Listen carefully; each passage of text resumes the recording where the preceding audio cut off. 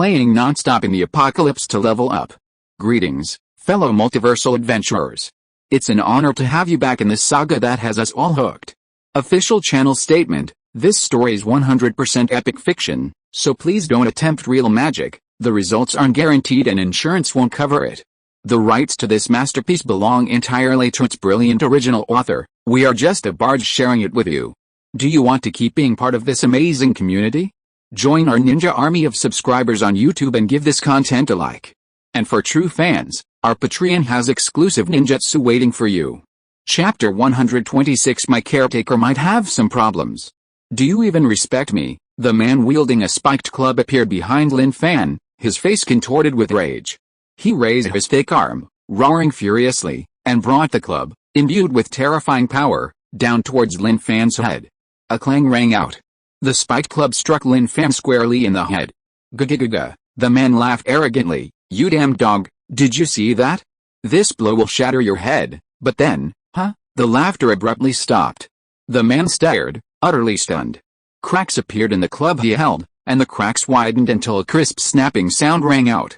The club shattered into pieces of iron. How is this possible? The man's mouth gaped open, unable to accept the outcome. Are you this unfriendly? Lin Fan turned around, patting his head.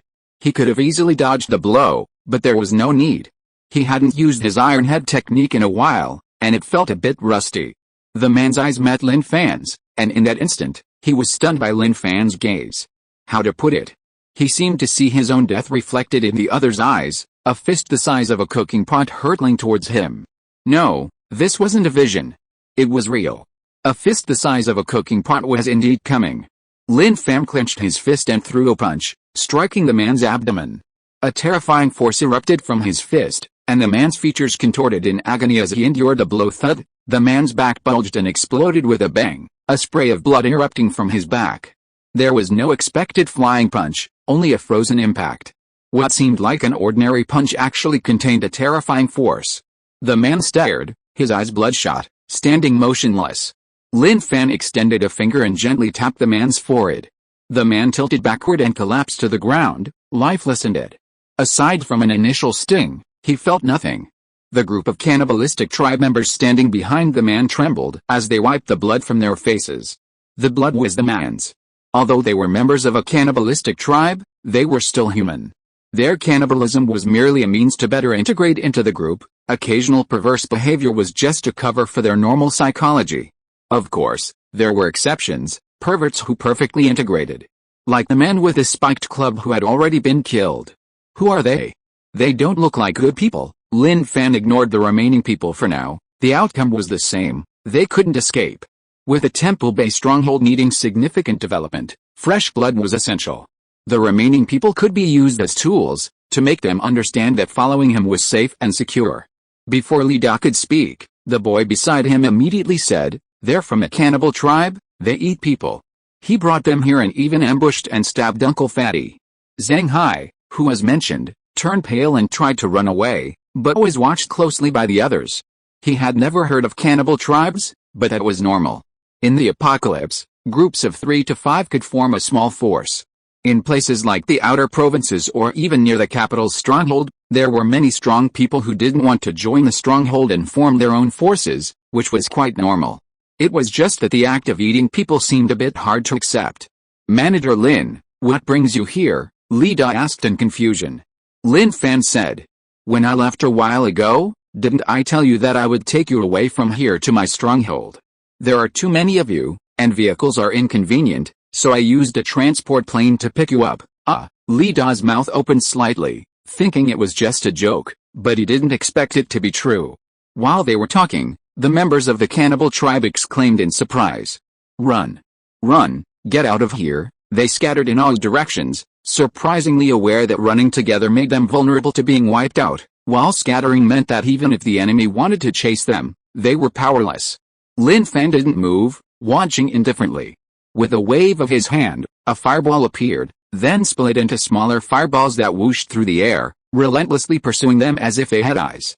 Amidst screams of panic and terror, the smaller fireballs engulfed the cannibalistic tribe members.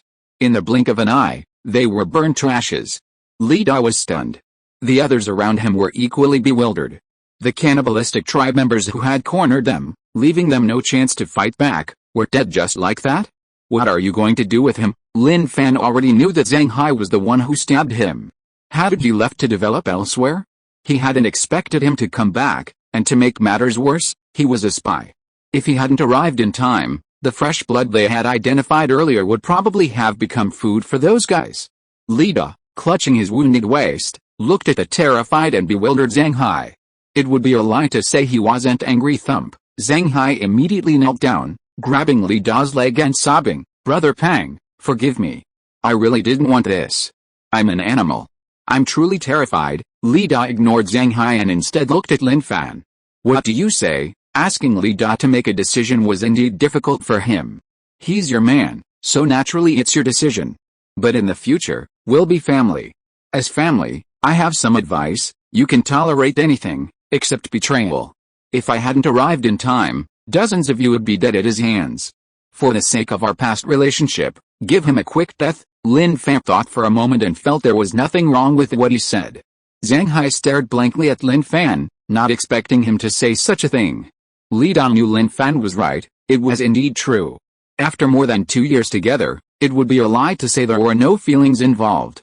Your waist is injured, so it's inconvenient for you to fight. Let me handle it. The sooner we deal with this, the sooner we can leave. It seems like there are no strange beasts around, but it's hard to say that there aren't any watching. Lin Fan spoke as his hands didn't stop. The lightning bolt was drawn, and Zhang Hai, kneeling on the ground, was about to beg for mercy when, with a soft sound, the sharp lightning bolt pierced through his chest. Zhang Hai's mouth was full of blood, his eyes wide open, wanting to speak, but unable to utter a sound. Lin Fan watched calmly as he pulled out the lightning bolt. Zhang Hai's head lolled to the side, his breath stopped, and he collapsed powerlessly. Lida looked at the fallen Zhang Hai, his heart filled with complicated emotions, not knowing what to say. The surrounding survivors watched silently. They were naturally angry. But now that the man was dead, what could they say? Perhaps this was the best outcome for him. Lin Fan was bound to kill Zhang Hai. Betrayal is terrible. Once it happens, it will happen again. There's only the first time and countless times.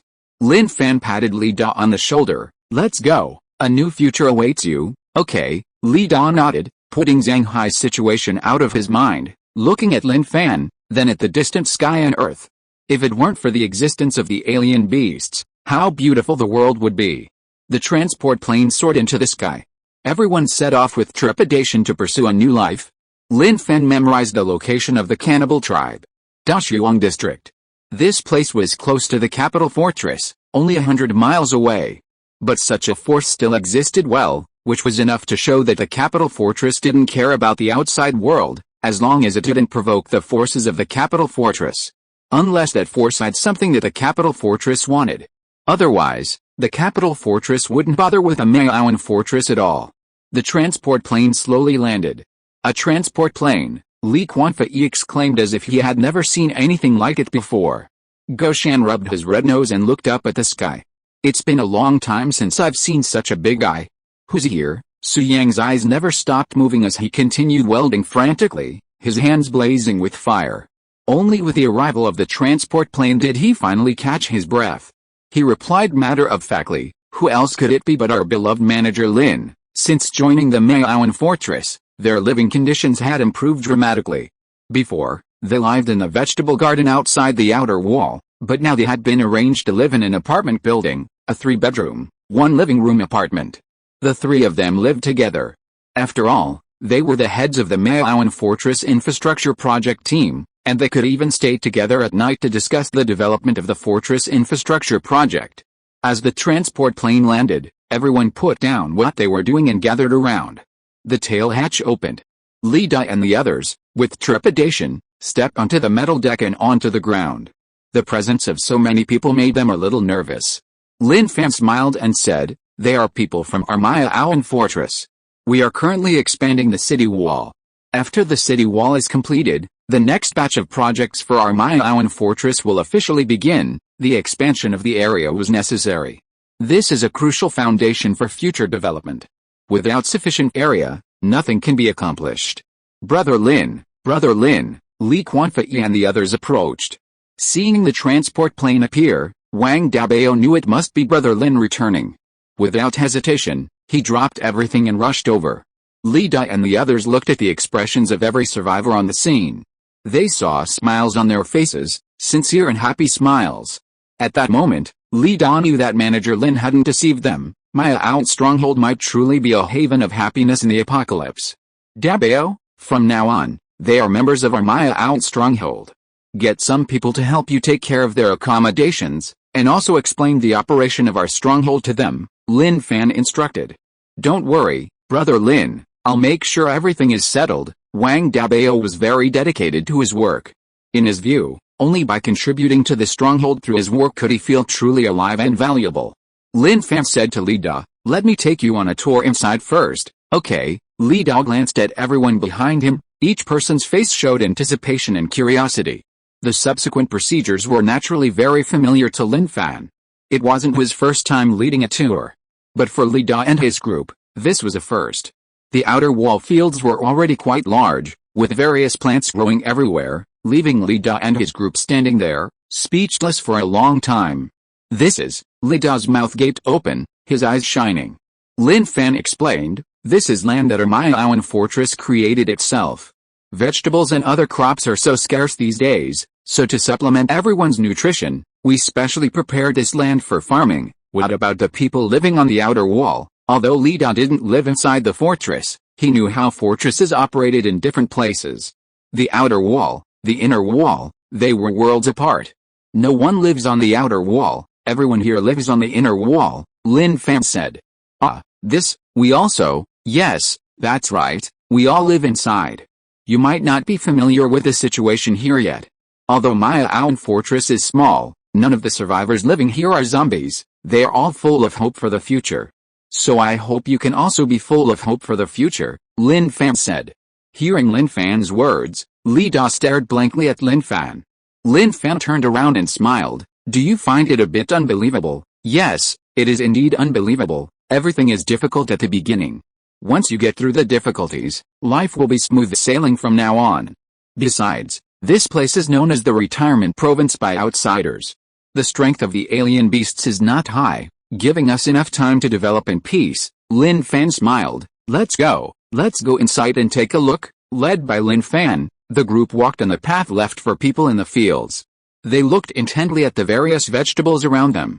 Chili peppers, tomatoes, green vegetables, Chinese cabbage, etc. These vegetables, which had disappeared since the outbreak of the apocalypse, were now appearing before their eyes. They had a lot to say, but they didn't know what to say. Li Da sighed inwardly.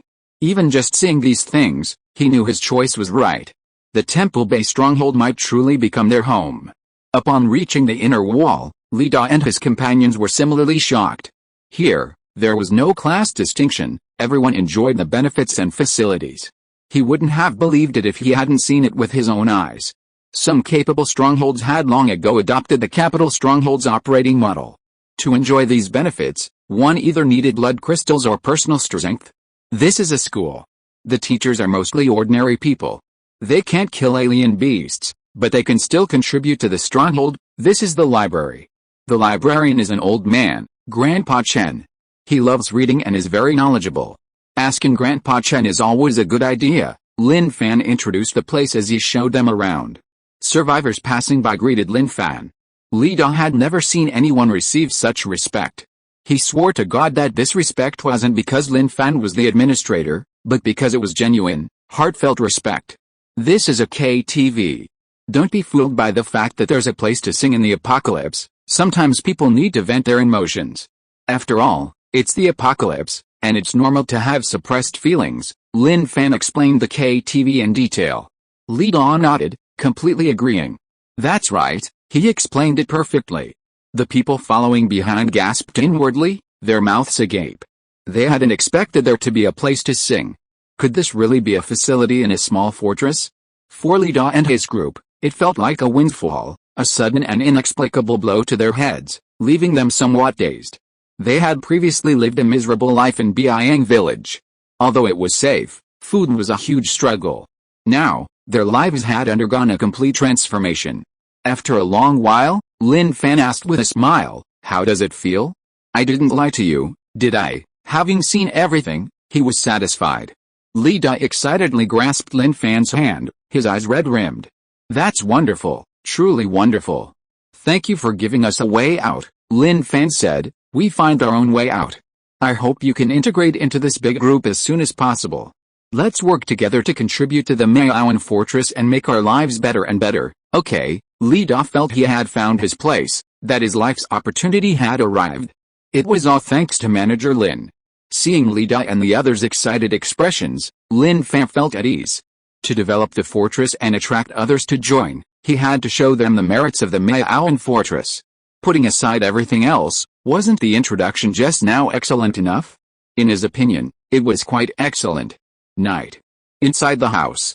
Spicy strips, I went through a lot of trouble to find this fragment for you. Lin Fan tossed a fragment to Spicy Strips. The energy contained in the original fragment had been completely absorbed. He carefully put it away. A true peerless divine weapon needs a lot of fragments. However, the lightning turbulation couldn't be used for the time being. The lightning turbulation's intensity was greatly increased after the enchantment. If it were melted and reforged, the previous enchantment would disappear. Spicy Strip, entwined with the newly brought back fragment, held its head high, its beady eyes gleaming. It seemed to be saying, "You're amazing, Zookeeper." At this moment, Spicy Strip, head held high, seemed eager to show off its abilities.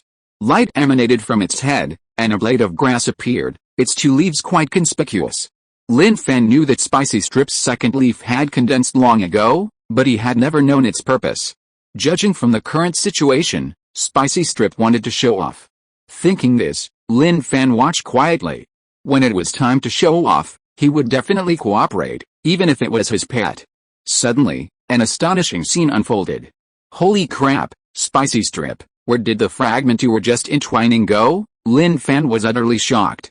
The fragment, which he had clearly been entwining with his body, had simply vanished into thin air. Spicy Strip proudly raised its head. See? This is my second ability, isn't it amazing? A possibility surfaced in his mind. Could Spicy Strip's second ability be something like special storage? Just as he asked this question, the fragment reappeared before him, then vanished again. Appeared, disappeared, appeared, disappeared. It was having a blast. Spicy Strip, is your second ability special storage? Lin Fan asked impatiently. If it really was that kind of ability, that would be awesome. Spicy Strip nodded, acknowledging that the ability was special storage. Spicy Strip, you're awesome. Lin Fan was incredibly excited, wanting nothing more than to hug Spicy Strip and give it a big kiss. Spicy Strip proudly raised its head even higher, its tiny black nostrils almost touching the ceiling. Wait a minute, Lin Fan pondered. He needed to understand the limitations of Spicy Strip's ability more thoroughly. Spicy Strip, does your space keep things fresh? Lin Fan asked. Spicy Strip looked at its handler with a puzzled expression. Preservation? What does that mean? I don't understand. Lin Fan scratched his head. The Spicy Strip's confused look only showed that it had no idea whether preservation was possible. Spicy Strip, is the storage capacity of your space large? The Spicy Strip shook its head, then nodded. Yeah, it was all about guessing games. In the past, Lin Fan could communicate with the Spicy Strip without any difficulty. It was all about you saying, I guessing, and regardless of whether the guess was right or wrong, since the Spicy Strip couldn't speak, the final interpretation was up to me. But this tactic was clearly not going to work now. The matter was too important, and wild guesses could easily cause problems. Spicy Strip, come with me. Lin Fan grabbed Spicy Strip by the neck, jumped out of the window in his pajamas, and took the shortcut to the car storage area. Rows of cars were right in front of him. Spicy Strip, let's see how it holds them. The size of Spicy Strip's storage space was very important. He had hunted far too many alien beasts outside. Most of them were wasted. If Spicy Strip could hold a lot, then he would have to take it with him when he went hunting in the future. With his speed of hunting alien beasts and Spicy Strip's storage capacity, making Maoan barrier free from alien beast meat would be a piece of cake. Vanished. A four-wheeled car disappeared perfectly. Spicy Strip started performing again, taking out, disappearing, taking out, disappearing, having a great time. Spicy Strip, don't take them out, put all the cars in and let's see. He really wanted Spicy Strip to put him in, To see the size of the space firsthand, which was better than experimenting here. Right. Spicy Strip, hurry up and put me in here, Lin Fan exclaimed excitedly, proud of his brilliant idea. Spicy Strip crawled onto Lin Fan's shoulder, its head close, seemingly sensing something was off about its keeper. It shook its head, its meaning clear. Impossible. You mean we can't put a live animal in? Lin Fan understood. Spicy Strip nodded. Okay, let's load it first. Lin Fan abandoned the idea of loading a live animal. He just wanted to see how much space there was. Spicy Strip tilted its head, looking at the rows of vehicles in front of it. Suddenly, Spicy Strip shot out like an arrow, Lin Fan chasing after it. He quickly realized what Spicy Strip was up to. It moved around in the vegetable garden outside the wall, as if drawing a rectangle. When the four sides met, Spicy Strip leaped high, about 3 or 4 meters high. Spicy Strip returned to Lin Fan's arm, head held high, its beady eyes wide open, flicking its tongue as if to say, "Did you see that? Did you see that, Spicy Strip? You mean?" Lin Fan felt Spicy Strip was conveying a meaning. The Spicy Strip on his arm turned and darted away again. It drew a rectangle on the ground, the lines intersecting before it bounced up, reaching a height of 3 or 4 meters, exactly the same as before. Then it quickly returned to his arm, continuing to look at Lin Fan with its round little head raised. "The size of the space you mentioned, is it this big?" Spicy Strip nodded, wrapping itself around its handler's arm. Not bad. Luckily the handler isn't stupid at all, able to guess these things. Thinking about it, if its handler were really stupid, wouldn't it lose face? Lin Fan estimated the area Spicy Strip had just drawn. It seemed to be about the size of a basketball court, with a height of 3 or 4 meters, close to 4 meters. Such an area would be sufficient, though it would be too small for encountering a massive, high-level alien beast. However, Spicy Strips could consume blood crystals to enhance its abilities. And there was that fragment from earlier. Once Spicy Strips absorbed the energy contained within the fragment, it would definitely make the space larger. Lin Fan gently stroked Spicy Strip's round head, saying, "Spicy Strips, I knew you could do it. Your seemingly weak body contains earth-shattering power." Hearing this, Spicy Strips, wrapped around his arm, suddenly stopped, raising its head. Perhaps it was just his imagination, but the corners of its mouth seemed to turn upwards. Lin Fan silently wondered, could this be the legendary crooked-mouthed Dragon King's smile? Back home, he took the alien beast meat from the refrigerator and had Spicy Strips put it in the space. He wanted to know if the space could preserve food. If there was no air inside, then food could be preserved for a long time in a vacuum. One could even say that there was no concept of time in the space. Everything needs to be tested slowly to uncover the truth. Early morning. Nantung Fortress. Following the Chishan hunting incident involving the intelligent beast, Lin Fan's story at Miaowan Fortress could no longer be hidden. What should have been a failed operation was turned around by one person, who single-handedly resolved everything. The chain reaction of this event led many to consider going to Miaowan Fortress.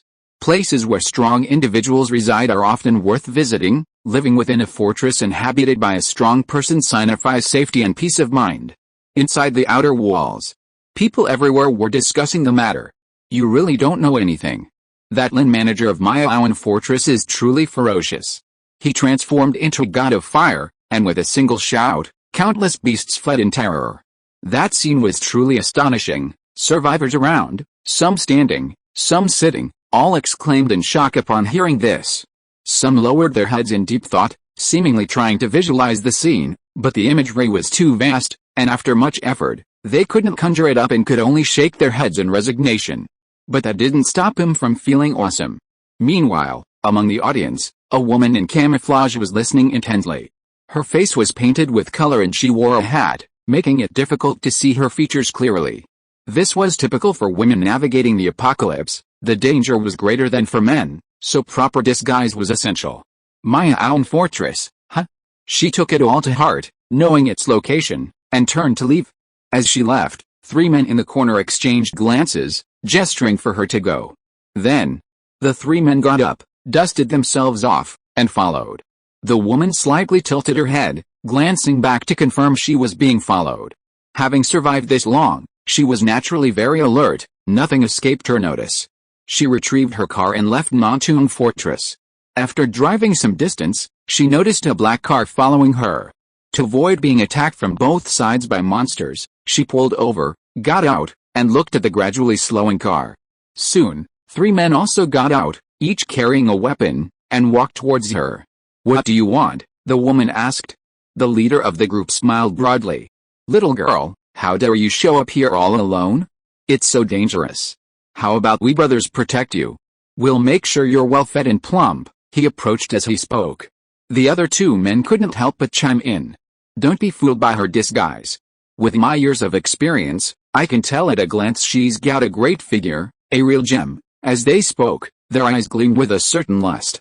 The woman remained calm, unfazed even by the 3 men with ill intentions. "Let's take her down first, then we'll have some fun. Remember, don't make her bleed, or we won't have anything to play with." "Understood, don't worry, I'll be gentle, I promise." Just then, unnoticed by anyone, a dark shadow darted across the ground from the woman's feet. Suddenly, the woman vanished. This sudden turn of events startled the 3 men. Immediately afterward, the woman appeared behind the leading man, a dagger flashing in her hand. With lightning speed, she cleanly and swiftly pierced his neck. Thud. Thud. She stabbed him twice in quick succession. Her methods were ruthless. Blood gushed from the man's neck wound. He clutched his neck in disbelief, not even realizing what had happened. How could she have suddenly appeared behind him? The woman, gripping the blood-stained dagger, glanced at the 2 clearly terrified men. Without a second thought, she vanished from their sight again. When she reappeared, the dagger was already piercing one of their hearts. The remaining man turned deathly pale and turned to run. The woman quickly gave chase and killed him with equal swiftness. Looking at the 3 corpses lying on the ground, the woman remained calm. Even the seemingly well-organized Nonstop fortress remains dangerous. She took a gas can and a hose from the trunk and siphoned the gasoline out of the other car. Getting gasoline outside was difficult these days, and she needed to ensure the car had enough fuel, otherwise, being stranded in the middle of nowhere would be extremely dangerous. Having done all that, the woman decisively started the car and drove away. Mutant fortress was her next target. Nonstop fortress seemed promising, but it wasn't actually her ultimate ideal fortress. Chapter 127 Girl, the eyes are the windows to the soul. That feels good. He glanced at the progress, realm, refining spirit, 8.5%, although slow, it was already quite good. He could clearly feel the benefits of the mental training. Spicy strips were still absorbing the fragmented energy. Ever since witnessing Spicy Strip's abilities in the early morning, he had been eagerly anticipating what kind of abilities Spicy Strips would eventually develop as it continued to absorb fragmented energy. Of course, Spicy Strip's existence puzzled him greatly. Why did Spicy Strips appear in the form of an egg? Were there other beings like Spicy Strips? If they could also absorb fragmented energy, would they be as monstrous as Spicy Strips? These were all things Lin Fan was quite concerned about. Without thinking too much, he got up, changed out of his pajamas without disturbing Spicy Strips, and went to the living room. Breakfast was already prepared on the table. Little Hope was scooping porridge with its head down, and upon hearing footsteps, it looked up and greeted him. "Uncle Lin, good morning." The sweet voice made the morning even more pleasant. "Good morning," Lin Fan replied with a smile. "Have you been consuming blood crystals every day?" "Yes, I eat them every day, but I'm so tired of the beast meat." Little Hope is almost traumatized by beast meat now. She's really sick of it, and the taste of it is practically fixed in her mind. Lin Fan gently rubbed her little head. "You have to eat it even if you're tired of it, otherwise your body won't improve." "Oh, I know." Little Hope nodded obediently. "Have you learned breathing techniques?" Lin Fan asked. "Yes, my uncles have been teaching me. Uncle Levi is teaching me in Zhiqiang." "That's good, although children don't need to fight. Having the strength to protect themselves would put his mind at ease. Who can predict the future? Having strength is naturally a good thing." Old Wang came out of the kitchen. Lin Fan glanced at him, slightly surprised, then smiled and said, "Old Wang, a first-tier hunter." The aura he exuded was unmistakable. He had finally trained Old Wang into a hunter. The only pity was not becoming an awakened. If only he had become one. Thinking of this, he couldn't help but shake his head inwardly. Awakened beings weren't so easy to come by. Mental power was a tricky thing. Yet, it wasn't easy to become a Tier 1 hunter, Old Wang said with a smile. "Why don't we celebrate?" Lin Fan thought about the amount of blood crystals and beast meat Old Wang had consumed. It had actually been a while, but the speed at which he became a hunter was a bit slow. Or was it that everyone's ability to convert blood crystals and beast meat was different? Like the aptitude for cultivating martial arts and martial arts novels? This was a question worth pondering. Old Wang walked to the table, pulled out a chair, and sighed. What's there to celebrate? Just a tier 1 hunter, still not much use. I've heard that at this rate, I should be tier 1 by now. I'm just wasting resources. Lin Fan turned to look at him. Old Wang, what are you thinking?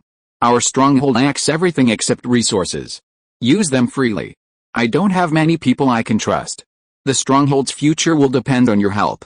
Don't be fooled by the stronghold's current stability. This is only the beginning.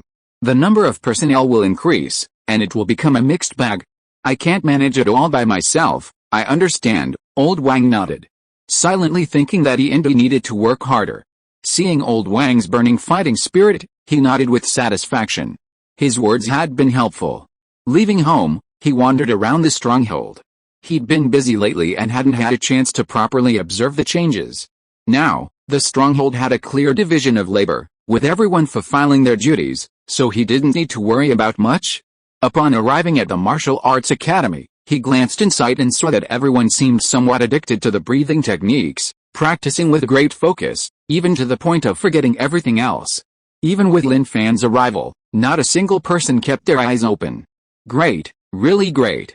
These are the future pillars of the barrier. Suddenly, someone tugged at his trouser leg, looking down.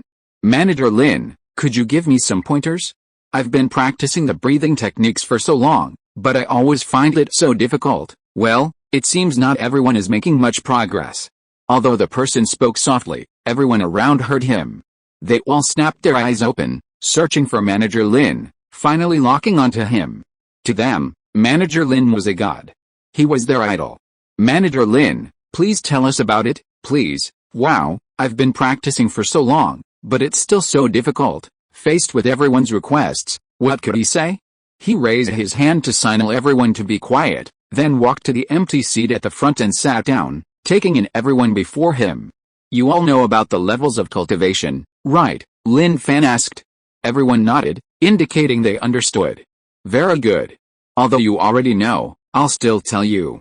The breathing technique you're currently practicing corresponds to the blood condensation realm. This breathing technique is a martial arts method I created after integrating the strengths of many schools. He paused slightly after speaking. Sure enough. Wow, so amazing. Yeah, Manager Lin is really too strong. When can we be as strong as Manager Lin? Various envious exclamations arose. Lin Fan nodded with satisfaction. This was the effect he wanted. Otherwise, his deliberate pause would have been unnecessary. No matter how strong he was now, the pleasure of being praised would still exist. Lin Fan raised his hand again, signaling everyone to be quiet, calm down, and continue listening to him. The so-called blood coagulation realm is about sensing, strengthening, and mobilizing the qi and blood within the body. It can also be called the qi and blood realm. When you can achieve this, it means you've reached a high level and can move on to the next stage. He then pointed to the man from before. Come here. The man quickly got up and hurried to Lin Fan's side. I will guide your breathing technique remotely. Feel it carefully and comprehend it, Lin Fan said. The man's face flushed with excitement. He thought, is Manager Lin going to guide me step by step?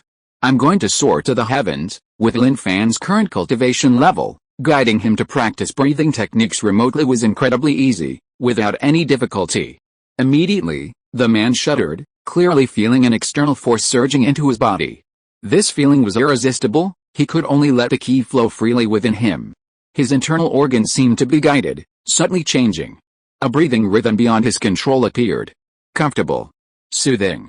The man tilted his head slightly. His expression lewd, clearly indicating something ominous. Lin Fan was also bewildered by his expression. Was it really that pleasurable?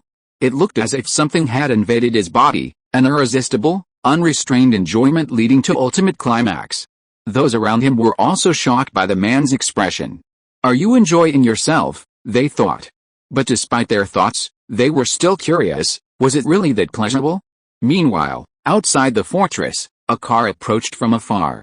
The woman from the non-tomb fortress, seeing the wall under construction, looked puzzled, a terrible thought creeping into her mind. Could it be that the Mayaoan fortress wasn't as bad as claimed?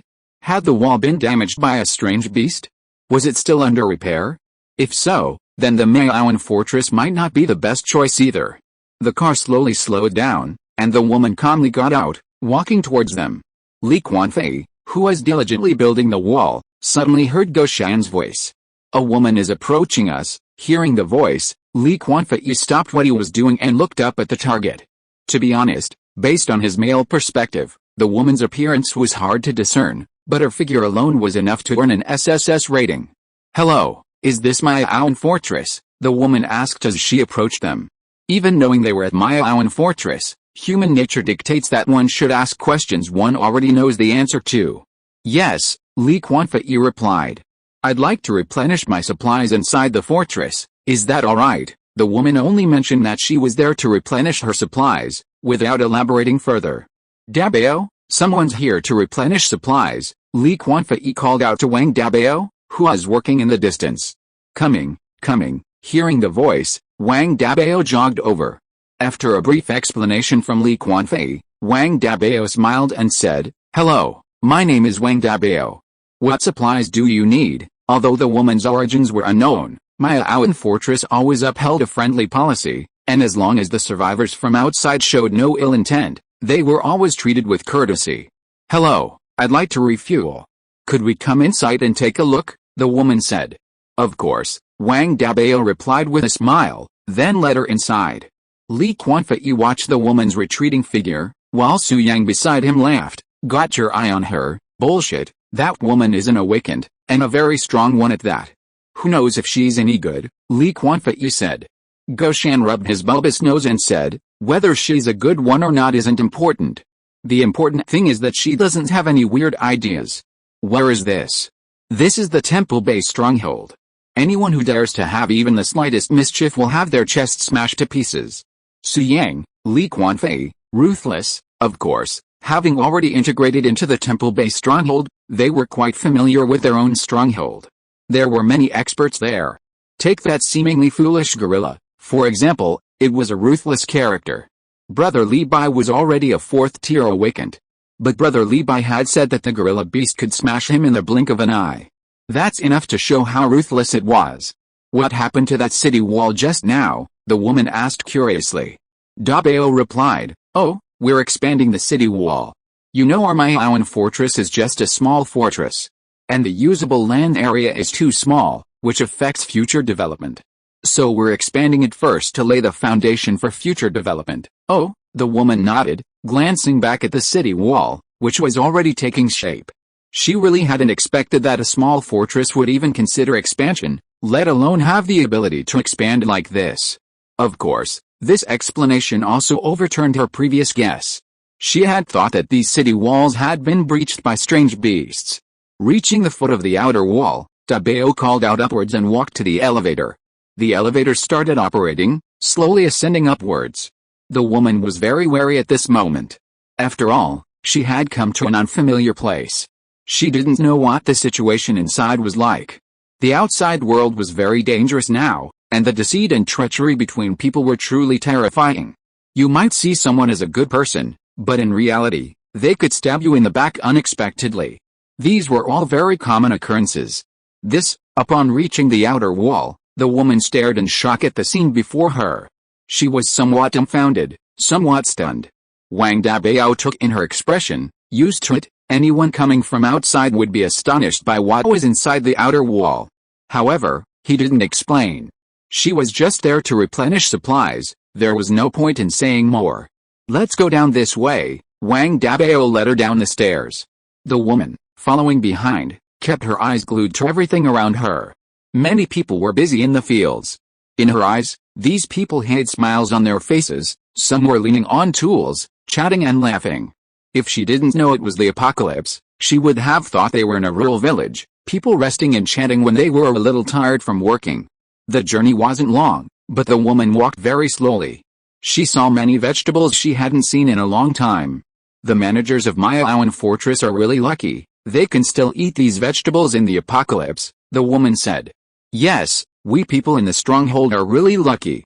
I never thought I'd be able to eat these vegetables. Wang Dabao didn't hear clearly and thought she was referring to the people in the stronghold. Huh? The woman heard clearly. Huh? Wang Dabao also exclaimed, huh, stopping and looking at the woman. He felt this survivor from outside was a bit strange. Why did she suddenly exclaim huh when she was walking along? It made him habitually exclaim huh too.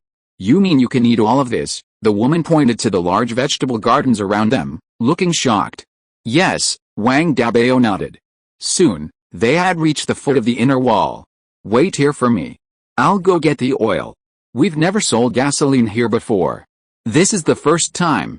How about 10 level 2 blood crystals for a barrel of oil? Sure, okay. Wang Dabao went back inside the inner wall. The woman inside the outer wall looked around, not standing still, but walking among the fields.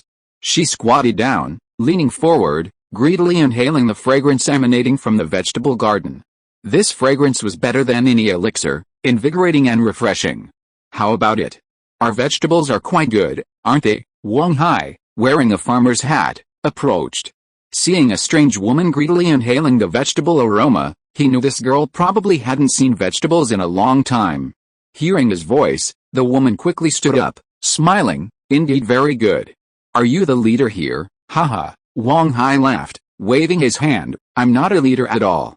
I'm just a farmer who understands farming a little. At this moment, the woman realized that he seemed to be just an ordinary person. Not an awakened one, nor a hunter. Very ordinary, very common. Such a person couldn't stand firm in the apocalypse. Only those with their own strength could gain a foothold in the apocalypse, or even earn the respect of others. Doesn't seem like it. The woman shook her head. Wang Hai said, I really do farm. I'm an agricultural expert in charge of the vegetable garden. If you insist on calling me a leader, then I guess so, since I have over a dozen students under my command. That person just said the vegetables they grow are edible for everyone. Is that true? The woman asked. Wang Hai looked at her, a smile in his eyes. Young lady, you're here to investigate, right? The woman was slightly surprised, then laughed. Sort of. I told you, I have a good eye for people. When Dabao brought you in, I noticed you. You looked around, and even talked to Dabao. Although I didn't hear what you were talking about, I think you were inquiring about our stronghold situation, Wang Hai said confidently. The woman didn't speak, but the smile on her lips said, You're right, Wang Hai exclaimed, my Aowen fortress is truly amazing. You can probably tell I'm just an ordinary person. I used to live in Baofeng Fortress with my baby who was only a few months old.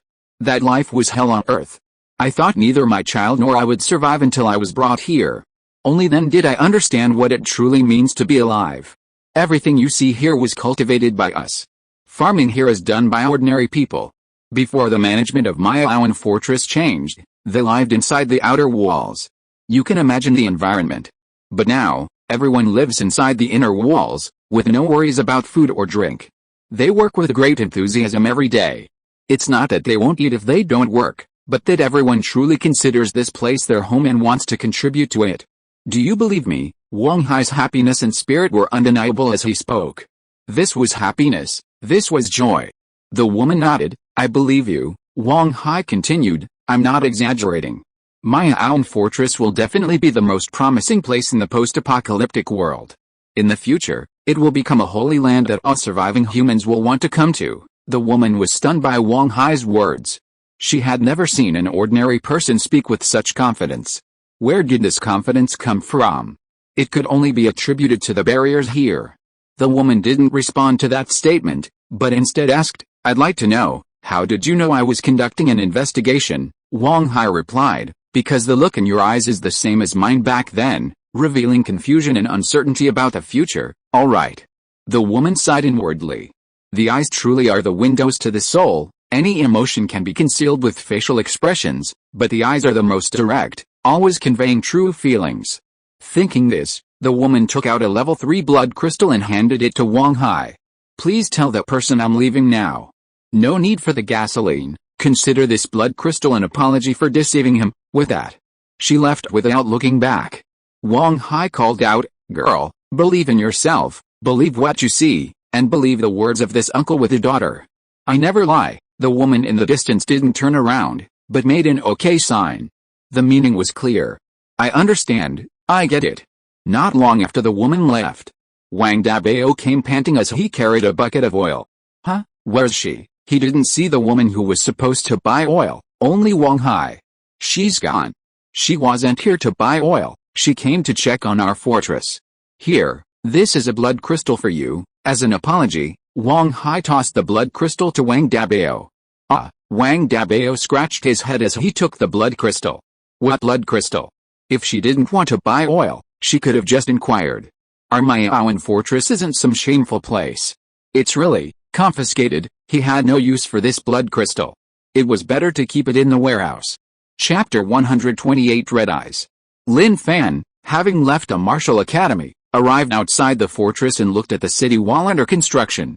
Everything was progressing in a positive direction. Wang Hai found Lin Fan and told him about what had just happened. He learned that a woman had come here to probe and inquire, which made him feel that the Miaoan fortress was starting to change. With the things he had done, the reputation of the Miaoan fortress was beginning to emerge. He knew that in the coming period, more and more people would come to the Miaoan fortress, wanting to join as members. Old Wang, do you think we should add some more to the inner wall? Lin Fan asked.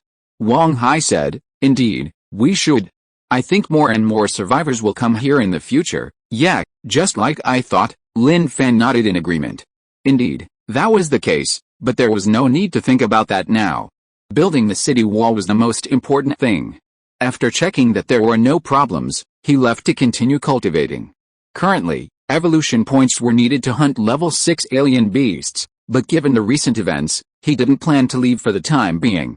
Instead, he wanted to calm down and cultivate properly within the fortress, improving his cultivation level. Huaipu Fortress. Have you heard? That guy is terrifying. He actually killed the AI beast all by himself, Ji Shangbao said, revealing this shocking news. If it weren't for the overwhelmingly accurate rumors circulating outside, and his own inquiries with the Jinling stronghold to confirm the information, he would have doubted the news's validity. Professor Ai said, now we must re-evaluate the Miaoan stronghold. I never imagined that a province could have such a powerful entity. It's truly unbelievable. Ji Shangbao nodded silently. It was indeed true. When one's strength is formidable enough, others' opinions of them subtly change. This was the case with Professor Ai and Ji Changbao's attitude towards Lin Fan. From initially wanting to kill Lin Fan at any opportunity to actively seeking peace, and now wanting to maintain more frequent contact with a Miaoan stronghold, this was the change brought about by Lin Fan's increased strength. Find a way to go to the Miaoan stronghold again, Professor Ai said. Going again, Ji Shangbao countered, you just delivered a lot of blood crystals a while ago, wouldn't going again seem a bit deliberate? No, that time we didn't even meet them, so it doesn't count. Then what are we delivering this time? Don't let it be blood crystals again. Ji Shangbao still valued blood crystals quite a bit. Even though he was the manager and the entire stronghold was earning him blood crystals, there were many individual teams within the stronghold, and a lot of blood crystals were being smuggled into their hands. Professor Ai said, send them my latest fusion medicine. Okay. Ji Shangbao knew the new medicine was used to treat fever and colds. In the apocalypse, medicine was scarce. Adults could usually get over a fever and cold by enduring it, but it was different for children. This was because Ji Shangbao had told him about the many children at the Miaoan stronghold a while ago, which made him think of this. After Ji Shangbao left, Professor Ai pondered, his brows slightly furrowed. Maintaining a good relationship with a Miaoan stronghold was also to reduce some trouble. Back in the laboratory, the previously researched Chimney 1.0 lay quietly in its container. All the data were relatively stable. Truly a perfect masterpiece. Professor Ai gently stroked the glass container, muttering to himself. The Demon 1.0 before him was no longer the King Longgang youth. It was completely unrecognizable, every part of its body modified, not a single inch superfluous. It's time to find an opportunity for it to act independently. Then Professor Ai buried himself in his research again. The road of research was long, not something easily reached. Night. Inside the room. I see it. I can see internally. Lin Fan, practicing meditation, suppressed his excitement. As he continued to cultivate, his spirit refinement proficiency reached the 10% threshold. The burning sensation between his brows exploded like a bomb, a cosmic explosion, causing a cataclysmic change. Even without using his eyes, he could see white bones, So clearly, so precisely. This was a situation that science could not explain. I've reached the first major hurdle. Lin Fan opened his eyes, secretly delighted, his mood extremely pleasant. All his efforts had not been in vain. At this moment, Spicy Strip tilted its head and looked at him. The energy contained in the fragment had been completely absorbed by Spicy Strip. He put the fragment away and patted Spicy Strip's head. "Spicy Strip, let me see how the third leaf is condensing," Lin Fan said. Spicy Strip understood what Lin Fan said. Light shone from its head, and the grass emitting a dazzling light appeared. It already had 2 leaves, and as the energy of this fragment was absorbed, the third leaf was already condensing, but it was still somewhat ethereal and not yet a solid entity. "Each one is harder than the last," Lin Fan sighed, patting the grass. It seemed he would have to find a way to find more fragments for Spicy Strip when he had the chance. Other beasts would approach the fragments and evolve using the fragments' energy, while Spicy Strip would absorb the fragments' energy to solidify the grass leaves and awaken its abilities. The next day, Ji Changbao arrived in person with his men. Lin Fan was quite shocked upon learning of this. What exactly was the Huaipu barrier trying to do? It seemed they really wanted to cling to his coattails. He knew about the situation at Huaipu Fortress. There were definitely problems, but so far, there hadn't been much conflict between the two sides. Even if there had been, they'd been killed long ago. Last time, he delivered blood crystals. This time, he delivered medicine. He understood the principle of not hitting a smiling face, and even if he was faking it, he had to be enthusiastic. Ji Changbao was very low-key around Lin Fan, flattering him at every turn. It was as if such a powerful figure existed in this place. If he offended him, the other party would turn on him like a ghost. Killing him would be as easy as crushing an ant. "Manager Lin, I've heard about your deeds. You're truly amazing.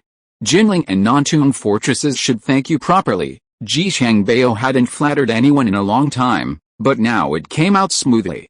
"There's nothing to thank me for. It was just a small favor, nothing special." Lin Fan waved his hand dismissively. Hearing this, Ji Changbao was now certain of the matter. Rumors were just rumors, but hearing it from the people of today only strengthened his belief. Lin Fan didn't take him to the inner wall, staying outside. Ji Changbao watched the city wall under construction, its progress seemingly daily. The wall had already reached this stage. "Manager Lin, if there's nothing else, I'll head back now. If you need anything in the future, please feel free to contact me." Ji Changbao remembered the Raihua's words and tried his best to cultivate a good relationship with Lin Fan. He kept all of this in mind. "Okay, thank you." Lin Fan didn't try to stop him. If he wanted to leave, so be it. Besides, he really had nothing to say to him. "No need to thank me, really no need to thank me. This is what we should do." Ji Changbao quickly waved his hand, then hurriedly left without waiting for Lin Fan to say anything more, even turning back every 3 steps, perfectly expressing his reluctance to part. Lin Fan waved with a smile. "Have a safe journey." After the other person left, old Joe came to Lin Fan's side. "Oh dear, this is the effect of strength." The manager of Huaipu Fortress came personally. "It seems they really want to build a good relationship with you. As long as they don't cause trouble, I can't be bothered with them," Lin Fan said. Old Joe said, "Didn't you say they were conducting some research? No matter what, we still need to be on guard." Lin Fan watched the car gradually disappear into the distance, then turned and walked into the fortress without thinking much about it. When he wasn't out, he had to use all his time for cultivation. Cultivate, get to work. Huaiyan Fortress. The dilapidated and crumbling city walls told of the attacks by alien beasts that had once struck this place. A young man was gazing into the distance from the severely damaged city walls when he saw a vehicle speeding towards him. Startled, he quickly got up and ran towards the air raid shelter. The Huaiyan Fortress once existed, but after being breached by the alien beasts, it became what it is today. Survivors were either dead or gone, and those who remained spoke little. There were only about 100 people. While the number seemed small, the daily supplies were a major problem.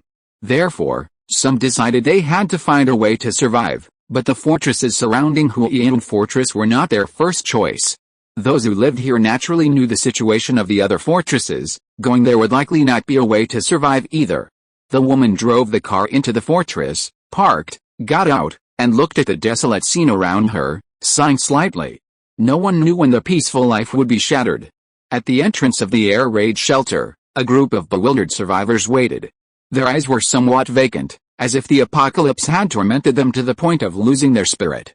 2 months had passed since the fortress was destroyed. They were alive, but their spirits were constantly tormented. The long-term pressure was pushing them to the brink of collapse. "Let's go in," the woman said. The survivors waiting at the entrance gradually returned to the air raid shelter.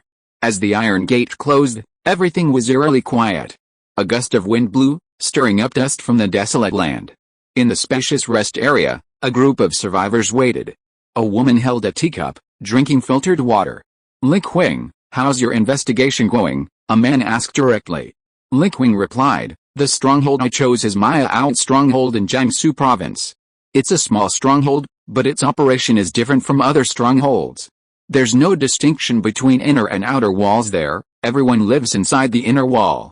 Anyone who works can get enough food. I think that's where we should go." After she finished speaking, the group began to discuss.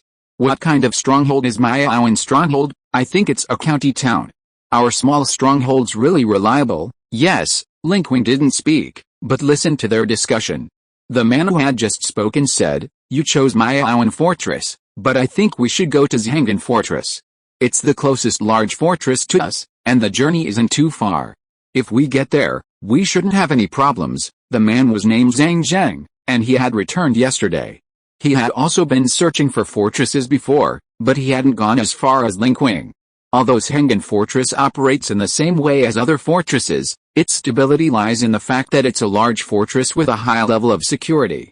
Once we get there, we can all live together, and survival shouldn't be a problem. Zhang Zhang shared his thoughts. Everyone thought Zhang Zhang's words made a lot of sense. Indeed, Zhangan fortress wasn't far from here, and it was a large fortress, making it much more reliable than Mayaoan fortress, which Lin Fan had mentioned. Another man who had returned from an outing spoke up, "To be honest, since we're going to switch, it's best to go straight to the capital fortress. The journey is a bit far, but once we get there, we won't be in any danger." The people at the capital fortress fell silent. The distance was far enough, the strange beasts there were enough to terrify them. If they were unlucky enough to encounter one halfway, they risked total annihilation. Seeing no one agree, the man felt his suggestion wasn't being taken seriously. "Why is no one saying anything? Did I say something wrong?" Everyone looked at each other, then lowered their heads to consider whether to go to Mayaoan fortress or Zhangan fortress. Lin Fan knew some things had to be done immediately. She was going to Mayaoan fortress no matter what. "I've decided to go to Mayaoan fortress. I've said everything I needed to say. The choice is yours. If anyone is willing to come with me, I guarantee I'll do my best to escort everyone there." With Lin Fan's decision, the selection process began. Zhang Zhang clapped his hands. "You're right, the choice is yours. I'm going to Zhangan fortress. You choose." The allure of Zhangan fortress seemed genuinely strong. Even though Lin Fan had described Mayaoan fortress as so appealing, the fact that it was a small fortress still made them uneasy. In the end, out of about 100 people, only about 20 were willing to go to Mayaoan fortress with Lin Fan. Lin Fan didn't say much. Everyone should have the right to choose for themselves. She wouldn't influence their choices. If her choice was wrong, she would only be hated. She thought things like, "How much better it would have been if I had chosen to go to Zhangan fortress with Zhang Zhang. Let's go, the car is outside.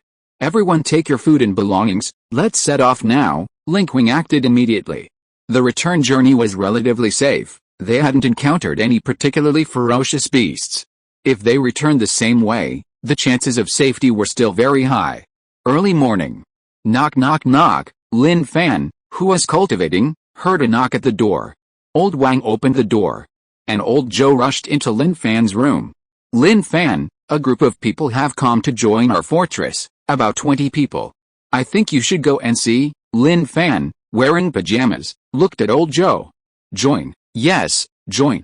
The leader is a woman, quite pretty." Old Joe chuckled. Lin Fan rolled his eyes at him, changed his clothes, and left with old Joe. Outside the fortress, Lin Fan led her large group through countless hardships to reach the site.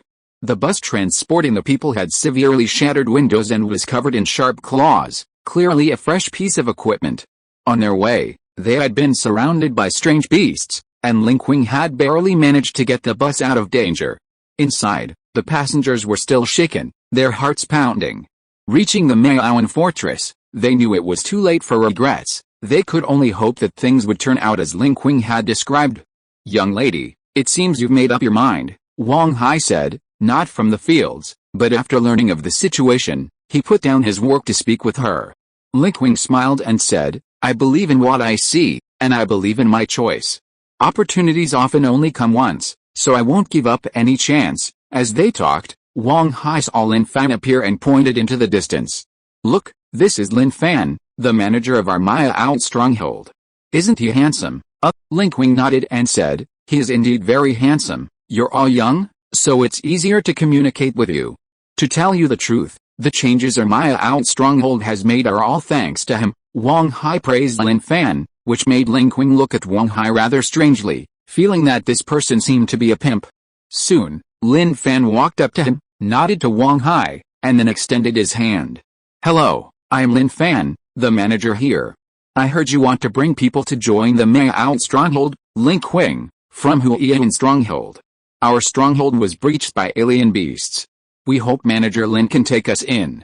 Don't worry, we will definitely be self-reliant and will not cause any trouble here." Lin Qing shook hands, briefly introduced the situation here, and made a solemn promise. Lin Fan looked away and looked at the more than 20 survivors standing there. Their mental state was not good, and their eyes revealed unease and fear. Obviously, these survivors were also very nervous. Suddenly, he was drawn to a little girl. The girl looked to be about 10 years old, timidly shrinking her head, nervously clutching the hem of her clothes under Lin Fan's gaze. Lin Qing followed Lin Fan's gaze and slowly said, "Her name is Xiao. I don't know her full name. She was only 7 when she came to Huiyan stronghold, and she's 9 now. Her eyes have always been like this. There haven't been any problems." One of the little girl's eyes was red. Just now, Xiao had lifted the blindfold covering her eyes, and Lin Fan had noticed the abnormality. Even when she looked at him with those red eyes, he felt a tremor in his heart, as if locked onto by something. This feeling coming from a little girl seemed somewhat inexplicable to him. Coming back to his senses, Lin Fan smiled and said, "Welcome to Maya stronghold. Everything is safe here. I think you'll be glad you made that choice." "Thank you," Lin Qing said gratefully. As for Lin Fan, he felt he would have plenty of time to figure out what was going on with this child named Xiao. Something was wrong. Something was really wrong. He trusted his intuition. This little girl was definitely hiding some secret, one that even Lin Qing herself didn't know. If you are listening to this novel on a channel other than Fanfic World, it means it was downloaded and re-uploaded without effort. We warmly invite you to visit our channel, Fanfic World. There you will find the original version of this story and many other novels of various genres. We look forward to seeing you dive into a world of incredible novels. Chapter 129. Do you know what kind of people will die? Lin Qing and the others joined the temple-based stronghold. But for Lin Fan, he couldn't stop thinking about the eyes of the girl named Xiao. Those eerie red eyes, when stared at, sent a shiver down his spine. He called Li Bai, Liang Hong, and Lao Zhou over. Is there something wrong with those people? Lao Zhou was very concerned about the stronghold. He would never allow any potential threat to exist. The stronghold hadn't developed to its current state easily. Li Bai and Liang Hong listened silently, knowing that a group of survivors had joined. Lin Fan had never acted this way before when survivors joined, so calling them over now seemed suspicious. "Wait, have you ever heard of anyone's eyes turning red after the apocalypse?" Lin Fan asked. Upon hearing this, Li Bai shook his head. "Never heard of it." Lao Zhou looked grave, deep in thought, considering many things, but had never seen anything like it. "Never seen it before," Liang Hong said. "Could it be that this child's eyes were injured, causing bloodshot eyes that weren't treated in time, leading to this condition?" Sure enough, women were willing to analyze things from a scientific perspective. "No, when that child looked at me with that red eye, I could feel my heart pounding. It's not something that can be caused by just bloodshot eyes," Lin Fan said. Li Bai said, "I think instead of guessing like this, we should just ask the woman who brought those people here. If she doesn't say anything, there might be something fishy going on. If she does, we can rest assured." Lin Fan thought about it and decided that was the only option. He then left and went to the accommodation arranged for Lin Qing. Lin Qing was a 4th-tier awakened, and her strength was not weak. There were many strong people who could survive in other provinces. In the past, Li Bai had been extremely busy trying to break through to the 4th tier. But in other provinces, the 4th tier was not a rare thing. Sure enough, after leaving the novice village, what he thought was a decent strength was nothing special in the eyes of others. "Is this place alright?" Lin Fan asked with a smile as he walked in. Linkwing did not live alone, but shared a place with 3 other female survivors. The red-eyed girl, Xiao Ai, was also with Linkwing. "Manager Lin, thank you for your arrangements, we are very satisfied," Linkwing said, stepping forward. He then looked at his 3 companions, who understood his meaning and led Xiao Ai to the room. She hadn't made the wrong choice, she too had believed Wang Hai's words. More importantly, it was what Xiao Ai had told her. At this moment, only Linkwing and Lin Fan remained in the living room. Lin Fan didn't speak, creating a quiet atmosphere. Linkwing spoke first. "Manager Lin, you're here because of Xiao Ai, right?" "Yes, what's wrong with this child? I hope you can tell me what you know." "My own fortress isn't just my fortress, it's everyone's fortress. I have to think about their safety," Lin Fan said. Linkwing understood that if he didn't tell the truth, they would likely be driven away. In this post-apocalyptic world, finding a safe haven like this was extremely difficult. Lin Fan stared into Linkwing's eyes. If there was any wavering, or if he suspected they were lying, he would simply wave them away, telling them to go back to where they came from. Having witnessed the dangers of the outer fortresses, he knew that danger lurked everywhere. His reputation has spread throughout the province, which isn't a problem, he can manage it with his strength. However, if he openly gets involved with strongholds in other provinces, such as the capital stronghold, then my own stronghold will be in danger. Like a small boat in a storm, it could capsize at any moment. "Manager Lin, as I mentioned before, her name is Xiao Ai. She came to Huiyan stronghold when she was 7, and she's 9 now. Her eyes were this color when she came. Everything I said is true, there's no deception," Linkwing said slowly. Lin Fan nodded. Yes. He believed what the other party had said before. It was indeed true, but the information revealed was too little. Linkwing understood that the information he provided wasn't enough to dispel the other party's concerns, and continued, "Huiyan stronghold is very far from my own stronghold. Although our stronghold was breached by alien beasts, if we wanted to find a new stronghold, I don't think we would find this one no matter how hard we looked." "Yes," Lin Fan agreed. Huiyan stronghold was in the next province, and it was still a journey away. Anyone else might not have focused their attention on them. It was Xiao Ai. Xiao Ai told me she came here because her abilities have always been mysterious. I only have a vague understanding of them, and Xiao Ai has never explained them in detail. I only know that she can see the outcome. Linkwing had never told anyone this before. Not even those from the same stronghold. It wasn't that she wanted to covet the secret, but rather that the people around her weren't trustworthy. If too many people knew, it wouldn't be a good thing for Xiao Ai, it might even bring disaster. Thinking back to the day before the Huiyan stronghold was breached by the alien beasts, Xiao Ai acted strangely, clutching her head and crying bitterly. No matter how Linkwing questioned her, she couldn't get an answer. Later, she realized that Xiao Ai had seen the future of the Huiyan stronghold. Corpses littered the ground, a horrific sight, countless ferocious alien beasts roaring to the sky, devouring humans. For Xiao Ai, who had seen the outcome, this must have been an unbearable scene. Seeing the results, Lin Fan thought to himself, his eyes suddenly lighting up. Could Xiao Ai's ability be like General Wang's, able to see the future before it happens? Linkwing wasn't sure. I don't know either. Thinking back to when Linkwing brought him here, Xiao Ai removed her blindfold and looked at him. Could she be observing his future? If that were truly her ability, wouldn't it mean Lin Fan's life path held no secrets? Can I talk to Xiao Ai? Lin Fan asked. This, Linkwing hesitated. Manager Lin, Xiao Ai is timid and not good at communicating with people. She's very afraid and wary of unfamiliar people. Could you deliberately approach her during this time to build a closer relationship? Won't she notice if I do that? Lin Fan asked. Linkwing thought for a moment and said, it probably won't have that effect. Oh, Lin Fan thought, finding it somewhat reasonable. When leaving, Lin Fan, led by Linkwing, went to the room. Standing at the door, he didn't go in but smiled and waved to Xiao Ai, a preliminary introduction. After Lin Fan left, Linkwing led Xiao Ai into the room, closed the door, stood at the doorway for a moment to make sure everything was alright. Then pulled Xiao AI to sit on the edge of the bed and stroked her head. Xiao AI, can you tell me what you saw? She really wanted to know. Thinking about how Xiao AI had come to Huiyin Fortress at the age of 7, where had she been before that? How had she survived? These were all unknowns. Things she herself didn't know. Sister Ling Qing, it's very safe here. Xiao AI only spoke when she was with Ling Qing. This was because Ling Qing had initially taken pity on a lonely child who had come to Huiyin Fortress, and through several encounters, had gradually lowered Xiao AI's guard, allowing her to accept this older sister. Sister understands, Ling Qing still believed Xiao AI's words. As for Xiao AI not saying what she had seen, she knew it was because Xiao AI didn't want to talk about it, so she didn't press further.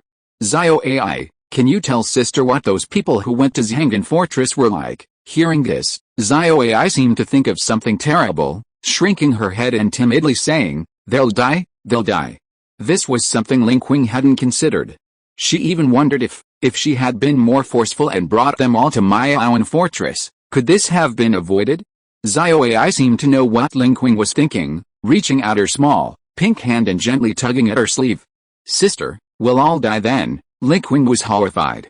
If she had taken Zhang Zheng and the others to Miaoan Fortress, they would have died too? Hearing this, Ling Qing pondered. Perhaps often, a seemingly insignificant pebble falling into the river of fate can cause earth-shattering changes. Morning. Lin Fan took Xiao Ziwen out with him. To communicate with a child, he needed a middleman, and Xiao Ziwen was a perfect match. So he told Xiao Ziwen, I'll introduce you to an older sister. Xiao Ziwen clapped her hands happily and said okay. Kids are like that, they always prefer to be with peers who are close to their own age. Arriving at the place where Ling Qing and the others were staying, he didn't go up but waited a short distance away. Soon, Ling Qing and Xiao AI appeared. Miss Ling, Lin Fan said, leading Xiao Ziwen, pretending to bump into them. Manager Lin, Ling Qing smiled, glancing at the little girl beside Lin Fan. She knew exactly what was going on. She also noticed that Manager Lin was probably an impatient person, always wanting to understand things as quickly as possible. Lin Fan smiled at Ling Qing, looked down at Xiao AI, and reached out to pat her head. Although Xiao AI was a little nervous, she didn't flinch and let Lin Fan pat her head. Ling Qing was quite surprised. As far as she knew, back at Huiyin Fortress, Xiao AI never approached anyone other than her. Xiao AI, let me introduce you to a new friend. Lin Fan smiled, then gently patted Xiao Ziwen on the back of the head. Xiao Ziwen smiled sweetly. Hello, sister, my name is Xiao Ziwen. You? Hello. Xiao AI's voice was weak, not daring to speak loudly. She was still a little reserved, but that was normal. Thinking back to Xiao Ziwen herself, she was the same way. After all, even adults were confused by this post-apocalyptic environment, let alone children. The emotional trauma was harder to heal than that of adults. At this moment, Spicy Strips crawled out of Xiao Ziwen's arms, raising its round head, its beady green eyes looking at Xiao AI curiously. When Xiao AI saw Spicy Strips, she was clearly startled and took a step back. Even Ling Qing looked shocked. An animal? Was this an animal or a monster? With the appearance of monsters, ordinary animals had completely disappeared, all transforming into monsters. Don't be afraid, it's my pet. Its name is Spicy Strips, a very docile monster pet, Lin Fan introduced. Yes, Spicy Strip is so well behaved. Little Hope stroked Spicy Strip's head, showing no fear whatsoever. Snakes have a deep-seated fear of humans in their DNA. Even Ling Qing, a fourth-tier awakened, couldn't help but tremble when he saw a snake-like beast. Sister, touch it. Little Hope offered Spicy Strip to her older sister, Little AI. Faced with such a sincere invitation, Little AI hesitated for a moment before slowly reaching out to touch Spicy Strip's body. It felt cool to the touch, and Spicy Strip seemed to enjoy it immensely. Gradually, Little AI grew bolder, directly holding Spicy Strip in her palm, carefully observing it. This scene pleased Lin Fan greatly. Not bad, progress was excellent. Several days later, during his time at the barrier, Lin Fan spent his time cultivating and meeting with Little Hope and Little AI, getting to know each other better, and the results were naturally remarkable. However, Little AI and Little Hope had a better relationship. Lin Fan's relationship seemed more like a byproduct. Sister, I used to have a really good playmate, but he's so busy every day now. Whenever I go to play with him, he says he doesn't have time, Little Hope said. Lin Fan naturally knew who she was talking about. It was Li Zhiqiang. To be honest, Zhiqiang was a really good kid. Ever since he recognized Li Bai as his godfather, Li Bai had been exceptionally attentive to him, providing him with plenty of blood crystals and exotic beast meat, while also supervising his cultivation of breathing techniques. Zhiqiang, immersed in rigorous training, had said that only with his own strength could he protect the barrier and everyone else. That was good. Future development wouldn't just rely on one person, but on everyone. Little Hope, Zhiqiang is a man, he has to become strong to protect everyone. Yes, I know, Brother Zhiqiang said so. Looking at Little Hope's sensible appearance, Lin Fan smiled and ruffled her hair. Sensible children were always so endearing. Now, the best way to build a closer relationship was through companionship. The evening glow arrived. Lin Fan led them to sit against the inner wall, looking at the vegetable garden and enjoying the sunset. Life seemed wonderful at this moment, and their moods relaxed. Wow! It's so beautiful, Little Hope exclaimed. Little AI stared blankly, forgetting whether she had ever seen such a view before. Lin Fan, seeing their good rapport, wanted to ask Little AI what she saw from him, but seeing the child staring blankly into the distance, he knew without a doubt that the past wasn't pleasant. Alice, how pitiful. Pity welled up within him. Not wanting to ask further, not wanting the child to recall those sad memories, he quietly stayed by her side, enjoying the sunset together. At such a moment, anyone's heart would find solace, even his. Several months had passed since they arrived in this apocalyptic world. They were gradually getting used to life here. Some aspects were indeed inconvenient, but they grew accustomed to it. Uncle Lin, Little AI spoke. Do you want to know more? Why do you ask? Lin Fan smiled, patting her head.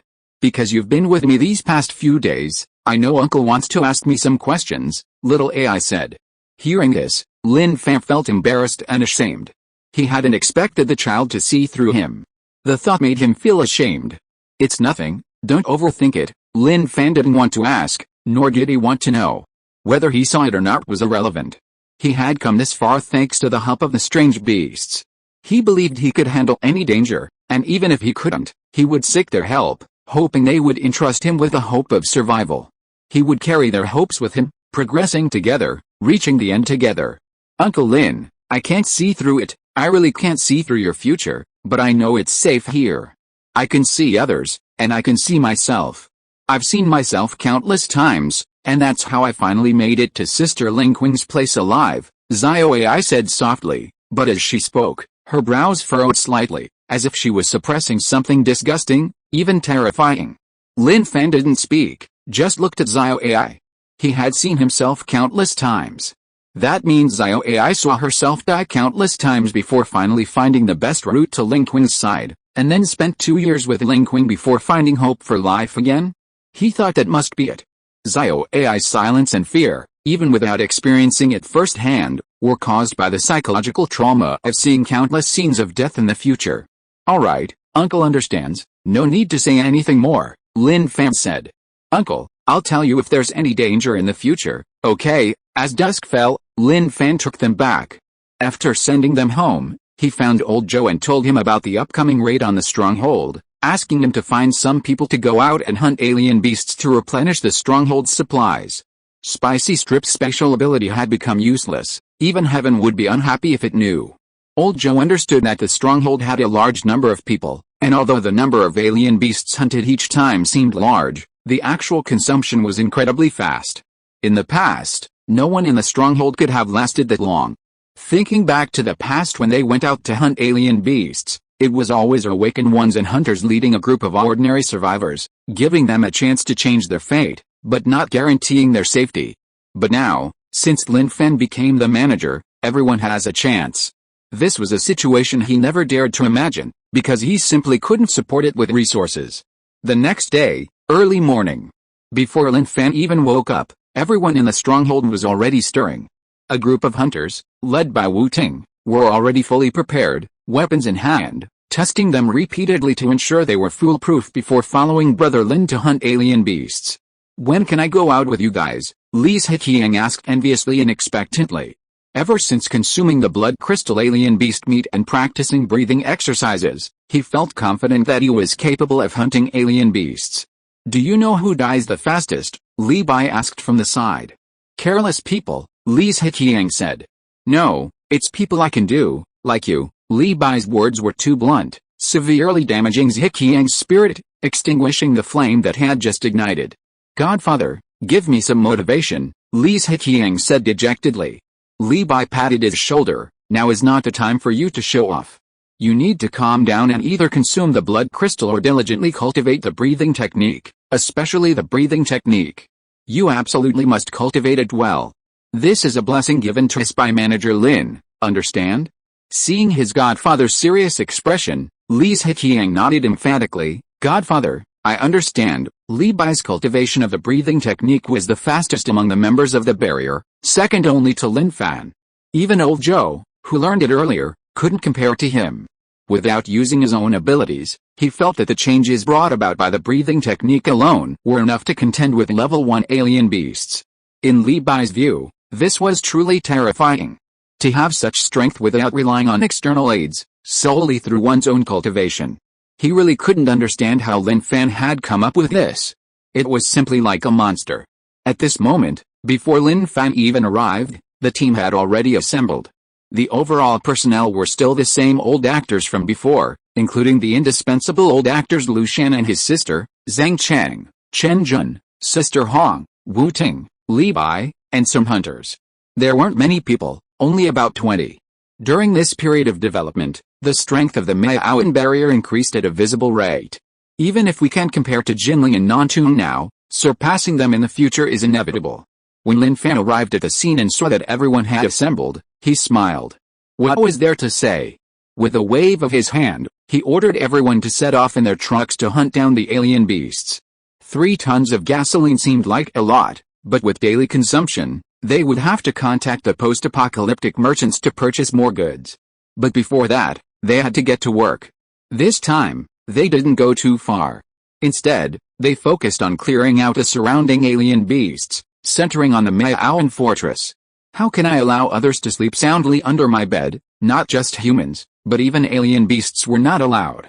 The massive convoy of vehicles drove out of the Miaoan fortress. For the surrounding alien beasts, true terror was about to arrive. This day was like the sky falling for them. A group of humans, instead of fleeing, rushed towards them. Then, a group of people got out of their vehicles, brandishing various weapons and shouting as they hacked and slashed at the beasts. At first, the beasts thought it was like a teddy bear trying to seduce a tiger, a suicide mission. But they quickly realized the consequences, only too late. By the time they understood, they were already collapsed, only able to feel blood flowing from their bodies. Lu Shan shouted, "Clean the corpses, bleed them, remove the entrails. We only need the meat, don't waste our limited space." Previously, when they hunted beasts, they were afraid the blood would attract nearby creatures, so they had to bring the whole beasts back. But now it was different, things were different now, and the process was naturally much more complicated. What shocked them next was that the beast Lin Fan had hunted vanished in an instant. Everyone stared blankly, dumbfounded, completely unable to understand what had happened. Those who had come out to hunt beasts together were all his own people, and Lin Fan hadn't hidden anything from them. His new ability, spatial storage, could store beast corpses. The space wasn't small, and it was very convenient. As dusk settled, they had thoroughly searched the surrounding area, leaving no trace of the strange beasts. Even those that escaped were likely hiding in some crevice, howling in despair. Back to the stronghold, the vehicles returned fully loaded, the storage space overflowing with supplies. The only regret was that the beasts weren't high level, the highest being only level 2. They hadn't encountered a single level 3 beast. However, it was alright, the current level of the beasts at the Temple Bay stronghold wasn't high either. They were all hovering between level 2 and 3. They had enough blood crystals. When there really needed higher level blood crystals, they could organize a team to go to other provinces for a thorough cleanup. The journey was safe and uneventful. Perhaps even if some beasts had appeared nearby, the smell of the thick layer of blood on the vehicles would have terrified them, causing them to flee overnight. After all, beasts are very sensitive to level. Even if a high-level beast is dead, they can still detect it. But at that point, lower-level beasts wouldn't be afraid, They would be thinking of eating the flesh to evolve. Back at the fortress, there were no passageways on the outer wall, so vehicles could only be transported up one by elevators, which was quite troublesome. However, there was no other way. The existing walls couldn't be altered arbitrarily to prevent changes to the internal structure that could lead to collapse. Since it was troublesome, so be it. In the apocalypse, what's lacking isn't time, but strength. All the beast carcasses were sent to the cold storage. The spacious cold storage was piled high with beast carcasses. At such low temperatures, there was no fear of the meat spoiling. Zombie meat could be stored for decades and was still edible, so what was there to fear? This time the harvest is so good, old Joe tightened his clothes. Although he was an awakened, the cold storage was really cold. Lin Fan smiled and said, "It's all thanks to spicy strips. There will be more and more in the future. Spicy strip space would expand, and blood crystals and fragment energy would also help expand the space." Right now, he wanted to develop steadily and gradually, and then slowly expand his influence when the time was right. For the fortress to develop well, talent was essential. Old Joe was genuinely envious. He didn't know where Lin Fan had found all this stuff. The gorilla was one thing, but the spicy strips were insanely good. It was truly a case of comparing oneself to others and dying of envy. Night fell. Lin Fan sat cross-legged and began cultivating. During this time, his mastery of his realm had reached 19%. The progress wasn't fast, but it wasn't slow either. The refining spirit realm was his third major realm in martial arts, with too many subdivisions, requiring step-by-step cultivation. From internal vision to his current external spiritual projection, he could sense his surroundings even with his eyes closed. For example, he could sense the spicy strips sleeping, even noticing them rolling over and adjusting to a comfortable sleeping position. These were things he couldn't do before. Of course, the range was still too small. It wasn't as exaggerated as some people claim, expanding to hundreds or thousands of meters. However, he believed that as long as he persisted in his cultivation, he would definitely reach this level, and even surpassing it wasn't impossible. Several days later, a helicopter appeared above Miaowan Fortress. The person arriving was Luo Katie from Jinling Fortress. Aside from the pilot, she was alone. They hadn't been in contact for some time since the incident with the AI beast. Lin Fan, upon learning of her arrival, stepped forward to greet her. "Miss Luo, is something the matter?" He figured something was definitely wrong. After all, who would travel from one fortress to another in the apocalypse just out of boredom or panic? "Yes, and it's a very important matter, something crucial to us." Luo Katie's expression was very serious. Chapter 130. It seems like I can be a hero, right? Sigh. Lin Fan looked at Luo Katie with a strange expression. For some reason, this brave woman before him evoked a faint sadness in him. When people met acquaintances, they usually lamented how quickly time had passed, how long it had been since they last seen each other, and discussed what had happened during their separation. But this woman was different. She immediately had something to say, and it was something important, especially concerning him, who hadn't done anything while lying in the Miaowan Fortress. To be honest, this was a bit of a pain. "Let's go inside, have some tea and snacks, and talk," Lin Fan invited. "Okay," Luo Katie readily agreed. Upon arriving at the inner rest area, Luo Katie exclaimed in amazement at how rapidly the Miaowan Fortress had developed, but then a look of helplessness appeared on her face, as if she wanted to say something, yet it was as if she hadn't said anything at all. Lin Fan, leading the way, blinked, inwardly shouting, "Sister, if you have something to say, just say it. There's no need to act like this." On the way, Lin Fan encountered Xiao Ai and Xiao Ziwen. The two children greeted Lin Fan politely. Luo Katie, standing nearby, rarely smiled. In her eyes, Miaowan Fortress was truly extraordinary.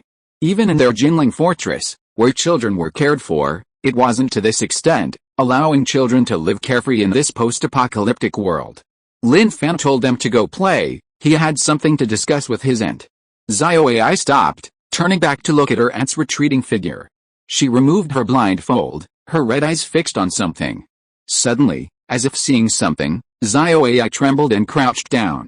Startled, Xiao Ziwen quickly knelt down and patted her back, repeatedly asking, "Sister Xiao Ai, what's wrong?" Luo Katie paused slightly. Lin Fan asked, "What's wrong?" "Nothing, nothing." Luo Katie shook her head, not thinking much of it. Lin Fan seemed to understand. turning back to look at the two children crouching there. He seemed to realize something. In the restroom, 2 cups of tea and 2 plates of snacks were laid out on the coffee table, one with dried peanuts and the other with cucumber. How extravagant, Luo Katie exclaimed.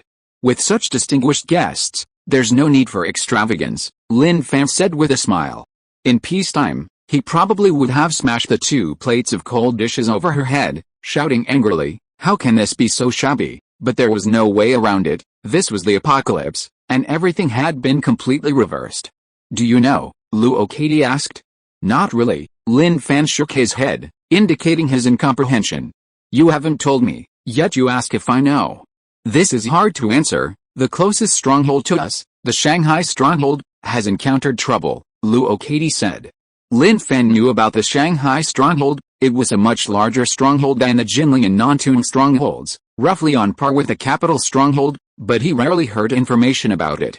He hadn't even heard of any survivors thinking of fleeing there. Even when the beast tide broke out and attacked the Jinling fortress, the Shanghai fortress never considered sending reinforcements, maintaining its secrecy. If Luo Katie hadn't mentioned it now, he would have forgotten such a fortress even existed. "What happened?" Lin Fan asked. "The Shanghai fortress was built near the Yellow Sea. A tsunami recently struck there, triggering a natural disaster and a chain reaction. Terrifying beasts emerged from within the Shanghai fortress, causing it to collapse from the inside." Luo Katie's expression was complex as she recounted this. Lin Fan, hearing this, was also shocked. Could it be that the Shanghai fortress has been conducting this kind of research all along? Yes, it wasn't certain before, but now it's certain. Since 3 years ago, the Shanghai fortress has stopped accepting any survivors. The city walls are extremely heavily guarded. When a survivor appears beneath the walls, they are warned and driven away the first time. If they disobey, they are killed on the spot, Luo Katie said. Lin Fan slowly said, "It seems some people still believe that as long as they're careful, they can control the alien beasts. In reality, this sword isn't just a double-edged sword. The moment you have that thought, the blade is already on your head. It's only a matter of time before it strikes." "That's right, it's just that no one's openly discussing this," Luo Katie said. Indeed, this further confirmed Lin Fan's thoughts. Research on alien beasts is something any capable faction would conduct, only their research directions differ. Some only study the beasts themselves, while others combine them with humans for experiments that are relatively evil and unethical. But in this post-apocalyptic world, where is ethics? They've long since vanished. So, what should we be wary of next? Or is your Jinling fence preparing to take action? Lin Fan asked. Luo Katie said, "The demon capital's fortifications have been destroyed, but many survivors escaped. Based on my understanding of them, I think they might try to occupy the surrounding fortifications. That's what I wanted to inform you. Another thing is the appearance of that strange beast. It might have a huge impact on our area, even changing the current situation." Lin Fan nodded silently upon hearing this. If that were the case, it would indeed be troublesome. Of course, he wasn't too worried about that, only curious about the strange beast Luo Katie mentioned. What kind of beast could destroy the demon capital's fortifications? There were definitely powerful beings within the demon capital's fortifications. That was beyond question. After all, the area where the demon capital's fortifications were located had no low-level strange beasts. "It's time to go." Having said what needed to be said, Luo Katie got up to leave. Lin Fan glanced down and saw that during their brief conversation, Luo Katie had unknowingly eaten the 2 plates of snacks on the coffee table while talking, quite quickly. It seems that delicious food is an irresistible temptation for everyone. "I'll take you." Lin Fan saw Luo Katie off to the helicopter, watching it soar into the sky with envy. He wished he could get his hands on one of those things someday. Old Joe quietly sidled up to Lin Fan, also looking up at the sky, and asked curiously, "What did that woman say?" "Big news, big news?" Old Joe asked in surprise. "Yes, very big news. The Demon City fortress was destroyed by alien beasts." "Huh?" Old Joe's mouth dropped open in shock. "No way, that place could be destroyed." She said it was caused by a riot of alien beasts inside the Demon City fortress. Old Joe was speechless. In the apocalypse, anything could happen. Everything was fine one day, and suddenly it was gone. That was quite normal. "Old Joe, keep a close eye on things these days. Have Levi and the others keep a close watch on the outer walls. If a large number of survivors appear, don't let your guard down. They might be here to take the fortress. Of course, our fortress isn't well known, so we might not be targeted, but it's better to be cautious. Don't worry, I understand. After giving some instructions, Lin Fan found Xiao AI, walked up to her, and patted her head. Xiao AI, you saw what happened to that end, right? Still not quite recovered. Xiao AI looked up and nodded when she heard Uncle Lin's voice. I saw it. What did you see, Uncle? I saw a lot of corpses. It was chaotic around us, and there were constant explosions. The aunt saw a grandfather off onto a plane, and then she was killed by a monster. Hearing this, he seemed to have figured something out. A grandfather? Could it be that Xiao AI saw the leader of the Jinling fortress? It seems only the leader could make Luo Katie protect him so desperately. Do you know the time? Lin Fan asked softly. The day after tomorrow, at noon. He hadn't expected Xiao AI's ability to be so domineering. However, in his opinion, Xiao AI's ability didn't seem to be awakened. If it were an awakened one, their physical attributes would be enhanced. But Xiao AI was still just a weak child. He couldn't understand it, and even Xiao AI herself might not understand. Where did her ability come from, and how was it formed? It was truly an unknown. The day after tomorrow. Lin Fan thought silently. He had tracked. The Jinling barrier couldn't disappear, and they couldn't die. The Miaoan barrier's current ease was thanks to the Jinling barrier's resistance. Moreover, the relationship between the Miaoan barrier and the Jinling barrier was beginning to lean towards partnership. Although neither had explicitly stated it, this trend was already evident. Xiao AI, lift your head, take off your blindfold, and look at your uncle, Lin Fan said with a smile. Obediently, Xiao AI looked up at Lin Fan, her face still showing fear. But the moment she saw Lin Fan, the heavy clouds dispersed, and gentle sunlight enveloped the earth. A smile spread across her face, the smile of seeing a beautiful scene. If Uncle were to be a hero, would you have a problem with that? Lin Fan asked. No problem, ha ha ha, Lin Fan laughed, gently pinching Xiao AI's cheek. Go on, go play. Remember, as long as Uncle is here, nothing will happen. Uncle is very powerful. He then raised his arm, showing off his muscles to reassure the children. Xiao AI nodded. Xiao Zuan cheered excitedly. My Uncle Lin is the strongest person. The children's approval greatly satisfied Lin Fan's vanity. Indeed, truly impressive. In an abandoned building within the vicinity of the Magic City Fortress, a strange beast lay resting alone. If Lin Fan were here, he would recognize it instantly. Good heavens, it was the one-horned wolfhound. He hadn't seen it for a while. The one-horned wolfhound had really taken off. Its horn, crackling with electricity, already had a distinctive twang. The unicorn wolfhound is now twice its previous size, about the size of an elephant, and a slight change has appeared in a certain part of its body, likely a feature of its evolution. But whatever the case, the unicorn wolfhound has now become a level 4 awakened beast. This rate of advancement is phenomenal. It's unknown how many beasts it has licked and killed to reach this level. At this moment, the unicorn wolfhound quickly reached the rooftop of a building, gazing into the distance at a beast as tall as a building moving through the city. It tilted its head, watching the distance. It thought this beast seemed rather dim-witted, somewhat stupid, but stupid as it was, there was nothing it could do. With its size and strength, it was far beyond its capabilities. As for licking, it would definitely do so. But its size made it like an ant in the beast's size, unlikely to attract any attention. It was afraid of being crushed into pulp by the beast stomping when it got close. That would be quite embarrassing. Suddenly, the one-horned wolfhound, seeing the strange beast heading into the distance, became incredibly excited. It leaped from the rooftop, using one of the beasts below as a cushion, crushing it to pieces. Steaming flesh and blood splattered onto other beasts, enraging them and causing them to roar in fury. However, upon sensing the one-horned wolfhound's imposing aura, they all shrank back, not daring to utter a sound. The one-horned wolfhound growled, as if saying, "Get lost, watch your mother." The surrounding beasts tucked their tails and fled in panic. The one-horned wolfhound had changed after all, reverting to the very beasts it had once licked, proud, arrogant, and domineering. Soon, it appeared near the strange beast. However, many other beasts were present around it, including level 5 and 6 beasts. With the one-horned wolfhound's arrival, these higher-level beasts clearly sensed its presence, their fierce gazes making the one-horned wolfhound tremble.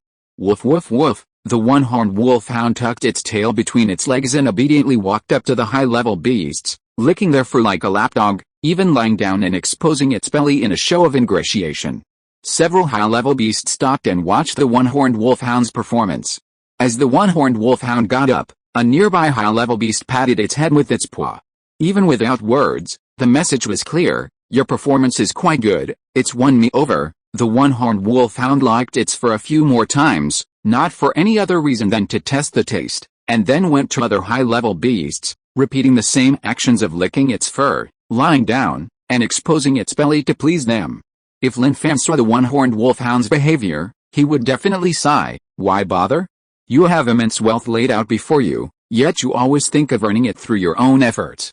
I'm truly impressed to the point of tears. Soon, the one-horned wolfhound, using its licking skills, blended into the herd and, led by the beast, headed off into the distance. It didn't understand where this strange beast came from. There were clearly no beasts this terrifying, yet that day, all the beasts it saw were roaring madly, then charging forward in one direction, even the ordinary beasts that used to grovel before it. Time passed quickly. The next afternoon, Lin Fan drove away from Miaoan Fortress. He had already learned from Xiaoai that the Jinling Fortress wouldn't be in trouble until the day after tomorrow, but to ensure everything went smoothly, he set off that day, giving himself ample time. He didn't want to be caught off guard and something happen along the way. If that were the case, he would really want to slap himself. Knowing the outcome and still being caught off guard wasn't confidence, it was utter idiocy. At this moment, Lin Fan held the steering wheel with one hand and stroked the head of the spicy snack that had popped out of his pocket with the other. Spicy snack, don't worry, I'll take you out for a big meal tomorrow, Lin Fan said, stroking it. Spicy snack understood Lin Fan's words, its beady green eyes shining with anticipation.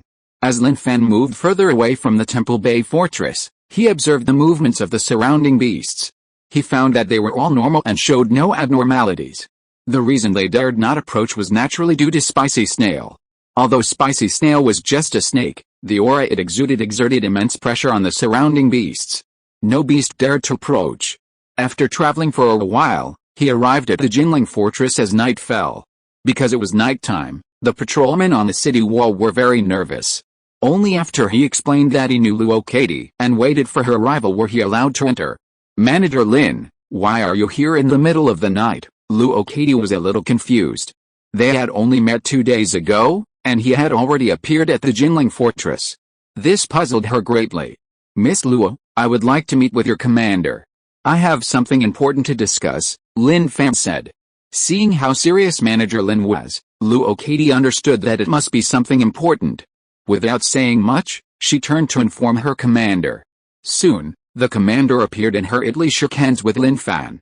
Although Miaoan Fortress was only a small fortress, he had never underestimated Lin Fan. He was very strong. He had ideas and vision. With someone like him managing the fortress, even a small one would become a formidable force in the future. Manager Lin, K-Dai told me you have important business, the commander inquired. The commander before him, surnamed Han, had been a military leader during peacetime. Although he was older than and lacked the ability to suppress chaos, his authority remained, which helped stabilize Jinling Fortress and allow it to develop to its current state. Yes, as far as I know, the beast that emerged from the demon capital fortress will be attacking here. Lin Fan didn't hide anything. He felt that dealing with those beasts wouldn't be too difficult, but just in case, he had to be prepared. Being prepared and not being prepared were two completely different things. Commander Han's expression changed drastically upon hearing this. He didn't doubt the truthfulness of Lin Fan's words. After all, the other party had no reason to lie about such a matter. There was no benefit in it. The beast that destroyed the demon capital fortress was coming to Jinling Fortress. This was not good news for Chief Han, and even a devastating disaster for the Jinling barrier. Lin Fan said, the day after Miss Luo left, a survivor who fled from the Demon City barrier passed by our area. We learned from him that the monstrous beast that destroyed the Demon City barrier is heading this way. I don't know when it will arrive, so I rushed here to warn you so you can prepare early and avoid being caught off guard by its appearance. This news is extremely important, Chief Han said gravely. He immediately ordered Luo Katie to take action. This news put them under immense pressure, and they didn't know when it would arrive, but regardless, They had to be prepared. Lin Fan said, "The Jinling barrier has held off countless attacks from the monstrous beasts for our rear. I cannot stand idly by, so I will stay here to fight alongside you." His words caused Chief Han's impression of Lin Fan to skyrocket. What a fine young man. Completely different from those flashy girls outside. If everyone could be like Manager Lin, the apocalypse would be incredibly wonderful. Unfortunately, reality is reality. People like Manager Lin are far too rare. "Thank you so much," Chief Han said gratefully. "With Manager Lin joining us, our chances of winning are much greater." Lin Fan nodded silently. He had already seen the approval in Chief Han's eyes, a recognition of his abilities. Although he didn't need others' approval, he was still quite happy if someone did. After Luo Katie began her operation, the Jinling stronghold became restless at night. Many awakened ones and hunters sensed something was amiss, especially General Chang, who felt something significant was about to happen. Thinking of the events at the Shanghai fortress, he hurriedly dressed and went out to inquire about the situation. Sure enough, just as he suspected, Manager Lin of the Temple Bay Fortress had come to inform him that the monstrous beast that destroyed the Shanghai fortress was heading this way. This made General Chang extremely anxious, and he also wondered if the other side was lying. But he thought it was impossible. Even if it was a lie, they had to be fully prepared. The other side could lie countless times, but they only had one chance. That night, the awakened and the hunters gathered on the outer wall. Some pressed themselves against the wall with their eyes closed, resting. With their physical abilities, the night wind naturally had no effect on them. However, they couldn't sleep. A sense of impending doom enveloped them. Although they didn't know who they were facing, seeing the fortress fully equipped with various weapons, they knew that the attackers were definitely not simple, perhaps even capable of destroying their Jinling fortress. They had even heard that Jinling fortress's only nuclear bomb was ready. This was a preparation for mutual destruction. Some were afraid, but most were fearless. Daylight broke. The morning air was damp, and no one was sleepy. Having spent the night with anxious hearts, they looked at the distant sunrise, everything so beautiful. Commander Han and General Cheng also stood on the city wall, gazing into the distance. "Kadai, is everything arranged?" Commander Han asked. "It's all arranged," Luo Kadai replied. The ordinary survivors of the Jinling fortress were housed in air raid shelters, while the experts and personnel were placed in transport planes. If the Jinling fortress couldn't hold out, they would be immediately transported to the Nantun fortress. Although everyone is supposed to be equal, there was no other way. In this era, talent was more valuable than ordinary people. Even some awakened individuals with auxiliary abilities were put on the planes, not left to fight alongside them. Their abilities were only effective against ordinary alien beasts. They were powerless against higher-level alien beasts.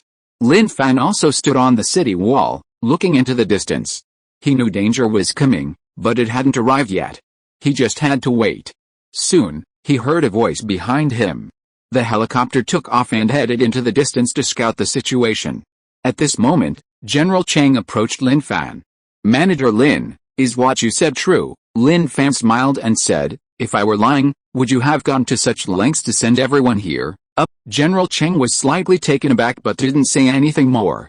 In this situation, even if they knew it was false, they would still treat it as true because they couldn't afford to gamble. They continued to wait. After an unknown amount of time, the departing helicopter returned from the distance. Before it even landed, a figure hurriedly jumped from the sky onto the city wall. His expression was panicked, his face pale, and his eyes filled with fear, as if he had seen some horrific scene. Chief Han and the others looked at him. The man hurriedly said, yes, they're here." In an instant, Chief Han and General Cheng shouted in unison, "Everyone prepare for battle." A shout rang out. Whoosh! Those who had been lying down or sitting to rest all rose in unison, their expressions grave. Whether awakened or hunters, all held weapons. About 2 hours later, the ground trembled, and billowing dust rose in the distance, the sound of a massive attack by mutated beasts. There were quite a few, otherwise, such a display of force wouldn't have been possible. This commotion intensified the already tense atmosphere. But then they took deep breaths, exhaled slowly, and relaxed. This wasn't the first time, there was nothing to fear. "Attack!" Commander Han waved his hand, and the first wave of resistance began. Whoosh! Whoosh! In an instant, Lin Fan saw rockets soaring into the air behind him, trailing plumes of smoke, one after another, unleashing a new round of fire at the distant mutated beast horde. The Jinling fortress truly lived up to its name. Even 10 years into the apocalypse, they still possessed such weapons. Their Mayaoan fortress didn't have any. To be honest, it would be a lie to say they weren't envious.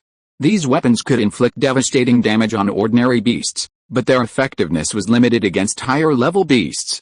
Some beasts even used their tough bodies to shield their kind from the onslaught. In an instant, roars filled the air, thick smoke billowed, and a battle between humans and beasts using modern weaponry began. Chief Han had never considered how much damage these weapons could inflict on the beasts. He only wanted to eliminate as many as possible to alleviate the impending crisis. Their human numbers were simply too small to contend with the sheer number of beasts. Roar! Roar! The roars of beasts echoed from afar. The beasts were furious. The human counterattack had not instilled fear in them but rather fueled their ferocity. Within the beast horde, the one-horned wolfhound appeared to be advancing, but in reality, it began to stand still. Beasts brushed past it, some even glancing back as if to say, "Are you crazy? Your legs are trembling, are you clumsy?" Led by high-level alien beasts, their gluttony for human flesh had reached an insatiable level. Charge! Kill! Break through the human defenses, and they can feast on delicious human flesh without restraint. The taste will be absolutely amazing. The one-horned wolfhound watched silently. Go! Charge forward with all your might. I'll just watch you die. Those high-level alien beasts, hurry up and die. I still need to eat meat. Only by eating meat and blood crystals can I become stronger and more robust. At this moment, Lin Fan didn't care about the alien beasts being bombarded by the artillery fire. He could already sense an extremely terrifying aura emanating from the alien beast in the billowing smoke and dust. That wasn't something a level 6 or 7 alien beast could possess. The Jinling fortress had a considerable number of strong individuals, but due to geographical conditions, even if they were strong, they wouldn't be as formidable as those in the capital fortress. For the survivors of the capital fortress, these alien beasts were manageable. But for the people of the Jinling fortress, such a beast could probably take their lives. After a round of bombardment, the ammunition depot at the Jinling fortress was emptied, and the roar gradually subsided. Commander Han and General Cheng both looked extremely grave. Their long-term resistance against the alien beasts had left them short of ammunition, and even in this era, despite having experts and skilled craftsmen, they lacked sufficient materials. So, they truly didn't have enough. Gradually, the dust settled, and a vast array of alien beasts appeared in the distance. Even after being bombarded for so long, the number of alien beasts remained large. A large number of red-blooded alien beasts replenished the ranks. Under the control of higher-level alien beasts, they wouldn't dare to escape, even if they wanted to. Then, when they saw the enormous figure of the alien beast in the distance, everyone was completely dumbfounded. How could such a huge alien beast appear? Exclamations arose continuously. Is this really something we can handle? A humanoid alien beast. This must be the most terrifying existence among the alien beasts besides those others. They weren't afraid of four-legged or even multi-legged alien beasts. What they feared most were alien beasts with 2 legs that could stand upright. This kind of beast, no matter where it is placed, is incomparable to any other beast. The distant beast is hundreds of meters tall, and the commotion it causes with every step is earth-shattering, shaking the very ground. Commander Han and General Cheng couldn't help but take a step back. Manager Lin, you should run, Commander Han said hoarsely.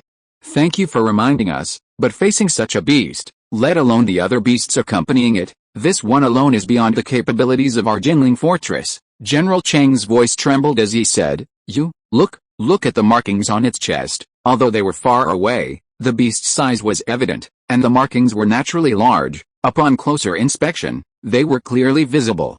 Perhaps other survivors who had never seen a high-level beast wouldn't recognize it. But General Cheng and Commander Han were worldly wise. They recognized it at a glance. A level 9 awakened beast. Their voices were filled with fear. Standing beside them, Lu Okadi was utterly desperate. If it were a level 7 awakened beast, they might have a chance to fight, but this beast was a level 9 awakened beast, meaning they didn't even have the right to fight. Chief Han looked at the crowd around him. Everyone who wants to run. Every person who can escape is a loss. Struggling to resist is just pointless sacrifice. There was no resistance. Chief Han had already given up. He knew this kind of beast was beyond their ability to contend with. He just couldn't understand why such a beast had appeared here. Chapter 131 A towering figure penetrates your hearts. Level 9, Lin Fan muttered to himself, slightly unsure of the situation. Moreover, it was a level 9 awakened beast, which was terrifying. Even if this beast appeared in the capital fortress, it would cause the capital fortress considerable trouble. He carefully examined the patterns on the beast's chest, his expression changing slightly.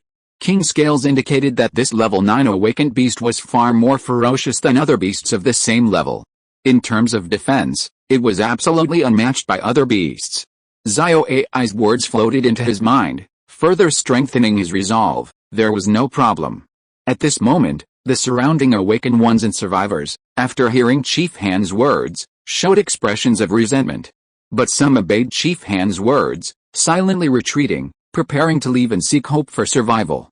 Chief, Luo Katie looked at the chief, wanting to say many things, but her throat felt constricted, and she couldn't speak. Chief Han waved his hand, indicating that Katie didn't need to say anything more. No, I won't leave. I'll stay here. General Cheng stood firmly to the side. The Jinling fortress holds most of my heart and soul. To abandon it and flee like a stray dog is something I can't do, and I don't want to do. Even if I die, I'll die here. For General Cheng, he had dedicated all his limited energy to this place. Whether it was fighting for control of the fortress or not, it was his pursuit of absolute control. Now, the Jinling fortress was facing its greatest crisis in history. He had no intention of retreating. Even if it was destroyed, he would be the one to manually control the nuclear missiles, even if it meant mutual destruction. Old Chang, you? Chief Han looked at him, understanding his thoughts, but also knowing his determination. He knew that saying anything was useless. Once someone made a decision, there would be no changing it.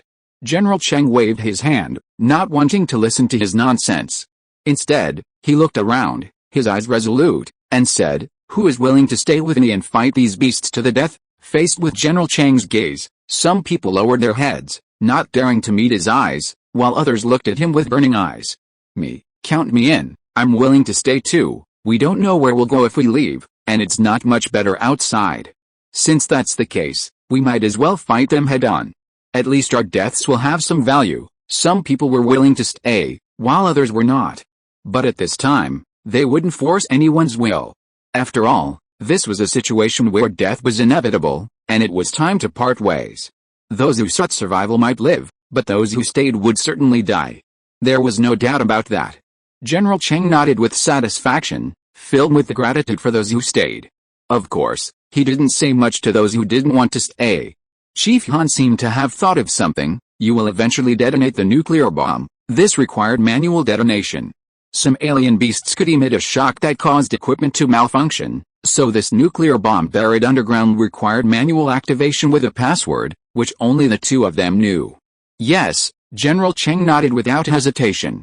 Chief Han said, "There are still ordinary people in the air raid shelter. Once detonated, those hiding in the air raid shelter will definitely die. The Jinling fortifications are almost gone, so what's the point of talking about ordinary or not? If we let this level 9 awakened beast live outside, all the fortifications here will be destroyed. If you want to save them, let them escape. Escaping is better than waiting to die." General Cheng was decisive and wouldn't change his mind. At this moment, only the overall situation mattered. At this time, Lin Fan, who had been observing the level 9 awakened beast in the distance, stepped forward. "All right, stop arguing," his voice rang out. Everyone turned to look at him. Lin Fan ignored their gazes and slowly said, "I don't know if I can stop it, but I should be able to. Leave this beast to me." He drew the thunder tribulation sword from his back, its dark blade gleaming with an eerie light. Anyone who stared at it felt a chill run down their spine. Everyone was shocked. "Manager Lin, you?" Luo Katie's words were interrupted by Lin Fan raising his hand. "Miss Luo, there's no need for further explanation. I know what I'm doing. I wouldn't have said these things if I weren't confident. You don't need to help me, lest you interfere." He walked to the edge of the city wall, his back to the crowd, and gently waved his hand. The lightning tribulation blade in his hand hummed, and with a whoosh, flames roared, covering the blade. The crowd stared at the white flames burning on the blade. Even from a distance, they could feel the scorching heat searing their faces. Lin Fan didn't move, continuing to face away from everyone. He knew all eyes were on him. He only wished his handsome figure would be deeply imprinted in their hearts. If only a breeze could blow, ruffling the hem of his black trench coat. As if understanding his thoughts, the level 9 awakened beast roared angrily, a terrifying gust of air sweeping over, whipping at his clothes. At this moment, the scene unfolded. He could hear the breathing of the people behind him suddenly quicken. Bang! Lin Fan leaped into the air like a cannonball, drawing everyone's attention. At that moment, all their hopes were pinned on him. The retreating unicorn and wolfhound stared wide-eyed at the figure wielding the flaming blade. The more it looked, the more familiar it seemed. Suddenly, its eyes widened. Wasn't it a familiar human? How could it be here? Remembering the battle, it retreated even faster, creating considerable distance. But worry shone in its eyes. Human, you've really bitten off more than you can chew this time. It deeply understood how terrifying the beast it followed was. This human might not be able to handle it. The unicorn and wolfhound thought of the human's past help. As a unique beast, it knew how to repay kindness, but now it couldn't. Not only could that level 9 awakened beast kill it with a single slap, but other beasts possessed the same ability. A sudden flash of inspiration struck the unicorn wolfhound. A crackling current coiled around the unicorn's horn, then with a whoosh, it transformed into an arc of lightning that ripped through the sky, heading towards Lin Fan, who had leaped into the air, to attract his attention and draw his gaze. Even I, a level 4 awakened beast, can only stay far away. What are you fighting for? Run! Lin Fan, in mid-air, faced the incoming arc of electricity, swatting it away with his backhand. He looked in the direction it was pointing. At first glance, he didn't recognize it, but on the second, he recognized it completely. A unicorn wolfhound. He was surprised. He hadn't expected this creature to have swelled to such an extent. It seemed to have evolved quite well. He just couldn't understand why the unicorn and wolfhound was attacking him. Was it perhaps warning him of something? Thinking this, he seemed to understand. The unicorn and wolfhound knew he was a level 9 awakened beast, incredibly powerful, and considered him no match, so it was warning him to run. Yes, that must be it. What a good dog. I didn't spoil you for nothing. There was no need for further reminders. He had come here to kill this level 9 awakened beast, not to desert. Reaching his critical point as he soared into the air, he raised the lightning turbulation in his hand, unleashing his power. The space behind him distorted, and a screen full of white flames appeared, the raging fire burning the heavens, the intense heat spreading outwards. Those within the fortress were stunned by this sight. Holy crap, how can his ability be so powerful? Can his mind keep up? Flame ability.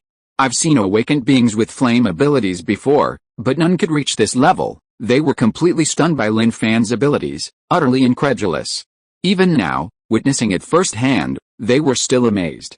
Chief Han and General Cheng exchanged glances, their eyes still filled with shock. The flame-awakened beings they had seen before had reached the 6th rank, but the power they wielded was probably less than a tenth of what they saw before. No, not even a tenth, perhaps not even a 20th. Kadai, what level of awakened being did you say he was before? Chief Han asked. Level 5 or 6, I guess, Chief Han? General Cheng? This is supposed to be level 5 or 6. On the scene, the level 9 awakened beast roared angrily, its voice like thunder, deafening, causing a strong impact on the survivors in the fortress, their eardrums feeling as if they were being torn apart. Lin Fan gripped his sword, his eyes sharpening, and swooped down. Slash, boom. A single slash cleaved the earth, the splash effect exploding, flames surging outwards like a roaring tide. The beast touched by the flames didn't even have time to cry out before being melted into ashes. The effect of the fire ability was very significant, greatly helping to clear out a beast horde. Other abilities would have been much more troublesome. There were too many beasts. How could they be cleared out so quickly? The earth was scorched and barren, the awakened beast standing proudly, unaffected by the recent turmoil. Some level 5, 6, and 7 beasts positioned themselves behind it, avoiding the flames. Hey, you beast, listen up. This isn't a place for you. Leave now, you still have time. Lin Fan stood up, brandishing his sword, head held high as he looked at the colossal creature. But in the gaze of such a massive beast, he was as small as an ant. Roar, a deafening roar shook the heavens and earth. The awakened beast stomped its foot, the impact shaking the ground, causing it to crack and churn. The tearing force was so intense that any survivor with a fragile body would likely be torn to shreds. And this was merely a casual stomp of the awakened beast's foot, yet the power it generated was astonishing. Lin Fan remained unmoved, his pupils blazing with fire. With a swift movement, his body moved like lightning, his movements as fluid as a snake. Approaching the awakened beast, he leaped into the air, his lightning tribulation blade flashing as he slashed at it. The awakened beast threw a punch. The collision. Sparks flew, and a resounding clang echoed through the heavens and earth. Wang Lin, what a powerful defense. The lightning tribulation, forged from fragments, can't even tear it apart. Is it because the number of fragments is too small, or the purity too low? Lin Fan's expression was grave. Don't be fooled by the awakened beast's massive size, it was incredibly fast. Each punch seemed to tear space itself apart with its force. PFFT. PFFT, a tearing sound accompanied by agonizing screams rang out as surrounding beasts suffered. The enchanted lightning tribulation possessed the ability to splash, and the power unleashed by each strike against the awakened beasts was like an invisible blade of light, ripping the surrounding beasts to shreds, splattering blood, flesh, and internal organs everywhere. Evolution point +1. A level 6 beast was annihilated. But for Lin Fan, this was not important at the moment. He would use the evolution point without hesitation.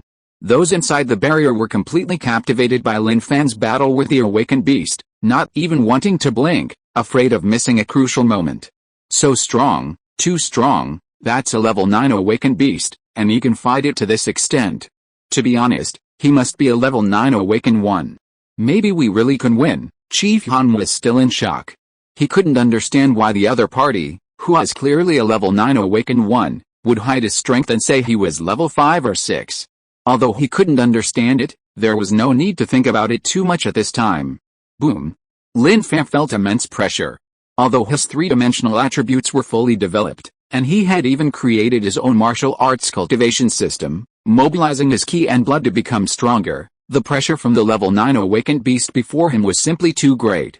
This awakened beast possessed astonishing defenses and royal scales that even the survivors of the capital's stronghold marveled at.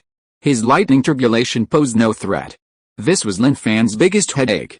He leaped and moved across the awakened beast's body, searching for its weaknesses, but each strike that collided with its flesh sent sparks flying. The awakened beast, in turn, swung its paws as if swatting a mosquito, only this mosquito was too fast to kill. This made the awakened beast somewhat agitated. Hot waves spewed from its nostrils, like an enraged bull. Suddenly, Lin Fan couldn't dodge in time and took the hit heavily. Even though he was clashing with the lightning tribulation, he still felt an extremely strong impact sweep through his body, causing a slight stinging sensation in his tiger's mouth. He landed, and the two separated. The spicy snack he'd been carrying popped out. Spicy snack, stop looking. This one's too tough, it's difficult, Lin Fan said softly. He had genuinely done the math. If you were to attribute the beast's level, from level 0 to level 9 perfection, the total attribute points would only be 550. Of course, this was just his analysis. After the battle, he realized that a beast's condition couldn't be described by attributes. For example, in terms of speed, this beast was about the same as him. Its physique was much stronger. If it weren't for his innovative martial arts cultivation system, which allowed him to mobilize his own internal energy, he wouldn't have been able to contend with this level 9 awakened beast. But now, he could only contend. As for killing him? What a joke. He couldn't even tear its skin, let alone kill it. Spicy Strip stared proudly at the awakened beast, its green bean eyes gleaming with a hint of defiance. A surge of energy erupted from Spicy Strip's, transforming into an invisible wave that swept outwards. The appearance of a high-level beast in its side greatly displeased Spicy Strips. Showing off in front of my handler is fine. But acting like a high-level beast in front of me, Spicy Strips, is absolutely unacceptable. Sensing Spicy Strip's aura, the awakened beast didn't show fear like other beasts. Instead, it roared fiercely, the sound waves reverberating, startling Spicy Strips into shrinking back and turning its head away, its green bean eyes filled with grievance. It seemed to be saying to its handler, "That guy yelled at me. I was terrified. You have to avenge me." Sigh. Lin Fan looked at Spicy Strips helplessly. His meaning was clear, Spicy Strips, I'm powerless too. This guy's defense is too thick, Even the lightning turbulation fused with the fragments couldn't break through its skin. Avenging you is truly beyond my power, now. The people on the ramparts were silent. The outcome is uncertain. If this continues, he might not be able to hold on, Chief Han said. General Cheng said gravely, that beast's ability is defense. Did you see that scale on its forehead? That's the king's scale. When it's attacked somewhere, a ring of black lines spreads out, blocking the damage. If we can't even break its defense, we really can't defeat this beast, sigh. Chief Han and General Cheng sighed softly. If they couldn't defeat the awakened beast, the outcome would be the same. Moreover, human stamina was no match for that of a beast. Even if humans and beasts of equal strength fought for a day and a night, it would be the humans who were exhausted, not the beasts. Is there really no hope? Luo Katie muttered to herself, looking at the situation. Meanwhile, Lin Fan put the spicy strips in his pocket, his gaze sweeping over the other beasts around him, searching for evolution points. Since he couldn't defeat the awakened beast for the time being, he had to find a way to obtain evolution points. The group of beasts that had followed the awakened beast suddenly felt a tightness in their groins, as if a penetrating gaze was fixed upon them. A chilling feeling enveloped their entire bodies. I'll chop you all down first. I'm too eager to improve right now. Lin Fan drew his sword and moved, not towards the awakened beast, but locking onto his targets and beginning to hunt down any beasts he could see. One level 6 beast watched the scene of its powerful commotion beating up the human, its fierce eyes filled with admiration. But soon, it realized something was wrong. What was going on? Why was that human charging towards it, even revealing a desire to kill it in his eyes? Was it an illusion? No, it wasn't an illusion. The other party genuinely wanted to kill it. Upon realizing the situation, the level 6 beast was suddenly startled, its hair standing on end. It wanted to retaliate and resist, but the opponent's speed was simply too fast.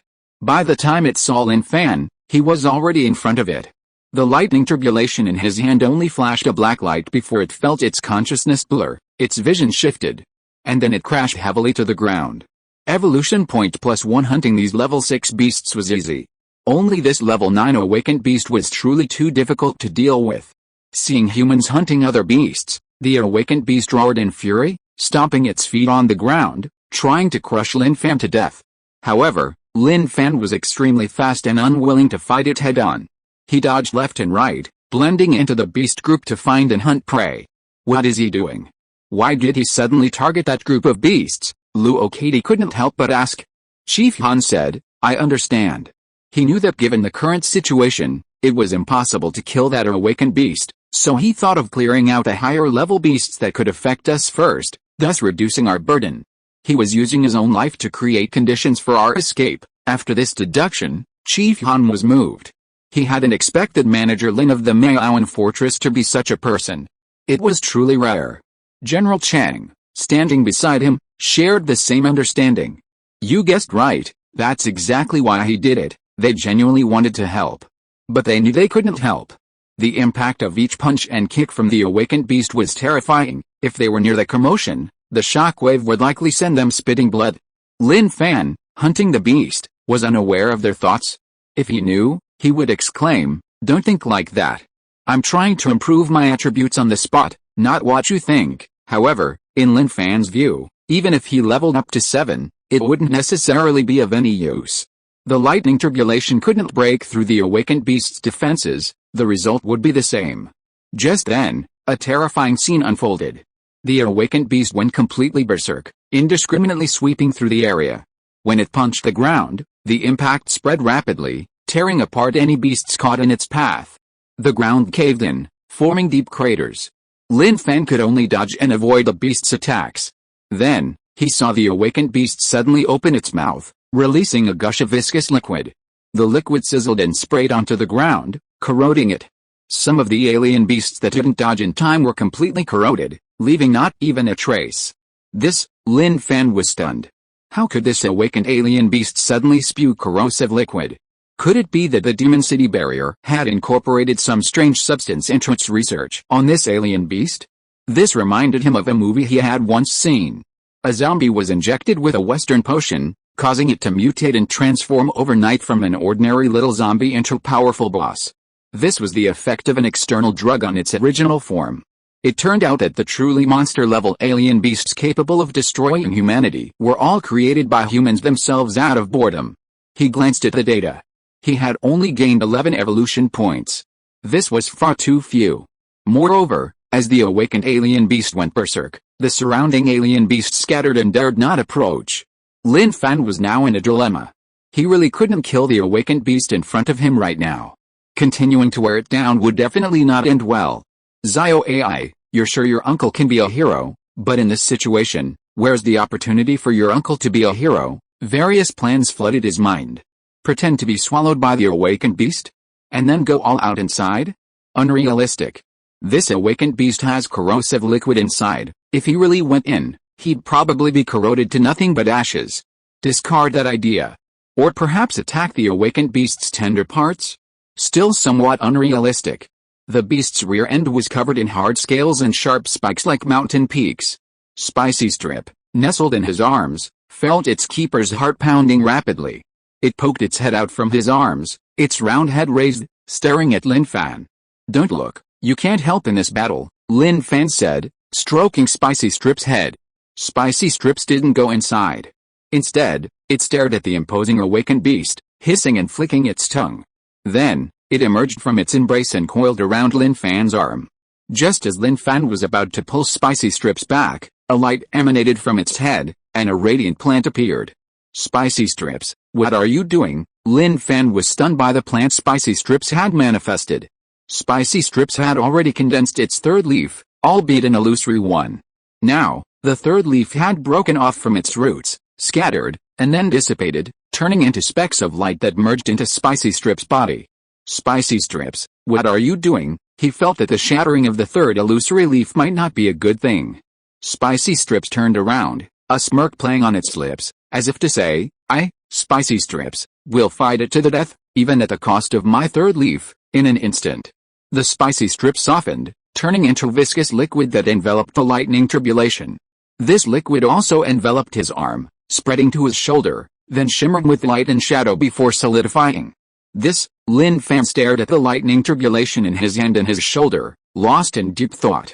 The lightning tribulation blade was covered in dragon patterns, and his entire right arm was covered in scales he had never seen before.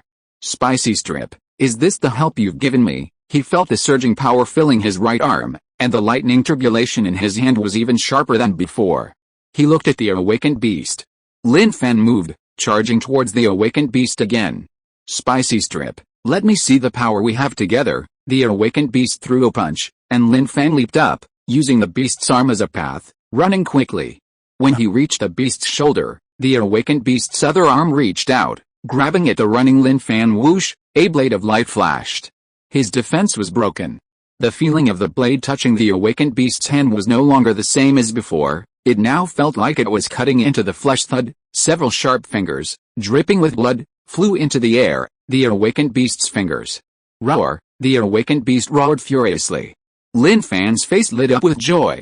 Ha ha ha, awakened beast, your end has come. How could my pet Spicy Strips allow you to be so insolent before me? Before he finished speaking, he raised his knife and began hacking at the awakened beast. In an instant, blood mist boiled in the air. The scene before them shocked the worried leaders. It's broken. It's really broken. His counterattack is here. The awakened beast's king scales can't withstand the blade in his hand. What's going on? And look at his right arm. They couldn't know the truth. But the only encouraging news was that the awakened beast that had left them helpless was no longer invincible. The one-horned wolfhound in the distance was dumbfounded. The power of human Lin Fan surged deep into its heart once more.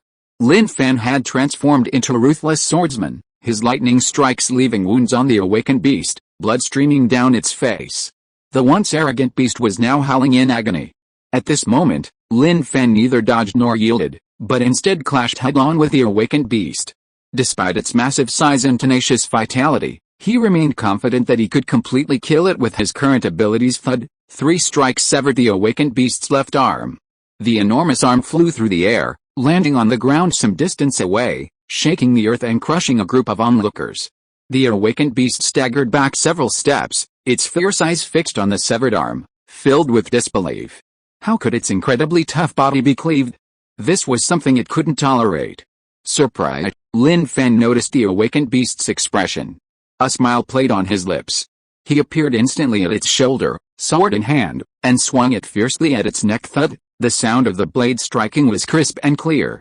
The awakened beast twisted its head, howling in pain, and spewed out corrosive liquid. Lin Fan instantly leaped and teleported, pouring the corrosive liquid onto its body.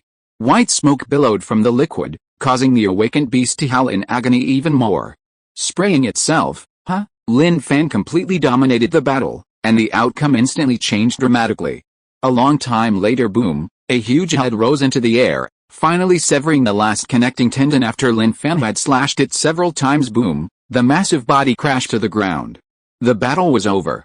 Evolution points +4? Lin Fan, standing on the corpse, was filled with question marks. Was this evolution points for real? Were they kidding me? 4 points? This is completely disproportionate to the effort.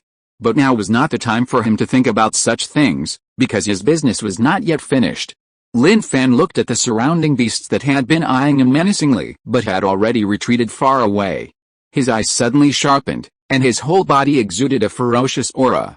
Get lost! A furious roar erupted. The surrounding beasts were stunned and turned to run away without the slightest hesitation. He knew that the members of the Jinling Fortress were watching, and when an opportunity presented itself, he shouldn't let it slip by easily. He had to make the most of it. Lin Fan turned around and looked in the direction of the Jinling Fortress.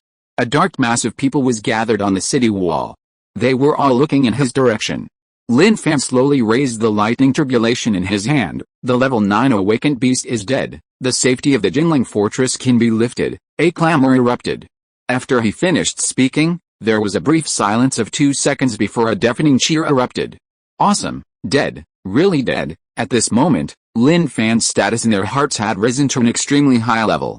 He was a hero in everyone's hearts. Even Chief Han and General Cheng clenched their fists, unable to recover for a long time.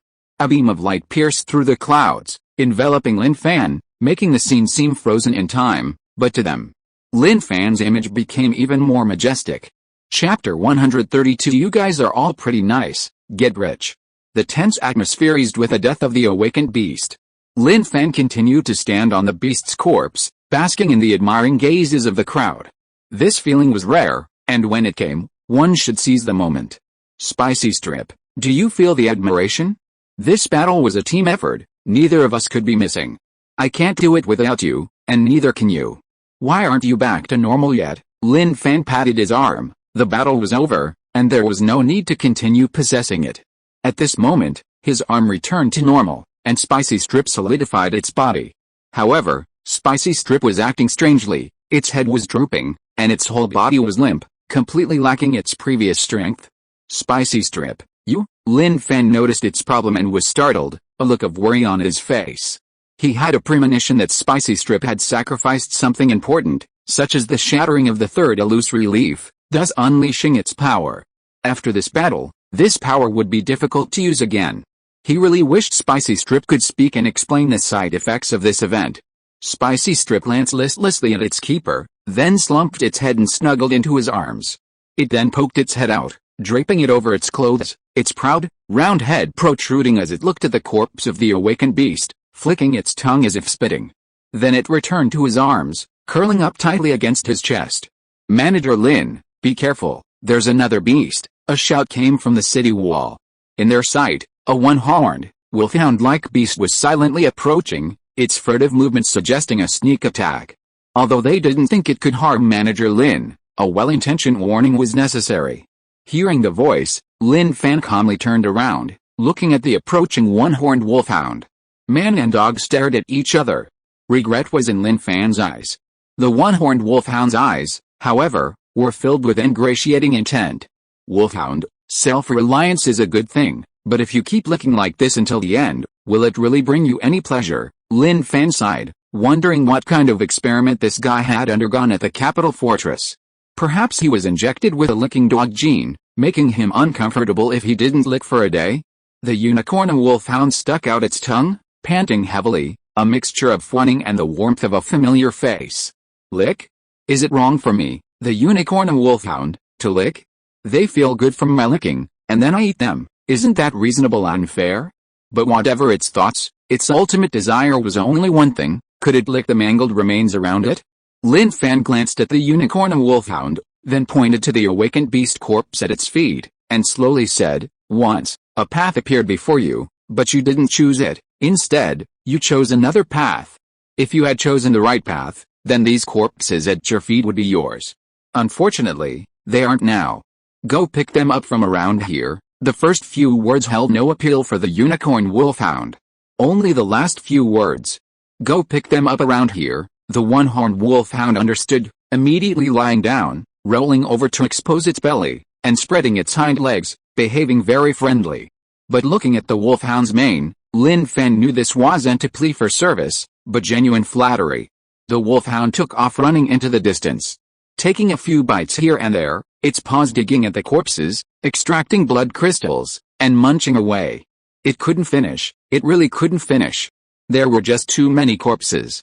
Sigh, damn it, Lin Fan was truly helpless at the wolfhound's behavior, wondering what its ultimate fate would be. Would it one day see a familiar corpse, take a closer look, and realize, isn't that our wolfhound brother? Gone was its former dashing self, now it was utterly pathetic, becoming food for other beasts. He shook his head, not thinking about it anymore. The awakened beast corpses beneath his feet were the most precious.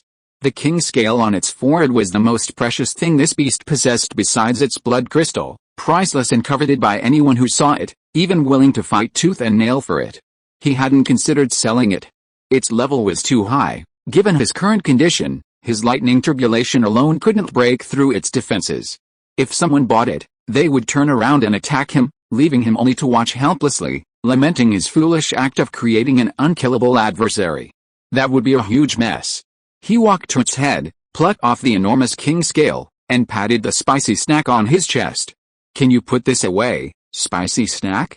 It's too big, it's inconvenient for me to carry around." He knew spicy snack wasn't in good shape, but he had no choice, he had to rely on it. Spicy snack poked its head out, and with a whoosh, the king scale was stored in its special storage. As the king scale detached, the awakened beast's body seemed to lack some kind of energy to sustain it, its skin softening at a visible rate. With skin like this, a single cut would sever it, flesh and bone. After dealing with Wang Lin, he went to Wenlu's chest and sliced it open with a single stroke. He was shocked to see blood crystals connected by numerous blood vessels, the blood crystals of a level 9 awakened beast, their value skyrocketing. Were there people capable of killing a level 9 awakened beast? He didn't know. At least not yet, he hadn't seen one. Perhaps, but definitely not many. He pulled out the purple blood crystal, held it in his hand, and examined it closely. It was indeed exquisite. Although the awakened beast was enormous, the size of the blood crystal was unrelated to its size. Another priceless item, Lin Fan put the blood crystal in his pocket, letting Letiao, a nickname, absorb it slowly. He was unharmed in this battle, but Letiao was listless and desperately needed a tonic. And that's where the blood crystal came in. As for the corpse, frankly, whoever wanted to eat it could eat it. A humanoid beast with human features, it was really hard to stomach. Upon returning to the city wall, he was instantly surrounded by a crowd. He took in all those burning gazes, admiration, respect, and so on. This awakened beast is slightly beyond my expectations. I didn't expect it to be a king-scale awakened beast, Lin Fan exclaimed. Some people had no idea what a king-scale awakened beast was. But the survivors who knew it was one were horrified. These beasts were incredibly difficult to kill, even awakened individuals of the same stage would turn tail and run without a second thought. Fighting such a beast was only for the insane. "Manager Lin, thank you so much," Chief Han said sincerely, his tone shifting from equality to a hint of awe. After all, in the apocalypse, strength was paramount. The strength of this small stronghold's manager had exceeded his expectations.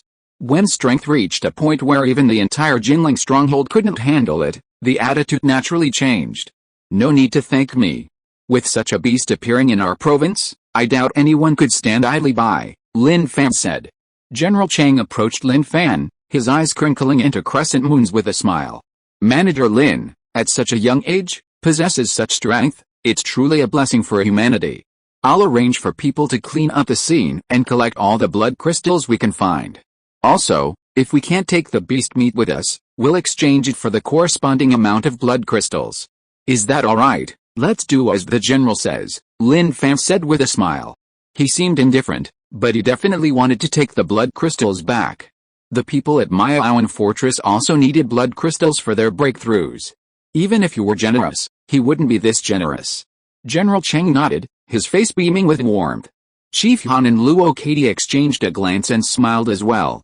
They knew this was a change in attitude after seeing Lin Fan kill a 9th-tier, awakened beast. Even the shock of their trip to Chishan hadn't been this great. It was certain that Manager Lin before them was a 9th-tier awakened being. Lin Fan was led inside by them. When he saw a helicopter, he stared at it intently. Chief Han noticed this and said, Manager Lin, isn't this helicopter nice? Yes, it is indeed nice.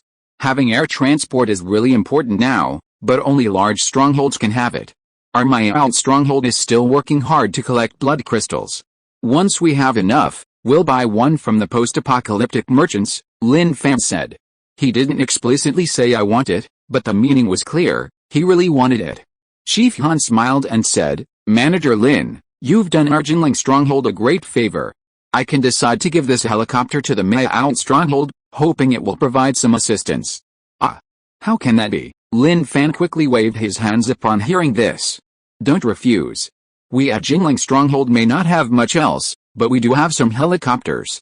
Here, they were only good for escaping, but I believe they'll be much more useful at Miao stronghold, Chief Han said. Luo Katie smiled and said, Yes, Manager Lin, just accept them. We'll arrange for an experienced pilot to teach you how to fly them. They're easy to learn, not difficult at all. General Cheng glanced at Chief Han. Damn. You guys are really fast. Alright then, if I don't accept them, it'll make me seem distant from you, Lin Fan said. Chief Han and Luo Katie knew Lin Fan wanted their small helicopters, but they didn't think much of it. After all, he had saved their entire Jinling stronghold. If anyone could do something like that, they would feel the same way. In fact, they thought it was a good thing that Lin Fan was willing to accept their things. What did Jinling stronghold lack? Blood crystals? Supplies? Or talent? No, they lacked none of those. What they lacked was a truly top-tier expert to oversee things. If someone from the capital barrier came to their Jinling barrier now, demanding certain items, they could certainly refuse, but the consequences of refusal would be unbearable. Even if the other party turned hostile on the spot, they wouldn't be able to save face. Now that a 9th-tier awakened from their own province, whom they felt they could rely on, had appeared, they absolutely had to cultivate a good relationship with him. In the reception room, Chief Han, General Cheng, and Luo Katie accompanied Lin Fan. The matters outside were handled by Gu Jiang. What exactly was the Shanghai barrier thinking? Why did they decide to do these things, only to end up destroying themselves? Lin Fan sipped his tea, mentioning the day's events. He didn't know much about the Shanghai barrier, but Chief Han and the others certainly knew a great deal. Sigh. When this matter was mentioned, Chief Han sighed and slowly said, Many years ago, our Jinling barrier and the Shanghai barrier had relatively close ties, but after the stability-seeking faction stepped down, our relationship with the Shanghai barrier faded until there was no contact at all. Stability-seeking faction. Lin Fan was quite surprised, but thinking about it, he could understand. If a barrier was previously active but suddenly stopped, it must be due to change in internal management. Yes, back then, the Shanghai barrier had two factions, the stability-seeking faction and the radical faction. The stability-seeking faction's leader only wanted to connect with the surrounding barriers to form a united front against the apocalypse. I remember that at the call of the stability-seeking faction in the Shanghai barrier, we wanted to form an offensive and defensive alliance to clear out an absolutely safe area, but unfortunately, this offensive and defensive alliance ultimately failed to form. The radical faction, on the other hand, was too radical in its thinking, believing that the appearance of the alien beasts must have a reason, and that when humanity was at a disadvantage, it had to find a way out from the alien beasts, Chief Han explained. Oh, so you mean experiments with humans and alien beasts? Lin Fan asked. Chief Han replied, no, initially, with the stability-seeking faction restraining them, the radical faction's experiments were relatively normal. But with the stability-seeking faction's downfall, the Magic City barrier completely severed ties with the surrounding barriers. Lin Fan sighed. The stability-seeking faction could be considered a faction full of positive energy, but throughout history, A faction full of positive energy can never defeat a ruthless radical faction. Being ousted and eliminated was a normal occurrence. By the way, has the discovery regarding spiritual enhancement of the capital barrier been promoted yet? Lin Fan asked curiously, thinking of this matter. Chief Han shook his head and said, there's no news on that yet. Like I said, if it really starts to be implemented, it will be controlled by the three major families of the capital barrier. It's almost impossible for outsiders to learn it for free. When they actually start recruiting people and providing this method, the people of the three major families must have already reached an extremely high level themselves, otherwise, why would they reveal it? Even when this method was discovered, the three major families of the capital stronghold were already implementing it. It was like telling a child to poop while they were already pooping. Oh, he was just asking. He wasn't particularly interested in this method, but if it really existed, getting his hands on it would be great, enough for Lali and the others to have some fun with. Manager Lin, I heard from K-Dai that your Maya Out stronghold is expanding. Chief Han started a conversation, actively opening up the atmosphere. Lin Fan said, it's just a small-scale operation. Maya Out's defenses are too small. Expanding a bit will help future development. General Chang, who hadn't spoken yet, said, Manager Lin has a very far-sighted vision. It's truly admirable. Only by seeing far can one go far.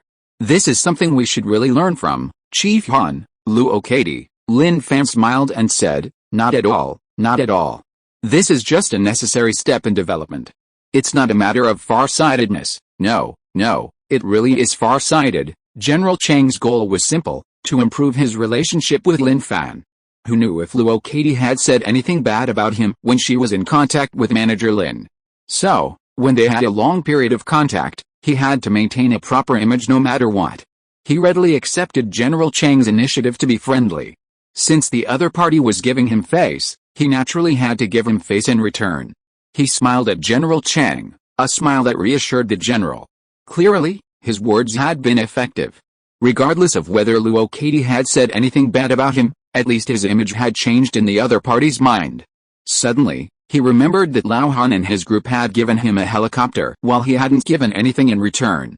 He felt a surge of anxiety. No, giving something was the most practical thing to do. If they could give, how could he, Lao Chang, be shortchanged? Thinking this, General Chang smiled and said, Manager Lin, in this post-apocalyptic world, gasoline is a strategic resource. How do you obtain gasoline? Did he not know where the gasoline came from? He definitely knew. Either they bought it from post-apocalyptic merchants or they stole it from elsewhere. The gasoline in the storage tanks was unusable now. It had been stored for too long, oxidized, and formed a viscous substance. Even if they used it, it would shorten the equipment's lifespan. Hearing this, Lin Fan was slightly startled. Good heavens, he understood what he meant. It was clear that General Chang was also going to give him something. Wow, there were still many good people in this post-apocalyptic world. Sigh, Lin Fan sighed. To be honest, our Mayaoan fortress is just a small fortress, and we don't have much in terms of supplies. Things like gasoline are very scarce for us.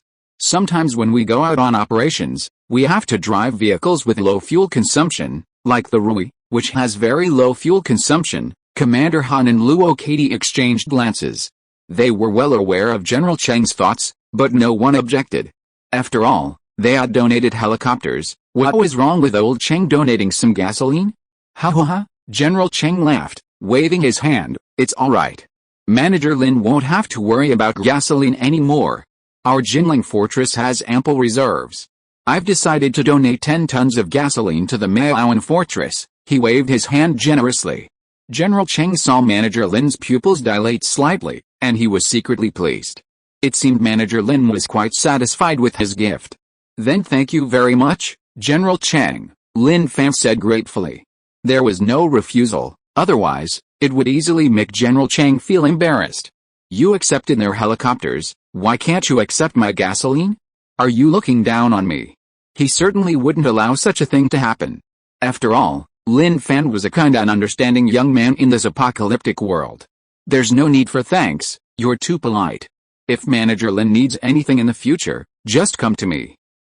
Old Chang, may not be very skilled at hunting alien beasts, but I'm still useful in certain areas, General Chang said with a smile, glancing at old Han beside him. his head slightly raised like a victorious rooster. See? When it comes to building relationships, I'm still the better one. Chief Han, however, maintained a calm demeanor throughout, watching with a smile. If he really wanted to compete with old Chang, he would have done so already, and the Jinling fortress would be torn apart because of their conflict, something he didn't want to see, and something old Chang didn't want to see either. Time flew by, and Gu Jiang had already cleaned up the scene, collected the beast meat and blood crystals, and exchanged the beast meat for blood crystals. The car was parked at Jinling Fortress, not driven back. General Cheng said it would be delivered back along with the gasoline. He naturally wanted to use the spicy strip special ability to bring the gasoline back, but unfortunately, the space was limited and couldn't fit it. Maya Aon Fortress. Tap tap tap. A sound came from above. The people building the fortress looked up at the sky. A helicopter had appeared above them. As the helicopter flew inwards, Li Bai and the others quickly followed. Lin Fan wasn't at the fortress, so the appearance of a helicopter naturally attracted their attention. If someone with ill intentions was coming, it would be a danger to the fortress. They breathed a sigh of relief when they saw Lin Fan appear. Back so soon, old Zhou stepped forward. He knew Lin Fan was going to Jinling Fortress, but he had just gone yesterday and was back immediately. That was fast enough. Thinking about it, it was typical of Lin Fan. He couldn't stay anywhere, except for the trip to the capital fortress where he spent the most days away.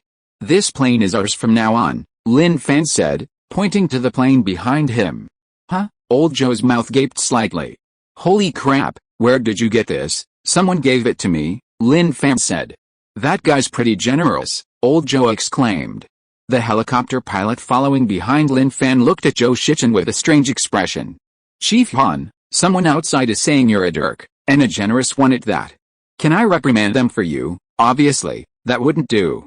Lin Fan said, it was a gift from Chief Han of the Jinling barrier. Oh, that Chief Han is very generous. Old Zhou's tone changed. He stepped forward and touched the helicopter, clearly enjoying it. But it seems like no one here knows how to fly it. It's okay, this brother is the pilot. He'll teach the people here how to fly. By the way, who wants to learn? Lin Fan asked. As soon as he finished speaking, hands were raised and voices shouted. Brother Lin, I'm willing. Wu Ting was the first to raise his hand, eager to try, full of enthusiasm. Okay, you're the one. When Wu Ting, who always regarded him as an idol, raised his hand, what else could he think but to agree decisively? The gains from this trip to Jinling Stronghold to kill the awakened alien beast were truly enormous. The blood crystal and Wang Lin aside, they also brought back a helicopter and 10 tons of gasoline from Jinling Stronghold. This was simply a stroke of good fortune, a stroke of luck from heaven, and he also stole the show in front of everyone at Jinling Stronghold. It further enhanced the reputation of Maya Out Stronghold. It was a bit high profile, but there was no other way. Thanks, Brother Lin, Wu Ting chuckled, increasingly satisfied with his life here, feeling increasingly happy. How wise it was to have strongly persuaded Sister Hong to bring everyone to Maya Aowen Stronghold. Look at Sister Hong's life now. There's no need for so much post-apocalyptic fighting, she just needs to do her own thing at Maya Aowen Stronghold, and sometimes she can even do yoga. That's right, Maya Aowen Stronghold does have yoga classes. One of the ordinary survivors was a yoga teacher. After Sister Hong found out, she insisted that the survivor start a class. The survivor was stunned by this. She really didn't expect that she could continue her old business after the apocalypse. This was beyond her comprehension. No need for thanks. By the way, you can also invite some more people to learn together, Lin Fan said with a smile. Got it, this was a day worth celebrating. Maya Aowen Stronghold had its first helicopter. Everything needs to be developed slowly. Has Maya Aowen Stronghold made progress? It has been making progress all along, okay? You said Jinling Stronghold also sent us 10 tons of gasoline. Old Zhou stared wide-eyed, his eyes almost popping out. What did you do? You saved the entire Jinling Stronghold. Not only was old Zhou shocked, but even Li Bai and Liang Hong were the same. They all stared blankly at Lin Fan. They had previously purchased 3 tons of gasoline, costing 10 level 4 blood crystals. Gasoline wasn't a fixed-price commodity. If its availability suddenly decreased for some reason, the price would definitely skyrocket. Now, they hadn't spent a penny and had even received 10 tons free. You guessed right, it's pretty much what you said. Lin Fan thought about it and realized it made perfect sense. If he hadn't gone, the Jinling barrier would have been destroyed without any chance of recovery. Hearing the news, old Joe couldn't contain his burning curiosity and pressed his face close, eager to know the inside story. Li Bai, Lu Shan, and Liang Hong were the same. The Jinling barrier encountered a level 9 awakened beast, and it was a king-scale awakened beast at that. Lin Fan's words were like a thunderbolt, shocking them so much their hearts pounded. They stared at Lin Fan in disbelief. Level 9? And an awakened beast? Old Joe was stunned. Lin Fan raised his hand to indicate an even more important point. And a king scale? Who is a king scale? Old Joe asked. Lin Fan hissed and looked at Lao Zhou. Forget about Wang Lin for now, let's get back to the point. The level 9 awakened beast. For those who have always stayed in the retirement province, very few people understand what Wang Lin is. After all, they've never even seen one, let alone know anything about it. Li Bai, however, looked even more shocked when he heard Wang Lin, clearly knowing what it was. Okay, Lao Zhou nodded in response, then continued, wouldn't a Jinling barrier be wiped out by a level 9 awakened beast? But judging from the situation, it's obviously fine. Don't tell me you killed it. Lin Fan looked at Lao Zhou. You were right, Lao Zhou? Li Bai? Everyone was confused. Wait, bro. When did you suddenly become capable of hunting level 9 awakened beasts? Weren't we always hovering around the 5th and 6th tiers? This leap is a bit off, isn't it? Even with our intelligent brains, it's hard to figure out the key to this. Lin Fan knew they were shocked and found it hard to believe, but it was the truth. Besides, he didn't want to hide it from them. After all, what was their first feeling when they learned that their manager could even kill a level 9 awakened beast? It was definitely an overwhelming sense of security. In the past, when they were threatened by a level 7 awakened being, they might have thought, our strongest manager is only level 6. I can't cause trouble for the barrier or the manager. I should just endure it. Even after returning, they couldn't tell Lin Fan. Otherwise, creating a powerful enemy they couldn't handle would be unwise. But now, knowing that he could even kill a level 9 awakened beast, when they encountered a level 7 awakened being again, he directly told the other party not to leave. You just wait. I'm going to call for reinforcements right now. I'll have my manager beat you up. I'll show you what a strong person is, what a powerful figure you can't afford to offend. Seeing that they were still in a daze, Lin Fan spoke directly. Don't be confused, everyone. It's hard for me to explain the process to you right now, but I want to ask you, has any of you ever seen a level 9 awakened beast's blood crystal? Everyone shook their heads frantically. They hadn't even seen a level 8, let alone a level 9. You're in luck today. Let me broaden your horizons. Lin Fan pulled the blood crystal from his pocket, which was being absorbed by the beast. Lin Fan removed the blood crystal from the beast's body, and the beast, still absorbing energy, stared blankly at its handler. What are you doing? I'm absorbing energy. Don't you think it's very inappropriate to disturb me like this? Spicy beast, I'm showing them a level 9 blood crystal. They've never seen one before, so I'm showing it to them, Lin Fan said. The beast understood. It was good to broaden their horizons. A purple level 9 blood crystal, old Joe muttered to himself, his face slowly contorting with shock. He craned his neck, staring intently, examining it closely, even sniffing it to see what it smelled like. It smelled good. Purple, with power patterns, it truly is a blood crystal from a level 9 awakened beast, containing terrifying energy. Li Bai was deeply awestruck by this blood crystal. This thing was practically priceless. Even with countless level 8 blood crystals, probably no one would be willing to exchange it. At this level, it wasn't about quantity, but about true quality. Moreover, even a level 9 awakened being could kill a level 8 awakened beast, but not necessarily a level 9 one. This highlighted the importance of level 9 awakened beast blood crystals. Blood crystals of equal quality also had differences. This was similar to the difference between a hunter and an awakened being. Lin Fan tossed the blood crystal to Letiao, who, with a blood crystal wrapped around it, whizzed back into Lin Fan's arms to continue absorbing energy. Now you know why the Jinling stronghold sent so much stuff, because I truly saved them. Upon hearing this, everyone understood. So that's how it is. Chapter 133. As you know, I'm skilled in iron sand palm.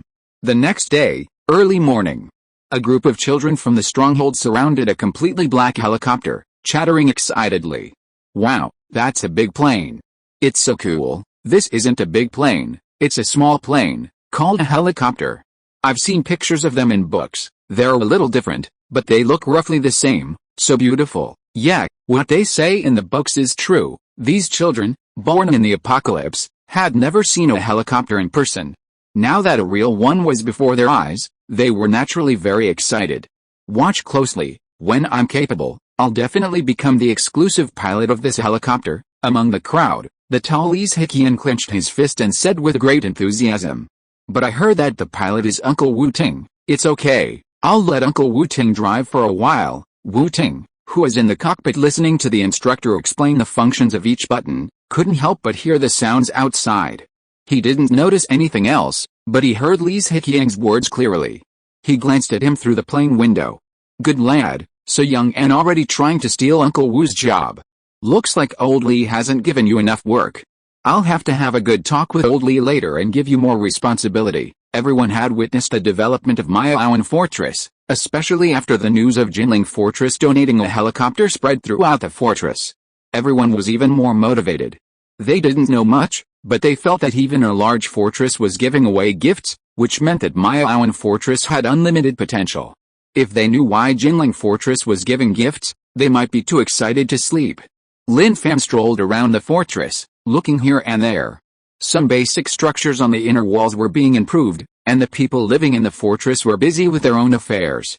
He went to find Ling Qing to check on her situation. Although they hadn't been there long, they had gradually integrated. As a fourth-tier awakened individual, she was already considered a top-tier fighter in Mayaoan Fortress. Moreover, she had become somewhat close to women like Liang Hong, and it was clear that women were most likely to attract other women. Naturally, Ling Qing also came into contact with a cultivation method of breathing techniques. At first, she was skeptical of the breathing techniques Liang Hong and the others spoke of, thinking it was unrealistic. But when Liang Hong circulated her qi and blood in front of her, spreading it beyond her skin, she was completely convinced. When she learned that the breathing techniques were created by Manager Lin, she was speechless with astonishment, unsure of what to say. She could only say that being able to join the Temple Bay stronghold was truly their blessing. At this moment, Lin Fan was thinking about some things. There were already quite a few people practicing breathing techniques. It was time to recruit the next batch and teach them. As he walked, he heard a crackling and booming sound, stopped, and looked into the distance. He was surprised to see several people standing in front of several wooden stakes. They were neither awakened nor hunters, and their actions piqued Lin Fan's curiosity. Suddenly, one of the men roared, "My blood and ki are like a rainbow, I'll smash you." He then threw a punch at the wooden stake. Bang! The fist collided with the stake, causing it to vibrate. Although he didn't shatter the stake with a single punch, a fist imprint was left on it. "Wow, awesome, Brother Niu, the power of your punch is terrifying," the surrounding people exclaimed. The man called Brother Niu proudly held his head high, though his hands behind his back trembled slightly. His punch had been a little too forceful. But look at the way everyone was looking at him, it was admiration. When had he ever received such treatment? It was something he could only dream of. So what was this pain? No bones were broken, what was there to be afraid of? Faced with everyone's praise, Niunan waved his hand. "Oh, what's this? The truly amazing one is our manager. To be honest, we have to thank the manager. If it weren't for the manager's selflessness, how could we have learned such a technique? The manager gave us the dignity to live and the motivation to keep going." Brother Niu is absolutely right. "Thank you, manager," everyone nodded in agreement. If it weren't for the manager, would they have the life they have now? Standing at a distance, Lin Fan silently watched this scene. Niu Nan's punch against the wooden stake surprised him greatly. He hadn't expected that among the ordinary survivors, someone could already mobilize their ki and blood to condense in their fist and cause some damage. This was something he had never thought of. It seemed he hadn't paid enough attention.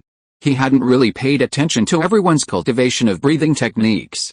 If he hadn't been bored today and wandered around here, he really wouldn't have imagined that in the stronghold. Besides Old Lee, who had cultivation talent, there was another talent who seemed to be no less than Old Lee, or even stronger.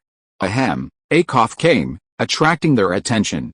"Manager, hello," they greeted him respectfully as soon as they saw the manager's voice. Lin Fan walked over with a smile. Very well done," he had to give praise. Niunan, receiving the manager's praise, held his head high, feeling very happy. "Can you all reach his level?" Lin Fan asked with a smile.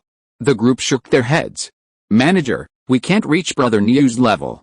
We can only sense the ki and blood within our bodies right now." They were also puzzled. They had all cultivated together, yet Brother Niu's progress was incredibly rapid, leaving them far behind. They could see him but couldn't quite grasp him. "You guys are also good. In the group practicing breathing exercises, you're at the middle level. Keep up the good work, and I think you'll soon be able to mobilize your ki and blood," Lin Fan encouraged them. This encouragement was effective. After all, he was the manager, the creator of this breathing technique. If someone else had said this to them, they would have thought, "What are you showing off for, acting like you're so great?" But facing the manager's praise, they felt it was a form of recognition. "Niu-nan, can you throw another punch for me?" Lin Fan asked. Hearing this, Niu-nan replied without hesitation, "Of course, no problem." At this moment, all his other thoughts were forgotten. He was only thinking about this next punch. It had to be beautiful, and not just beautiful, but also powerful, even more ferocious and brutal than the last one. "Please let me through so I can gather my strength," Niu-nan said to his companions. His companions moved aside. Lin Fan also moved aside. Niu-nan hurriedly said, "Manager, you don't need to move. Your presence fills me with boundless power." Lin Fan, companions, so we're in the way. "Please begin your performance," Lin Fan said. As soon as he finished speaking, Niu-nan's expression suddenly became serious, his spirit completely renewed. This change made Lin Fan feel somewhat incredulous. Was his personal charisma really that powerful? It could even affect the other person's spirit. Niu-nan walked to the wooden stake, clenching his fist.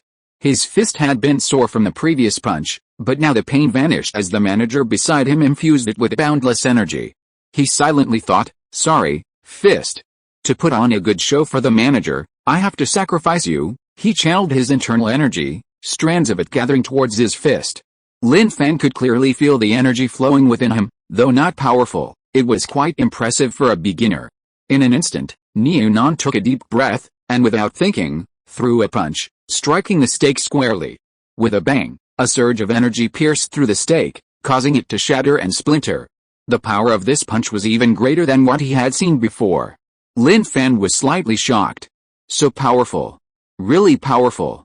To cultivate to this level, Niu-nan's talent is truly exceptional, far beyond what ordinary people can compare to. "Wow," his companions exclaimed in shock, their eyes wide. Some went behind the wooden stake. The back of the stake is cracked. "This reminds me of hitting a cow across a mountain, where you hit the front but get hurt in the back." Niu-nan stood still, his lips pursed, his teeth chattering. His right hand, the one that had thrown the punch, was visibly swelling and turning red. But he maintained a blank expression, as if the hand no longer belonged to him. "Manager, what do you think of my punch?" Niu-nan asked expectantly. "Not just okay, it was absolutely amazing." Lin Fan grabbed his hand, about to say that his fist was practically made for battle, when he noticed that the back of Niu-nan's hand was also swollen and red, and the texture wasn't very good. He'd been found out. Niu-nan's swollen hands hurt at the slightest touch. He endured the pain, calmly saying, "Manager, you don't know this, but I used to be a martial arts enthusiast. I practiced iron palm. Don't be fooled by the thickness of my hands. I used them to chop pebbles, honing them through countless trials. Anyone can boast." "Oh, no wonder you've progressed so quickly. You have a foundation, huh?" "Not bad, really not bad." Lin Fan knew perfectly well the other was showing off, but he never exposed him. Instead, he patted Niu-nan on the shoulder. "You're quite good. I'd like to give you some more responsibility. Are you willing?" Hearing this, Niu-nan perked up. "Please, manager, give me more responsibility. Niu-nan, only want to help you solve your problems." Niu-nan straightened his back, his eyes burning with fervor. He knew that being given more responsibility by the manager meant entering the core of the Temple Bay Fortress. In their circle of ordinary survivors, the most legendary and inspiring figure was Wang Dabao. Like everyone else, Wang Dabao was just an ordinary survivor, someone who might easily blend into a crowd and go unnoticed. Yet, this very person had gained the attention of Manager Lin, who gave him more responsibilities, and now he had transformed into a core member of the Maoan Fortress. Everyone envied him. Everyone wanted to be such a lucky person. Now, Niu-nan felt he had taken a step in that direction. He recalled Wang Dabao's words, hard work and dedication would surely bring rewards. Now it seemed that it was indeed true. In a while, I plan to start the third batch of breathing techniques training. The new members will all be assigned to you as their instructor. Do you feel any pressure? Lin Fan asked. No, absolutely no pressure at all. Nan shook his head frantically. He was joking. How could there be pressure? It was something he didn't even need to think about. Very good, keep up the good work, Lin Fan encouraged him, patted him on the shoulder, and turned to leave. After he left, everyone surrounded Nan. Brother Niu, don't forget me when you get rich. The third batch of new members will definitely have 200 people. Brother Niu will be the instructor of 200 people all at once. If this were before, he would definitely be at the level of the head instructor. Brother Bao really doesn't lie. I used to think he had some secret deal with the managers. Now it seems that as long as you work hard, you can be noticed. Smack, Nan slapped the other's head. What nonsense are you talking about? You have to respect the managers, or I'll beat you up. I was just saying it isn't allowed either. In my heart, the managers are like my second parents. At this moment, Lin Fan, who had walked to a distance, was deep in thought. He felt it was necessary to check everyone's progress in cultivating the breathing technique. Cultivation is different from becoming an awaken or a hunter. This thing really depends on talent. Some people seem ordinary and inconspicuous, but they have great talent in cultivating the breathing technique. There are thousands of survivors in the Temple Bay bulwark now. Even if he wanted to train them into awakened or hunters, he would need that many blood crystals and exotic beast meat. Relying on blood crystals and alien beasts to give them raw strength is unrealistic. But the breathing technique has that ability. He plans to select those with talent. The number may not be large, but at least he'll have a clear picture and know who they are. Thinking of this, he feels that he can take action in the coming days. The Demon City Barrier. This large barrier has been destroyed beyond recognition, with several walls torn open, leaving huge gaps. A barrier as thick as the Demon City Barrier cannot be torn apart by just any alien beast. It's likely that only a level 9 awakened alien beast has such terrifying strength. At this moment, a helicopter arrives from afar, circling above the center of the barrier. 3 figures, without any protection, leap down, landing steadily with 3 thuds. 2 men and 1 woman, all very young, at most around 30 years old. The woman had an ordinary appearance, short hair, and a scar on her lip that extended to her ear. Her eyes were cold, and the moment she landed, she surveyed her surroundings to see if any other strange beasts remained. The other 2 men were of average appearance, each carrying an axe and a hammer, their muscular builds exuding immense power. The Demon City Barrier is gone just like that, huh? The axe bearer chuckled, seemingly unconcerned about the remaining, mangled corpses around them. They were all survivors of piles of dead bodies. What was there to fear? They'd even torn flesh and stuffed it into their mouths. Their hearts were already cold and twisted. They stood at the edge of a crater in the ground, looking down into pitch black, seemingly bottomless abyss. The woman took a burning stick from her waist and threw it in. As a flame appeared, the surrounding darkness dissipated, revealing the situation below. Some kind of strange beast had forced its way out of the crater. Moments later, the burning stick reached the bottom, but the flame died down. The depth was immense. Jump or not? The woman asked. Jump, we have to jump. Without hesitation, the 3 jumped.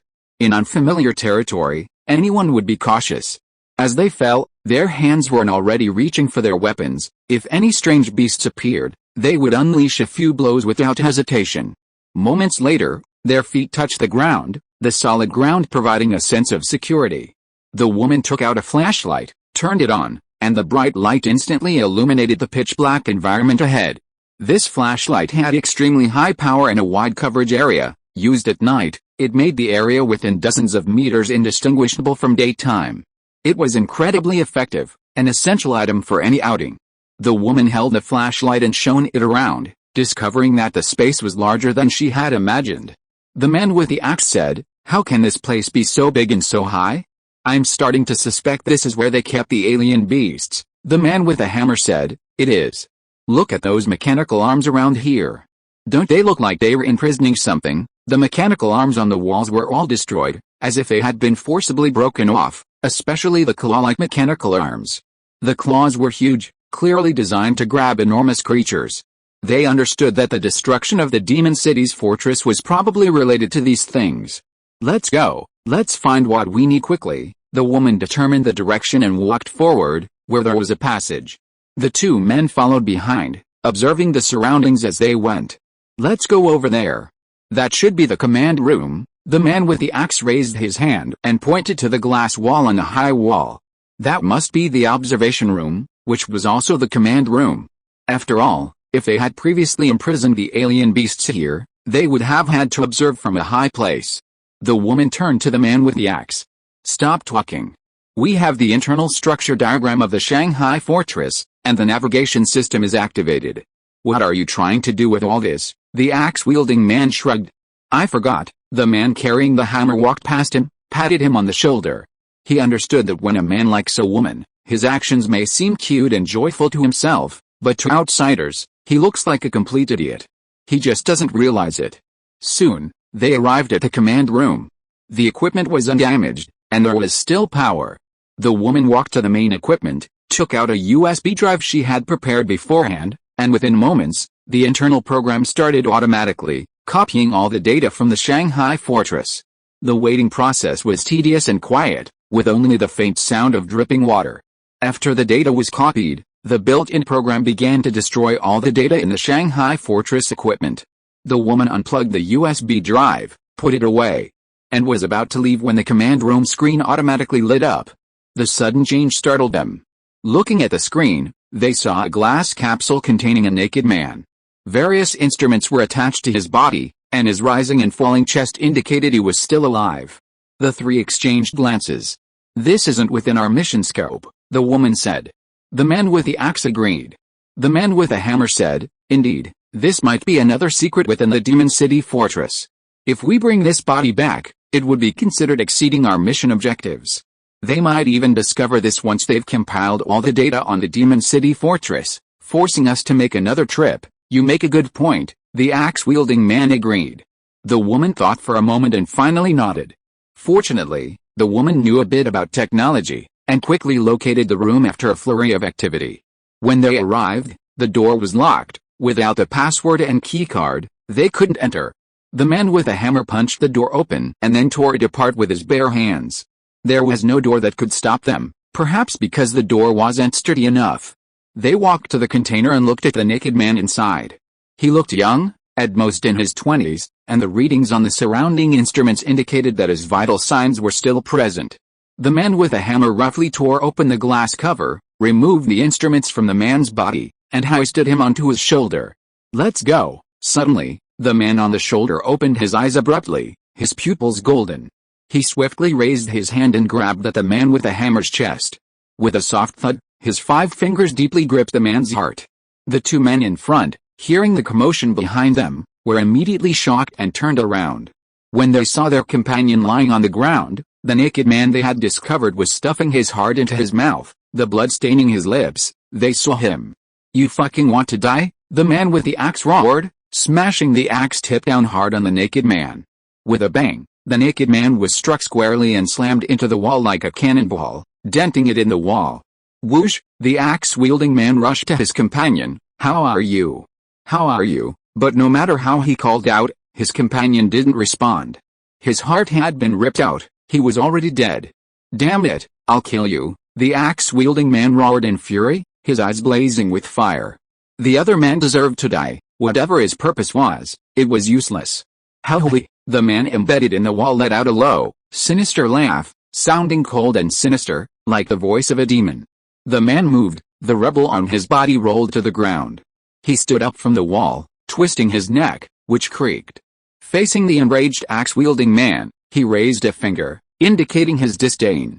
Then, a swelling sound came. The naked man's body, which had been very thin, suddenly seemed to receive some kind of blessing. His body swelled up, muscles appeared, even gleaming, looking like armor. "What? This is..." The axe-wielding man was shocked. This situation was all too familiar. It was an ability, and this ability belonged to his companion. The naked man walked step by step, reaching the iron hammer. He grabbed it, his face contorted with rage, and swung the hammer at the man.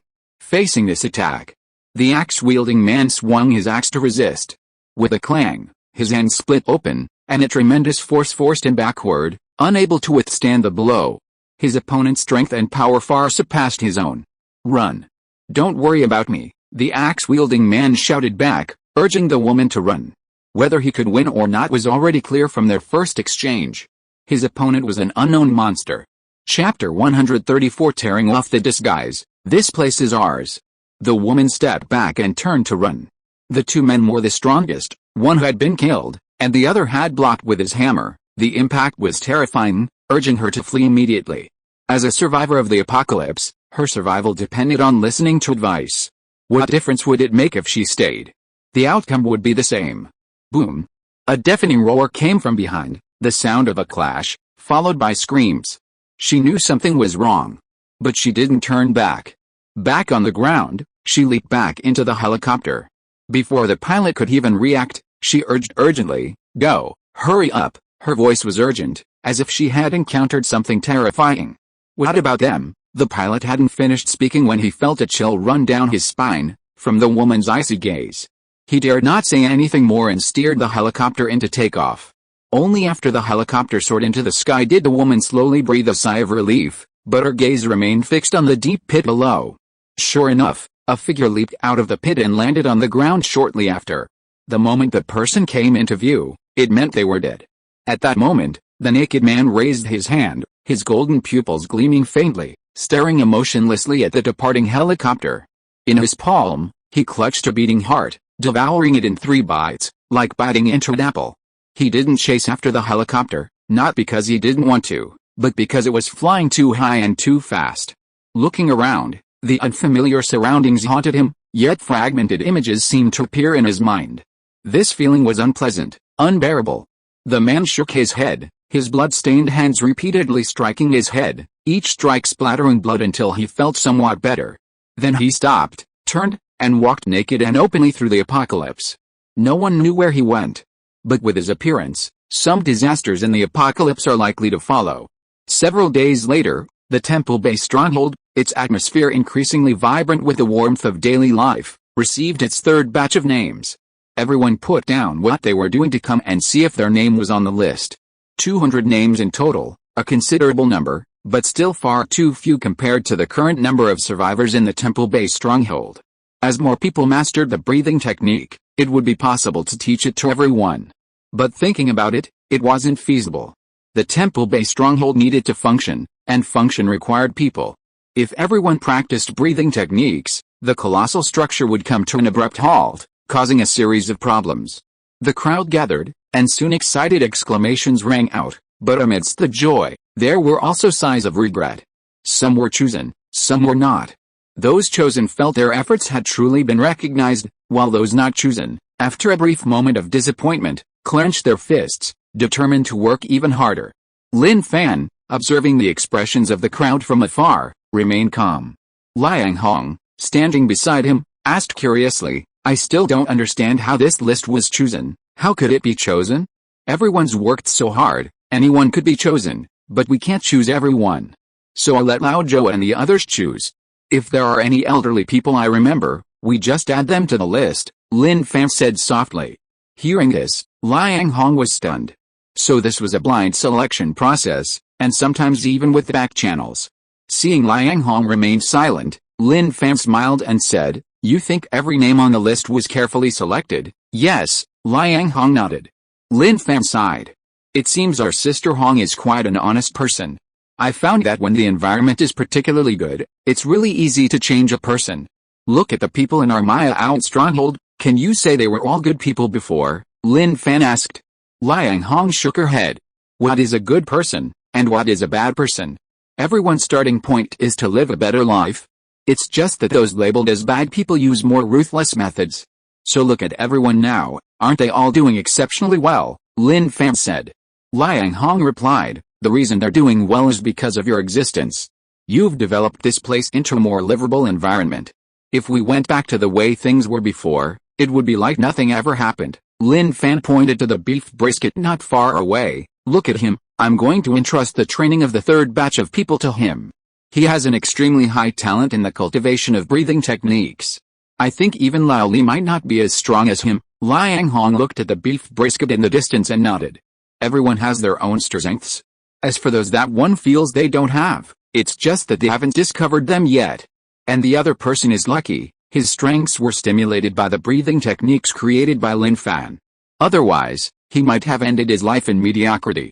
Anyway, for Liang Hong, she felt that she didn't seem to have any earth-shattering talent in cultivating breathing techniques, just an average level. But with deeper cultivation, she did find that this breathing technique was quite interesting. It really had a strengthening effect on herself. What followed was simple. Lin Fan introduced Neonan to the 200 newly selected survivors. Knowing about today's event, Neonan dressed smartly, walking confidently onto the stage. However, when facing Lin Fan, his demeanor relaxed, and he bowed respectfully, his previous arrogance gone. With Lin Fan lightly patting his shoulder, he faced the crowd, head held high, a smug smile on his face. When Neonan was appointed as an instructor, the crowd gasped.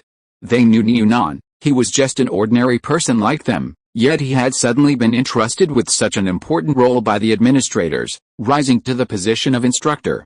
At this moment, they felt no jealousy, or even envy, but only for Neonan's excellence. This event seemed to have given them a shot of adrenaline, a burning passion within them. This was a rising star among the poor. This also confirms one thing, the managers are truly fair and just. As long as you work hard and are good enough, you will receive corresponding attention. To ensure Neonan's authority, Lin Fan specially had a wooden stake brought over so he could demonstrate his skills and show them his training results. When Neonan saw the stake, his heart sank, but his blood boiled. Could he back down? Of course not. Under such intense scrutiny, he couldn't let himself down, nor could he let down the manager's expectations. Amidst the expectant cheers, Neonan clenched his swollen fist, roared, and punched the stake through. His hands went numb, he felt no pain. Yet, he could clearly feel the burning swelling of the flesh on the back of his hand. Amid gasps of surprise, Neonan raised his head to face the crowd, then met Lin Fan's gaze, nodding emphatically. The meaning was clear, "Manager, you can trust me. I'm very steady, extremely steady." Lin Fan sensed the burgeoning drive deep within Neonan's heart and nodded with satisfaction. He knew he hadn't made a mistake in choosing him, this would be a very qualified instructor. The activity ended. Lin Fan called Lao Li and the others over, intending to conduct a survey. The first and second batches of people had been practicing breathing techniques for some time, and he wanted to see how many had reached Neonan's level. Li Bai said, "Neonan is from the second batch. I'm very impressed with him." While others were still struggling to adjust their breathing rhythm, he was already practicing perfectly. His cultivation speed is very fast, even faster than mine was back then. It seems he truly is an outstanding person, he shines wherever he is, and you will eventually discover him. Are there any others? Lin Fan asked. Li Bai pondered for a moment, then shook his head. I'm not quite sure. I rarely went to the martial arts academy after that, old Joe said, so the next step is an investigation, right? Yes, I want to conduct an assessment of those who practice breathing techniques, using the impact of striking wooden stakes as the assessment point. I want to see how many people can reach the level of Neonan. Old Joe, I'm leaving this to you. Lin Fan patted Old Joe on the shoulder. Old Joe sighed. He knew that being a so-called deputy manager wasn't easy. He did all the hard and tiring work. He knew that the credit would definitely go to this kid. Once, his sharp ears overheard someone mention his name, which immediately attracted his attention. He secretly eavesdropped, and who would have thought that they were discussing the gap between him and Lin Fan? At first, he thought that as long as they were fair, it was okay if he was a little behind. But the reality was cruel. He was belittled to the point of being worthless, a world apart from Lin Fan. This caused great trauma to Old Joe's fragile heart, the kind that was hard to heal. Fortunately, their final words gave Old Joe great comfort. The previous manager was alright. If he hadn't stepped down, we wouldn't have such a perfect manager now. Was this meant as comfort? He said yes, and wouldn't accept any rebuttal. At this moment, Lao Li and the others were also laughing. Lao Joe was truly miserable. When he was in charge, there weren't so many things to deal with. Since stepping down, he thought he could finally live a relaxed and carefree life, but who would have thought that things would become even more complicated than before? Tangier Desert, Rebirth Organization. In a spacious environment, a group of people were busy. Ever since the woman brought back the USB drive, they had immediately begun to organize internal data. Although the data was enormous, what they were looking for now was all the information on the naked man the woman had mentioned. Found it, a man in a white coat, with dark circles under his eyes, shouted excitedly. Instantly, everyone was drawn to him. The supervisor in charge of this matter rushed over. This supervisor looked to be in his 50s, thin, with a gaunt face, a receding hairline, and wearing scholar's glasses. Pull up the information, he urged. The staff operated skillfully, and soon the relevant information appeared on the screen. Title: The True God Project. What you see now is the log. The supervisor in 2039 pondered. So this means it's the 5th year since the apocalypse began. Did the Shanghai barrier start researching back then? Keep reading, word by word, make sure you don't miss a single word. In 2039, we discovered a strange survivor boy. He lives with a mutated beast, yet is unharmed. This is something that has never happened since the apocalypse. We captured them to find out why this is happening. Perhaps we can discover a way for humans to coexist with mutated beasts. This will be of great significance to the future of humanity, and may even change the current situation. That's how the log begins. The surrounding staff watched silently, their expressions calm. When the apocalypse first broke out, everyone's thoughts were relatively unified: find a way to deal with the mutated beasts and restore the world to its former state. But gradually, their thoughts suddenly changed. Deal with the mutated beasts? Save the world? Don't be ridiculous. Didn't you see how the mutated beasts' blood crystals and flesh gave us power? We must become strong, become inhabitants of this apocalyptic planet. Although they were just staff members, not management, and couldn't enjoy top-tier supplies, a meager meal was enough to motivate them to risk their lives. The supervisor continued reading. He knew the destruction of the Shanghai fortress was closely related to this young man, the naked man. Unfortunately, the people from the capital fortress forcibly took the beast. If we hadn't been firm, that young man would likely have been taken away too. They just don't know his true, terrifying value. If they did, they would have taken him no matter what, even at the cost of a battle. The supervisor stroked his chin, surprised that the people from the capital fortress were involved. However, it didn't matter much to him. It seemed some of the higher-ups in their rebirth organization were inside the capital fortress. He continued reading.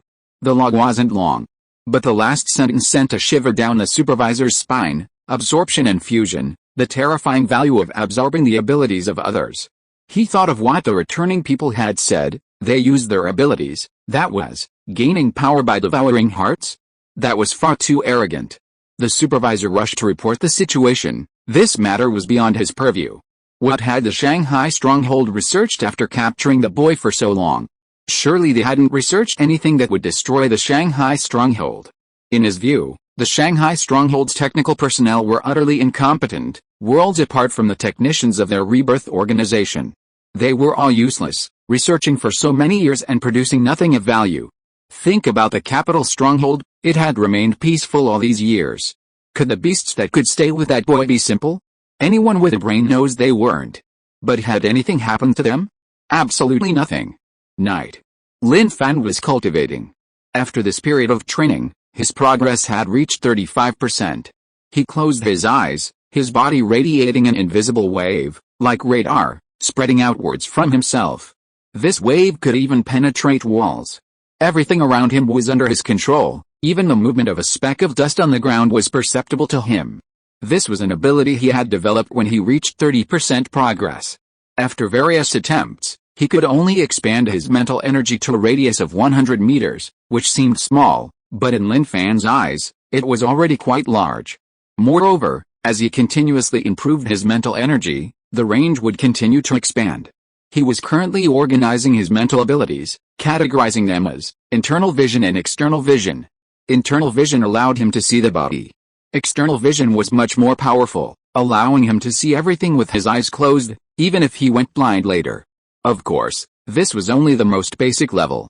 For example, if someone was hiding in a dense cluster of buildings, but he didn't know where they were, his mental energy could spread out like radar, scanning the surroundings.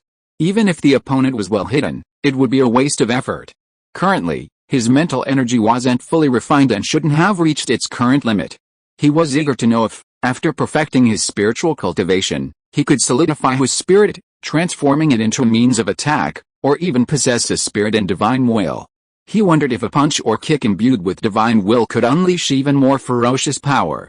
He was very much looking forward to it. A night passed in cultivation. Dawn broke. What might be a beautiful day for the living elsewhere could be the start of an ordeal, but for the survivors of Mayaoan Fortress, it was a day brimming with vitality. At this moment, not far from Mayaoan Fortress, a group of strangers appeared. Their mode of transportation was armored vehicles. In the apocalypse, such vehicles often represented safety. Ordinary cars colliding with red-blooded monsters would likely result in a horde crashing and overturning, but armored vehicles ignored all such attacks, rampaging through the monsters with impunity. Brother Long, Mayaoan Fortress is just ahead, a small fortress. Should we attack directly, or pretend to be wandering survivors and join them, waiting for an opportunity? The man addressed as Brother Long was around 40 years old, with a fierce appearance, and indeed he was ruthless. Hearing his companion's question, he fell into deep thought. In the retirement province, only Jinling and Nantung are worth considering. I've heard the managers of other small fortresses are only at the 3rd or 4th tier. With our strength, taking them by force wouldn't be a problem, but just to be safe, let's assess the situation first, Brother Long said. Brother Long is right, let's see. If the Mayaoan stronghold's management is really weak, then we'll take action and take down the management. The remaining ordinary people will just be fish on a chopping board, unable to turn the tables. They were eager to control a small stronghold. Back in the Shanghai stronghold, they pursued better resources to improve their own strength. Now that the Shanghai stronghold was gone, having escaped with their lives, they just wanted to find a good place to relax. Brother Long, shall we just drive there in armored vehicles? And where did we come from? How should we explain it? Someone asked. They felt that if they drove there in armored vehicles, it would cause a huge commotion. When people saw their appearance, they would definitely wonder where these guys came from, and whether they were here to attack their stronghold. Drive there, and tell the truth. Say we escaped from the Shanghai stronghold and now want to join the Mayaoan stronghold. Brother Long thought for a moment, his eyes gleaming coldly. As long as we tell them our origins, the Mayaoan stronghold's management will definitely come forward personally. We'll assess the situation then. If they're really too weak, we'll take action directly. If it seems a bit complicated, we'll wait for an opportunity. Everyone nodded, agreeing with Brother Long's statement. Let's go, let's set off. Brother Long waved his hand and started working. The new city wall of the Mayaoan stronghold was under construction. My eyes have been a bit dry lately. What do you guys think is going on? Su Yang rubbed his eyes after welding for a while, feeling quite helpless. Li Quanfei said, Brother Su, if you're really uncomfortable, you should take a break. Your eyes are constantly shining from welding. Even an ox would be exhausted. It's not a matter of being tired or not. I think it's because I haven't been sleeping well lately. I just don't know if the Mayaoan stronghold has any eye drops. Su Yang felt much better after rubbing his eyes and was just about to continue welding when the sound of a car engine could be heard in the distance. The sound wasn't just heard by them, everyone involved in building the outer wall heard it. They looked in the direction the sound came from. A large number of armored vehicles were approaching the Mayaoan fortress amidst billowing dust. Coincidentally, Lao Li and Lao Zhou were both at the outer wall. They checked on the situation there every day. Armored vehicles, these guys are interesting. Lao Zhou recognized them immediately. Survivors who could drive such vehicles in the apocalypse weren't ordinary survivors. They definitely came from a major city. He just didn't know their intentions. Li Bai said, could they be from the Shanghai fortress? Possibly. They both knew about the destruction of the Shanghai fortress. It was normal for survivors to escape from there. While they were talking, the armored vehicles approaching from afar slowly slowed down and stopped in front of them. The doors opened, and everyone got out. Hello, don't be nervous, we mean no harm. This was a common opening line in the apocalypse. Regardless of whether there was any malice, the opening line would always be no harm. Who are you? As the deputy manager of the temple-based stronghold, Old Joe naturally took the initiative to ask. With Lin Fan absent, he had to stand firm. We fled from the Demon City stronghold and want to talk to the managers here. We hope you'll take us in. Brother Long's face was plastered with a smile meant to be friendly, but Brother Long's appearance was inherently fierce, and his smile gave off an inexplicable strange feeling. At the same time, Brother Long observed the surrounding situation. He saw the city wall under construction. Clearly, this stronghold was also planning to expand. As for the two people in front of him, he didn't take them seriously. Very weak. They really felt very weak. Although they were both awakened, They were only at the third or fourth tier. Easily crushed. Indeed, the reputation of the retirement province was well deserved. I am Joe Shichen, the manager here. Old Joe was very wary of the group. He had initially considered saying he was the deputy manager, but he thought it better to test them first. Having survived 10 years in the apocalypse, he knew some tricks of the trade. To know who the strongest person in a stronghold is, one only needs to look at the administrator. So when the other party explained their purpose and requested to see the administrator, he was already on guard. "Oh, Administrator Joe, hello." Long Ge's eyes flashed with a sharp light when he learned that the person before him was the administrator. Then he looked at Li Bai beside him, and this person was even stronger. "He's the deputy administrator," Old Joe introduced. Li Bai nodded. When Old Joe said he was the administrator, he already understood something, so he remained calm and cooperated with Old Joe's plan. "Oh," Long Je smiled, then looked at his companions behind him. "The administrator and deputy administrator are both here. Brothers, our chance has come." After saying this, Long Ge's expression suddenly turned ferocious as he turned sharply and punched Li Bai in the chest. Even though Li Bai was already on guard. However, the difference in strength between the two sides was too great. Facing the incoming punch, Li Bai, who was trying to block it with both arms, felt an overwhelming force surging towards him. Unable to withstand it, with a bang, his arm bones broke, and he was sent flying backward, crashing to the ground, vomiting blood. Even his chest was somewhat deflated. "Brothers, what are you still pretending for? This place is ours now." Brother Long tore off his disguise and roared. Chapter 135. Wouldn't this be a vassal state in ancient times? The sudden turn of events stunned everyone. Old Joe was caught completely off guard by the opponent's actions. He knew something was wrong, and Li Bai understood as well, but even so, they couldn't stop it. At this moment, he knew it was a difference in strength. The opponent's strength far surpassed Li Bai's. Even with vigilance, and trying to defend himself after the opponent's attack, he was simply overwhelmed in terms of power. "What do you want to do?" Old Joe shouted angrily, quickly creating distance. He glanced at Li Bai, who had collapsed to the ground, coughing up blood, struggling to his feet, but now kneeling on one knee with his arms hanging limply. He was badly injured. To be able to severely injure Li Bai with a single punch, the opponent's strength was absolutely terrifying. "What are you doing? Are you blind? We want this barrier," Brother Long roared with a ferocious expression.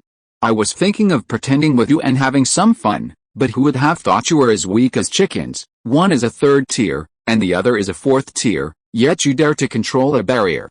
Can you defend it?" Brother Long's eyes were full of contempt as he looked at them. Those standing behind Brother Long had long since dropped their pretenses, grinning maliciously as if they had foreseen what was about to happen. The survivors who had built the city wall gathered around. They had lived here for some time and had never seen anyone so arrogantly provoking them. They all glared angrily at Brother Long and his group. How could they stand by and watch their comrade be harmed, especially since it was their beloved brother Li Bai? "What are you doing? Those who don't want to die, behave yourselves." Seeing the others surrounding them, Brother Long stomped his foot on the ground in a rage. The force erupted from his foot, causing the ground to crack and spread with dense lines. He thought he could intimidate these survivors who had no opinions of their own and obeyed whoever was stronger. Who would have thought that even so, these guys would still stare at them angrily? This enraged Brother Long, and a murderous intent rose in his heart. He was ready to kill them as a warning to the others. Suddenly, shouts rang out. "Gorilla! Gorilla!" Li Zheqiang, standing nervously beside his godfather, raised his head and shouted at the top of his lungs. Everyone inside the Maoan fortress knew who the gorilla was, but Brother Long and his group didn't. They just saw a little kid howling and shouting, and they had no idea what he was yelling about. Suddenly, a loud boom echoed. An angry roar resounded. Instantly, a strange beast leaped from the city wall behind them, soaring into the air. This figure instantly attracted everyone's attention. Brother Long and his group looked up at the sky, their mouths slightly agape, their eyes filled with shock. A strange beast? This was the fortress. How could there be a strange beast here? Before they could react, the gorilla landed heavily, the impact spreading outwards, even more powerful than Brother Long's stomp. The gorilla straightened its back, looking down at Brother Long. Brother Long, too, stared at the gorilla-like beast with downward growing horns, and was momentarily intimidated by its imposing presence. However, When he saw the colors and patterns on the gorilla's chest, he couldn't help but feel disdain. A level 5 awakened beast? I thought it was something special, but this is all. This disdainful tone was blatant. Get lost, Brother Long roared. Although he didn't know how level 5 awakened beast could appear in the Temple Bay Fortress, that wasn't important. What was there to fear about a level 5 beast? The ape living in the Temple Bay Fortress had been too comfortable. After following Spicy Strips, its ferocity had been almost suppressed deep within, making it much more docile. But now, hearing the human's words, the ape was completely enraged, its inner volcano about to erupt. What did he say? Get lost? He dared to tell me to get lost? Since following Spicy Strips, no one had dared to say get lost to it. Roar, the ape roared, furiously pounding its chest, the hair like spikes on its head gleaming coldly. Without a word, it swung its massive fist at Brother Long. Brother Long, oblivious to the gravity of the situation, remained unmoved, arrogantly awaiting the descending fist. He intended to shatter the will of everyone at the Temple Bay stronghold with a most domineering and stylish counterattack. I don't know how you managed to keep the beast here, or even use it for your purposes, he thought, but none of that matters now. Soon, this beast will be drained of its blood crystal, howling and collapsing to the ground. Suddenly, however, as the force of the gorilla's fist intensified, Brother Long's expression changed drastically. Something was wrong with the power contained in the beast's descending fist. It didn't seem like something a level 5 awakened beast could possess. I've been tricked. Brother Long couldn't dodge anymore and could only meet the blow head-on. In the instant before his fist collided with the gorilla's, he instantly switched fists and crossed his arms to block the falling cannonball. With a bang, the ground beneath Brother Long's feet collapsed, his legs sank deep, and in a moment, half of his body was buried in the ground, hammered down by the gorilla. Damn it, as everyone knows, this is a plant. Before Brother Long could recover from his angry curses, the gorilla grabbed Brother Long's arm and, like pulling a radish, uprooted him from the ground, swinging his arm and slamming him hard into the ground. A scream rang out. Brother Long's face was unrecognizable, covered in blood. The blow, his face slammed into the ground, was truly ferocious and violent. Even Lin Fan had been helpless against the gorilla before. Let alone this so-called Brother Long. The gorilla grabbed Brother Long's arm and, without thinking, swung it left and right, creating a series of thuds. Each time it landed, a crater appeared in the ground. The group that had come with Brother Long were dumbfounded, staring in disbelief at the scene before them. At this moment, Lin Fan, having learned of the situation, quietly arrived. Passing by Li Bai, he saw the way Li Bai had been beaten up, shook his head, and wanted to say, "How did you get beaten up like this?" But he didn't say it. The wounds must hurt. They were all good friends, what he needed was care. Does it hurt? Li Bai looked up at Lin Fan, the large beads of sweat rolling down his forehead saying everything. Even without saying a word, the meaning in his eyes was clear. When both your arms are broken and your chest is caved in by your arms, do you think it hurts? Lin Fan patted his chest. Spicy Strips, time to get back to work. Spicy Strips peeked out from his pocket, saw Li Bai coughing up blood, looked around. Yes. They were inside the fortress, then tilted his head, his beady green eyes filled with confusion. He seemed to be wondering, what's wrong with this guy? Coughing up blood right here in his own backyard? That's really strange. A burst of light covered Li Bai's wounds, and he quickly recovered, just like Lu Shan had done before. However, Lu Shan had only a breath left and needed to rest for a while. Li Bai's injuries, on the other hand, were less severe. After Spicy Strip's treatment, he instantly regained his strength and was full of energy. He was very unhappy about what had just happened, but it was useless. The difference in strength was too great. How did they manage to beat you like this? Lin Fan asked. Li Bai was quite strong, and having cultivated breathing techniques, he was far from weak. His overall strength in the retirement province was still among the top. Never mind, I was careless and got ambushed. Li Bai naturally couldn't admit that he wasn't careless, but simply couldn't beat the other person. Although many people saw it, they didn't know about the exchange of glances between him and Lao Zhou. They only knew that they were exchanging pleasantries with each other, but the other person suddenly attacked him fiercely. So, even if he died, it had to be said that he was ambushed. Lin Fan sighed, patted his shoulder, and heard a series of loud thuds in his ears. He knew that the gorilla was beating the other person up. Gorilla, stop! The gorilla, thoroughly enjoying its beating, abruptly stopped upon hearing a familiar voice. It grabbed Brother Long, pulled him close, and, seeing his mangled appearance, tossed him aside like trash. Ow! The gorilla pounded its chest, displaying its ferocity. Old Joe ran to Lin Fan, recounting the events, pointing and gesturing at Brother Long, who was brutally beaten beyond recognition. He was furious, angry, and disappointed in certain people in the apocalypse. Lin Fan glanced at Brother Long. He was truly pitiful, but that didn't matter. You came to my Maya-Aoun fortress, trying to seize our territory, is that what you mean? Lin Fan asked softly. After Brother Long was beaten to the state by the gorilla, their hearts were shattered with fear. Big brother, we were just passing by. We don't know him. He told us to follow him and leave the rest to him. We really didn't know he was going to do this.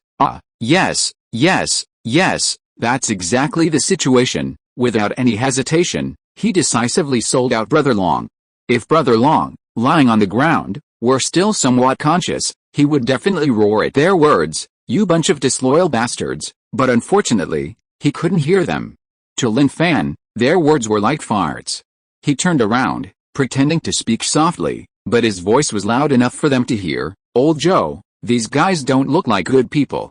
I think we should pretend to take them in, then kill them all and use them as feed." Old Joe blinked. Fan, are you serious? You're speaking so loudly, do you think they can hear you? Before Old Joe could reply, Lin Fan smiled broadly, his smile amiable. "Gentlemen, I know you were forced into this situation. Now put down your weapons, and I'll welcome you in and treat you well, okay?" The guys who came with Brother Long stared blankly at Lin Fan. Did he think they were deaf? Or was he just playing with them? Fight them. They never intended to give us a chance to live. Kill them, charge. These guys, armed and yelling, charged at Lin Fan. Lin Fan shook his head and said, "I wanted to give you a way out, but you didn't appreciate it and insisted on being vicious. Since that's the case, the gorilla is yours." The gorilla pounded its chest and roared, instantly killing its way into the crowd, taking down enemies one by one with ease. The people in the surrounding stronghold remained calm in the face of this situation. They were used to death, and now that they finally had a safe living area, how could they tolerate others destroying it? Anyone who dared to do this was their enemy. So, they didn't find the scene of the gorilla hunting down these guys cruel. On the contrary, they felt it was just the way it should be. Lin Fan had no pity for these guys. If it weren't for him or the gorilla, the stronghold would definitely have been taken, and Lao Zhou and Lao Li would definitely have been killed on the spot. The remaining ordinary survivors would just be the profit-making opportunity. Use them and then discard them. At this moment, Lin Fan couldn't bear it and turned around. "Lao Zhou, you saw it too. I gave you a chance." Old Joe blinked and nodded silently, not finding anything wrong with it. "You're still too merciful. If it were people from other strongholds, they wouldn't have been given this opportunity," Old Joe said. "Sigh, it's not easy to live," Lin Fan sighed. After the gorilla finished its work, others would clean up the scene. Now, Lin Fan, Old Joe, Li Bai, and the others walked and talked. It seems the after effects of the destruction of the Shanghai stronghold are starting to appear. I think there are definitely quite a few survivors who managed to escape. This area is probably going to be in chaos, Lin Fan said. Although this area was already somewhat chaotic, with the addition of those who escaped from the Shanghai stronghold, it would probably be even more chaotic. Li Bai said, "That's right. These guys will claim to have escaped from the Shanghai stronghold, using joining the stronghold as a reason to lower others' guard. I've been thinking about why they made their move, and now I understand." Everyone looked at Li Bai. No one spoke, their meaning clear. "Then say something." Li Bai looked at Lao Zhou, who looked puzzled. "Why are you looking at me? When you said you were a manager, the other party stopped pretending because you're a third-tier awakened. But when you introduced me as the deputy manager, they knew I was a fourth-tier awakened and thought they could easily overpower me, so they attacked directly." Li Bai analyzed the situation clearly.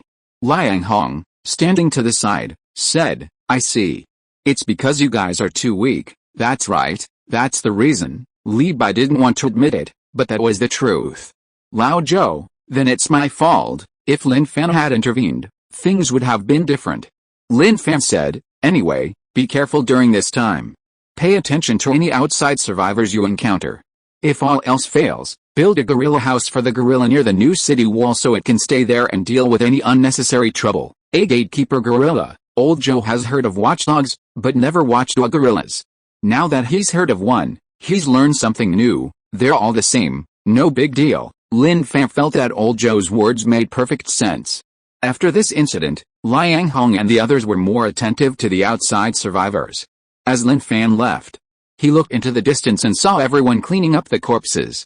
A characteristic practice of the Maowan fortress in the past was to use corpses as fertilizer in the ground. But who would do that now? Weren't they afraid of polluting the nutrient-rich soil? Back inside, he went to the classroom and saw that old Master Chen was living a second spring, standing on the balcony, passionately explaining history, while the children listened intently. Lin Fan nodded with satisfaction. Knowledge is never-ending. Generation after generation needs the previous generation to pass it on. Time passed quickly, and 2 days later, the Maowan fortress welcomed another uninvited guest. However, it wasn't someone from the Shanghai fortress, but Ji Changbao from the Huaipu fortress. Since he had been there before and everyone knew him, there wasn't much tension, but vigilance was still warranted. After all, these guys from the Huaipu fortress didn't seem to be good people either. Manager Ji, what brings you here? When Lin Fan saw the other party, he was also stunned. They were running so diligently, as if this wasn't the apocalypse, with no monsters blocking their way and everything going smoothly. Ha ha ha, Ji Changbao's face was swollen, but he still appeared calm. Manager Lin, there's something I'd like to ask you for a favor. A favor? Manager Ji, do you think I can help? I'm just an ordinary manager of a small stronghold, nowhere near as good as you. Humility makes one progress, and Lin Fan was always humble, which is why his strength improved so quickly. No, it's not that we're incomparable to Manager Lin, Ji Changbao hurriedly said, inwardly roaring, Big brother, please, don't be humble in front of me. Everyone knows your situation, you're the unparalleled powerhouse of our retirement province. I admire no one but you. Tell me first, what is it? Lin Fan inquired. Ji Changbao said, to be honest, yesterday our Huaipu fortress was attacked by a group claiming to be survivors from the Shanghai fortress. The two sides are currently engaged in fierce fighting, but the Shanghai fortress survivors are very strong. I'm afraid Huaipu won't be able to hold out for long, so I ran out, hoping that Manager Lin can help. When he said this, Ji Changbao was very calm, as if he wanted to express that we are still fighting, but the outcome is not yet decided, and we just need your help. How could Lin Fan not see through Ji Changbao's thoughts? He frowned slightly and said, I'm sorry about this, but the Shanghai fortress is a large fortress that can be compared with a capital fortress. If I step in to help, do you know that doing so is gambling with the future of the Maowan fortress? The news of the destruction of the Shanghai fortress hasn't spread yet. Only a few fortresses know about it. Of course, these few fortresses definitely don't include the Huaipu fortress. Thump. As Lin Fan refused, Ji Changbao knelt directly in front of Lin Fan, his face almost in tears. Manager Lin, please help us. The Huaipu fortress has been breached. We can't hold it back. We simply can't hold it back. Those guys are too strong. Huh? Didn't you say you were putting up a fierce resistance? Lin Fan said. I'm doing this for face. Ji Changbao felt like his head was about to explode when he thought of the scene. Those people were too ruthless. They were too strong. Even though their Huaipu stronghold had experts, they were completely powerless against those guys. One punch each, knocking them to the ground without even the slightest reaction. Lin Fan looked at Ji Changbao and squinted, saying, I don't think you're just showing off. You told me you were fighting. If I agreed to help, and then we were breached when I got there, you'd probably say you didn't expect we couldn't hold out until I arrived, right? Huh? Ji Changbao's mouth opened slightly, indicating shock. Do you think I'm some kind of stupid idiot? No, absolutely not. Ji Changbao shook his head frantically, as if he were about to shake it off. Lin Fan ignored Ji Changbao, preoccupied with his own thoughts. Was it better for the Huaipu fortress to be managed by the group of escapees from the Demon City fortress, or should it continue to be managed by Ji Changbao and his group? To be honest, it was definitely better for Ji Changbao to manage it. Helping you reclaim the fortress isn't out of the question, but I want to ask you something. You just need to answer truthfully, and I'll intervene. If you lie, then go back to where you came from. He felt that only at this moment could he get anything of value. Please ask, I promise to answer truthfully. Ji Changbao agreed without hesitation. Professor Ai Hua from your Huaipu fortress is conducting experiments on alien beasts, right? Huh? What? Huh? You only have one chance. Think carefully about your answer. Lin Fan seemed to be smiling, but in reality, he was putting immense pressure on Ji Changbao.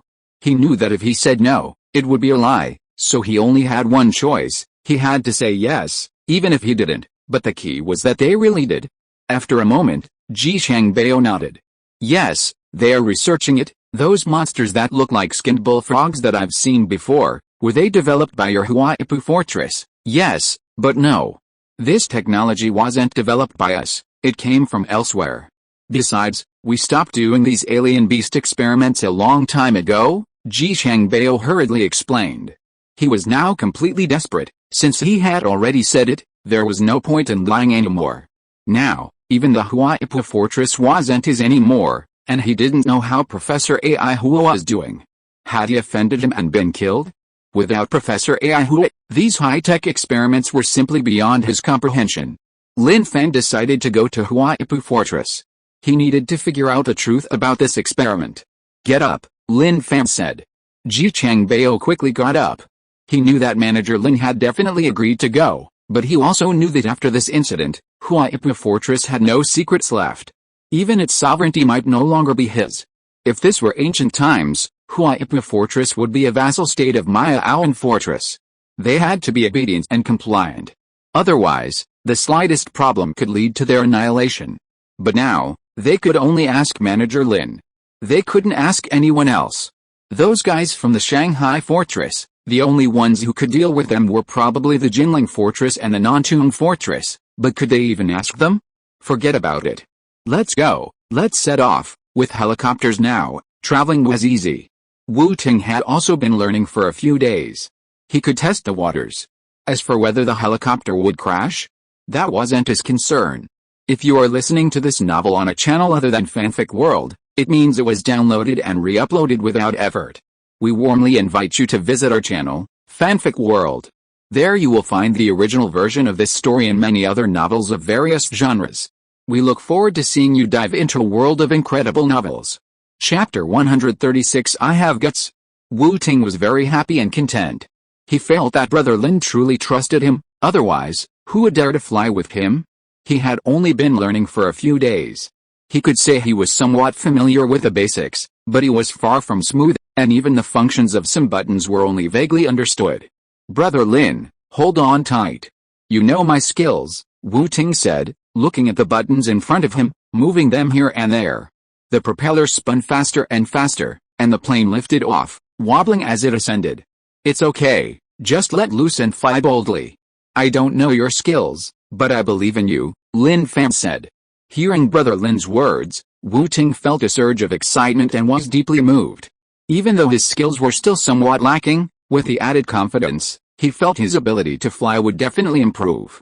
Yes, I'll definitely try my best. Wu Ting began to take it seriously, recalling the instructions the instructor had given him. Ji Changbao, who had been preoccupied with the Huaipu fortress, was listening to their conversation when his thoughts were pulled back. He glanced at Wu Ting, who seemed a bit clumsy at piloting the plane, and then at Manager Lin, who stood calmly with his arms crossed. Curious, he asked, Manager Lin, what's with all this talk about technique? Before Lin Fan could answer, Wu Ting, piloting the plane, chuckled, oh, it's nothing. I've only been learning to fly for a few days, starting from scratch. I don't have much experience yet, but my brother Lin trusts my skills. Huh? Ji Changbao stared at Wu Ting, his eyes seeming to ask, are you kidding me? Wu Ting, seemingly oblivious to Ji Changbao's implication, continued, the instructors from the Jinling fortress all say I have a talent for flying. They say I can remember things instantly. If I could go back to my childhood, I would definitely study hard, apply to flight school, and after the apocalypse, I could learn to fly for our brother Lin ahead of time. Ji Changbao? Everyone says you can drive a Ferrari with one hand, but I think if you give me a little more time, I should be able to fly a plane with one foot, Wu Ting boasted to Ji Changbao. Lin Fan, meanwhile, looked down, deep in thought. It was a rare moment of tranquility while flying, allowing him to contemplate profound matters. Could the alien beasts be wiped out? He was certain they could. With enough confidence, he could open a map, mark a point, and begin his operation, cutting from one area to another, then changing positions and continuing the slaughter. He was confident he could eliminate every last one. But now it wasn't just about the beasts anymore. Since encountering those powerful beings, he had discovered that even the most ferocious alien beasts seemed quite honest compared to some people. Alien beasts were simply destructive, wanting to eat people. They weren't as complex and cunning as humans. Frankly, he even thought alien beasts were the purest species in the world. He didn't know how much time had passed. "Brother Lin, the Huaipu barrier is ahead. Should we stop outside or inside?" Wu Ting chatted a lot of nonsense with Ji Changbao along the way. Someone talked to him. The time passed quickly and he didn't feel bored. He soon saw his destination. "Our helicopters are quite precious," Lin Fan said. "Understood, stop inside." Wu Ting answered immediately and flew the plane directly towards the inner wall of the Huaipu barrier. The battle at the Huaipu barrier had ended long ago. There were vague figures active on the city wall. The appearance of the helicopter attracted the attention of many people. They didn't know who was coming. Could it be the former manager Ji Changbao who came with reinforcements? Yes, Ji Changbao has become the former manager. The current manager is Chen Hu, who is known as the Devil's Muscle Man. The previous manager who was beaten up ran away and disappeared. For them, the only change was that the manager was changed. Are there any other changes? Not really. At this time, in a building with spacious interior walls. Snap! A mangled corpse lay on the ground, resembling a human yet distinct from one. Ridiculous. I never imagined a small fortress like Huaipu dare conduct such an experiment. Is this the trash you've produced? The speaker was a bald man, completely devoid of hair, even eyebrows. This was Chen Hu, the demon muscle man. Dr. Aho stood trembling in the center, surrounded by mocking glances. He was terrified, having considered many dangerous scenarios, but never this one. The awakened members of Huaipu Fortress, witnessing the opponent's strength, all became subdued. Professor Aho looked at his painstakingly researched masterpiece, utterly destroyed by a single punch. He felt heartache, pain, and helplessness, unsure of the final outcome. "It wasn't them, it was me who did it all," Professor Aho said. "Oh ho, you're even a little smug about it. Looks like you're quite something. In this era, anyone who can conduct this kind of experiment is a talent." Chen Hu sized him up, confirming his assessment. Dr. Aho looked up and said, "But most of them are also madmen." "Madmen?" Chen Hu laughed loudly, pointing at Dr. Aho. "You're right, they are indeed a bunch of madmen, even brain dead. Take the Magic City barrier for example, it was completely wiped out by a level 9 awakened beast, without even a chance to resist. Why did a level 9 awakened beast appear? Wasn't it because of those brain-dead experts?" Professor Aho lowered his head. Being called brain-dead was definitely infuriating, but the current situation didn't allow him to be angry. He could only silently endure it. "What are you going to do with me?" Professor Aho asked. Chen Hu smiled. "We're going to sell you to the capital barrier." Professor Aho was shocked, but after thinking about it carefully, if there really was no other way out, being sold there might be the only option to survive. He also knew that talents in this area were scarce in most powerful barriers. Chen Hu had already thought it through. In his eyes, the Huaipu barrier was just a temporary platform. After he had crushed everyone's value, he would go to the capital barrier to seek refuge with his good brother whom he had known for many years. The level 9 awakened beast destroyed the demon capital stronghold, and its active range should be in the vicinity of this province. It could reappear at any time, and besides, there's no future in this retirement province. To become stronger, one must go to other provinces. Having acquaintances in the capital stronghold is the best choice. Suddenly, a commotion came from outside. "What's going on?" Chen Hu's face turned cold. They'd already taken this place. Could there be some fool who wanted to cause trouble? Dr. Aho was also startled by the commotion outside, wondering if Ji Changbao had really brought that person to rescue him. A survivor rushed in. "Brother Hu, that guy who ran away earlier has returned with a stranger. Damn it, I didn't go looking for him, and he dares to come back. I think he's asking for death. Let's go out and kill him." Chen Hu walked outside, burning with anger. Dr. Aho's eyes gleamed. Before he could react, someone grabbed his arm and dragged him away. It hurt, but he had to endure it. If he said anything, he'd get slapped a few times. Being beaten by someone so much younger than him at his age was truly shameful. He'd lost all face. Outside, Lin Fan and Wu Ting stood side by side, watching Ji Changbao shouting at the other side to come out.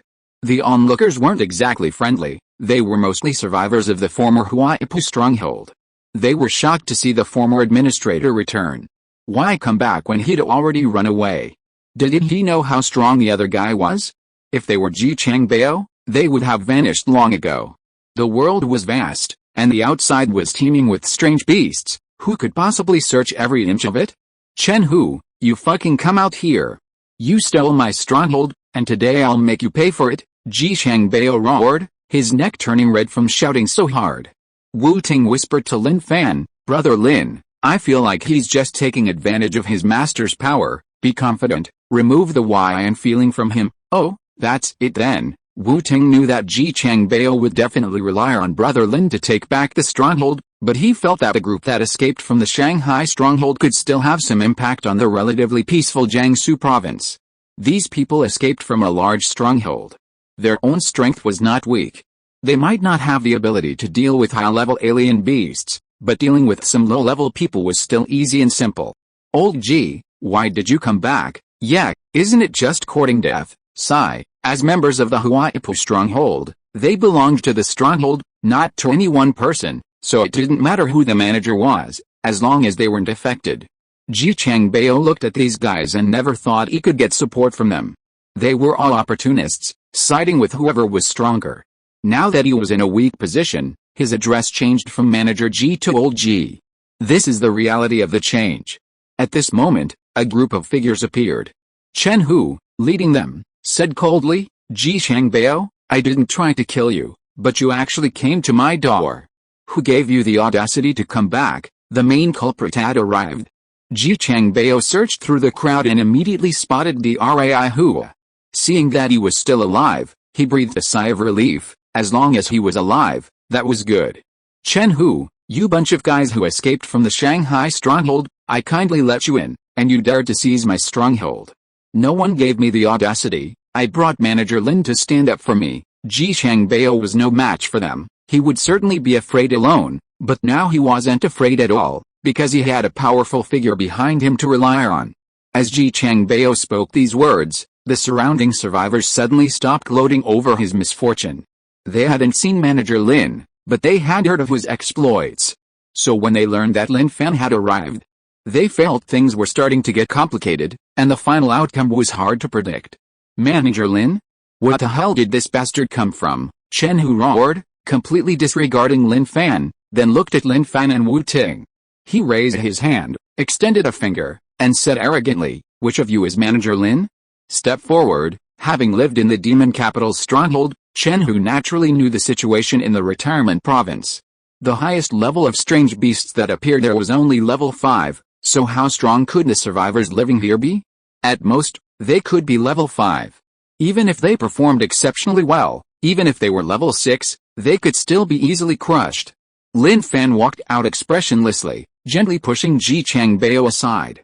Looking at the hairless man in front of him, he said, I am Manager Lin. After your demon city fortress was destroyed by the alien beasts, how many people escaped? You? Chen Hu was startled, not expecting the other party to know that the demon city fortress had been destroyed by the alien beasts.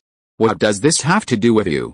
Do you want to stand up for him? I'm asking you how many people escaped. Lin Fan wanted to know the approximate number, otherwise, the existence of a group of unknown, powerful survivors lurking in the shadows posed a potential danger to the Temple Bay fortress. I'm asking you, do you want to stand up for him? Chen Hu didn't take Lin Fan's question to heart at all, even ignoring him completely, his face full of ferocity as he questioned Lin Fan whether he wanted to intervene. At this moment, further words were truly useless. Lin Fan lifted his foot and walked towards Chen Hu, getting closer and closer. Chen Hu, of course, didn't give way at all, raising his head to stare directly at Lin Fan, even pointing a finger at him. Take another step closer to me, and you'll bear the consequences, his domineering words. It contained an irresistible aura. Whoosh! Lin Fan's foot lightly touched the ground, instantly disappearing from his spot. Startled, Chen Hu's vision blurred for a moment. When he could see clearly, Lin Fan was already in front of him, grabbing the finger he was holding and snapping it with a crack. Ah!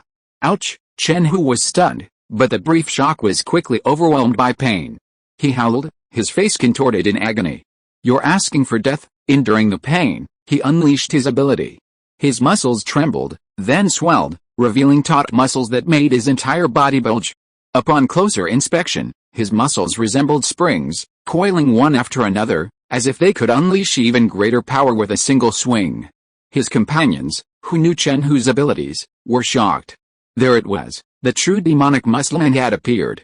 Chen Hu clenched his fist, spreading his arm, the muscles taut as if gathering strength to unleash even greater power.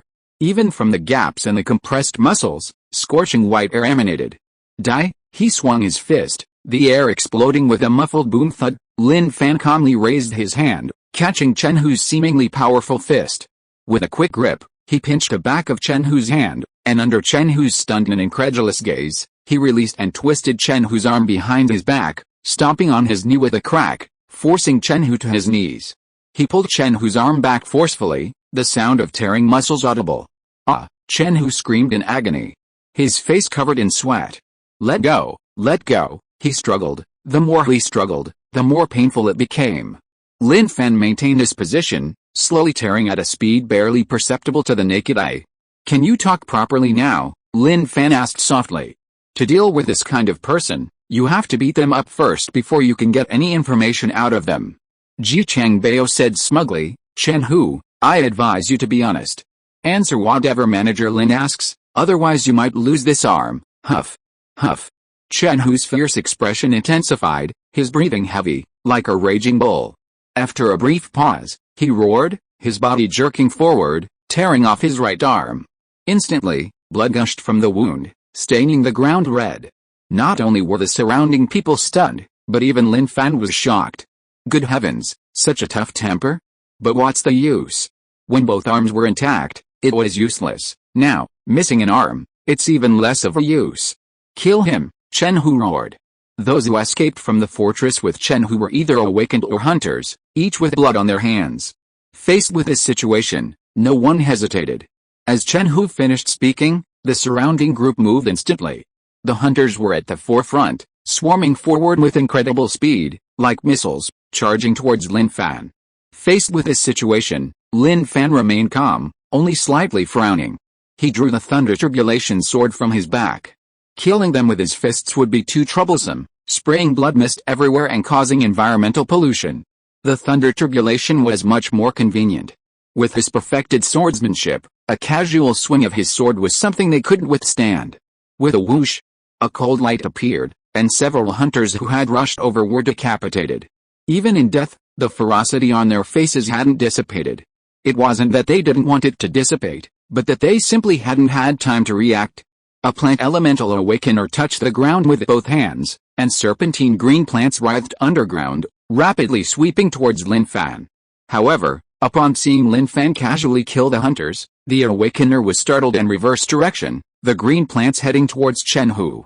Damn it, what are you doing? Chen Hu, who was trying to stop his bleeding, hadn't even reacted when the ground beneath his feet suddenly split open, and two thick green vines wrapped around his legs, causing him to roar in anger.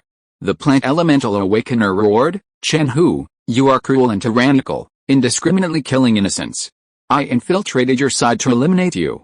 Now the opportunity has come, so you should obediently surrender. This move shocked everyone. Even Lin Fan, who was wielding his sword, showed a look of astonishment. Had they betrayed him so quickly? Manager Lin, Wang Yao, will fight alongside you to take them down, Wang Yao shouted. Okay, Lin Fan replied with only one word. Wang Yao was quite capable and strong.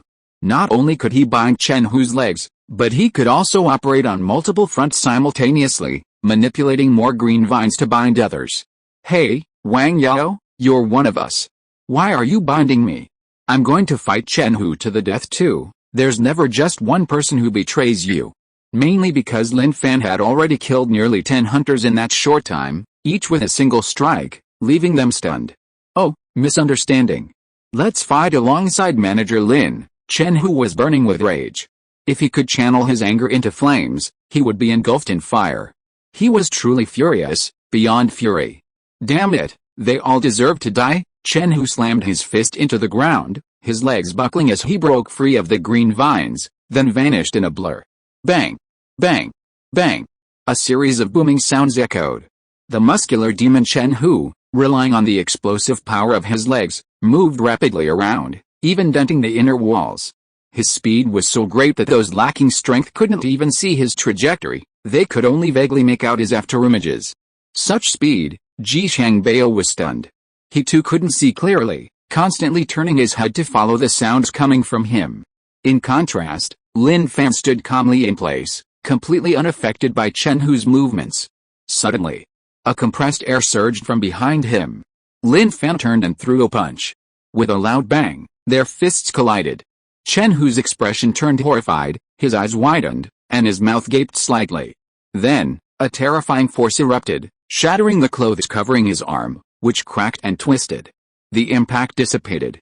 Chen Hu knelt before Lin Fan, his remaining arm horribly twisted, bone and flesh exposed. I just wanted to ask you something. You lost an arm, fought me to the death, and now both your arms are useless. What do you think you're trying to do? Lin Fan said helplessly. Sure enough, survivors in the apocalypse are incredibly volatile. They're quick to resort to violence at the slightest provocation. Violence is a bad thing, but sometimes there's no other way. You can't always get what you want. Chen Hu slightly raised his head, staring blankly at Lin Fan, his eyes filled with disbelief. How many people escaped? Lin Fan asked. Chen Hu remained stunned for a long time before slowly saying, I don't know, it's too chaotic. Isn't that enough? If you don't know, you don't know. Why did you have to be so impulsive? Lin Fan shook his head, feeling regretful. Actually, the other party might not have ended up like this. Because they had invaded the Huaipu stronghold, not his Maya-out stronghold, the conflict wasn't that significant. A good talk could have resolved many things. But now, killing him was unavoidable. They had already beaten him to this state. Letting him go would only create an enemy for the Maya-out stronghold, an enemy that wasn't really an enemy. Perhaps the other party wasn't capable, but if you held a grudge, it could cause trouble in the future.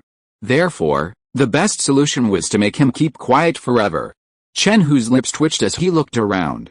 Of the group of guys who had come with him, some were dead, some had knelt, and some had betrayed him. None could help him. Now, hearing Lin Fan's words, did he feel regret? He certainly did, to some extent. But what good was regret? He'd already become this pathetic, utterly ruined. Since that was the case, he had to be ruthless, for the sake of his reputation. Go ahead and kill me if you dare. Thud. Lin Fan didn't let him finish, casually raising his hand and swinging his knife. I have the guts. Chapter 137. An existence even more terrifying than the forest administrator. Chen Hu is dead. The danger at Huaipu Fortress is over. The original survivors watching trembled, exclaiming in horror. Those who had come with Chen Hu knelt there timidly, not daring to lift their heads. Wang Yao took a deep breath, walked to Lin Fan, and suddenly knelt down, hands hanging limply, head raised, sincerely saying, Please, Manager Lin, lead me to a bright future. I, Wang Yao, am willing to go through fire and water for you, even sacrificing my life. Faced with this situation, Lin Fan thought for a moment. The other's ability was plants, and currently, only Yitongtong was in Maya-Aoan Fortress.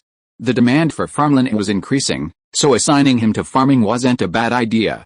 Since that was the case, he could take him back and use him, then show him to Zio AI later. If he worked, he could keep him. If not, he could bury him. There was no loss. You kneel first, and how well you kneel will determine your fate, Lin Fan said.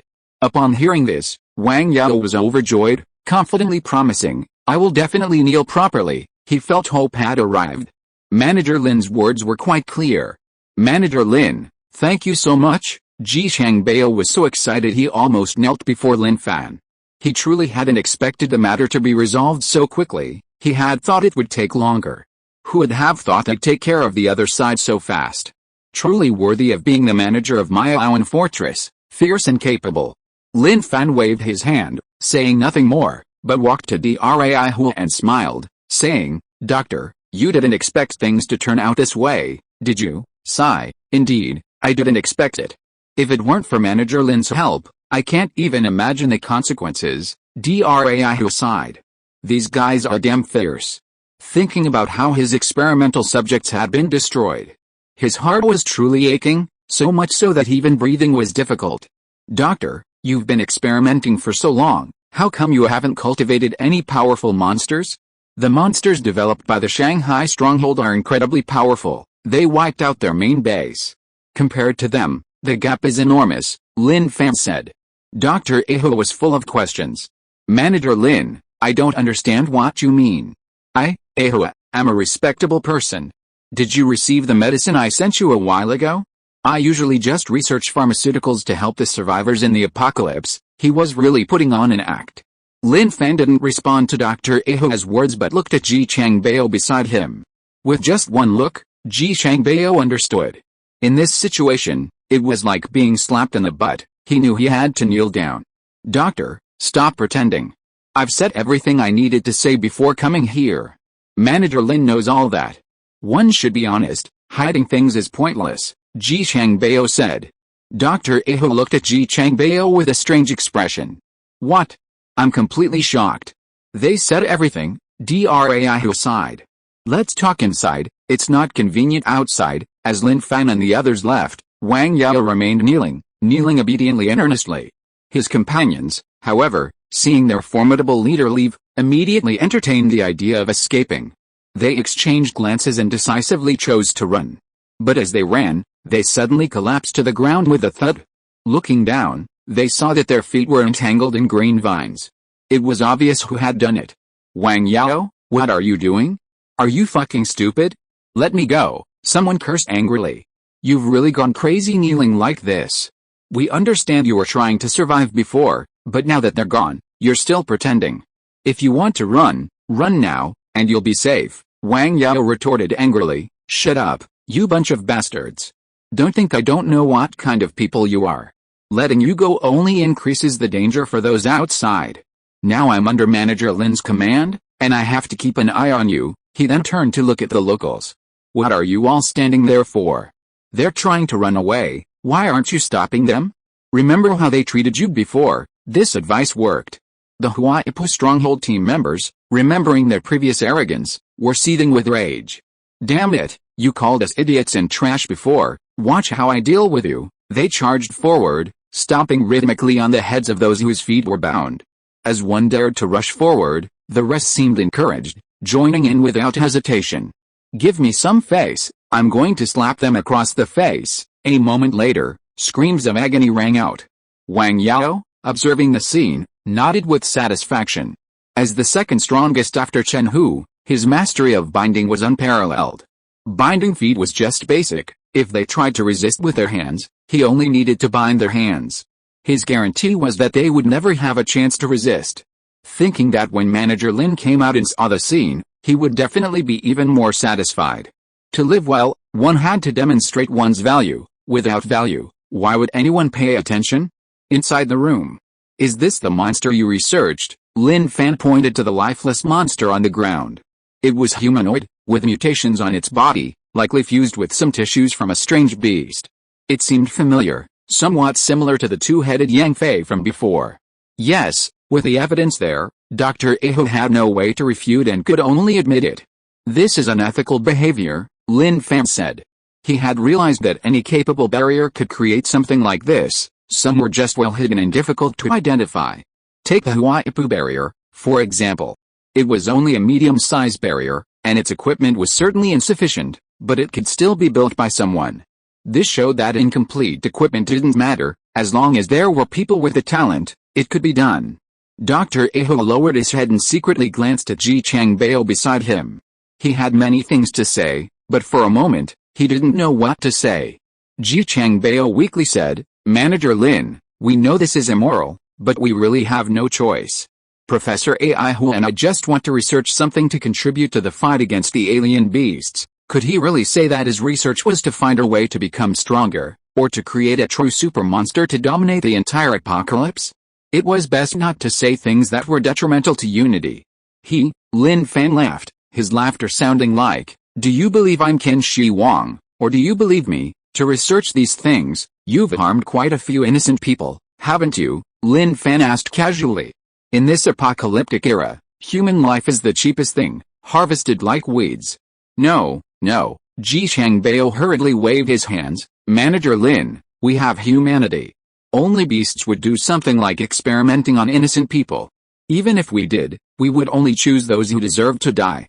You must believe us on this point. Oh, how could Lin Fan believe what they said? If he really believed them, he would have been sold out long ago. He couldn't ask for details about how they conducted their experiments, as he had already been in the 10th year of the apocalypse when he transmigrated. Have you heard about the Shanghai fortress? Lin Fan asked. Ji Changbao shook his head. No, we don't know anything. We only learned a little after you mentioned it. Lin Fan ignored Ji Changbao and looked at Professor Ai Hua. Professor Ai Hua, under his gaze, slowly said, I don't know. Well, since you don't know, I'll tell you properly. The Shanghai fortress researched alien beasts, but in the end, the beasts went on a rampage, and a level 9 awakened alien beast appeared. A fortress comparable to the capital fortress was destroyed just like that. So, do you think researching these things is dangerous? Lin Fan wanted to give them some pointers. Researching these things is risky. You might think it's okay, but danger lurks everywhere. Dangerous? Really dangerous? Ji Changbao frantically agreed. Professor Aho pondered for a moment, as if he had come to a realization, and finally said slowly, I won't touch it anymore. Very good. The Huaipu fortress isn't far from the Mayaoan fortress. If you create a monster, the Mayaoan fortress will ultimately be the one affected. So I'm very pleased that you're not doing it, Lin Fan said. Professor Aho looked at Lin Fan, but even if we don't do it, someone else will. This kind of experiment can't be stopped. Oh, tell me, who do you know who's doing it? Lin Fan asked. Now that he had stepped in to manage the Huaipu fortress, he could naturally interfere with all its operations. If Ji Changbao and Professor Aho were obedient, that would be fine. If they weren't, he could simply replace them. He really didn't believe that no one in the Huaipu fortress wanted to be a manager. Obviously, survivors who didn't want to be managers weren't good survivors. The Shuan base, you know it, right? Professor Aho said slowly. I know, actually, the Shuang base is just a tiny, insignificant base, more like an experimental site. The real mastermind is the Rebirth Organization. The Rebirth Organization, Lin Fan was quite surprised. This was the first time he'd heard of it.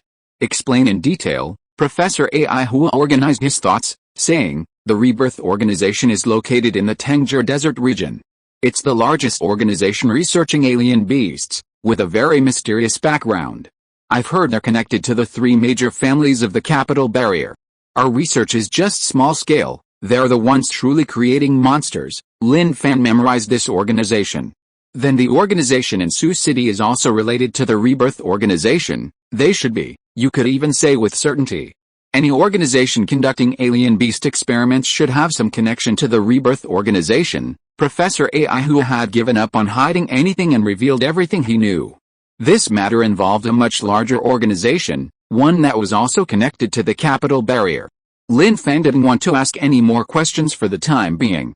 Without lingering on the topic, Lin Fan patted Professor Ai Hua's shoulder. Professor, I see you have considerable experience in pharmaceuticals. Why don't you work in that area in the future?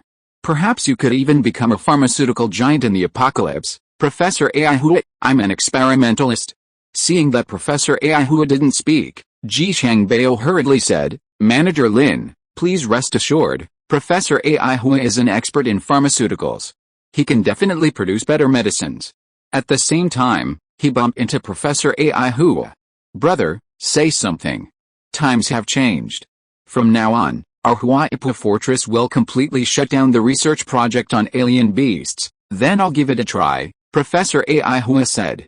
Very good, I have a lot of confidence in you. Lin Fan nodded with satisfaction, then looked at Ji Changbao beside him. Manager Ji, I'd like to borrow some level 3 and level 4 blood crystals from you. Is that alright? Huh? Ji Changbao exclaimed, looking at Lin Fan blankly. Manager Lin, we have level 3 blood crystals in Huaipu barrier, but level 4 blood crystals are very rare. It's alright, we don't mind having a few, as long as we have some, Lin Fan said.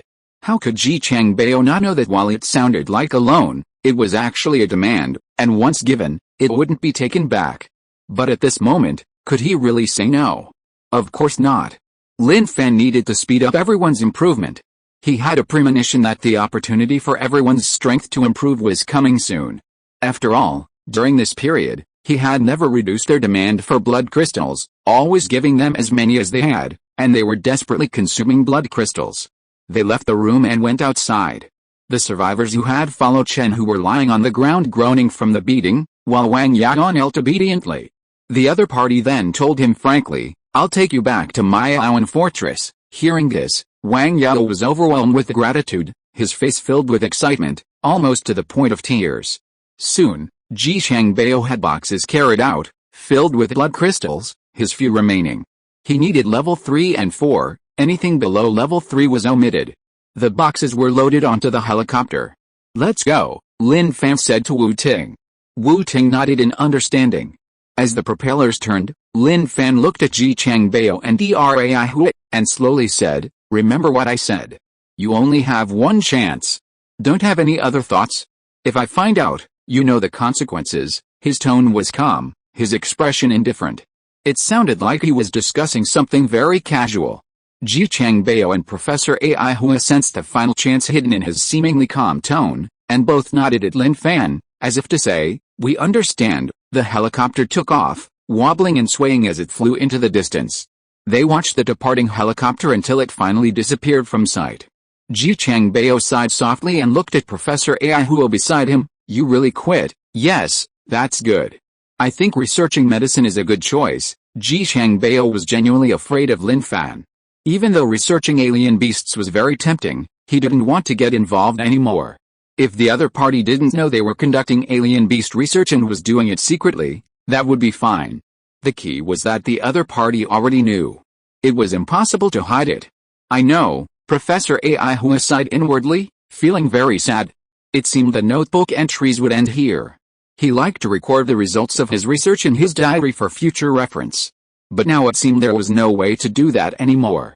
Then, Ji Changbao looked at the group of guys who had been brutally beaten, their faces bruised and swollen, deep in thought, pondering how to deal with them. Incorporate them? Thinking about it carefully, it wasn't a bad choice, but these guys came from the Shanghai stronghold, and their minds were complicated. He glanced at Professor Ahua. One side of his face was slightly swollen, clearly he'd been slapped. Leaving the guy who'd been slapped here, regardless of whether he became one of their own, would definitely make Professor Ahua feel uncomfortable. Since that's the case, he'd just kill them all and bury them. Once this thought popped into his head, he couldn't stop it. Once the killing intent was there, no one could stop him. On the plane, Wu Ting occasionally glanced at Wang Yao, who had a smile plastered on his face. Another lamb of the apocalypse captivated by Brother Lin. He felt Brother Lin's charm was immense, irresistible to anyone. However, he also had to admit that Wang Yao was a thoughtful person with excellent judgment, able to spot Brother Lin's irresistible charm in a sea of people. Wu Ting didn't speak, not wanting to disturb the atmosphere. He'd let the other person silently admire Brother Lin's profile. To be honest, flying a helicopter is really exhilarating, even more so than driving a car.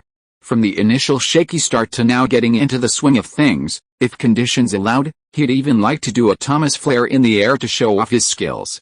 They arrived at Mayaoan Fortress. Wang Yao was curious about everything around him, while also displaying a humble demeanor. Lin Fan turned to look at him. "Now I'm taking you to see someone. If she thinks you can stay, then you can stay. If she says no, you should know." He didn't spell it out. If he couldn't stay, there was only one outcome: another corpse would be added to the land outside. Hearing this, Wang Yao was immediately shocked. Who is this person? Their status was even above Manager Lin's. Terrifying, truly terrifying. It seemed that this small Mayaoan fortress was indeed full of hidden talents. It couldn't be underestimated. Thinking back to his initial choice, he was truly grateful he hadn't focused on Mayaoan Fortress, otherwise, the consequences would have been unimaginable. He followed behind Manager Lin. Wang Yao remained remarkably low-key, barely daring to breathe. He knew he was about to encounter an even more terrifying being, and his heart pounded uncontrollably. Passing through the outer wall and onto the inner wall, as he approached the path, Wang Yao felt a terrifying pressure descending from afar. His body felt as if a mountain was pressing down on him, making even breathing difficult. Who could it be? The sound of someone reading aloud reached his ears. In the apocalypse, he had never heard such a voice. Indeed, the more terrifying the being, the more eerie the place. Lin Fan stopped. Wang Yao was startled, his hands pressed tightly against his trouser legs, swallowing hard, Head bowed, afraid to look around. Teacher, please call Zio AI out, the voice came. Teacher? He didn't hear the rest. Someone above Lin Fan, a manager, addressed as teacher? The apocalyptic army, indeed stylish and sophisticated. He could even picture in his mind someone he couldn't bear to look directly at. Someone whose fate rested in his hands. His heart pounded. Footsteps approached. Closer and closer. Head bowed, he saw a pair of tiny feet, seemingly a child's. How could he possibly have such a thought, mistaking a terrifying being above Manager Lin for a child? That was a damned idea. Luckily, it was just a thought. If the other party knew his thoughts, the consequences would be dire. Wang Yao, look up, Lin Fan urged. Yes, Wang Yao jerked his head up, standing straight, and saw the true nature of those tiny feet. Holy crap, it really was a child. She was someone above Manager Lin? That couldn't be. Lin Fan stroked Zio AI's head, pointing at Wang Yao. Look at him, can you say? Zio AI can see the future. While this ability is powerful, it's also a disaster for her. Without the power to see the future, witnessing too many tragedies will have unimaginable effects and torment on her mind. This was the case with Zio AI before. She saw a chance to live, but that chance was found amidst countless opportunities for death, each scene unfolding as if it were happening right before her eyes, as if she had experienced it herself.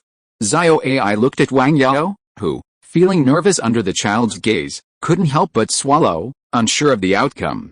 After a moment, Uncle Lin, he can do it, Zio AI said softly. Okay, go to class, Lin Fan said with a smile. Okay, Zio AI turned and went back to the classroom, continuing to listen to the teacher's lesson. Although Zio AI could see the future, she still struggled with studying, showing a slight resistance. From now on, you'll stay at my Owen Fortress, Lin Fan said, then patted her shoulder. Being reborn and walking a new path isn't easy. I hope you cherish this opportunity, understand, he was giving Wang Yao a chance. This situation was rare. If planned abilities weren't so scarce, he wouldn't have wanted to bring it back. I understand, Wang Yao said earnestly, a determined look in his eyes. He wasn't stupid. When Manager Lin said those words, he meant he was giving him a chance. If he couldn't seize this opportunity, he truly would be a fool. Lin Fan said, I think your future self will be very grateful to your present self. You'll understand later, those who joined the Temple Bay stronghold were fortunate. At least their safety was guaranteed. Wang Yao seemed to understand, but he nodded no matter what Lin Fan said, without any ulterior motives. Come on, I'll take you to meet some people. From now on, you'll follow his instructions. He took Wang Yao to Wang Hai's side, entrusting him with Wang Hai's command. The cultivation of the fields would be entrusted to Wang Yao and Yi Tuang. When Wang Hai learned that another plant ability awakener had appeared, he immediately welcomed him, immediately immersing Wang Yao in the world of farming. Wang Yao was bewildered. Was farming the first thing he was to do? Chapter 138 Big Sister, don't I hear? Night fell, and Lin Fan was cultivating. His proficiency in the refining spirit realm was slowly increasing. The range of his spiritual expansion was gradually growing, from the inside out, using his spirit to replace his eyes and observe the surrounding environment. This was the greatest benefit of refining the brain spirit. Once the brain spirit was fully cultivated, the next step would be the heart spirit. This was the truly difficult part. Dawn broke, and Lin Fan stopped cultivating. Spicy Strip lay limply on the bed, resting. The energy of the fragment had long been absorbed, and the dissipated third leaf reappeared. However, this third leaf wasn't growing in its original position. This gave Lin Fan a premonition that the leaf had likely suffered a devastating blow. Spicy Strip's explosive growth came at a price. Thinking of this, he slowly reached out and stroked Spicy Strip's round head. Spicy Strip, you've worked hard. Spicy Strip, still half asleep, opened its eyes, looking at Lin Fan with confusion, wondering what its owner was up to so early in the morning. Worked hard? Was Spicy Strip really that hard? Ridiculous. Don't even mention how comfortable Spicy Strip's life was. Every day it was either eating and sleeping, or sleeping and eating. He continued to lie down, eyes closed, fast asleep. Lin Fan got up, changed his clothes, ate breakfast, and went outside to the outer city wall. Looking at the scenery ahead, the progress of the newly built city wall was encouraging. Thanks to everyone's hard work, the wall was almost level with the outer wall. The progress was so fast without any machinery, It was truly thanks to the awakened and hunters who were building the wall. Ordinary people wouldn't have been able to do it. Everything is developing in the direction I envisioned. That's great. Lin Fan had developed an emotional attachment to the Temple Bay Fortress. Having stayed there for a long time, he naturally felt a connection. Now, he only wanted to develop it well, and he didn't want to concern himself with the inside stories he knew for the time being. At this moment, 3 vehicles appeared in the distance. Lin Fan jumped off the outer wall, landed, and walked forward. Li Bai was now very wary of outsiders, fearing another encounter with escapees from the Demon City Fortress. At the same time, the awakened one called Brother Long had a significant impact on him. He deeply felt the weakness of his own strength.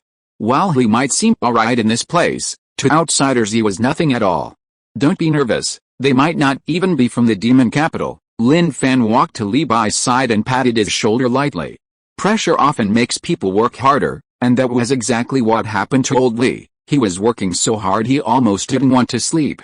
I'm not nervous, old Li explained.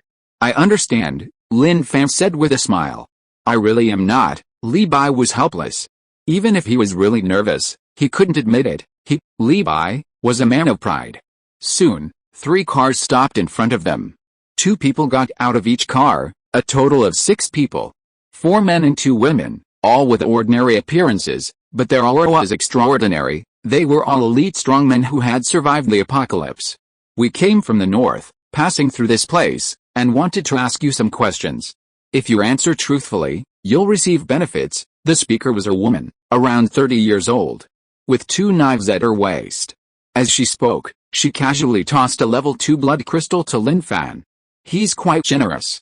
In their retirement province, a level 2 blood crystal is considered quite good quality.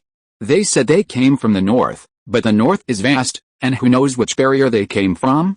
But regardless, as long as they came from the north, Lin Fan treated them all as if they came from the capital's barrier. He treated them all the same, without exception. Please speak, Lin Fan asked. The woman was satisfied with Lin Fan's attitude.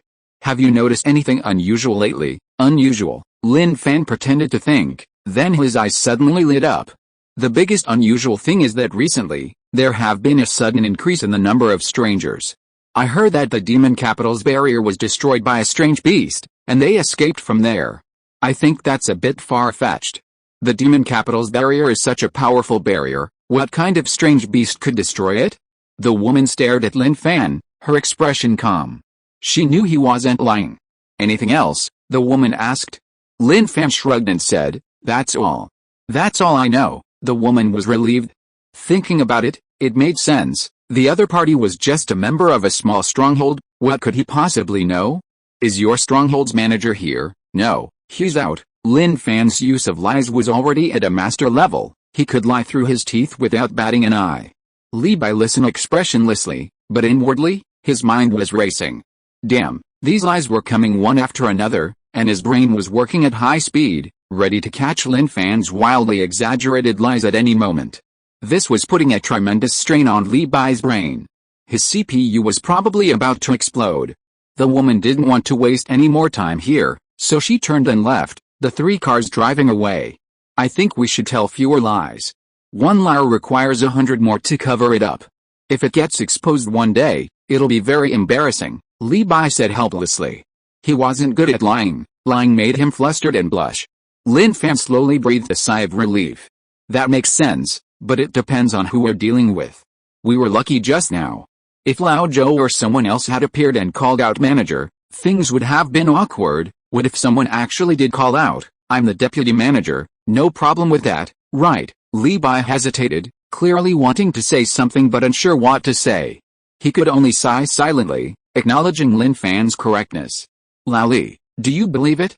These guys said they came from the north, and I guarantee they came from the capital fortress, Lin Fan said. Just for the Shanghai fortress, yeah, I suspect it's more than that. To be honest, the capital fortress has no shortage of level 9 awakened beasts. They wouldn't rush here for just one beast. I think there's a bigger problem, we just don't know it yet, Lin Fan guessed, and his guess was accurate. There was indeed a problem, the man who liked to absorb abilities while naked. But even he didn't know.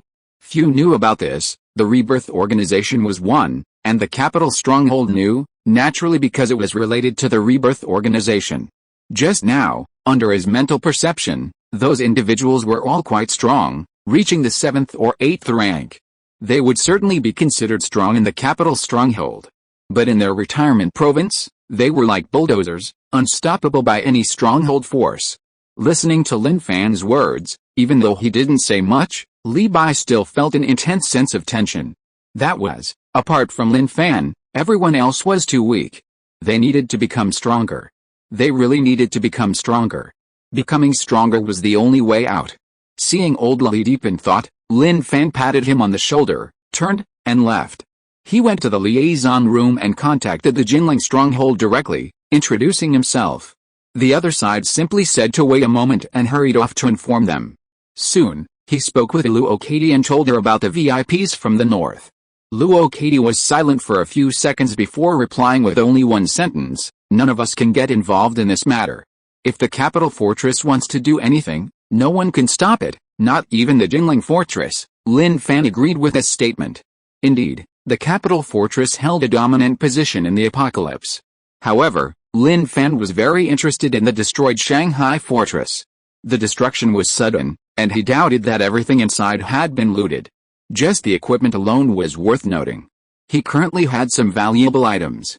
Leaving aside the fragments, he hadn't yet forged the king scale of the level 9 awakened beast into armor. It wasn't that he didn't want to, but this thing was more conspicuous than lightning tribulation. Anyone who knew anything about it would recognize the king scale at first glance. It was too eye-catching, too conspicuous.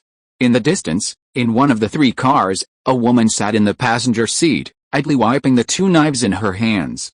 She loved her knife more than life itself. The knife in her hand was her life. To survive well and comfortably in the apocalypse, she needed sufficient self-defense capabilities. "That guy is Lin Fan, very cunning," the driver said.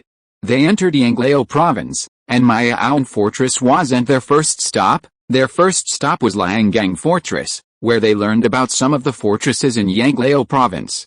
Recently, Lin Fan of Miaoan fortress had become quite famous.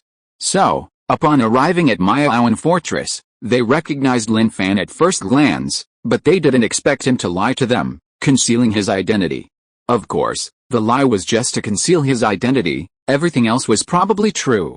The woman said, "He probably thinks everyone else is eyeing his fragment, but his vision is too narrow. The fragment is indeed a valuable item, but not everyone wants it.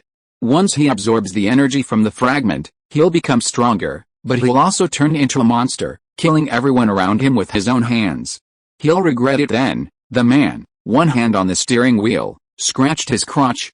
"So, do you think he absorbed the energy from the fragment? Survivors in small towns, no one can resist such temptation, just like you and me, weren't we like that back then?" the woman said softly. "That's true, the function of the fragment is no secret to them. Some people actively seek out fragments to absorb energy, eventually becoming bloodthirsty beasts, becoming victims of their weapons. After all, to achieve a terrifying existence through fragment energy, the energy contained in a small fragment is not enough. Even if one becomes a 6th or 7th rank through fragment energy, so what? To them, they're still like ants. Not considered any impressive figures." Suddenly, the man driving exclaimed, "Holy crap!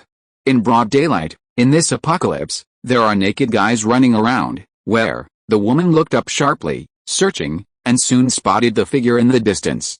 Although it was a bit far, their eyesight allowed them to see it clearly. "Hurry up and get closer, let me give you a good critique," the woman urged. Several days later. Spirit refinement, 50%. After this period of effort, he finally completed the mental tempering of his head. Next was the mental tempering of his heart. This was the most complex aspect of this realm. He sat cross-legged, closed his eyes, and felt the flow of blood in his heart. The mental tempering of the heart could not be controlled, it could only appear under external stimulation. What he needed to do now was to completely control it. Not only did he need to control it, but he also needed to make this mental tempering his own, condensing it into a tangible form. He used meditation, and everything around him became completely quiet. He could hear the sound of the wind flowing, the blood flowing, and the heart beating in an orderly and undisturbed manner. Time passed quickly. When he opened his eyes, it was already dark. He glanced at his progress. Refining spirit, 53%. The speed is a bit slow, even slower than before. He wasn't in a hurry. That's how cultivation is. The refining spirit realm is crucial, so there's a reason for being slower. The brain's spirit is for internal and external vision. The heart's spirit has its uses. He'd figured it out. With the help of his cheat system, as long as his proficiency improved, it meant his path was correct. Currently, all the barrier cultivators are in the blood coagulation stage, which doesn't greatly help their strength, since they haven't reached the later stages. The main reason is that he hasn't taught them for long enough.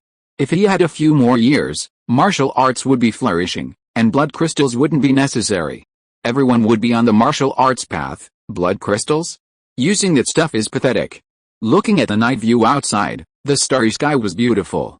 If you didn't see the surrounding environment, who could imagine that such a beautiful starry sky was actually a post-apocalyptic world? It was truly awful. After the viewing, he cleared his mind and returned to cultivation. He wanted to seize the time to cultivate. Old Lee felt nervous, and so did he.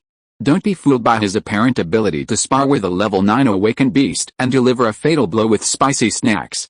His own level was only level 6, that was a fact. Even if he didn't level up now, he at least had to raise his cultivation realm. He had a premonition. If he could cultivate the refining spirit to perfection, he might be able to cultivate techniques like the Tathagata Palm or the Heavenly Crippled Kick, which cost a few dollars. He was really looking forward to it. Dawn broke. Outside the wall, Lin Fan hadn't even had breakfast when old Lee called him out of the house. Hearing the tone, he knew something was wrong. Without hesitation, he rushed to the outer wall and saw a woman lying on the ground covered in blood. Old Lee, a dead person is a dead person. Is it necessary to be in such a hurry? Lin Fan asked. Li Bai said, that's the woman who came here a few days ago, huh? Lin Fan was stunned. He rushed forward, turned the woman over, and found her face was deathly pale, her body covered in wounds, and when he touched her nose and pulse, she was lifeless, her pulse had stopped beating. Big sister, don't die. Even if you die, don't die in our Mayaoan fortress. He was truly shocked. Good heavens, she clearly left, but unexpectedly, she suddenly returned here dead after only a few days. Where are your teammates? Where are your companions? He had observed them. These guys were all quite strong. Putting aside everything else, they were absolutely domineering in their retirement province, and nothing could stop them. How did things turn out like this? Although you came to investigate the matter of the Magic City Fortress, that level 9 awakened beast had already been eliminated, there was no danger at all. How did it turn out like this? Should we let Spicy Strips take a look? Old Lee asked. What's the use of a dead person? Spicy Strips aren't capable of bringing the dead back to life. Lin Fan waved his hand. Even if they could, he wouldn't want to use them. They weren't related, and Spicy Strips would be too tiring. Did they think his Spicy Strips were some kind of tool snake? Old Lee, however, showed no regard for gender, scrutinizing the body. The injuries on her body don't seem like they were inflicted by a beast, they seem more like human doing. Lin Fan didn't care who killed her, but instead asked, did you find a location on her? He knew that things like the Capital Fortress often placed location tags on those who came out. If there was one, things would get complicated. Of course, he wasn't afraid, since he hadn't killed her.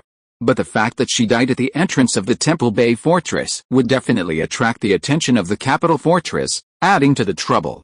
He didn't want to have too much contact with the people from the Capital Fortress for the time being. Li Bai began searching the corpse until he touched the back of her neck. He felt something hard, looked up at Lin Fan, and nodded. There really is one. Lin Fan felt a slight ache in his gums. Annoying, really annoying. This woman really knew how to pick a place to die. But how did she get here? The car they were in earlier wasn't there. Clearly, she had been fleeing at breakneck speed, finally collapsing and dying here. Li Bai said, we need to be careful. The guy who killed her is in our province. We just don't know if he'll follow us here. Lin Fan didn't speak, but was deep in thought. He wondered who it could be. The person who killed these guys couldn't possibly be a survivor from their province. The injuries weren't caused by the alien beast, so they could rule out the alien beast. Or perhaps, there are many factions within the Capital Fortress, and they're mortal enemies. Seeing them leave the fortress, they tracked them down and ambushed them? That was a possibility. Let's bury her first. Oh, and bury her well, don't be too perfunctory, Lin Fan said. I understand, Li Bai nodded, naturally understanding Lin Fan's thoughts. He wanted to bury her properly. If the people from the capital fortress really came, they wouldn't say anything if they saw how well their people were buried. At this moment, Lin Fan seemed to have thought of something. He patted Li Bai on the shoulder and hurriedly left. He needed to ask Xiao AI. Xiao AI, who could see the future, would surely be able to foresee what would happen next. Even if the future was uncertain, at least it would give him some idea of what was going on. Meanwhile, in the monitoring room of the Mo family at the capital fortress, everyone was shocked after the last person's vital signs disappeared. What had happened? 6 people went to the retirement province, and they all died. What happened? What did they encounter? They also saw the location of the last person's death. The dot of light clearly marked the Maoan fortress. Chapter 139 Digging Up the Corpse.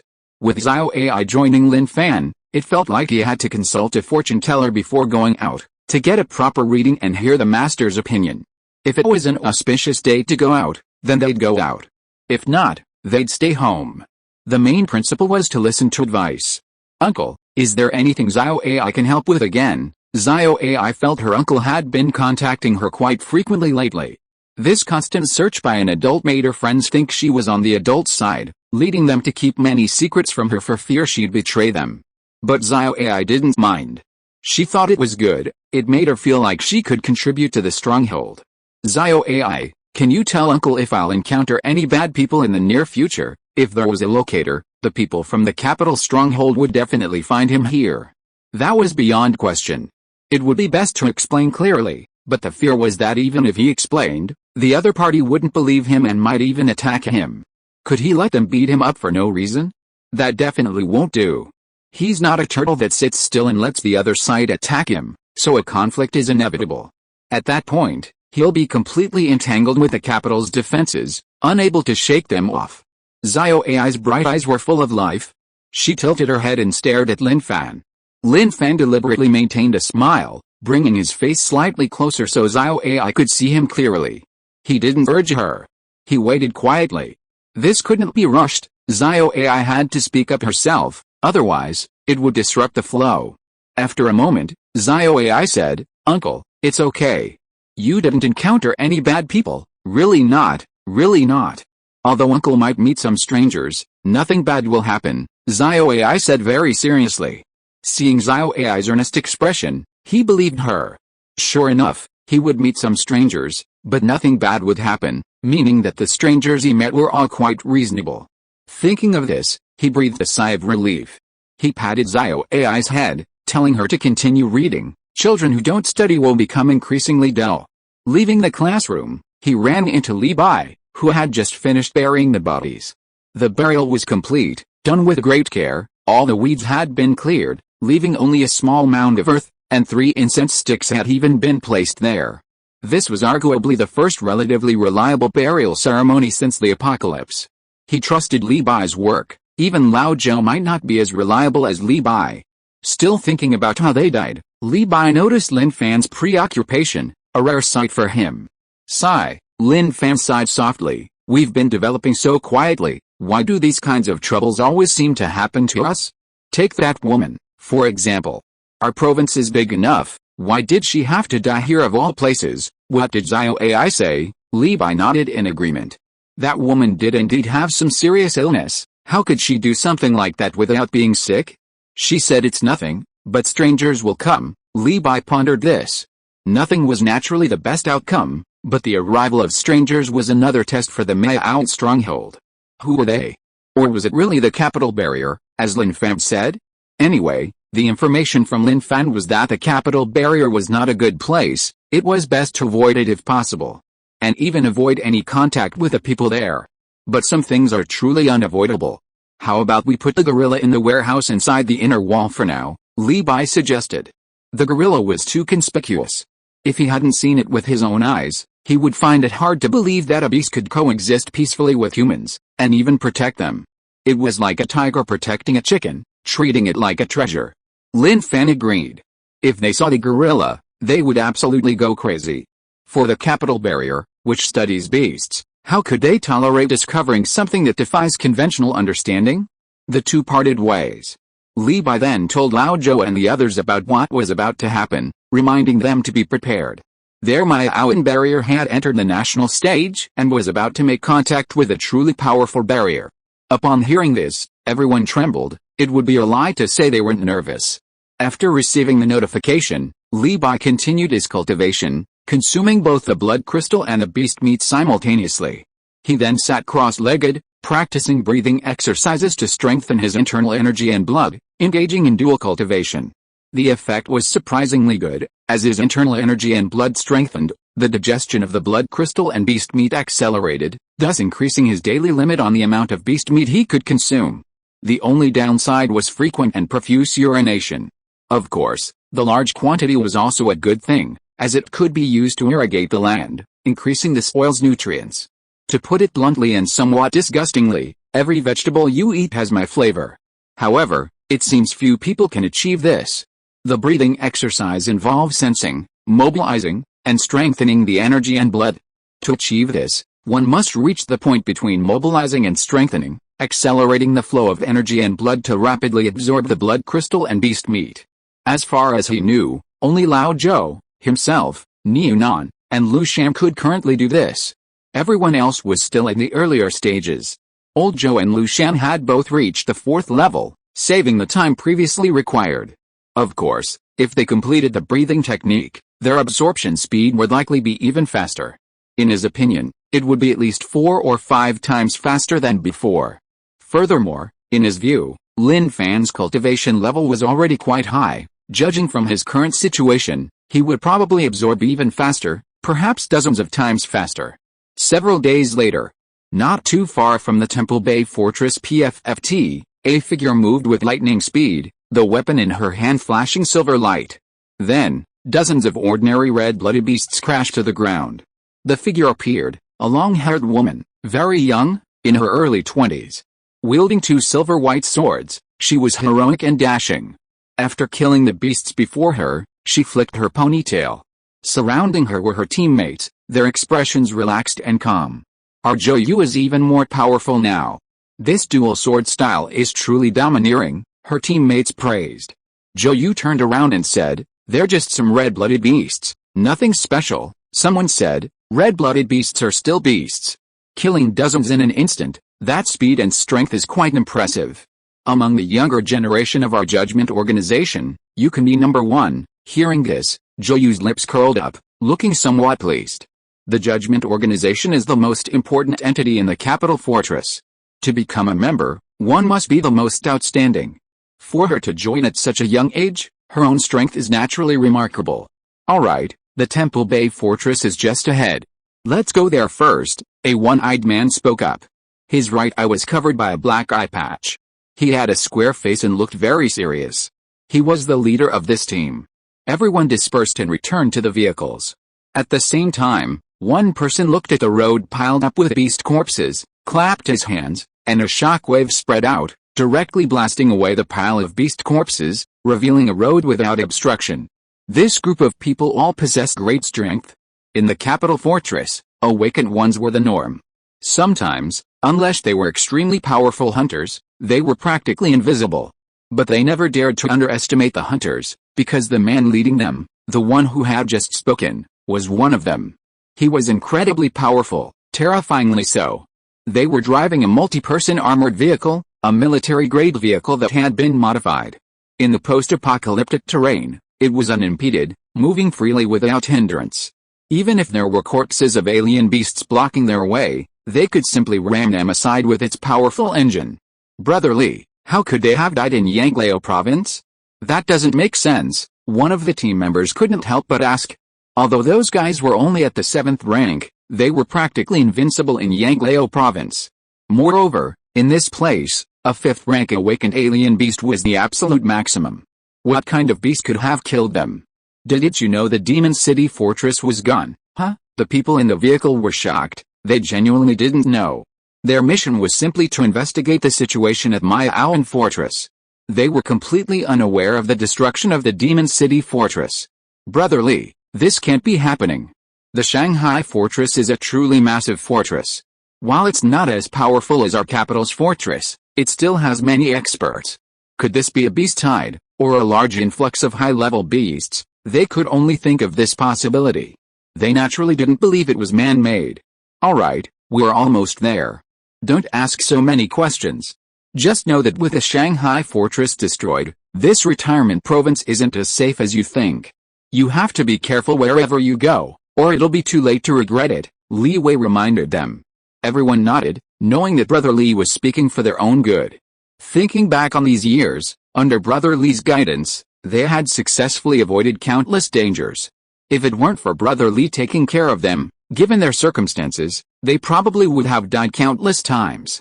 Therefore, they trusted Brother Li completely. When Brother Li told them not to ask too many questions, they truly wouldn't ask a single one.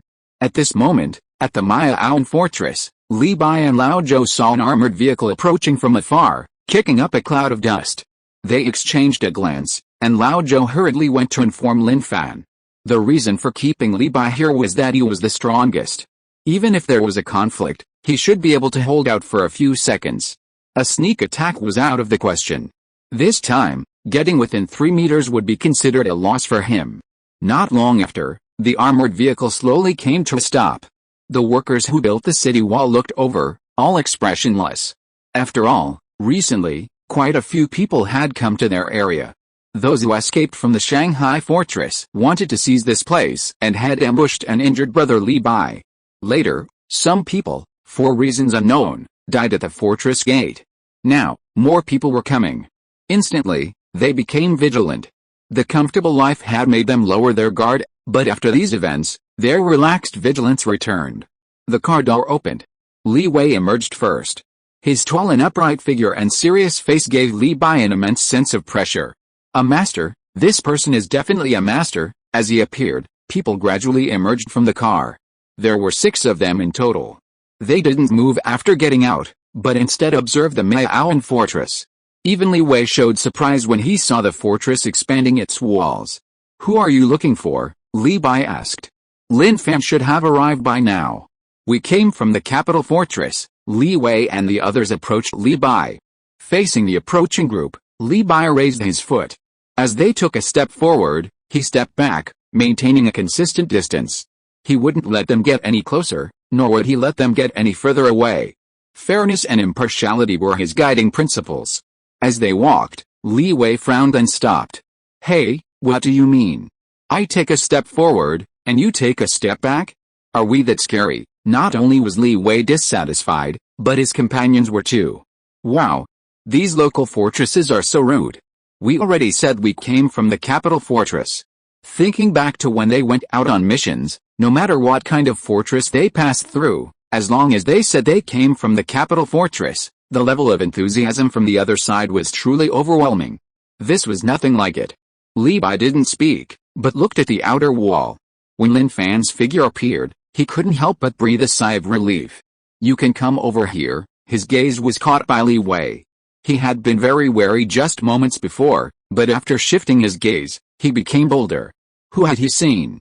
Following his gaze, Lin Fan came into his line of sight. Black trench coat, carrying a knife, very young, with confidence on his face, along with fearlessness in the apocalypse and anticipation for the future. Li Wei thought to himself, this must be the manager of the Miaoan fortress. At this moment, Lin Fan knew they would come, but he hadn't expected them to arrive so quickly. Only a few days had passed, yet they were already here. It seemed the capital fortress took this matter very seriously. Sigh, communicating with strangers is really annoying. "Hello, welcome to Miaoan fortress." Lin Fan waved and greeted them from afar, his smile genuine. Before any conflict arose, they were strangers who could become friends in the future. As he walked to Li Bai's side, he could clearly feel Li Bai's deep sigh of relief, clearly relieved. He gently patted Li Bai's shoulder. He hadn't had it easy. After all, these guys were all experts. My goodness, are experts everywhere out there like cabbages? He'd seen so many in less than half a month. The square-faced guy in front of him was the strongest, probably a 9th-tier expert. The rest were around 7th or 8th tier. There were awakened ones and hunters. "Hello, I'm Lin Fan, the manager here. May I ask who you are?" Lin Fan extended his hand, asking in a friendly manner. Snap, a handshake. "Li Wei, they are my companions. We come from the capital fortress, Li Wei said. As their hands touched, Lin Fan used his spiritual sense to examine Li Wei's internal body. This immediately caused Li Wei's eyelids to twitch slightly, as if his body was being watched. It was a strange feeling, yet he didn't know why this was happening. Indeed, he was an awakened one. The capital fortress, I've heard of it. The last sanctuary of light for humanity in the apocalypse, the place where human civilization's last hope resides, Lin Fan praised without batting an eye. Zhou Yu and the others slightly raised their heads, their backs straightening considerably. Clearly, the high regard others held for their place was an honor to them. Only Li Wei's lips trembled slightly, as if he were disdainfully dismissing such a title, though he didn't show it explicitly. May I ask, what brings you to this small Temple Bay fortress? Lin Fan asked curiously. Li Wei said, have you seen any strangers who died here? As he spoke, Li Wei kept his eyes fixed on Lin Fan's, trying to glean the truth from the change in his gaze. Yes, Lin Fan answered crisply, without any hesitation. Before Li Wei could ask further, Lin Fan continued, just a few days ago, strangely enough, a group of people passed through here, asked us some questions, and then drove away. But recently, one of the women from that group of men who came last time died at the gate of our stronghold. If you're talking about her, then I think this is it. These things should be said truthfully. There's no need to hide anything. They didn't do it, so why be secretive? It's completely unnecessary. Where is her body? Li Wei asked. Please follow us. Lin Fan looked at Li Bai. You buried her, what are you waiting for? Lead the way, before the mound. Li Wei and the others stared blankly at the simple grave before them, with only the burning incense sticks remaining. Buried. Their first impression of this situation was that the people of Maya Out Stronghold seemed quite particular. Lin Fan pointed to the mound and said, she died at the entrance of our stronghold. We had no choice but to bury her, hoping this place can soothe her restless soul. Hearing this, Li Wei's gaze towards Lin Fan became much friendlier. Such people were rare in the apocalypse. Encountering a corpse usually only offered one choice, to ignore it. Who would bother burying a body? This showed that the Maya Out Stronghold was much more humane than they had imagined, at least unlike the strongholds they had visited before, filled with brutality and inhuman malice. Dig up the body, Li Wei said to the people around him. Roger, two team members immediately began digging. Lin Fan and Lao Li watched silently. Li Wei unusually explained, we want to see the injuries on the body, to know how she died. This has nothing to do with your Maya Out Stronghold, don't be nervous, understood? Lin Fan grinned. He had no doubts or questions about Li Wei's idea. Chapter 140. You guys are pretty good. Cruel, utterly cruel. The girl truly died with her eyes wide open in disbelief. She had been buried, yet someone dug her out of the mound. A corpse lay on the ground, showing no signs of decay except for its unusually pale skin. Not even a single maggot was visible. With the appearance of the corpse, everyone's expressions grew increasingly solemn. Just moments ago, she was alive and well. Who could have imagined that a single mission would end like this? Life and death are unpredictable. No one knows when they will die. Snap. Li Wei put on his gloves, walked to the corpse, and began to examine it. In his eyes, this was no longer just a corpse, but a clue to many secrets. He lifted the clothes, revealing the body beneath, touching here and there. After an unknown amount of time, Li Wei stood up and said softly, bury it. He then removed his white gloves and tossed them into the grave. His companions began to cover the grave with soil. Then he turned to Lin Fan. Thank you. This body will be buried here. Thank you for telling me all this. Listen to what he said. To be honest, the other party was quite polite. Compared to those who were shouting for violence and trying to occupy other people's strongholds, they were so much better, like heaven and earth. If everyone were so polite, where would all those messy conflicts occur? Li Wei didn't mention what he found on the corpse. Instead, he clapped his hands and didn't rush to leave. Manager Lin, could we take a look inside your stronghold? We've always lived in the capital stronghold and rarely go to other strongholds. Is that alright? Li Wei asked with a smile. Of course, Lin Fan replied with a smile, not refusing the request. As for the secrets inside the stronghold, well, there didn't seem to be any secrets. Apart from the gorilla and Spicy Strips, there were no other problems. Besides, Spicy Strips was probably still sleeping, and the gorilla was locked in its house. As long as they didn't come out, who would know? Zhou Yu and the others were quite surprised. Rarely go to other strongholds? Embarrassing. Only the boss would say something like that, which was obviously a lie. Please, Lin Fan invited. Li Wei smiled and nodded, leading the group to follow behind Lin Fan.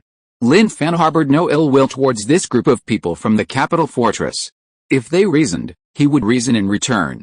As they passed the newly constructed city wall, he even explained the reason for its construction. Li Wei and his group remained calm. Expanding city walls was usually something only powerful fortresses did. The allure of a large fortress was immense, often attracting many people. Over time, the limited area of the fortress couldn't support so many people, making expansion inevitable. Manager Lin, as far as I know, there was a beast tide here recently. How much did it affect you? Zhou inquired. Beast tides were extremely dangerous for many fortresses, as other fortresses didn't possess the perfect defensive capabilities of the capital fortress. Fortunately, there weren't too many losses. Most of it was blocked by the Jinling fortress, Lin Fan replied. Sigh, Li Wei sighed, it's a real pity about the Jinling fortress. General Wang built it to the same scale as the capital fortress, and in the early days of the apocalypse, it was indeed very effective, providing a safe haven for the survivors. But, he shook his head, not finishing his sentence. Lin Fan continued. Our area is known as the retirement province by outsiders. The strength of the alien beasts here isn't high. So, as more and more advanced alien beasts appear outside, and the strong become stronger, the survivors who originally lived in the Jinling fortress had no choice but to leave and seek opportunities to become stronger elsewhere. Right, yes, that's right, that's the situation, Li Wei said. In the early stages, everyone was focused on survival, trying to stay alive in the terrible apocalypse. Once basic survival became a problem, they started thinking about how to become stronger. The retirement province was a special case. There weren't many advanced alien beasts, so some left, some ran away, ultimately leading to this situation. The construction of the city walls didn't seem to shock them. Upon reaching the inner wall and seeing the fields before them, they were utterly shocked, almost unable to believe their eyes. This wouldn't have shocked them even in other large fortresses, not even the capital's fortress. Yet this was just a small fortress. They had actually used this vast area for farming. It had to be said, this young administrator was a very insightful person, quite different from the administrators they had encountered before. In other fortresses, many survivors lived on the outer wall, seemingly just barely surviving, but in the administrator's eyes, they were merely tools to create value. Surprised, Lin Fan asked with a smile. Indeed, very surprising. You actually used the entire area of the outer wall for farming. What about the people living here? Li Wei asked curiously. As he asked this, his companions following behind him had an idea. That is, the people on the outer wall had probably been eaten by the beasts in the beast tide. Living on the inner wall, there's no difference between the people on the inner and outer walls, Lin Fan said. As they arrived, the men, who had been toiling away in the fields, stood up, rubbed their backs, and greeted Lin Fan with smiles. He responded to each greeting. Good work. Keep going. Keep working. Li Wei and the others were slightly surprised. They hadn't expected the people inside the stronghold to show him such affection and respect. They could see it, the smiles were genuine. Were these people working in the fields strong? No. They were just ordinary survivors. But looking at their clothes and their spirits, it was hard to associate them with the miserable lives of ordinary survivors. Li Wei looked at Lin Fan, his eyes filled with curiosity. This was the first time he had felt curious about the manager of a small stronghold. What kind of ideas, or management style, could fill these ordinary survivors with such hope for the future? With his curiosity, he couldn't wait to see the inner walls. Soon, they arrived at the inner walls. As you can see, everyone in our Mayaoan fortress lives here, Lin Fan explained. Having been to the capital fortress, he naturally knew what facilities were available there, but he still recounted them in great detail. Manager Lin, we have similar facilities at the capital fortress, Li Wei said. Lin Fan smiled. Oh, it seems the managers at the capital fortress share the same idea as me. You know, everyone works hard all day, so there should be a place to relax. The only pity is that there aren't enough places to accommodate so many people, so it's first come, first served, and those who come later have to wait in line. Are they all free? Li Wei sensed something. Of course, these are places meant for relaxation. Why would we charge if they weren't free? Besides, in our Mayaoan fortress, They're basically shared, Lin Fan said. Li Wei was shocked. Shared? How could anyone afford that? Even if they could, it seemed no one would do it. For one thing, people are selfish. How could they share the resources they'd worked so hard to hunt? Not only was Li Wei a little surprised, but Zhou Yu and the others were as well. They walked on. Martial Arts Academy. Li Wei stopped, looking at the sign, lost in thought. This kind of place seemed somewhat out of place in the apocalypse. In peacetime, it would be understandable. Taekwondo, Sanda, boxing, calling it a martial arts academy didn't seem too outrageous, did it? Lin Fan laughed. It's a place for everyone to improve their physical fitness. You can use it as a gym, lift weights, run, practice reaction speed, etc. It's nothing special. Oh, I see. I didn't expect Miaowan Fortress to be so small, yet so well equipped. Li Wei didn't think much of it. He wasn't particularly interested in the surrounding buildings, but he was quite interested in the survivors he saw, constantly observing them. He discovered that the survivors he had seen on the outer walls weren't deliberately chosen for show. In fact, all the survivors he saw were like that. Amazing. Truly amazing. I'll still have what I need to know, but I wonder if I can ask you something, Lin Fan asked. Please go ahead. Li Wei had a good impression of Lin Fan and was willing to chat with him. As for what Lin Fan wanted to ask, as long as it didn't involve any confidential matters, he was willing to tell him. Of course, Lin Fan was just a manager of a small fortress, so what high-level questions could he possibly ask? At most, it would just be curiosity about the outside world. If he asked those questions, he wouldn't mind chatting with him properly. After all, he hadn't talked much with strangers in a long time.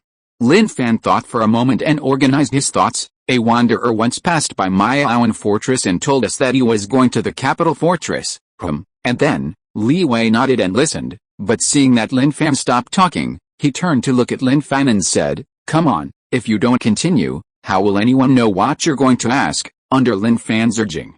Lin Fan asked, he said the capital barrier has developed a method to absorb blood crystal energy, thereby stabilizing and enhancing mental strength, and increasing the probability of awakened individuals appearing. Is this method true? A silence fell over the room. Li Wei's pupils dilated slightly, and his facial muscles trembled slightly. Zhou Yu and the others did the same. They hadn't expected someone from the distant Yanglao province to know this. Seeing their stunned expressions, Lin Fan knew it was true and had already taken effect. If it's inconvenient to talk about, that's fine. I was just asking casually, Lin Fan said. Li Wei returned to normal and slowly said, this isn't exactly a secret. The capital barrier has indeed developed it. Initially, few knew about it during the research, but secrets don't stay hidden forever. As more people came into contact with it, it inevitably spread. However, despite the spread, these research methods were controlled by the three major families. Others couldn't obtain them. In fact, even they hadn't yet come into contact with it, they only knew about it. Then, before Lin Fan could ask, Li Wei raised his hand to interrupt him. Don't even think about it. This thing won't get out.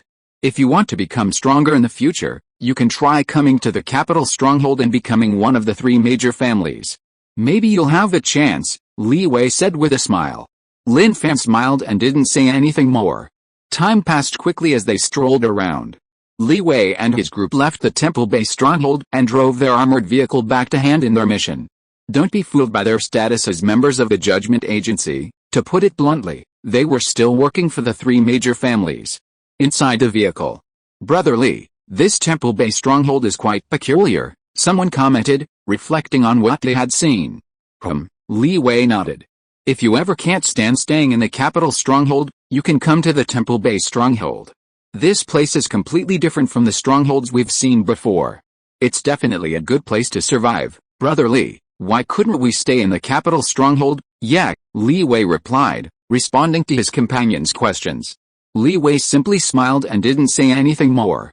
Zhou Yu, however, looked at Li Wei's profile, as if she could sense something, though she wasn't sure yet.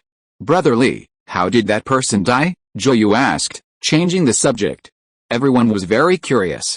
Li Wei said, he had many injuries, the most fatal being a piercing wound in his chest. The wound looked like a finger, which had penetrated his body and grabbed his heart, but for some reason couldn't pull it out. Presumably, someone accompanying him tried to stop him, but the injuries were too severe. and he died at the entrance of the Temple Bay Fortress. Everyone was shocked, finding the method extremely ruthless. Was the person trying to crush the heart?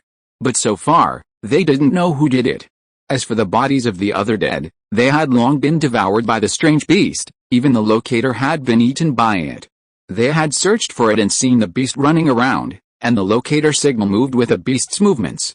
That's how it was. What else could be said? The Temple Bay Fortress. After they left, Lin Fan pondered some things. The capital fortress had been researched, and it was also clearly stated that it wouldn't be leaked. Getting it was practically impossible. His conversation with them had been relatively amicable. Some of the strong individuals within the capital fortress were quite reasonable. At this moment, Zio AI arrived. "Uncle, Zio AI, what brings you here?" "School's over," Lin Fan smiled broadly, putting aside his earlier thoughts. "Were those people Uncle's friends?" Zio AI asked. "Sort of, not really." "Did you see something?" Lin Fan knew Zio AI must have seen something. When he was strolling around with Li Wei and the others, they had passed a classroom, and Zio AI, who was listening to the lesson, turned her head to look in their direction. He had noticed her pupils dilating, clearly indicating she had seen something. Even if Zio AI hadn't come to him, he would have asked her. Not that he wanted to stop her from doing anything, he was just curious. Zio AI nodded her little head. "Yes, I saw that uncle will die." "Which uncle?" "The one standing next to me." "Yes, when will he die?" "I don't know." Zio AI shook her head. Lin Fan frowned slightly. "Li Wei would die? That's a 9th tier awakened one. If it were a beast, that would be unlikely. Even if he couldn't beat him, he could definitely run away. Besides, he didn't even know when he would die. Even if he had ideas, he couldn't help her. To be honest, Zio AI's ability was truly terrifying. It seemed like she could see the future, but in reality, she saw the outcome. Life and death were already predicted, and without external interference, the outcome wouldn't change. Lin Fan stroked Zio AI's head and said softly, "Seeing all these lives and deaths, are you sad?" "Yes," Zio AI nodded. "Then look at your uncle more often, and look at everyone more often." "Okay," Zio AI happily agreed. Since Ling Qing brought Zio AI over, Zio AI's relationship with Lin Fan had become even better. Perhaps this was the importance of a sense of security, to the point that Ling Qing sometimes felt jealous. He felt that his little darling had been stolen away. He had nothing to do recently. He felt that cultivation was still the best option.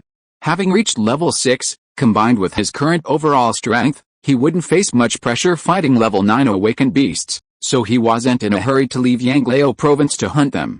However, the improvement in his realm had brought a leap in his strength. Returning to his residence, he sat cross-legged and began cultivating.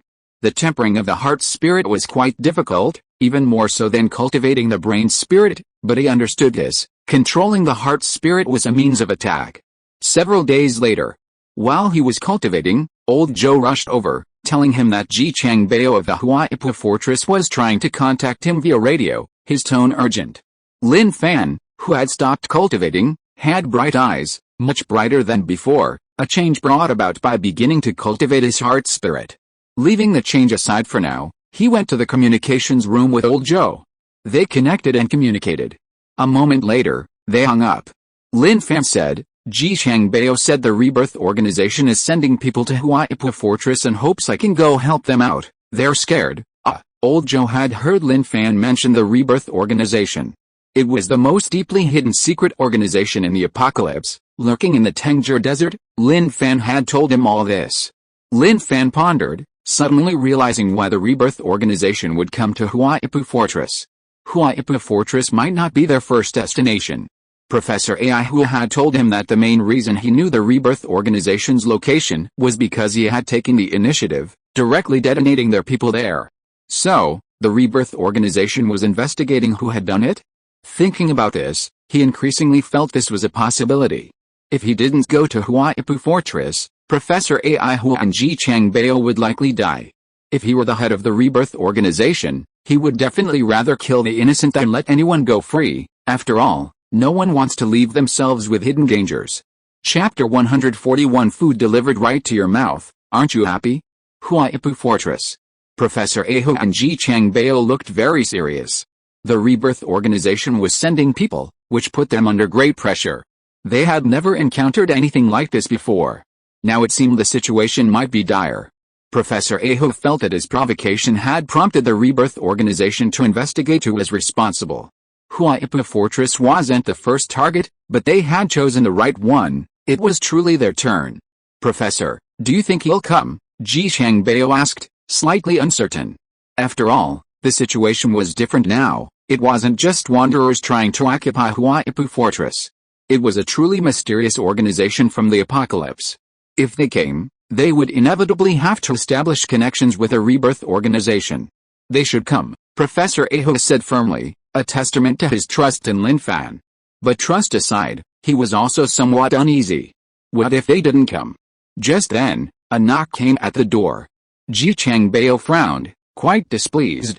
"Who is it?" This was where he and Professor Aho discussed matters. Who in the stronghold would be so audacious as to disturb them?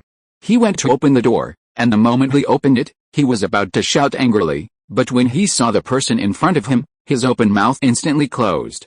"Manager Lin," a surprised voice came from inside. Professor Aho inside was quite surprised, clearly not expecting the other party to arrive so quickly. It seemed only 5 hours had passed since the notification.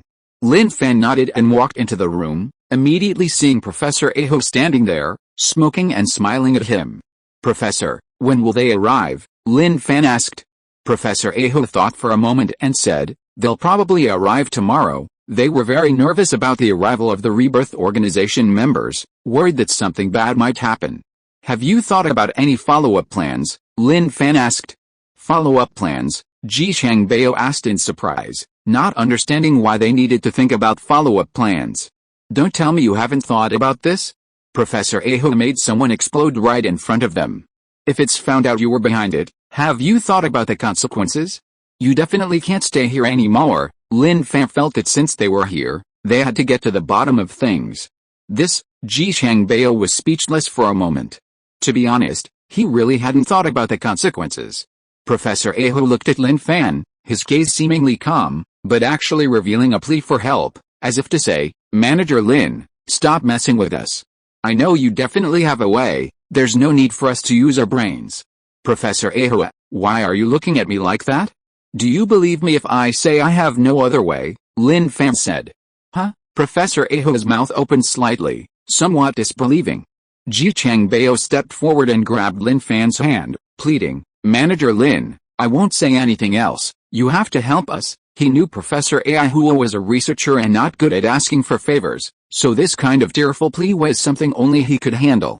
"Alright, they haven't arrived yet, who knows what will happen? For now, we can only take it one step at a time. Prepare a white coat for me to act as your assistant," Lin Fan said. "Okay, no problem," Professor Aho nodded. The waiting was tedious. And Lin Fan didn't wander around the Huaipu Fortress. He only considered two possible outcomes for tomorrow. One was that they would come, find nothing, and leave. The second was that they would find something and take action, leading to conflict. Of course, there was also a third possibility, a more acceptable one, but whether it would work depended on tomorrow's situation. The next day, a roaring sound came.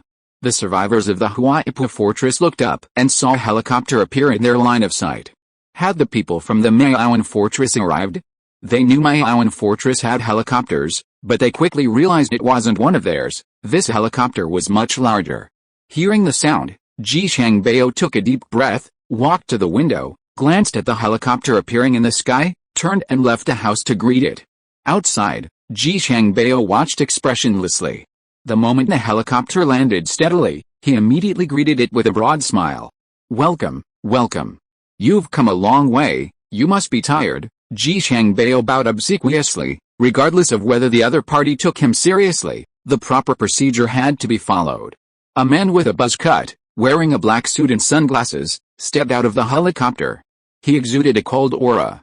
When Ji Changbao blocked his way, the man pushed him aside. "Where's Professor Aho?" the man asked. "The professor is busy, take me there." "Yes, sir," Ji Changbao replied with a smile, then glanced inside the helicopter. Besides the pilot, there was no one else. Inside the laboratory, Professor Aho was busy at work, while Lin Fan, dressed in a white lab coat, stood by pretending to cooperate. Footsteps approached from behind. He knew the target had arrived. Professor Aho, the organization's people are here, Ji Shangbao called out. Professor Aho stopped what he was doing, turned around, removed his mask, and looked at the approaching man with a buzz cut. He slowly said, I wonder what business the organization has with you. The buzz-cut man didn't speak, merely glancing at Professor Aho, then at Lin Fan, before walking straight to the computer, pulling out a chair, and plopping down, his hands rapidly typing on the keyboard. His typing speed was so fast it was almost blurry. Professor Aho stood silently watching. The computer records were all legitimate content, lacking any suspicious or revealing information. So, let the other party investigate at their own pace. After a moment, the buzz-cut man stood up, finding nothing amiss on the computer. Professor Aho, how's the research going? The buzz-cut man asked. Everything is going smoothly, except that the Shanghai barrier was destroyed a while ago, and a group of survivors who escaped tried to take over this place, resulting in the loss of some test subjects, Professor Aho said truthfully. The crew cut man naturally knew about the Shanghai barrier. Someone has recently betrayed the organization. Have you heard anything about it? The crew cut man asked. Professor Aho looked shocked. Someone betrayed the organization? How is that possible? Who is so audacious? He stammered, showing his shock at the matter. Even if it was Professor Aho who did it, he would never admit it. The crew cut man looked at Lin Fan beside him. Who is he? I don't think I've seen him before. The Rebirth organization knew the lower barriers like the back of their hand. They had witnessed the experiments in the videos before, and now the sudden appearance of a stranger next to Professor Aho caught his attention. Oh, he's my assistant. He ended up here a month ago. I saw that he had some research in this area, so I recruited him, Professor Aho explained. The crew cut man glanced around, his recent activities fueling his anger. He had traveled extensively to find out who had betrayed the organization, but everyone seemed innocent, leaving him with little success. Professor Aho, holding his breath, silently awaited what would happen next, as the crew cut man circled him. Professor Aho, you know the organization's power. Anyone who betrays the organization will not have a good end. Do you understand? I understand, HMPH, I think you understand too. If you don't, then your fate will be the same as his. With that, the crew cut man's hand shot out with lightning speed, his fingers forming a claw, grabbing Lin Fan's throat and squeezing hard, trying to crush it. Huh? He didn't hear the familiar voice. The crew cut man stared at Lin Fan, his eyes filled with shock, gritting his teeth and increasing the pressure in his hand, determined to crush him to death. He had been to many strongholds and research bases. His usual tactic was to casually crush the people around them in front of them, thus achieving a deterrent effect. He had crushed at least a dozen people in this short period. But now he had failed. At this moment, not only was he stunned, but even Lin Fan was somewhat bewildered. Good heavens, truly good heavens. I acted as his assistant, without saying a word, not even a cough, and yet I suffered this misfortune. It has to be said that the guys from the Rebirth organization are indeed ruthless. Stop crushing him, I didn't provoke you. What are you doing? Lin Fan raised his hand and slapped the other man's hand away. The buzz-cut man's expression changed drastically. He looked at Professor Aho, then at Ji Changbao. Who exactly are you? There's no way someone with your strength could exist in the retirement province. He himself was a 7th tier awakened, someone even he couldn't crush. How could he possibly be in the retirement province, let alone willingly be someone's assistant? Don't be impulsive, he really is my assistant, Professor Aho said urgently. Impossible, absolutely impossible. The crew cut man waved his hand, insisting there was something wrong. Could it be that you betrayed the organization? And who exactly is he? Which organization does he come from? What kind of promise did he make to make you betray the organization? Professor Aho wanted to explain something, but Lin Fan stopped him. It's useless to say anything now. He's convinced you betrayed the organization, so no matter how you explain, it's pointless. Leave the rest to me. Lin Fan pulled Professor Aho behind him and faced the man alone. You're asking for death? The crew cut man roared and swung his fist at Lin Fan's head. Crack! He easily caught the punch, and with a little force, a cracking sound of bones breaking rang out. Ouch! Ouch! The crew cut man's face changed drastically. Intense pain swept through him, and cold sweat poured down his forehead. Just as he was thinking of using his ability, Lin Fan threw a punch, striking the man's abdomen with incredible speed. This punch had already held back a lot of force, Otherwise, if he had been a little serious, this punch might have pierced through his abdomen. The man with the buzz cut stared, his knees buckling, and he collapsed to his knees, clutching his abdomen in agony, veins bulging on his face. He had even vomited bile. The intense pain rendered him speechless. His mind was clouded, like mush, devoid of any thought. Manager Lin, this, Ji Changbao hadn't expected things to turn out this way, not even giving him a chance to think. In the blink of an eye, it was all over. It's alright, I have my own plan. Don't worry, it's very secure. Lin Fan lifted the man up, feeling the back of his neck. There was indeed a bulging tracking device. Of course, this wasn't just for location tracking, it also served to monitor life. If the man died, the rebirth organization would know immediately. He carried the man out of the lab and outside. The helicopter was still waiting. Inside, the pilot was engrossed in an old erotic book, oblivious to someone entering the plane. Take off, let's go. Oh, the pilot quickly put away the book, about to take off, when he realized something was wrong and whirled around. Who are you? Whoosh. The sharp blade of lightning pressed against the other man's shoulder. Lin Fan smiled and said, take off. The pilot glanced at Lin Fan, then at the pale-faced, short-haired man who looked like he'd been brutally beaten. He swallowed hard, nodded hastily, and piloted the helicopter. Where to? West. Oh, the pilot didn't dare hesitate, his hands trembled as he controlled the aircraft. He didn't know how things had turned out this way. At this moment, Professor Ai Hu and Ji Changbao emerged. They were bewildered, unable to understand what was happening. The two looked at each other. Where is he going? I don't know, but this matter is no longer our concern. He said he can handle it, and I think we can only trust him. To them, they were already in the same boat as Lin Fan. If something happened to Lin Fan, they wouldn't be able to escape either. They only hoped to remain safe until the end. Inside the helicopter, Lin Fan remained calm, enjoying the smooth flight. Your helicopter piloting skills are really good. My friend doesn't have your skills, he flies it all over the place, like it could crash at any moment. The pilot didn't dare reply, he knew something was wrong. They had been hijacked. Oh, the pilot felt it was inappropriate not to reply, but dared not say more, only uttering an "oh" to show he was listening and not ignoring him. After an unknown amount of time, the helicopter had moved far away from Yanglao province. Lin Fan's gaze swept across the area below, searching for suitable alien beasts. Too weak, far too weak. The alien beasts appearing in his sight were all too weak. Level 3, Level 4, even Level 6 were not his targets. Roar. Suddenly, an angry roar rang out. Found it. In his sight appeared a massive alien beast. Judging from the patterns on its belly, it was clearly a Level 7 alien beast, and an awakened one at that. Lin Fan grabbed the pilot, pulling him to the back amidst his gasps, and then leaped from the helicopter. The Level 7 awakened beast roared, clearly bewildered that a human would willingly jump from a helicopter. The helicopter, now out of control, wobbled precariously before crashing to the ground with a deafening roar, tragically killing some of the surrounding beasts. They were unharmed, but were instantly torn apart by the spinning rotors.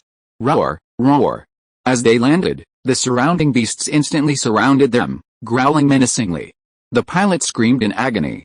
The crew cutman angrily demanded, "Damn it, what are you trying to do?" He couldn't understand the other man's actions, why he had jumped from the helicopter, especially in front of a Level 7 awakened beast. You said the helicopter crashed just now, could it have been caused by a monster? Like, maybe you were shot down by this Level 7 awakened monster. After all, awakened monsters are capable. Shooting down something in mid-air doesn't seem difficult, Lin Fan said, finding no fault with it. What exactly do you mean? The crew cutman was starting to have a mental breakdown. While they were talking, the Level 7 awakened monster approached, snorting. The surrounding monsters parted to make way for their leader, not daring to obstruct his path. Hey, monster, give me a hand. I think you'd really like it. Lin Fan threw the pilot he was holding towards the Level 7 awakened monster. Facing the thrown human, the awakened monster growled, raised its claws, slammed the pilot to the ground, and then stomped down hard, crushing the pilot into a bloody pulp. Lin Fan frowned. It seemed this Level 7 awakened monster wasn't cooperating much. Thinking this, he leaped up and landed on the beast's head. Just as the beast was about to erupt in fury, he raised his hand and struck its head with a palm strike. Instead of unleashing his power to shatter the beast's skull, A terrifying force suppressed and engulfed its entire body. The level 7 awakened beast, terrified, collapsed to the ground, unable to move, its fierce eyes revealing a hint of fear. He jumped down from the beast's head, walked to its front, pried open its mouth filled with sharp teeth, and, amidst the crew cut man's scream, threw it inside. No, the crew cut man cried out in agony. He finally understood what the other man was doing. This was creating the illusion of his death.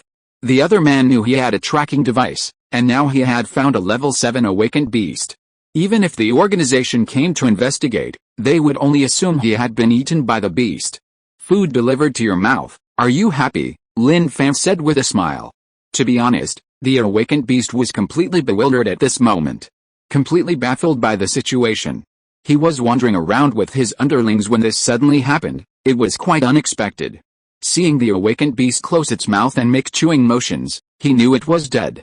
However, considering this short-haired man was a 7th-tier awakened being, even against a beast army, he would surely have the ability to fight back. Thinking this, Lin Fan didn't hesitate and charged directly into the beast horde. The 7th-tier awakened beast, seeing its underlings being hunted down, immediately reacted, roaring angrily, "Even if you put food in my mouth, how can you tolerate killing my underlings like this right in front of me?" Just as it was about to fight Lin Fan to the death, Lin Fan clapped his hands, quite satisfied with the situation. Gone, it came in a hurry and left in a hurry. Only the 7th-tier awakened beast remained, bewildered in the wind. Is this human crazy? And at this moment, in the rebirth organization in the Tanger Desert, the monitor kept a close watch on the screen. His job was easy and leisurely, observing the movements of members on missions. At this moment, he leaned back in his chair, legs propped up on the table, enjoying a snack. When he saw 2 abnormal signals, he jumped up in alarm. Damn! Something's happened. Chapter 142 Kid, you're an awakened one, please distract me. At the Huaipu Fortress, Professor Ai Hua and Ji Changbao watched Lin Fan return, travel-worn and weary. They were eager to know where he had gone. Judging from the situation, it was almost certain he had been sent away. Manager Lin, will we be in trouble? Ji Changbao couldn't help but ask. He felt something was off. Their Huaipu Fortress used to be incredibly safe. But ever since meeting Lin Fan, one thing after another had happened, leaving him somewhat bewildered. There might be trouble, or there might not be, but we should be fine in the short term. Lin Fan felt his setup was quite good. The rebirth organization might have to put in some effort to investigate, and even if they did find something, it would be a long time from now. Ji Changbao hesitated, wanting to say something but unsure what to say. Lin Fan ignored Ji Changbao and walked over to Professor Ai Hua, raising his hand and gently patting his shoulder. Professor Ai Hua, there's no turning back now. The rebirth organization won't find you in the short term, but it's hard to say what will happen in the long run. You only have 2 paths before you. First, you stay here and wait for them to come knocking on your door. Second, you and Ji Changbao should find an opportunity to fake your deaths and escape to Maya Aowen's stronghold. I'll take you in. Maya Aowen's stronghold needs talent. Ji Changbao isn't exactly talented, but Professor Ai Hua definitely is. Although his research direction is somewhat unreliable, with proper guidance, there seems to be hope. His Maya Aowen stronghold has made no progress on some materials. The cloaking scales of the alien serpent haven't yielded any substantial results yet. And the king scales of the level 9 awakened alien beast, to forge them into armor requires ability. Although the capital stronghold could create them, he wouldn't dare take them there. Even if he showed them, people would have ulterior motives. The temptation is too strong. Professor Ai Hua remained silent, nodding slightly, as if considering it. I'm leaving. Lin Fan waved and turned to leave, leaving without a trace. Watching his departing figure, Ji Changbao turned to Professor Ai Hua. What does this mean? Professor Ai Hua took a deep breath and slowly said, literally, we only have one choice, feign death, abandon everything at Huaipu Stronghold, join Maya Aowen Stronghold, and disappear from everyone's sight. Hearing this, Ji Changbao frowned slightly. To give up control of Huaipu Stronghold, to be honest, he was truly reluctant. The feeling of wielding power was indescribably exhilarating, and now to completely relinquish it, he hesitated. However, this hesitation quickly vanished. If power was compared to life, he would definitely choose life. Professor Ai Hua, what are your thoughts? Ji Changbao asked. Think? There's nothing we can think about now, nor is it something we can control. We only have one path before us: join the temple base stronghold. Otherwise, our fates are sealed. Professor Aihua saw things clearly, sighing inwardly, but there was nothing they could do. They had already been led down this path, turning back was impossible. But giving up like this is truly unwilling. Ji Shangbao clenched his fists, but there was nothing he could do. Despite his seemingly impressive strength in the retirement province, in the eyes of the Rebirth organization, he was as weak as an ant. They wouldn't even need to exert much effort. A slight crushing blow would be enough to completely destroy him. He wouldn't even have a shred of room to resist. Professor Aihua, are we really going to the temple base stronghold? Ji Shangbao asked. Professor Aihua nodded, giving a very definite answer. All right then, but I need to swindle some blood crystals to take with me. Ji Shangbao thought of the resources of the teams within the stronghold. Since they were to disappear completely from their sight, they had to pull off a big heist. At this moment, on the way back, Lin Fan ran on foot at an incredible speed, leaping as if soaring through the air. With his three-dimensional attributes at this level, even cars and airplanes couldn't outrun him. The wind whistled past his ears as he ran, the surrounding scenery rushing by. To the wandering beasts, they only heard his voice, but saw nothing. Even if they did see him, it was just a fleeting black shadow, resembling a large black rat. This cast a small shadow on the beast's fragile hearts. In the distance, at an abandoned gas station, several survivors, having escaped from somewhere, were in terrible condition, disheveled, and demoralized, the state of most refugees in the apocalypse. The shelves inside were overturned and covered in dust, the windows were broken, and they could only huddle in a dim corner, shivering. Let him go. He's an awakened, right? He's fast, he'll definitely lure the beasts away. In a corner, everyone's eyes turned to the child. The child was very nervous and frightened by their gazes, his face turning pale. I can't. The boy's voice was very soft. He was indeed an awakened, but only a newly awakened first-tier awakened. His awakened ability was speed, but it was impossible for him to fight against the beasts. You can. Why don't you just sacrifice yourself for us like your brother? A woman with dry, yellow hair said. Hearing this, the boy looked sharply at the woman with dry, yellow hair. He hadn't expected her to be like this. He and his brother had escaped from another stronghold. The stronghold's administrators didn't treat the living as human beings at all, exploiting them cruelly.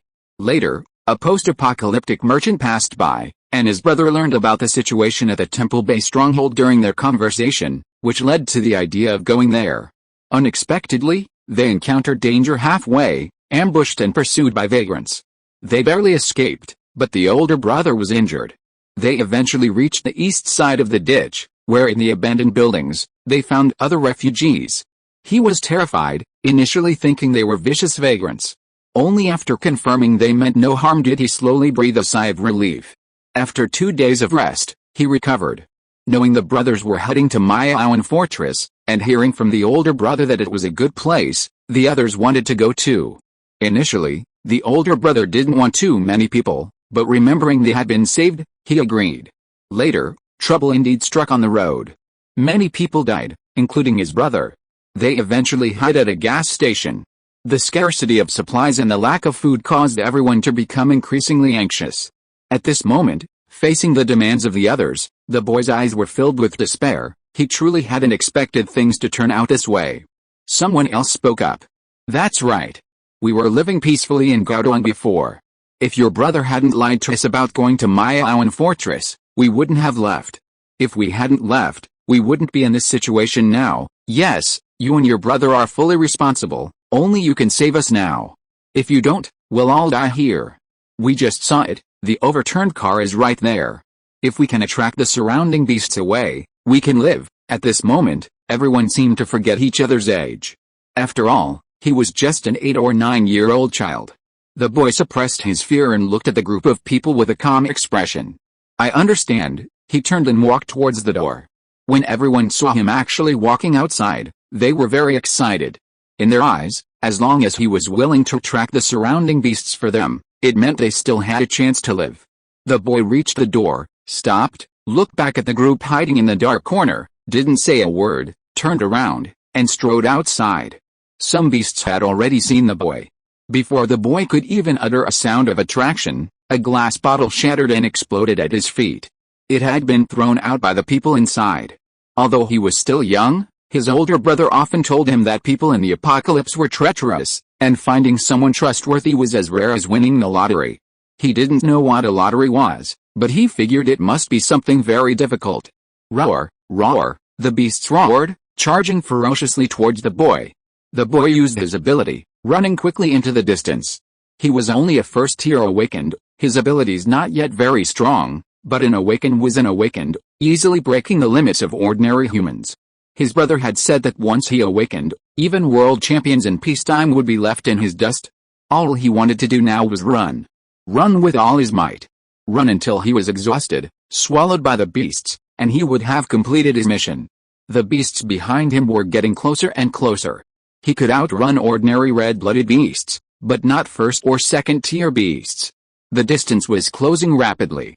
Without turning around, he already felt the suffocating aura rushing towards him from behind. He knew it was the oppressive presence of the monstrous beasts. Looking down, he saw a dark shadow looming over him, the shadow twisting and turning, its sharp claws vaguely visible within. He knew he was doomed. His weak body had no strength left. "Brother, I'm coming." A loud bang followed an explosion, and then a voice reached his ears. "Kid, you're pretty tough. Young as you are, but you've got guts. Even if you're an awakened, you shouldn't be playing like this." The boy opened his eyes. A figure stood with its back to the sun, the blinding sunlight making his eyes uncomfortable. Gradually, he could see the face clearly. The figure wore a smile, as if laughing at his recklessness, but this smile didn't offend him at all. Instead, it gave him a sense of security. "Who are you? Who am I? I'm your savior.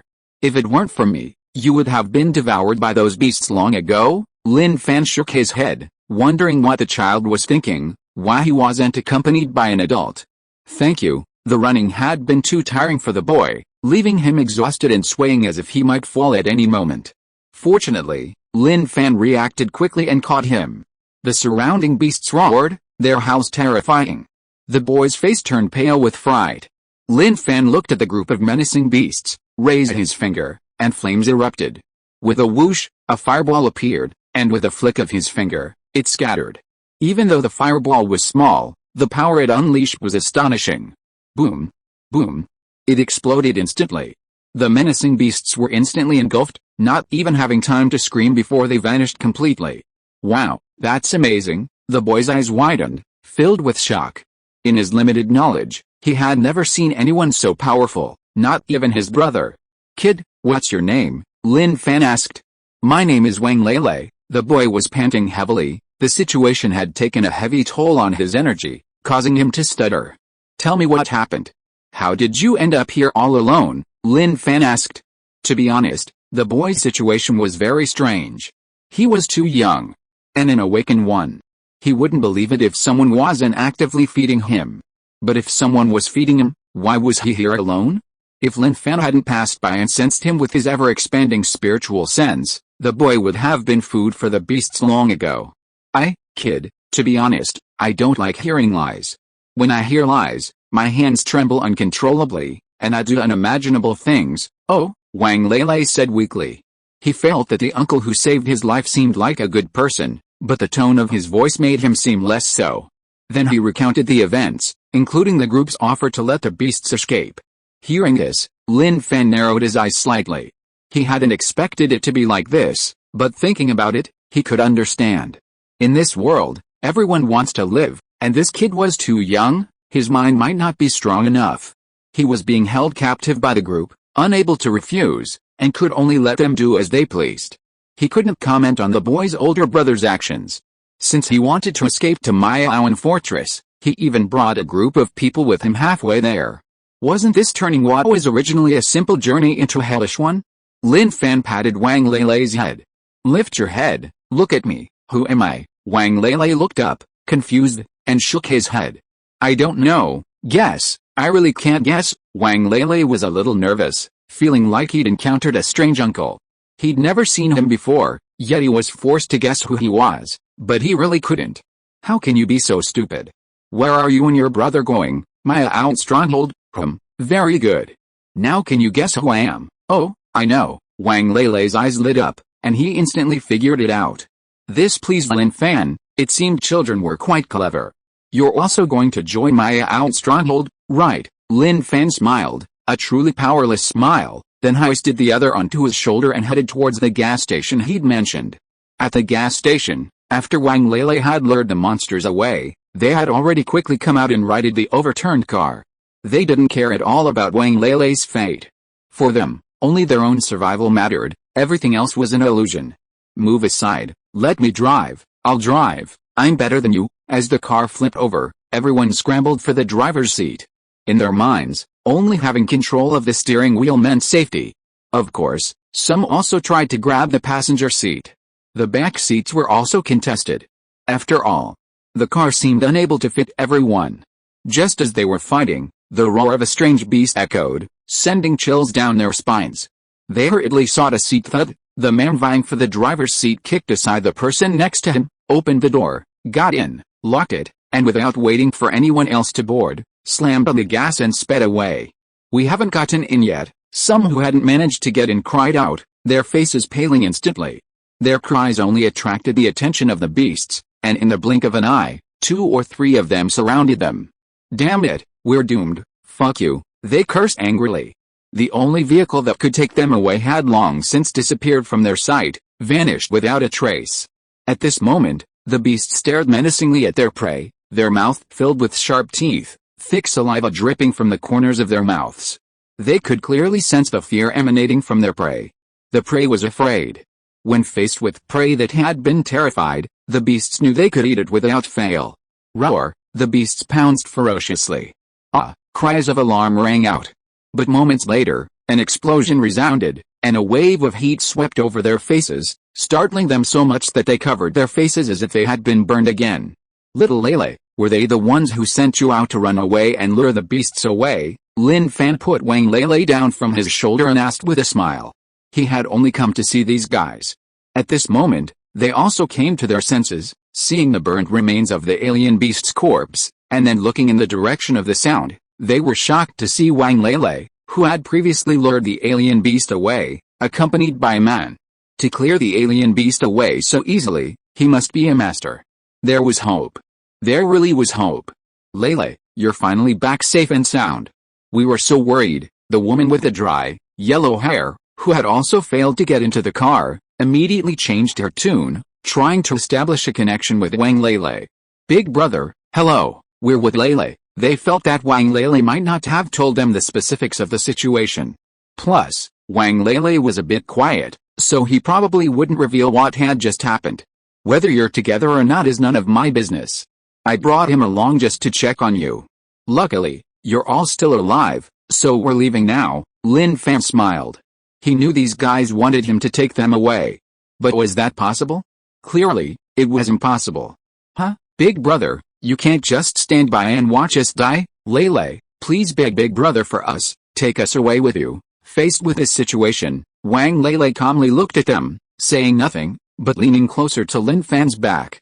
Lin Fan said, don't beg. I'm telling you, you're really beasts. This brother is protecting you even if he dies, and you still want his younger brother to attract monsters for you? This isn't something a normal person would do. Let me be frank with you, I'm very strong, very powerful. I can completely guarantee your safety if I take you away, but unfortunately, I'm not interested. I just came to see you. After saying that, Lin Fan led Wang Lele forward. How can you be so cold-blooded? We're all living, breathing people, someone shouted indignantly. The hope of survival was right in front of them, but it was ruthlessly rejected. Living, breathing people. Lin Fan stopped, smiled, and shook his head. If I save you, I might not even be human anymore.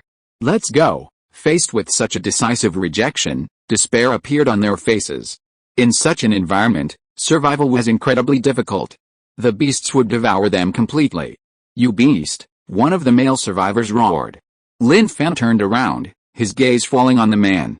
The survivor, his face pale, involuntarily took a step back. He felt incredibly foolish. How could he have said such a thing?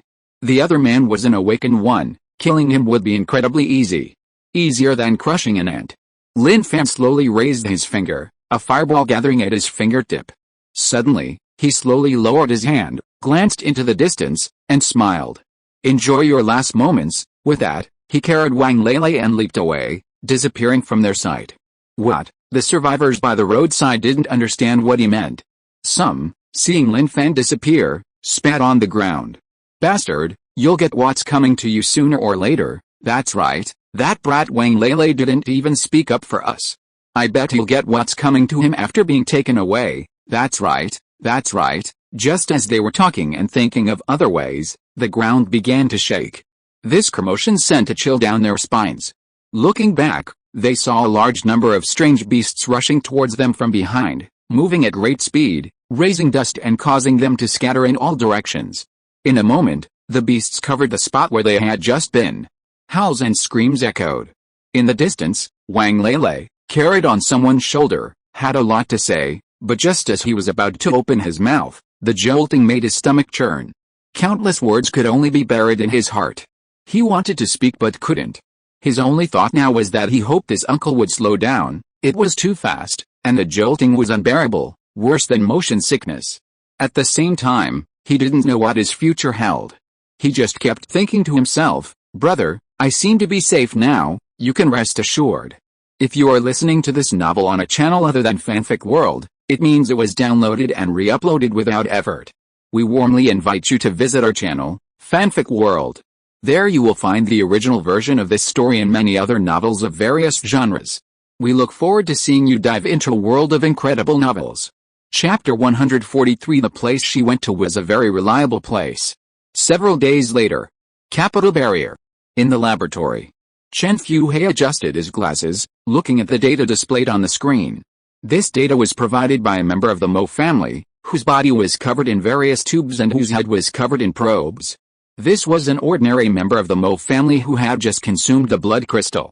Now, using a newly developed method, he was absorbing the energy from the blood crystal to selectively enhance his spirit, thus becoming an experiment for awakening.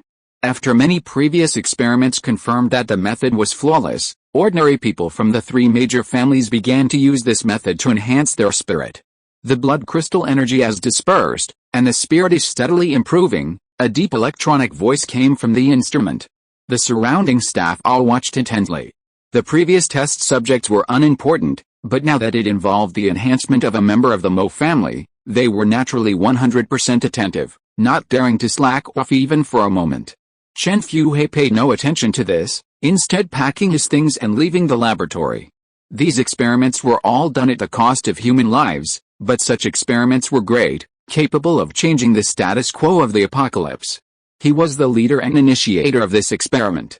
To be honest, the results of such an experiment shouldn't be controlled by anyone. This is a crystallization concerning the future of the entire post-apocalyptic world, and everyone who survives should know how to become an awakened being as quickly as possible. The most scarce resource in this method is blood crystals. For blood crystals, people will frantically hunt down alien beasts, thus reducing their numbers and ensuring everyone has the ability to protect themselves. This is Chen Fuhei's greatest hope. However, the three major families have already firmly grasped the research results and have no intention of sharing them with outsiders, allowing only their own people to use them. At this moment, members of the three major families are in a conference room, observing the situation in the laboratory, occasionally bursting into laughter and discussion. Clearly, they are very satisfied with the stability of the experiment. A member of the Mo family slowly asked, "Who participated in this experiment and learned the method?" 4 people, Li Dong, Wang Yan, Zhao Zhou, and Chen Fuhei. These are all directly involved, or rather, it can be said that this experiment was proposed by them.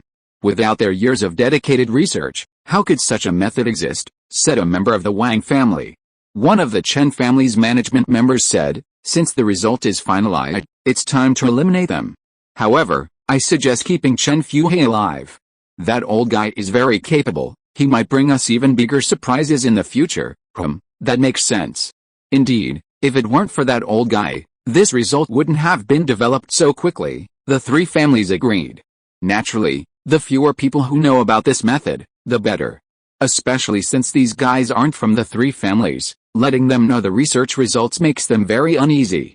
What if they leak it one day? So eliminating 3 and keeping 1 is just right. Night. Suddenly, the alarm bells of the capital's stronghold rang loudly. Countless lights illuminated the stronghold brightly. The people of the three major families were alarmed. Find him. You must find that old guy Chen Fuhei for me. Even if you kill him, it's fine. With this order issued, countless awakened ones sprang into action. They were all elites of the capital's stronghold, talents cultivated by the three major families. At this time, Chen Fuhei had already escaped to the outside of the capital's stronghold. A patch of bright red blood covered the back of his neck. He removed the locator embedded in his neck. He looked helplessly at the group of people before him. They were from the tribunal. Professor Chen, come back with us, Li Wei pleaded, looking at the professor who had escaped. Professor Chen had made significant contributions to the capital barrier, but he hadn't expected him to betray it. Moreover, it wasn't Li Wei who found Professor Chen. Professor Chen had actively sought him out. A letter had been slipped under his door, and he only discovered it when he got home. He didn't know who had sent it, but the letter contained an address. Then the alarm sounded. This instantly reminded him of the letter he'd seen during the day. Therefore, when he arrived here, he saw Professor Chen, weak and exhausted. He wondered how Professor Chen, at his age, had managed to escape from the towering city walls. Thinking about it, it made sense. Professor Chen had researched for so many years, how could he not have some knowledge? Li Wei, although you are a member of the Judgment Agency, I know you are different from them. You are not a lackey of the three major families. I escaped not to bring disaster to the capital fortress, but because you should know that the method of using blood crystals to fix and enhance the spirit was developed by us, but the three major families want to firmly control it and control the entire apocalypse. But what will be the consequences of doing so? It will be eternal darkness, and the apocalypse will never end. So I want to pass this on, to give all humanity a hope to survive and fight against the alien beasts. I can't go on. I injected myself with a superpowered drug, unleashing all the potential in my body. Only in this way could I escape from the fortress. And now, I want to entrust this hard work of ours to you. Can you spread it for us and give it to all living humans? Chen Fuhei had observed most of the members of the Judgment Agency in the fortress. In the end, he chose Li Wei because he was one of the few people in the apocalypse who still had a conscience. Hearing Professor Chen's words, Li Wei fell silent. He didn't know why Professor Chen had chosen him. Seeing Li Wei lost in thought, the team members hurriedly said, Brother Li, don't think like that. This is betraying the bulwark. If the bulwark finds out, you're dead. Zhou Yu, standing beside him, was also speechless, wanting to say something but unsure what to say.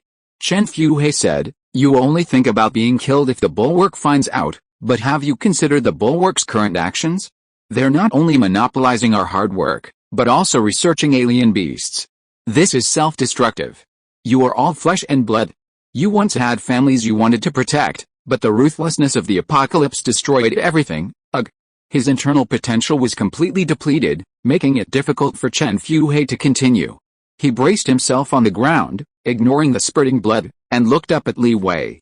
Let's bring some hope to this apocalypse. The three major families of the bulwark won't care about this. The group following Li Wei fell silent. They could sense what Professor Chen was trying to say, and felt a sense of desolation. Whoosh! A sound of something cutting through the air came from behind. In the darkness, a streak of light flashed rapidly towards them from afar. Li Wei's expression changed. He knew who it was, and Professor Chen, who was coughing up blood, naturally knew as well. Within the entire capital fortress, only that person possessed such power and influence. Li Wei walked up to Professor Chen. Professor, where's the thing? Professor Chen looked at Li Wei with despair. He had failed, truly failed. He had chosen the wrong person. With his current abilities, he couldn't escape. He pulled a notebook from his pocket and tremblingly handed it to Li Wei. Looking at the notebook in his hand, Li Wei hesitated, finally saying slowly, Zhou Yu, come here. Zhou Yu came to Li Wei, who touched the back of her neck and whispered in her ear, go to Mayaoan Fortress, take it, and leave now. Rip. Zhou Yu's face contorted in pain as the tracking device on the back of her neck was ripped off, blood gushing out. However, thanks to Zhou Yu's powerful physique as an awakened, the bleeding stopped. Go now. Zhou Yu was stunned. Brother Li, what about you guys? I'll stay behind and hold them off. Don't tell anyone your location. Go, that's an order. Yes, sir. Zhou Yu glanced at Brother Li, then at Professor Chen, and without looking back, she vanished into the darkness like a cheetah. Brother Li, If you're going to betray the barrier, don't drag me down with you. One of Li Wei's teammates' faces changed drastically. He instantly understood what had just happened and hurriedly tried to chase after Zhou Yu. Bang! Li Wei instantly blocked the other man's path, throwing a punch that sent him flying. Everyone, it's my fault, Li Wei. Professor Chen is right. It's fine if you want to take me down, I understand. Facing his former teammates, Li Wei said everything he needed to say. For Professor Chen now, a smile played on his lips, and his eyes shone with hope. Li Wei, you are a hero of humanity's future. Professor Chen, I'm not a hero, but I know some things require no choice, Li Wei said, then walked to Professor Chen, knelt down, and whispered in his ear, Professor Chen, she will take your hard work to a truly good place I've discovered, where your efforts will not be in vain. Professor Chen glanced at Li Wei with difficulty and nodded. He knew Li Wei's character. He also knew he was reliable. Li Wei stood up and looked ahead.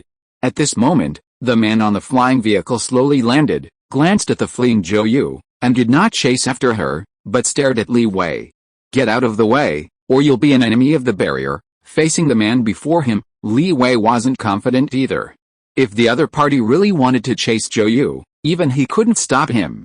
But now, Li Wei smiled, slowly raised his hand, and tore off the eye patch from his right eye, revealing a gray eyeball to everyone's sight.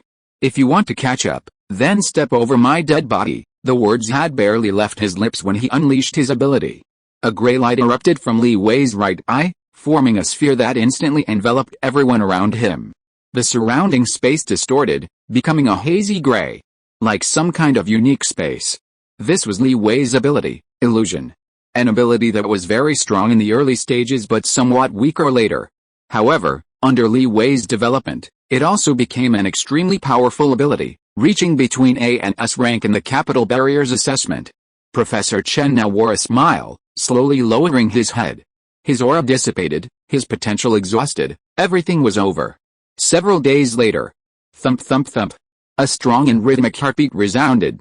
The sound erupted from Lin Fan's body. The tempering of his heart spirit had reached its final stage. While the brain spirit was auxiliary, the heart spirit was an offensive means. An extremely powerful, invisible aura spread out from him.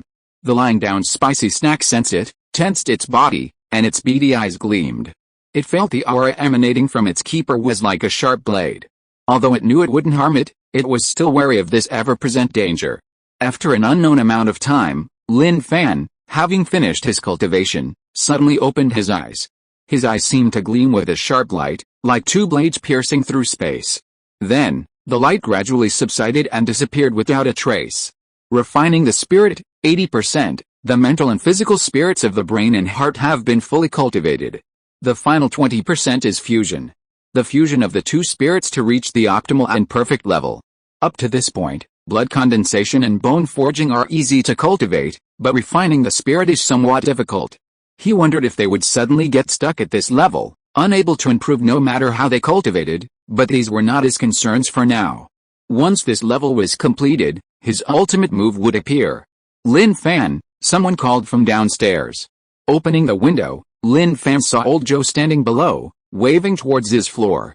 Confused about his intentions, he jumped out the window, the fastest way down. What's up? Lin Fan asked. Old Zhou's appearances usually meant trouble. Something was up. Old Zhou replied, we just got a call from Jinling Stronghold. They said the capital stronghold lost something very important and will send a lot of people to search for it. They told us to be careful. Careful about what? The lost item, or the people the capital stronghold sent? Definitely those people. After all, they're from the capital stronghold, we can't afford to mess with them, Old Zhou said. Lin Fan pondered, wondering what important thing the capital stronghold had lost that warranted such a large-scale operation. A possibility dawned on him. And it seemed very likely. He recalled what Xiao AI had told him, and the fact that Li Wei had died. Could it be that Li Wei had stolen the research results, aiming for a post-apocalyptic sharing system so everyone could quickly improve, suppress the alien beasts, and allow humanity to rise again? The more he thought about it, the more plausible it seemed. If that's really the case, then he's powerless to stop Li Wei's death. The capital stronghold is teeming with experts. Even if he could take on several, could he take on dozens? Even if he could take on dozens, could he take on the entire capital stronghold? He wasn't sure. He hadn't tried, and didn't want to. Quietly surviving in the apocalypse was the best decision. What are you thinking about? Old Joe saw Lin Fan standing there dumbfounded after hearing his words. His tightly furrowed brows clearly showing he was deep in thought. But judging from his expression, he seemed to be thinking for quite a while, still not having recovered. Nothing. Just keep an eye on the situation around the stronghold. If anything happens, tell me immediately. Of course, if anything happened at the stronghold, he would definitely notify Lin Fan immediately. After all, more and more experts are coming to the mutant stronghold now. He didn't want to end up like old Lee, beaten to the ground and vomiting blood. That feeling was obviously unpleasant. He also didn't understand what was going on. When he was the manager, the mutant stronghold might not see many experts all year round. But since he stepped down and made way for Lin Fan as manager, he's seen more experts from other places than he did in 10 years. He really doesn't understand. Just as they were talking, 3 figures appeared in the distance. Manager Lin, a familiar voice could be heard from afar. Looking up, it turned out to be old Lee with Ji Changbao and Professor Ai Hua. Professor Ai Hua was wearing a trench coat and a hat, the brim pulled low, obscuring his face. Ji Changbao, on the other hand, was carrying 2 oversized suitcases in his hands. Seeing this, Lin Fan couldn't help but smile. He really didn't expect Ji Changbao and his team to be so quick. They had just talked about it a few days ago, and they had already taken action. Old Joe was slightly taken aback when he saw Ji Changbao and Professor Ai Hua, wondering why these 2 were here. They had been contacting each other a little too frequently lately. Soon, the 2 sides met. Have you decided? Lin Fan asked. It's decided, and I've taken action, Ji Changbao said, then placed the suitcases on the ground, ripped them open, and revealed 2 suitcases filled with crystal-clear blood crystals of various colors. I've used every means to bring the blood crystals here. There aren't any level 1 blood crystals, only level 2 and 3, and even some level 4. Old Joe, standing beside him, stared at Ji Changbao with his mouth slightly agape in shock. Holy crap! This guy went all out? Did anyone notice you? Lin Fan asked. Ji Changbao replied, no, Professor Ai Hua and I detonated the lab, and then we left the stronghold through a secret passage. Everyone there thinks we were blown up, so of course they won't be sad for us. I think the team leaders are probably thinking about who should be the new administrators. Of course, there was another possibility he didn't mention. That is, the team leaders whose blood crystals he took are probably frantically searching for where the blood crystals went. After all, he really went all out this time. He didn't take a single low-level blood crystal, only level 2 and above. Lin Fan patted Ji Changbao on the shoulder, then walked up to Professor Ai Hua. Professor Ai Hua, welcome. From now on, treat this place as your home. I think you've seen everything you need to see since you came here. The environment is quite nice. Seeing this, Ji Changbao immediately moved closer to Professor Ai Hua, even slightly raising his shoulder. Where's mine? Why isn't he patting my shoulder? This kind of discrimination isn't good behavior. Manager Ji, welcome to. Lin Fan noticed and patted him on the shoulder.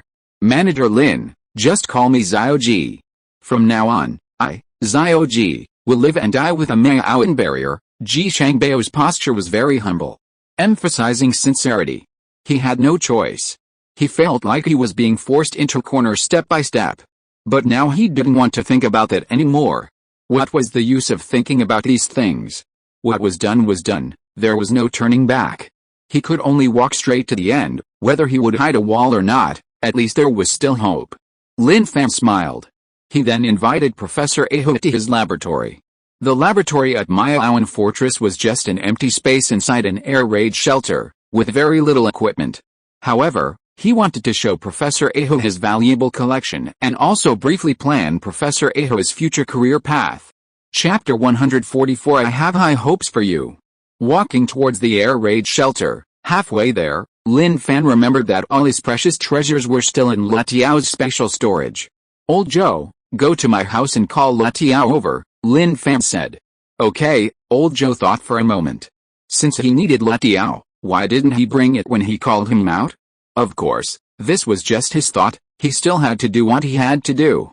Running errands was the easiest thing he faced. Entering the air raid shelter, Ji Changbao surveyed the interior.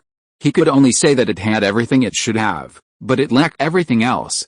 Compared to the facilities in their Huaipu Fortress air raid shelter, it was far, far less. At this moment, there was someone in the laboratory inside.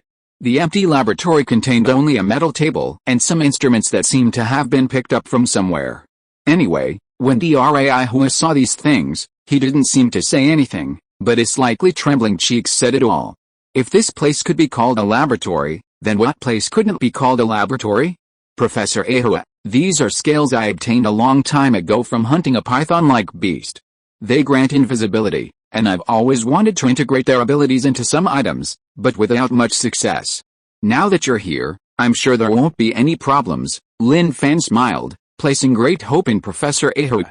Professor Ahua touched the palm-sized scales. The congealed blood on their backs indicated that the scales had been separated from their bodies for some time.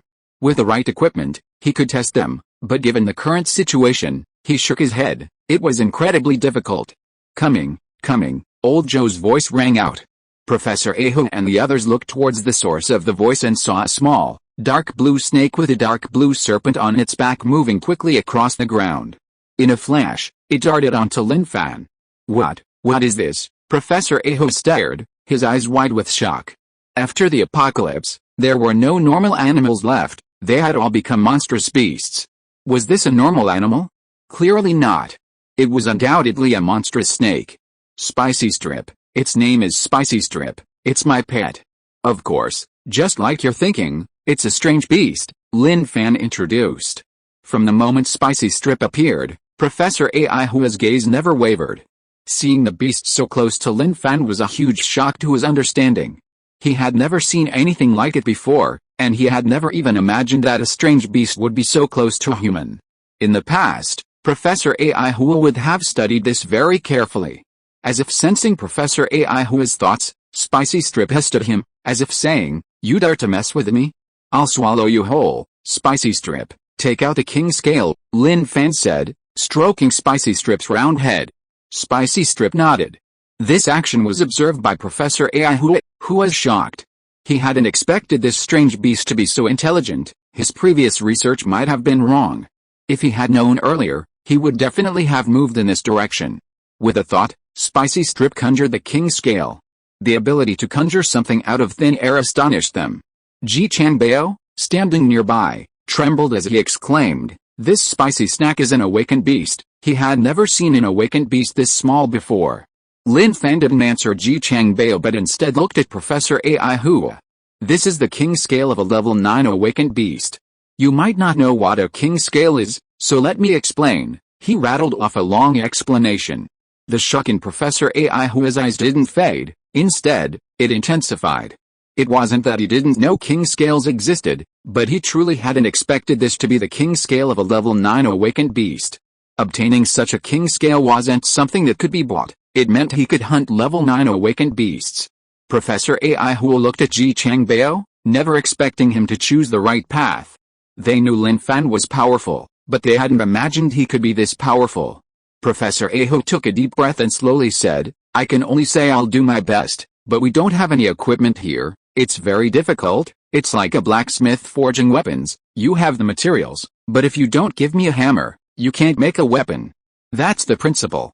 I'll figure out the equipment, don't rush, let's research it first," Lin Fan said. Getting equipment in the apocalypse is difficult, but any difficulty can be overcome with action. Professor Aihua understood that he would have to stay here from now on, so he put away any thoughts in his mind and stayed put. Leaving the air raid shelter, Professor Aihua and Ji Changbao weren't suited to living openly outside, so their only place to live was the air raid shelter. Of course, wandering around the fortress was fine, but if outsiders entered the Temple Bay fortress, they would have to hide, since no one knew if members of the Rebirth organization would investigate this place.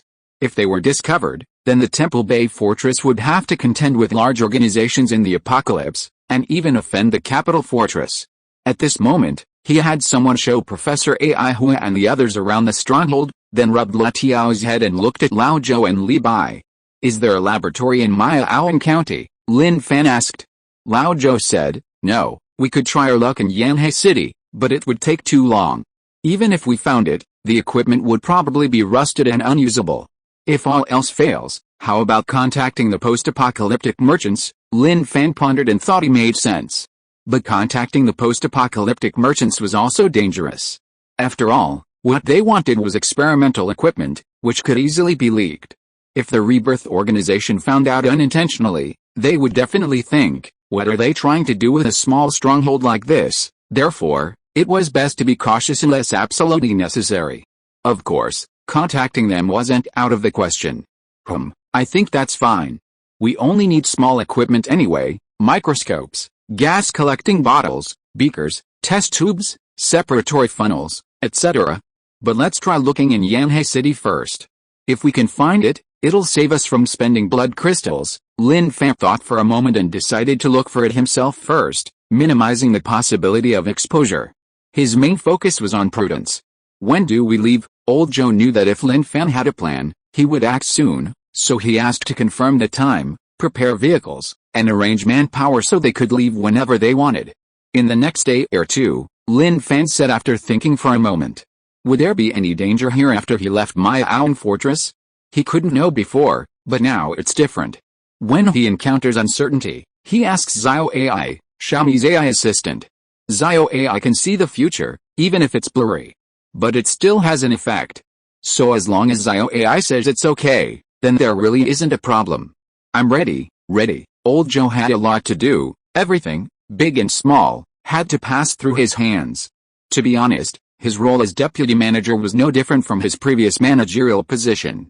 But the only thing he was looking forward to was witnessing the Mutant Fortress improve with his own eyes. It was practically overflowing with talent, unstoppable. Of course, Ji Changbao certainly wasn't a talent, Professor AI Hua was. He was just a byproduct. Old Joe, I trust you to handle things, Lin Fan praised enthusiastically. To make a horse run fast, you have to feed it well, and Old Joe naturally had to be praised lavishly. The more he praised, the more motivated he became. It was like an old man doing parallel bars. The more he was praised, the more energetic he became, and he spun around incredibly smoothly. Old Joe glanced at Lin Fan. What was there to trust? Putting everything else aside, just look at all the big and small matters in the Mutant Fortress. Which one wasn't handled by me? Lin Fortress. Inside the room, Zhou frowned slightly, her consciousness gradually awakening. Even before she opened her eyes, she heard a surprised voice. Sister Zhang, she seems to be waking up, Ah Feng exclaimed in surprise. Footsteps followed, and Zhang Yan approached. Zhou slowly opened her eyes, her vision gradually clearing. The unfamiliar surroundings reminded her only of being chased by wanderers on the way. To avoid wasting time or causing a disturbance, she had been rushing. Who would have thought she would encounter a group of strange beasts, including high-level ones, which caused her considerable trouble. She fought her way out, but also sustained some injuries. Suddenly, startled, as if remembering something, Zhou jumped out of bed, looking warily at the two people in front of her. One hand touched her chest, the notebook was still there. She breathed a sigh of relief. This was very important, she could lose anything, but not this. Ah Feng was stunned. This woman's reaction was so strong. She seemed fine just moments before, then suddenly jumped up. If he weren't a bit brave, he would have screamed in fright. Don't be nervous, this is Lin Fortress. We found you and brought you back, Zhang Yan said hurriedly. She understood, anyone would be nervous in an unfamiliar place, especially in the apocalypse, where finding reliable people is difficult. Zhou had a strong mentality and quickly calmed down. She knew these two weren't bad people. If they were, they wouldn't have given her a chance to wake up. Thank you for saving me, Zhou said gratefully. Seeing that she had calmed down, Zhang Yan smiled and said, it's alright. Although the apocalypse is terrible, there are always many survivors willing to help others. Is there anything else that's bothering you? When Feng and I found you, you were injured, so we asked someone to treat you, but her stage was a bit low, so the effect might not be very good. Zhou felt the sensations throughout her body. She felt fine and had no discomfort. This was Lin Fortress. She seemed to be traveling quite fast. A little further on, she would enter the territory of Yanglao province. And then she would be very close to Mutant Fortress. I feel great now, thank you. I think I should leave now. Zhou didn't want to linger here too long. Without reaching Mutant Fortress, danger was ever present. She also wondered why Brother Li insisted she go to Mutant Fortress. While Mayaoan fortress was indeed impressive, it was ultimately a small fortress. Could it really withstand the pressure from this notebook? Sister, won't you stay a little longer? Our Linai fortress is very safe. If you want to find a fortress to live in, this place is perfect, Feng said. Zhou Yu looked at Feng and smiled. No, I have other things to do. Zhang Yan, standing nearby, had long suspected Zhou Yu was no ordinary person. When she and Feng first encountered her, she was quite injured. She hesitated whether to help her, wondering if it would cause trouble, but ultimately she did. Now that she was leaving, Zhang Yan didn't try to stop her. She had done what she could. It was best to avoid getting involved if possible.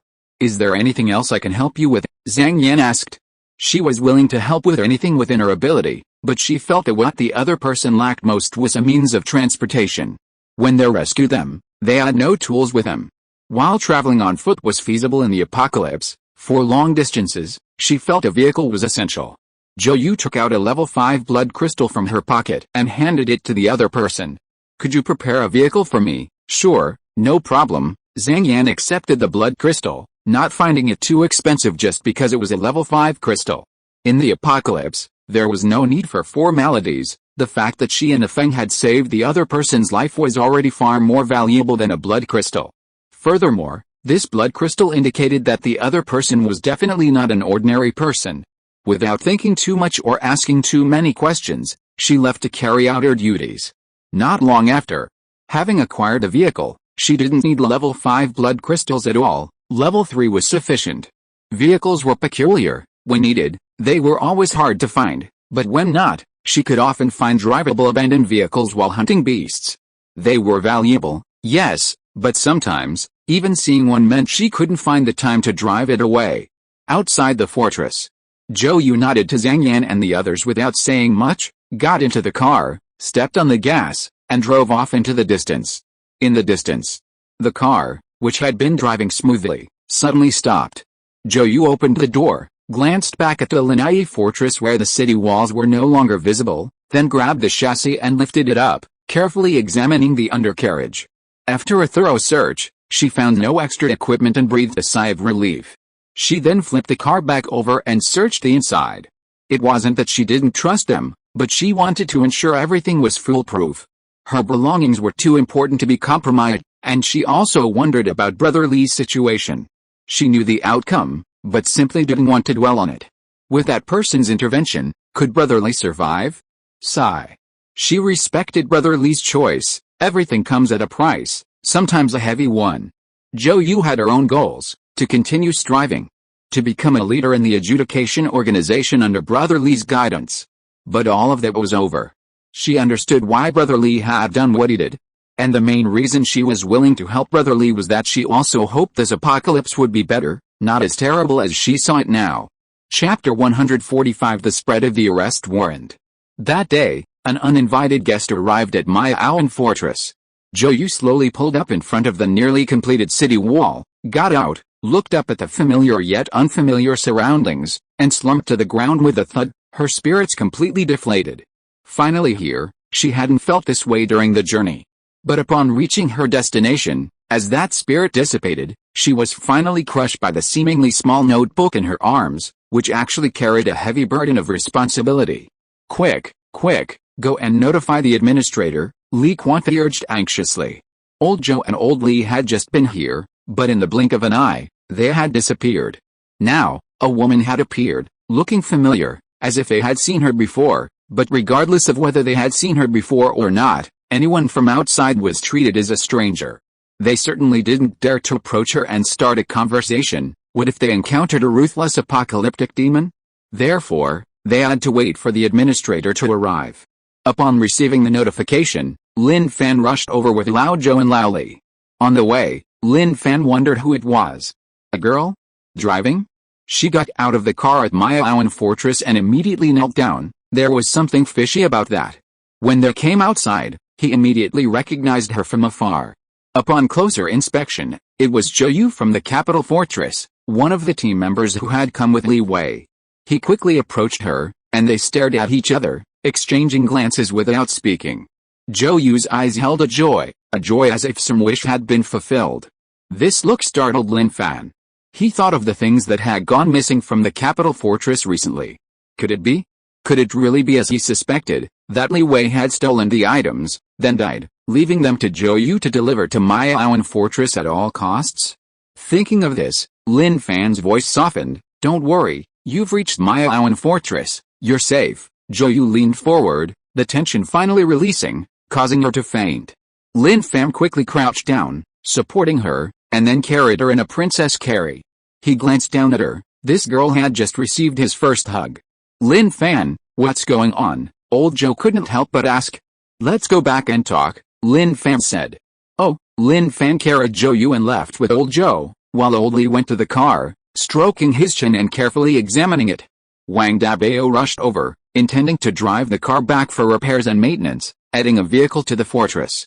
Don't move it, we can't leave this car here. Old Li walked to the car, grabbed the edge of the undercarriage, and then suddenly exerted force. With a whoosh, the car was flung away, disappearing into the distant sky as a speck of starlight. Ah, Wang Dabao stared at old Li, mouth agape. Brother Li, you're just throwing it away, Li Bai said. The other side drove this car here, just in case, to ensure safety. Brother Li is truly Brother Li. I never expected this, Wang Dabao suddenly realized. He respected Brother Li a lot. He was a veteran of the apocalypse, experienced and wise.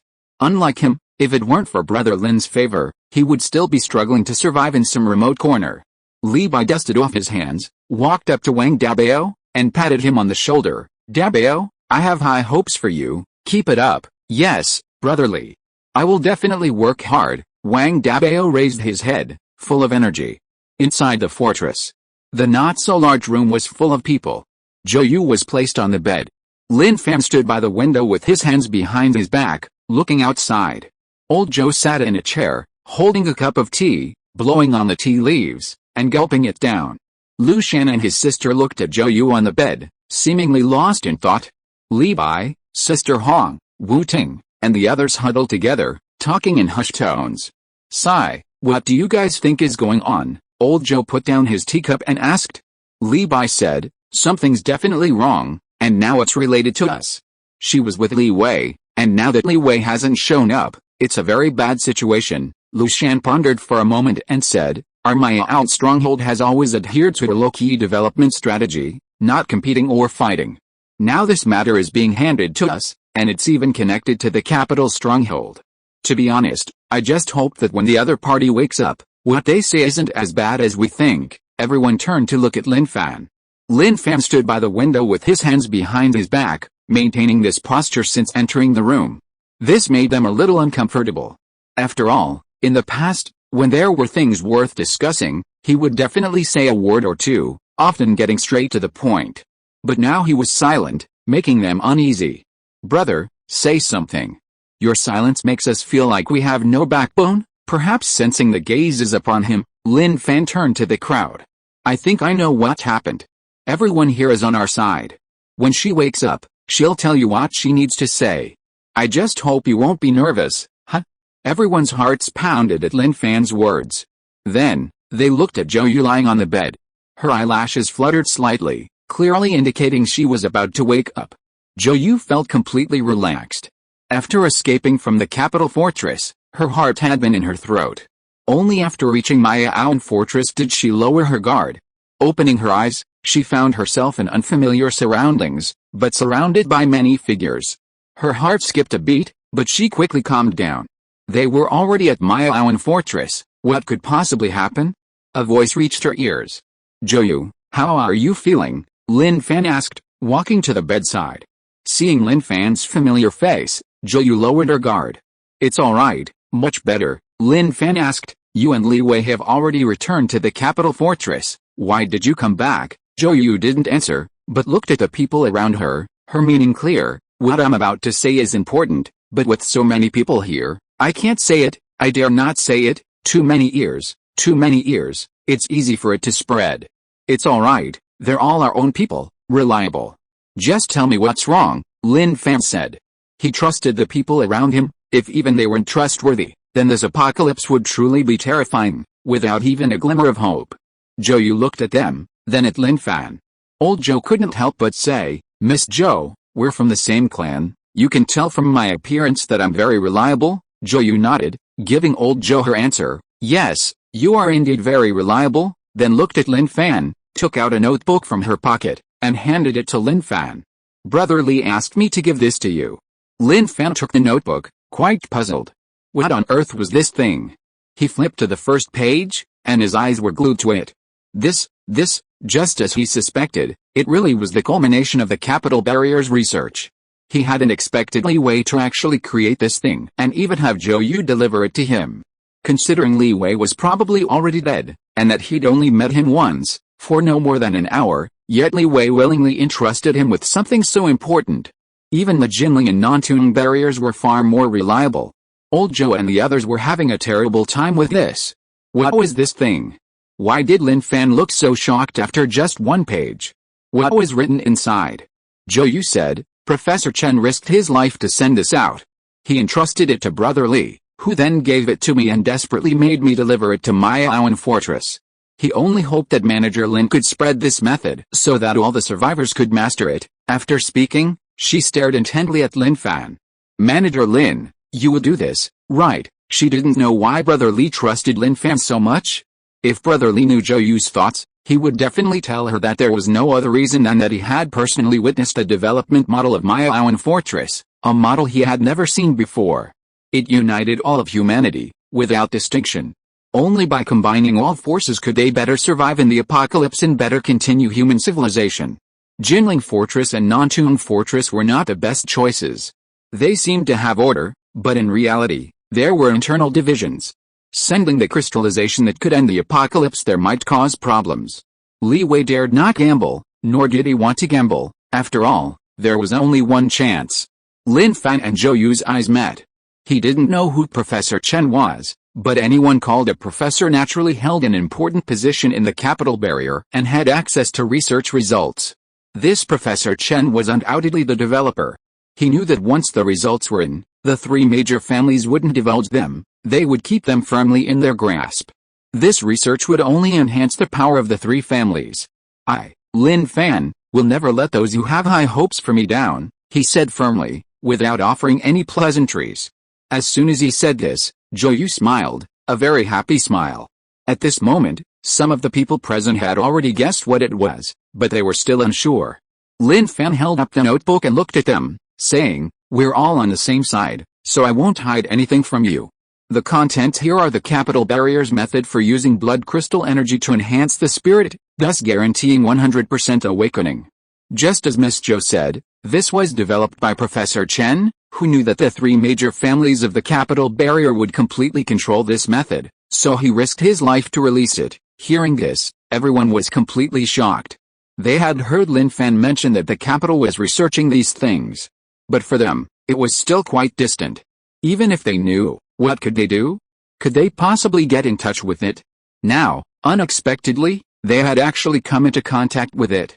Lin Fan then looked at Zhou Yu and asked, What about Li Wei? Zhou Yu shook her head and said, I don't know. Brother Li blocked everyone for me. He's probably already been killed. Old Zhou couldn't help but sigh. Professor Chen and Li Wei are so righteous. They've truly made a contribution to the living. Li Bai and the others agreed wholeheartedly. They even wondered if their identities were reversed and they lived in the capital's stronghold, would they still have such courage? It was hard to say, and hard to be sure. They could only admire them. If the apocalypse really ended in the future, the living should kowtow to them.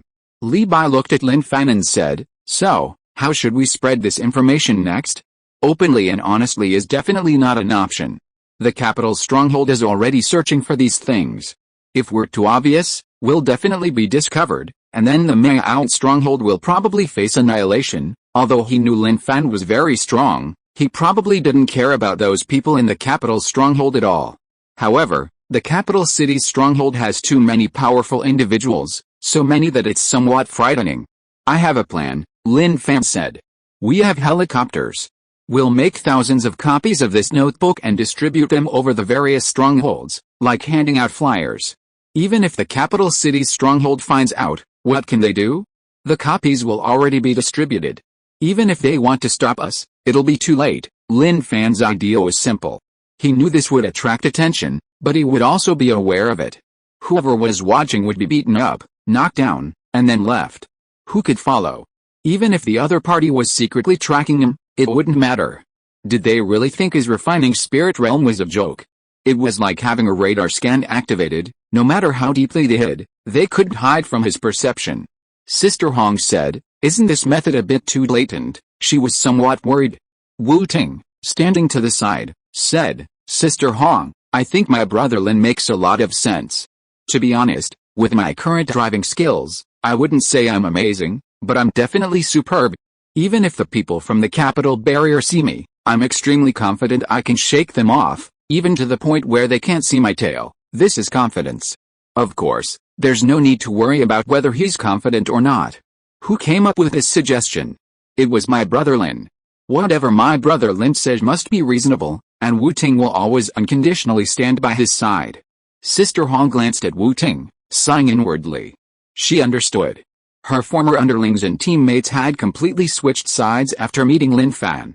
Even if their former captain said anything that contradicted Lin Fan, they would be met with ruthless opposition from their former underlings. Speechless, with nothing to say. Lin Fan, having made up his mind, naturally wouldn't change it. He gently comforted Zhou Yu, telling her to rest for the time being, and then led everyone away. He entrusted this important document to old Zhou, instructing him to immediately start the machine and print at full speed. He then gave the notebook to Professor Ai Hu, asking him to understand the situation and summarize its contents in under 100 words before reporting back to him. He had just looked at it. The contents of this notebook were at least several thousand words, possibly even tens of thousands. Therefore, summarizing was crucial. This is, Professor Ai Hu held the notebook. And when he roughly flipped through it and saw the contents, his eyes almost exploded. Only one thought occupied his mind. Who the hell developed this? Could there really be such a clever person in the world? Whose work is he? Could he be from the Temple Bay Fortress? Impossible, absolutely impossible. If such a person truly existed, the Temple Bay Fortress's research level would have already skyrocketed, not been in its current state. This is the content about using blood crystals to enhance spirit, developed by the capital barrier. Lin Fan said there's a lot of information in it, and he hopes Professor Aho can summarize it well, preferably within 100 words, and then explain it to him, while also figuring out how this method works. I think with Professor Aho's intelligence, it shouldn't be a problem, right? Old Joe said. He still harbored a little wariness and suspicion towards the new Professor Aho. After all, they hadn't known each other for very long. He hadn't yet reached the point of trusting others as much. Of course, he wasn't worried at all that the other party would run away with this notebook. He had already made many copies before coming. And besides, this was the Temple Bay barrier. It was easy to get in, but difficult to get out. Every survivor they saw was an eye on the Temple Bay barrier surveillance network. This was no joke. Professor Aho looked up, unable to hide his excitement, and nodded heavily. "Please tell Manager Lin that I will definitely do it." For awakened ones, blood crystals were something that could excite them. But for Professor Aho, this notebook filled with scientific records was something he wouldn't even dare to dream of. Something he couldn't possibly exchange for anything. The Maoan barrier was in action, and so was the capital barrier. Every barrier that could contact the capital barrier was trembling with fear. The capital barrier had issued a warning: any barrier that dared to discover Zhou Yu without reporting her whereabouts would be destroyed. Meanwhile, far away at the Linai barrier, A Fen frantically ran to Zhang Yan with a photocopy of a wanted poster. "Sister, look at this." A Fen pushed aside Feng and, under Zhang Yan's stunned gaze, placed the wanted poster in front of her. Zhang Yan looked down, her expression changing drastically, because the photo on the wanted poster was none other than the female survivor they had rescued. She escaped from the capital barrier, A Feng said. He had always wanted to go to the capital fortress, but with the death of the person he missed, his hopes were shattered, and his hatred for the alien beasts reached an unprecedented level. Wait, Zhang Yan raised her hand, deep in thought, pondering whether anyone had seen her and A Feng carrying the person back. A Feng, pack your things, let's go. Huh? Don't say huh. We brought the person back. Although we don't know if anyone noticed, we definitely brought them back openly. If someone saw us, we might not be able to leave later. Let's go, let's get out of here. The decision was decisive and domineering. Without any hesitation. Meanwhile, the wanted poster had already spread throughout the Linai fortress. This person, inside the fortress, a female awakened one pondered. She felt the person looked familiar, as if she had encountered them before and even treated their injuries. Suddenly, a flash of inspiration struck her. It was her. Chapter 146. People are fickle. Feng and Zhang Yan packed up very quickly. As for their former teammates, they had long since parted ways. This was quite normal in the apocalypse. Ever since Yang Jie sacrificed himself to save them, the original team had been on the verge of collapse. As for when it would collapse, it was only a matter of time. Later, they gradually lost contact.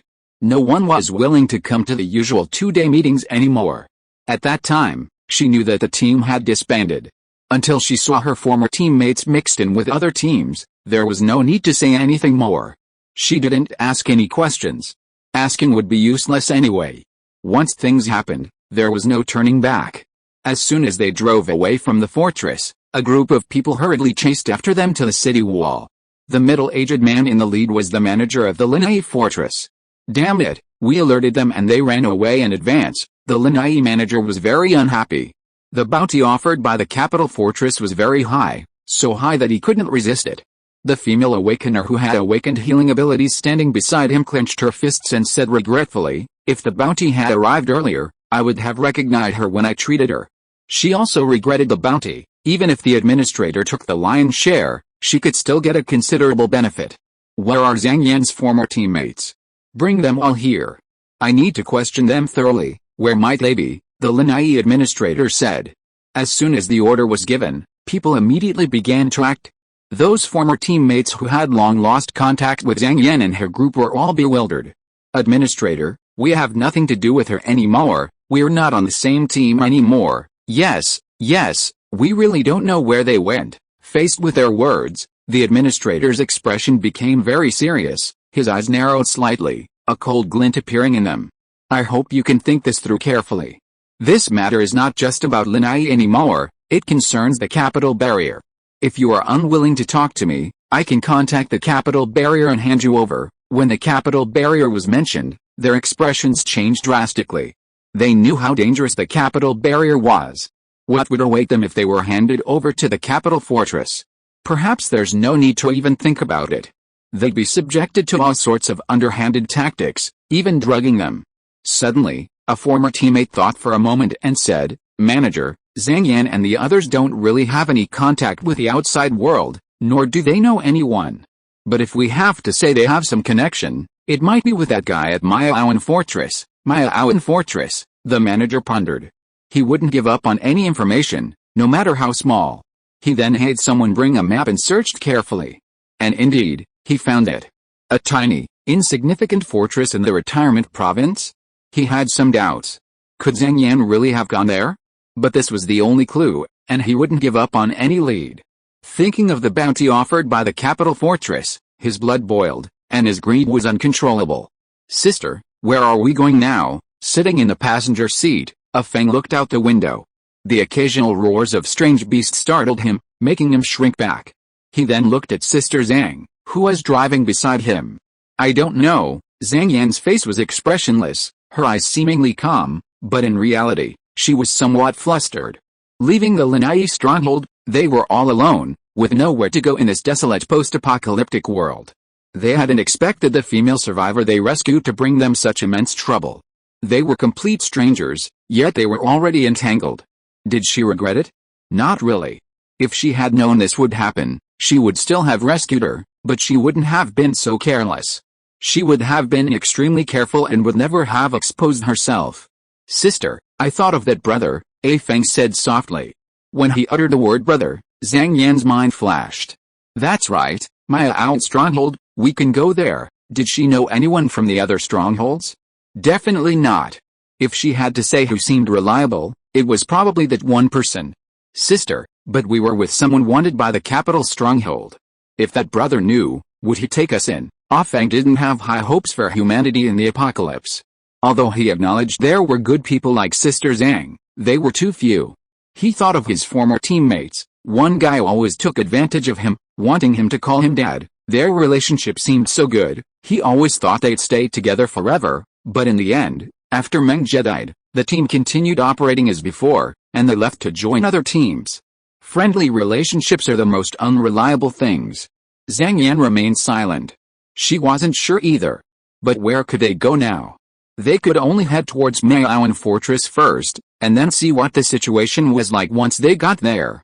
At least once they entered the territory of Yanglao province, the level of the monsters they encountered wouldn't be too high, and even outside of Maoan Fortress, they could protect themselves. Maoan Fortress.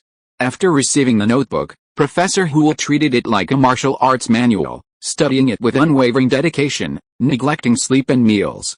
Even Ji Changbao, without uttering a word, was scolded for simply walking around him a few times. Could you please be quieter? Your footsteps are disturbing me. Ji Changbao clearly had a lot to say. He sighed inwardly, remaining motionless and simply sitting down. But to his surprise, Professor Huo didn't let him off the hook, turning his head and impatiently telling him, could you please leave? Ji Changbao was bewildered. I haven't said a word, I haven't even moved, I just sat down several meters away from you. What did I do to deserve this? To his astonishment, Professor Huo looked at him calmly and slowly said, your breathing is disturbing me. Ji Changbao was speechless, facing the world with a smile. He understood that love would disappear. When love truly disappeared, even seeing it would be an eyesore. At this moment, Professor Huo, after studying the contents of the notebook, suddenly understood. Many things he didn't understand before suddenly became clear. He truly admired Professor Chen, who wrote the notes. He was a real genius. Of course, there was one thing that was quite rare, the mysterious fragment. To accurately convert the energy in the blood crystal into spirit, one had to rely on the fragment. It wasn't that the fragment had to be placed nearby, but rather that one had to be within the range of the fragment's energy. How did some strange beasts evolve to such a monstrous state? It must have been by getting close to the fragment. Thinking of this, Professor Huo summarized and compressed all the contents, remembering Manager Lin's requirement to compress it to within 100 words. Not long after, Professor Huo repeatedly filtered the contents he had just summarized in his mind, carefully put the notebook away, keeping it close to his body as if it were a precious treasure, and then headed out of the laboratory. He walked away. Outside the door, Ji Changbao waited idly. Seeing Professor Huo come out, he went up to talk to him, but Professor Huo walked in a hurry, completely ignoring Ji Changbao, and rushed off to find Lin Fan. Life opened a brand new door. His previous experiments on alien beasts and humans, which seemed interesting, now seemed utterly meaningless. You bastard! Ji Changbao gritted his teeth in anger at Professor Huo's disregard. He was too arrogant, but he still followed behind, otherwise he wouldn't know what to do. Lin Fan listened to the main points Professor Huo was saying. They were easy to understand. He summarized one point: the most important thing in this notebook was the mysterious fragment. Specifically, absorbing blood crystal energy to enhance one's spirit seemed impossible, but it could be done within the range of the fragment's energy. Of course, it required a little extra skill, namely, using a certain tissue within the awakened alien beast. This doesn't seem like anything special, Lin Fan said casually. No, Professor Huo hurriedly waved his hand and said, Manager, these steps seem simple, but mainly it's because we've read the content and know the method. If we were completely in the dark, we really couldn't have thought of these things. Many inventions that have influenced the world's Jiju, a concept encompassing overall structure, overall situation, and overall development, are often like this. When people don't know the solution, countless people struggle day and night, but they still can't figure it out. But when others invent it and understand it in depth, they will exclaim in surprise, holy crap, so that's how it is. Oh dear, our research was just skirting around this point. How come we didn't discover it? That's the difference between understanding and not understanding. What you said makes a lot of sense, Lin Fan pondered. He needed the mysterious fragment. He did have a fragment, but the energy within it had been completely absorbed by the spicy snack, rendering it unusable. Of course, there was another way. The mysterious fragment was widely scattered. He could go directly to areas where strange beasts gathered, where the fragment's energy coverage was wider. He could carefully absorb the blood crystal energy within that area. However, this was someone else's method. How could Lin Fan allow the people in the Temple Bay Fortress to face such a situation? He had to bring the fragment home. And it had to be a large fragment. Otherwise, if others saw it, They would think the Temple Bay fortress couldn't handle it. As if he had thought of something, Lin Fan opened a drawer, took out a book on breathing techniques, and tossed it over. Professor Ai caught it, quite puzzled, flipped through it, and then said, "Manager Lin, I'm quite busy right now and don't have time to read these miscellaneous books." Miscellaneous book. Lin Fan was stunned. This was a breathing technique, a peerless manual he had specially created by integrating the strengths of various schools of thought.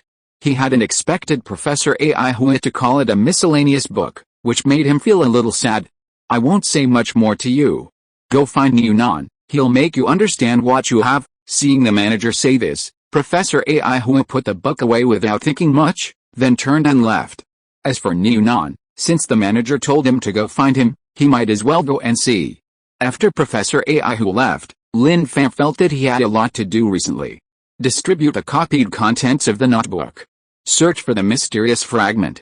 The peaceful and leisurely life may be gone forever. Thinking about it, it's time to take action. The horn of humanity's counterattack will be sounded completely with the spread of the notebook's contents. He just wondered if the capital city's stronghold would feel so uncomfortable that it would vomit blood when it saw these contents. After all, once this thing spread, it would feel. Awakened beings will no longer be rare, and the advantages of the capital's stronghold will gradually weaken. The strength of the surviving humans will increase significantly over a period of time. According to Lin Fan's speculation, those strongholds that truly want to develop will inevitably seek out fragments and place them deep within their strongholds to attract more survivors. Survivors who were once considered insignificant will certainly be valued. Previously, these people might have been superfluous, but with the contents of the notebook disseminated, any administrator with a modicum of sense will understand that all living beings will be awakened. Moreover, the abilities awakened will be incredibly diverse and varied. Yes, all of them. Professor Ai's notebook contains a general overview and level of awakened abilities. His fire ability, in terms of destructive power, is around level A. Of course, he strongly disagrees with this level A. How could his fire be level A? Even 3S wouldn't be enough to describe it. Forget it, let's just assume no one has elevated their spirit to his level, and therefore no one can understand how ferocious it is to evolve the form of fire to its most terrifying state. He also found Li Bai's ability level in it. Level B. His telekinetic ability is much higher, reaching 3S, which is what the capital city's fortress had planned. Some abilities are inherently fierce, while others are weak, and even when developed to their fullest potential, they still pale in comparison to others. At this moment, Professor Ai found Niunan. Niunan wasn't very familiar with Professor Ai, but he knew of him, and since Professor Ai was highly regarded by Manager Lin, Niunan held him in high regard. When Professor Ai took out a breathing technique and said that Manager Lin had sent him to find him, asking him to explain the meaning of the breathing technique, Niunan's hands trembled uncontrollably. He thought of the wooden stake, and his swollen hands. But Niunan smiled and said, "Wait a moment, it'll be ready soon." Then Niunan brought over a wooden stake, fixed it to the ground, and pointed at it, saying, "Professor Ai, what is this, a wooden stake?" Professor Ai blinked. Was this kid trying to bluff him? Then do you think I'm amazing? Professor Ai looked Niunan up and down, finally shaking his head. Not amazing, very good. Then watch closely, Niunan exclaimed, took a deep breath, mobilized his ki and blood, and in front of Professor Ai threw a punch. With a bang, the punch collided solidly with the wooden stake, shattering it into pieces in an instant, even more violently than when he had struck the stake before. Did you see that clearly? Niunan turned around with his hands behind his back, his hands trembling slightly. He endured the pain and smiled at Professor Ai. This punch is the power that the breathing technique gave me, what Manager Lin calls ki and blood. No need for awakened ones, no need for hunters, it's all thanks to the power brought by this breathing technique. Niunan put on an act. This, Professor Ai's mouth gaped slightly, looking at the breathing technique in his hand with a shocked expression. Even Ji Changbao beside him was extremely shocked. Niunan said, "This is the power that the human body itself possesses, but it has always been hidden within the body. However, as long as you cultivate the breathing technique, you can mobilize this power. My training time is relatively short, and its power is insufficient, but if you saw the power of Manager Lin's punch, you probably wouldn't believe it." Professor Ai lowered his head, looking at the breathing technique. He hadn't expected that the small Temple Bay fortress would hide so many secrets. To be honest, he felt that this breathing technique was probably more valuable than this notebook. To become stronger without blood crystals or beast meat? If he hadn't witnessed it firsthand, he honestly wouldn't have believed it. Neonon walked up to Professor Ahua, wanting to pat his shoulder with his right hand, but after thinking for a moment, he extended his left hand instead, gently patting him. Professor Ahua, I think the manager entrusted the breathing technique to you not so you could practice it, but to use your intelligence to uncover things useful for cultivation. I think that's the manager's true purpose. I still have to teach them cultivation, so I'll be leaving now. Neonon turned and left without looking back. He needed to go back to apply his medicine. In his current condition, breaking through the wooden stake would be a bit difficult, but not as bad as before. But he just loved challenging himself. Penetrating? That was in the past, now it was shattering. It was just a pity that his fist had suffered. As Neonon left, Professor Ahua was still in a daze, but from his shining eyes, you could see that his heart was pounding and his blood was boiling. The second brand new door opened. Even though Ji Changbao was chattering beside him, he filtered it all out, not hearing a single word. As if he had figured it out, Professor Ahua turned and walked towards the air raid shelter, saying as he walked, "Too much, really too much, there's so much I need to study." As he walked, he suddenly stopped and turned back to stare at Ji Changbao. Ji Changbao felt a little flustered by that gaze. "What? Don't go into the air raid shelter, don't disturb my research." After saying that, he turned and left without looking back. Ji Changbao was left standing there, stunned, blinking, somewhat dazed and confused. Damn it!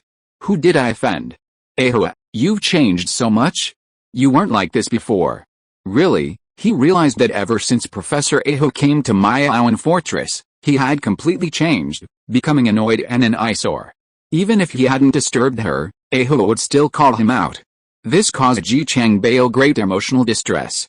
He really wanted to tell Professor Ahua to think about the time he spent at Huaipu Fortress, to think about who was by his side, and to think about who supported his experiments.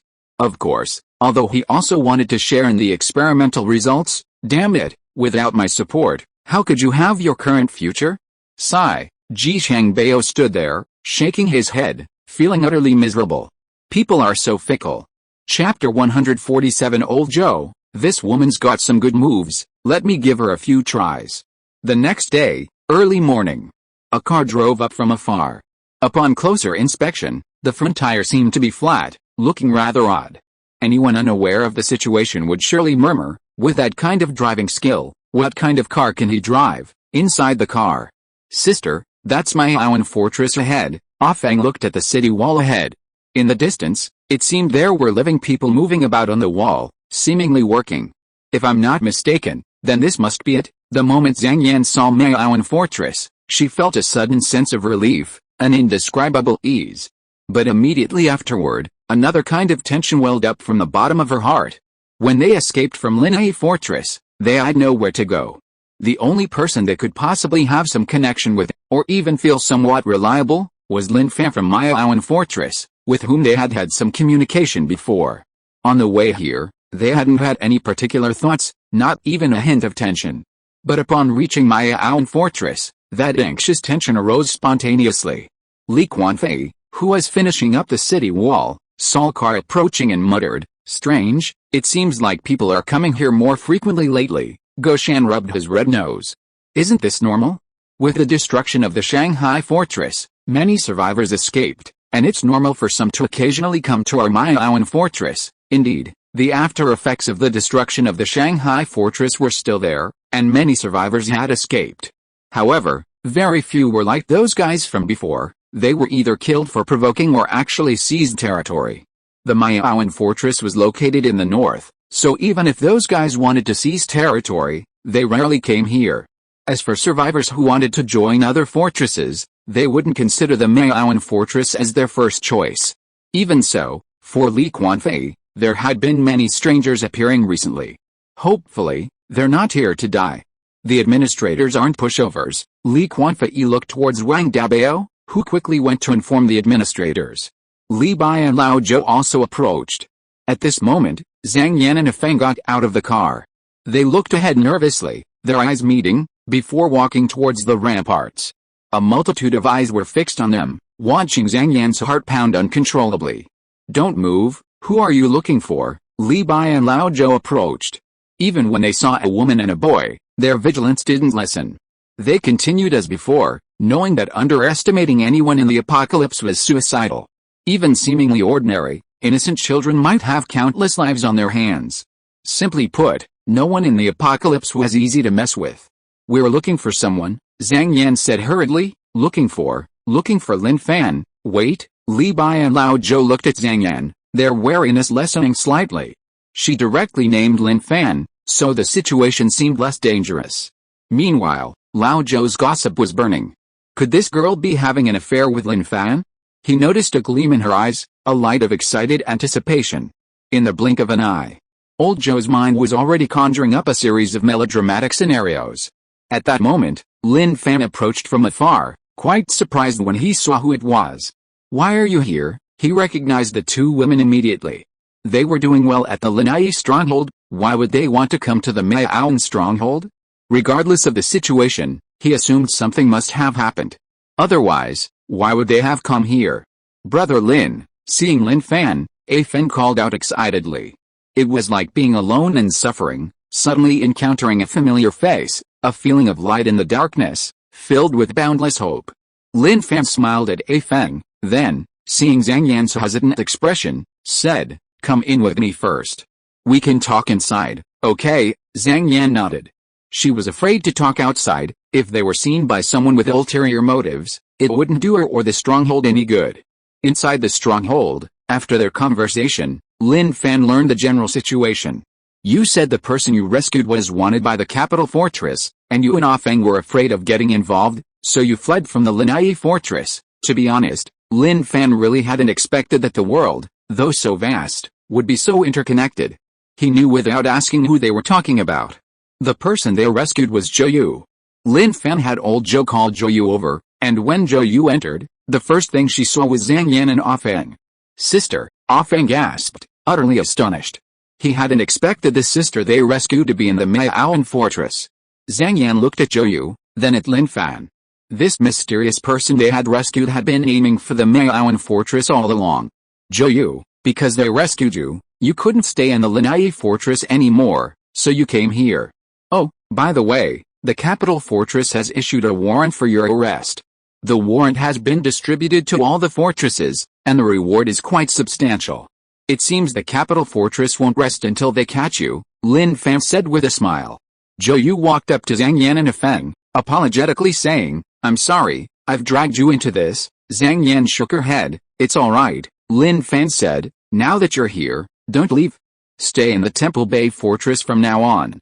To be honest, you saved her. It's not just about saving a life, it's about the future of the entire apocalypse." Huh? Zhang Yan was stunned by Lin Fan's words, a little confused, not understanding what he meant. Not just a simple life, but the future of the entire apocalypse? Was it really that important? Lin Fan smiled. "I won't tell you for now. You'll know when the time comes." Zhang Yan didn't ask further, but said, "I'm just worried about one thing. We came to the Temple Bay fortress, and I'm afraid people will find out." "Have you told anyone?" Lin Fan asked. He didn't care whether they knew or not, and he wasn't even nervous. If they found out, so be it. Sometimes, you have to face things when the time comes. No, but Ah Feng and I didn't know anyone from the outer strongholds during the apocalypse. I'm afraid they'll guess. Zhang Yan was thinking of the previous teammates. She didn't know if the administrators of the Linai stronghold had discovered her situation, but she was certain they did, because how could the female awakened who treated Zhou Yu forget Zhou Yu's appearance? Once the wanted poster was issued, it couldn't be kept secret. Lin Fan stood up, his smile friendly. "It's alright, you can stay here from now on. Don't worry, it's absolutely safe in my out stronghold. And you'll definitely be glad you came here." "Thank you," Zhang Yan expressed her gratitude. She and Ah Feng had nowhere else to go, and staying in Maya Out stronghold was their last hope. After Wang Dabao led them away to arrange accommodations, Lin Fan looked at everyone and said, "Everyone, the gears of events have already turned. Our Maya Out stronghold can no longer develop in the Loki way we used to. There's a lot to do next. I'll find a way to get the mysterious fragments, and the breathing technique needs to be further promoted." Li Bai and the others seemed very excited. They knew the results of the capital stronghold research. Their own stronghold already had one. From now on, becoming an awakened would be a simple matter for anyone. There was no difficulty whatsoever. Old Joe clenched his fists tightly, appearing excited. He already knew that his ability ranked SS level among the capital stronghold's awakened abilities. Manipulating metal, what a terrifying ability. The only weakness was his insufficient mental strength. If he could consistently improve his mental strength, he couldn't even imagine how terrifying his ability would become. As if imagining some wonderful scenes, Old Joe couldn't help but giggle, even the corners of his mouth curving into a rather sinister smile, almost becoming a brand symbol. Old Lee, standing to the side, rolled his eyes at Old Joe, inwardly cursing, "Crazy, Old Lee, are you insulting me?" Old Joe quickly caught Old Lee's eye roll. "No, Lee, I didn't even bother with him. That's for the best. To be honest, Old Lee, it might not be long before you realize that I'll be a completely different person from who I am now. Respect will earn my friendship." Lee Bai ignored Old Joe and instead said to Lin Fan, "I don't think it's suitable to take the mysterious fragments from our province. If they're taken, it'll easily attract attention. So I suggest we take the fragments from other provinces, that's for sure. Our province is known as the retirement province. The beasts that survive there are pitifully weak, and the fragment energy is equally fragile. We need to find the best ones. Don't worry about that, leave it to me." Lin Fan already had a plan in mind and was ready to act in the next few days. Li Bai trusted Lin Fan completely, knowing he was very reliable, and wasn't worried at all. If Old Joe had said these words, he would have completely disregarded them, not believing a single word. Time flew by, and 2 or 3 days passed. At this moment, outside the Mayaoan fortress, Old Joe, hands behind his back, inspected the progress of the newly built city wall, much like a leader inspecting a production workshop. He walked to one spot, looked at it, nodded in satisfaction, then walked to another, touched it, clapped his hands, and grunted in approval. The sound of a car approaching came from behind. Damn, not again. Old Joe was speechless at this. Soon, the car stopped in front of him, and a man wearing sunglasses got out. Before Old Joe could speak, the man spoke first. "Hello, don't be nervous. I'm from a northern province, passing through and want to ask about something." The short-haired man in sunglasses walked up to Old Joe, took out a pack of cigarettes from his pocket, flicked out 2, and lit one for himself.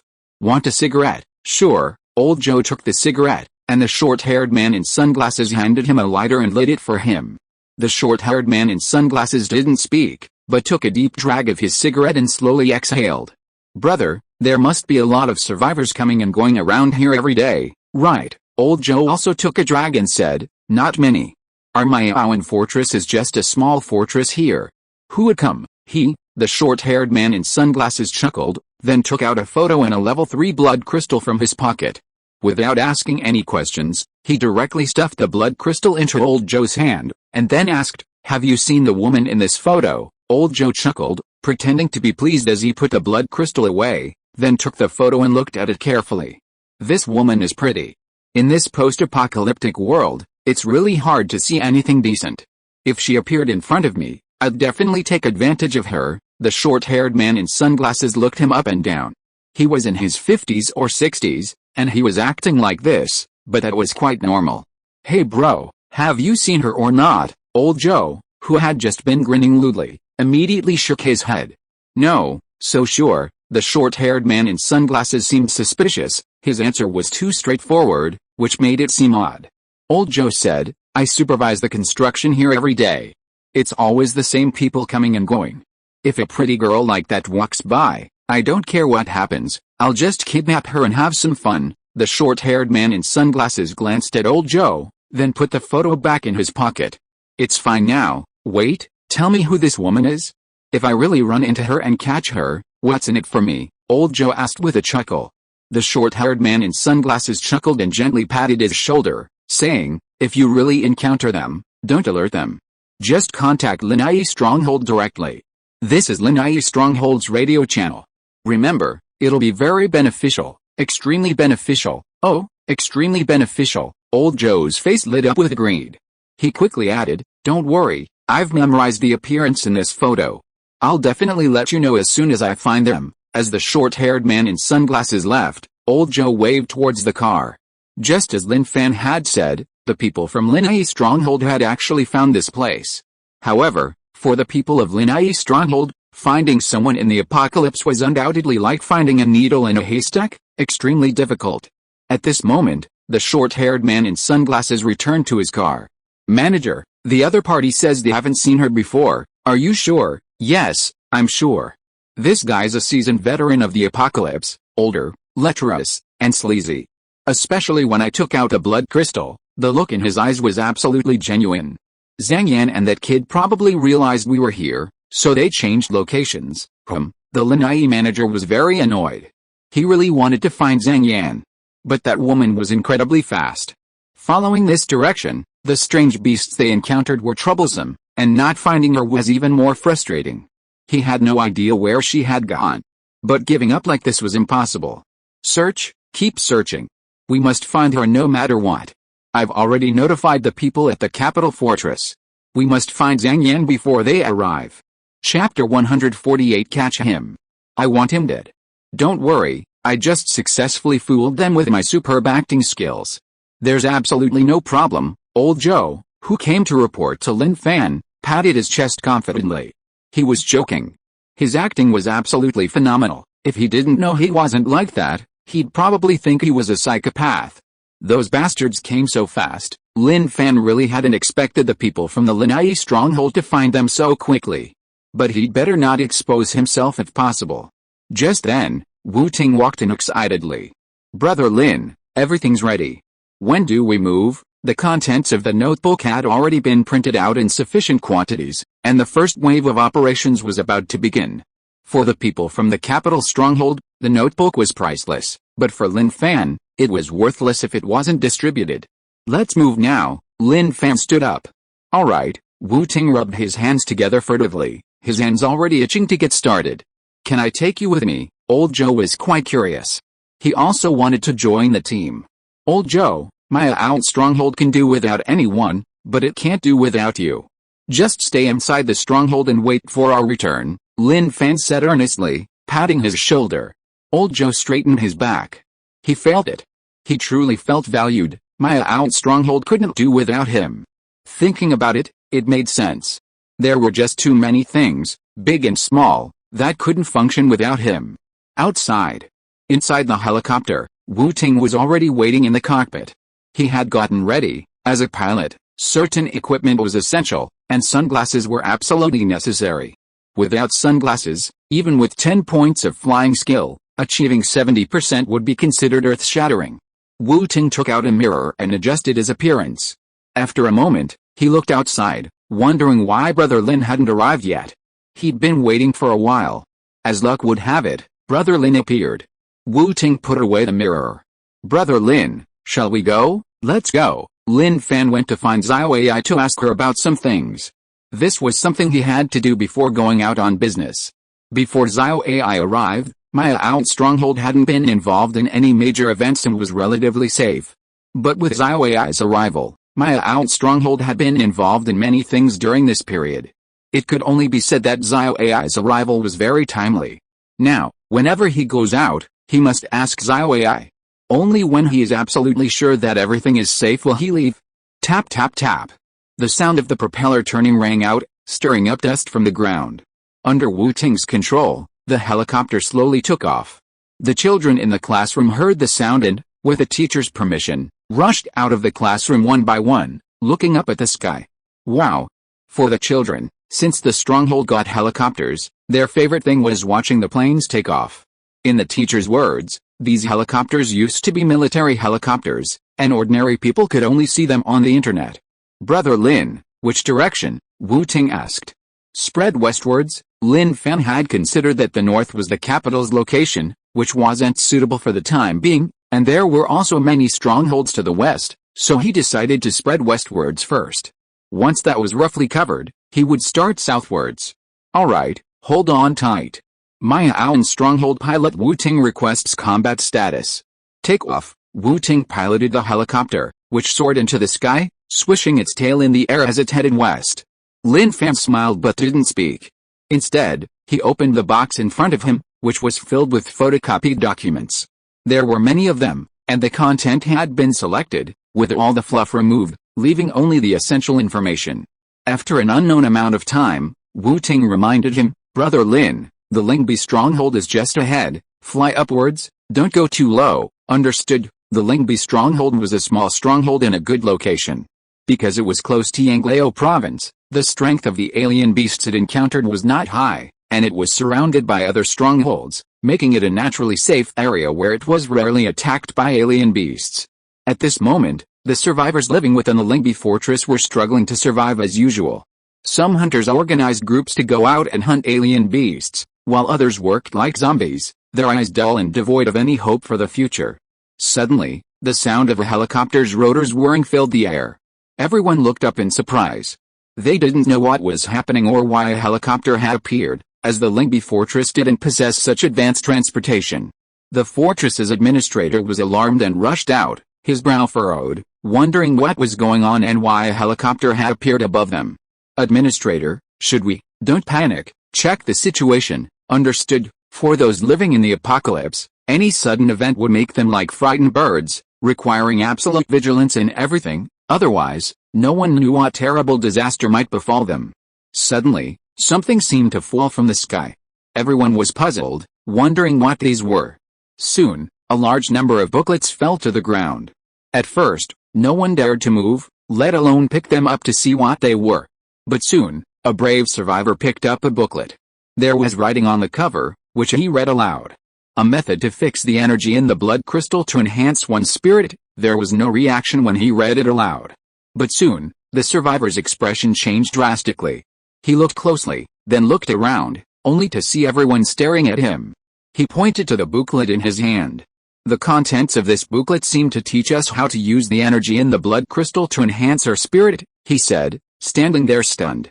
The expressions of the surrounding people changed, from blank to widening eyes. Someone in the crowd muttered, "So it means that by using this method, everyone can become an awakened one." As soon as he finished speaking, the previously calm crowd erupted into chaos. "Damn it!" They frantically scrambled for the booklet scattered on the ground. "Mine, this is mine, damn it, don't try to take one from me.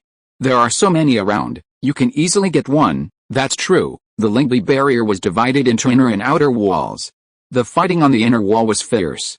Some ordinary survivors on the outer wall picked up the booklets, but before they could even react, the hunters or awakened individuals driven out from the inner wall had already snatched them.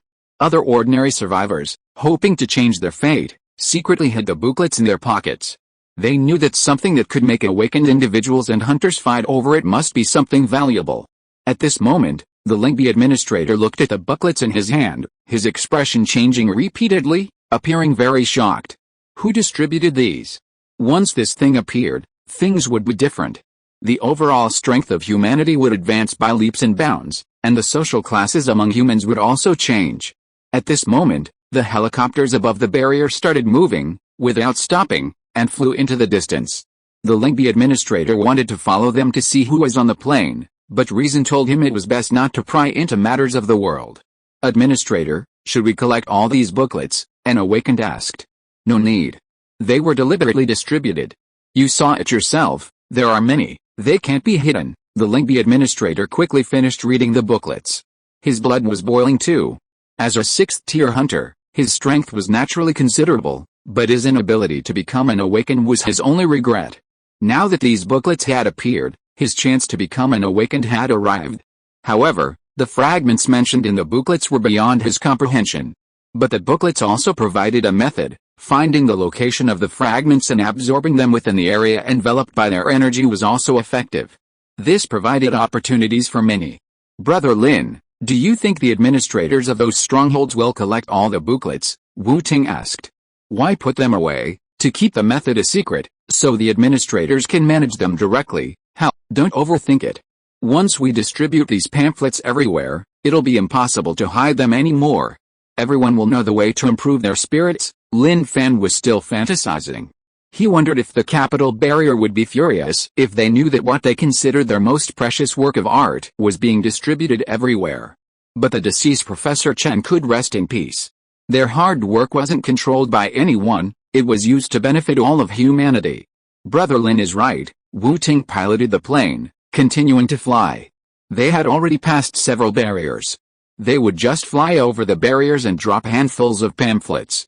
How the barriers distributed them was their business. Meanwhile, the administrator of the Huffay barrier was a middle-aged fat man. He was so fat he could be described as a sphere, but this fat wasn't a burden, it was his trump card, and it was also closely related to his awakened abilities.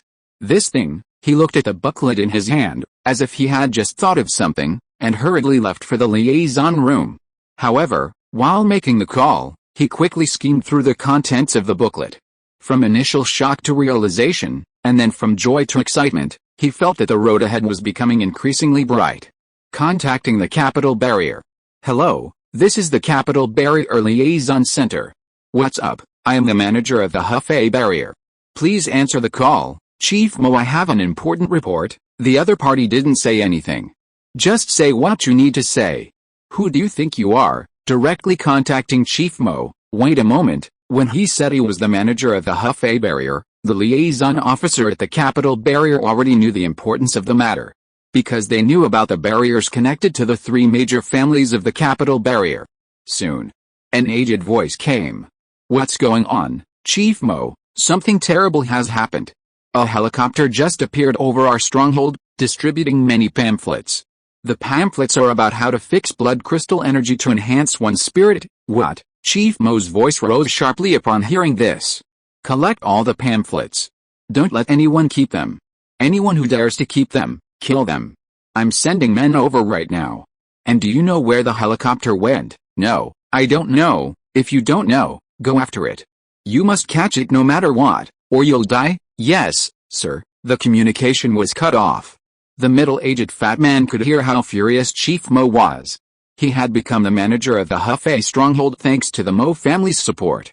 Although he seemed like a puppet, he was quite comfortable. No one usually cared about him, and the Mo family would occasionally send him blood crystals to enhance his strength. Only when facing the Mo family did he have to act very humble, but it didn't matter, it was only humble for a short time. The middle-aged fat man hurriedly left the liaison room, leading a group of awakened individuals away from the stronghold, quickly chasing after the direction the helicopter had gone. Although the helicopter was fast, its general route was fixed and hadn't changed. Following this direction would definitely not cause any problems. Above the wilderness, the helicopter soared. After we finish distributing the materials at the next stronghold, we'll go back and continue tomorrow. Lin Fan looked at the booklets in the box. There weren't many left, only enough to support one stronghold. Okay, I understand. Wu Ting checked the map, determined the direction of the next stronghold, and quickly flew towards it. Meanwhile, at the capital stronghold, the Mo family patriarch immediately summoned the patriarchs of the other two major families. When he told them about this, their faces instantly turned extremely grim. This was their hard work. It was also the root of their control over everything. Now it had been spread recklessly, something they could not tolerate. Did only the Huffay stronghold get it? I don't know, but it's possible it's not just the Huffay stronghold. Damn it, we absolutely can't let this spread. I suggest we wipe out the Huffay stronghold and everyone who knows about it. The Mo family patriarch looked at the other man. Do you think that will work? Unless you wipe out all the strongholds. As he said this, the Chen and Wang family patriarchs fell silent. For them, this was the most intolerable thing. The Mo family patriarch said, use the judgment agency to find the person who distributed it. We won't be able to quell our hatred until we kill him. At this moment, the capital stronghold began to truly act. A large number of judgment agency experts poured out of the capital stronghold, heading south. The pamphlet appeared in the south. So the person who distributed it must be there. Although they didn't know who it was yet, it didn't matter. As long as he was still thinking about distributing it, they would definitely be able to find him. Chapter 149. He's right. The helicopter soared freely through the sky. Suddenly, a whooshing sound rang out. Lin Fan, inside the helicopter, gripped the edge and looked back, only to see a huge rock being hurled at them. If they didn't intervene, the result would be a crash, leaving them both in an embarrassing situation. Damn it, Lin Fan frowned, raised his hand, and flicked his finger, unleashing a burst of powerful energy that shattered the thrown rock into pieces. Brother Lin, what's going on? What's their intention? Wu Ting, having heard the commotion and seen the rock, knew without a doubt that it was deliberate. However, they had been soaring through the sky the whole time, never coming into close contact with anyone, and had even been doing good deeds. Being targeted like this was unpleasant for anyone. Their stated intention is to shoot us down. Lin Fan looked down and saw about a dozen figures darting across the ground like cheetahs, moving incredibly fast. One of them even seemed to be about to grab a boulder and throw it. Judging from the situation, they wouldn't stop until they brought them down. Why were they doing this? There was only one possibility: they were from the capital barrier. Thinking of this, he said, "Wu-Ting, wait for me a moment. I'll be right down, okay, Brother Lin." In Wu-Ting's eyes, these bastards were doomed. Lin Fan leaped down, jumping directly from the plane. As he fell, he felt the air resistance, a strange, exhilarating sensation. He landed with a thud, straightened his back, and arrogantly stared at the dozen or so strangers rapidly approaching. The Hefei barrier administrators, who had been thinking about how to shoot down the helicopter, suddenly brightened up when they saw the other side come down voluntarily. Their eyes gleamed, and they even quickened their pace. "Don't rush, slow down. I'll wait for you here, I'm not leaving." Lin Fan immediately spotted the extremely obese man. He was really fat, his fat jiggled as he ran, like waves surging within him. He wondered what these guys were thinking. Were they working for the capital barrier? That seemed quite possible. Unless they were crazy, who would do something like this? Soon, they appeared before Lin Fan. The Hefei barrier manager stared at Lin Fan. "Kid, who exactly are you?" The group who had come with him were also staring at Lin Fan. They had read the contents of the booklet, and they were incredibly excited, wishing they could experiment on the spot, but unfortunately, they didn't have the opportunity yet. "Don't worry about who I am. Since you followed me here, I assume you're from the Hefei stronghold." Lin Fan thought about the route he'd taken distributing the pamphlets. The next stop was the Hefei stronghold, the only large stronghold among those he'd distributed to, naturally teeming with powerful individuals. Other strongholds wouldn't have dared to openly pursue him. "That's right, I'm Liao Ji, the administrator of the Hefei stronghold." Liao Ji dared not disobey the orders of the capital stronghold. He was determined to capture them and await the arrival of the capital stronghold's personnel. "Have you seen the contents of this pamphlet?" Lin Fan asked with a smile. "Shut up. We haven't seen the contents of this pamphlet," Liao Ji snapped angrily. He refused to discuss the contents of the pamphlet, while also wondering about the origins of these individuals. How they could obtain such important information from the capital stronghold.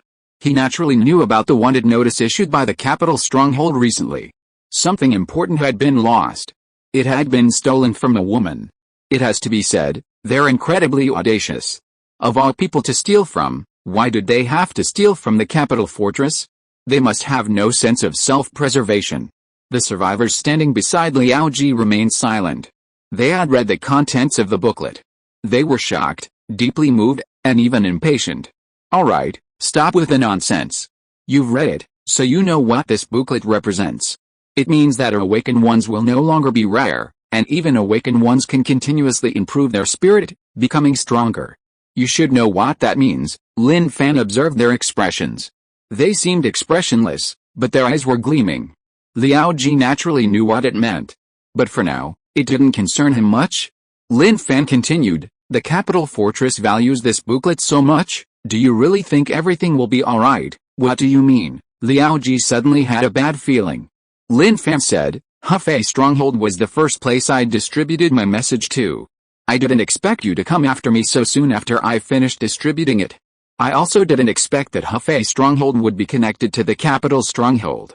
But if the people from the capital stronghold arrive, do you think you'll still be alive?" He was a seasoned pro, and when he lied, his face didn't flush, his heart didn't skip a beat, and he didn't even blink. His main characteristic was calm and collected, like still water. "You?" Liao Ji's face changed, pointing at Lin Fan, speechless for a long time. It wasn't that he was angry, but that this guy was right. Although he didn't live in the capital stronghold, he knew the situation there very well. To be honest, what were the people living in the outer strongholds to those people? They weren't even considered objects. When their interests were affected, they would kill without hesitation, even if Liao Ji was a loyal henchman kept by the capital stronghold. Lin Fan pointed at the group of people surrounding Liao Ji and said, "What are you all standing there for? Do you know that because of him, your manager, in order to curry favor with the capital barrier, he directly cut off your chance to become stronger, and even brought you to your doom? When the people from the capital barrier arrive and find out that you all received a booklet, even if you haven't read it, do you think they will spare you in order to sever all secrets? As he said this, the survivors following Liao Ji were clearly moved. Their fluctuating eyes showed that they were starting to have wild thoughts. They looked at each other. Although there was no verbal communication, silence spoke louder than words. What are you all standing there for? Take him down, Liao Ji shouted angrily. Unfortunately, no one paid him any attention. Lin Fan said, as their manager, instead of thinking about how to ensure the survival of your people, you're sending them to their deaths. Tell me, do you think the people at the capital fortress will spare their lives? Even your own life is in danger. Does dealing with them require physical force? No. Just tell the truth. He's not currently undergoing the tribulation of lightning, and with his face covered.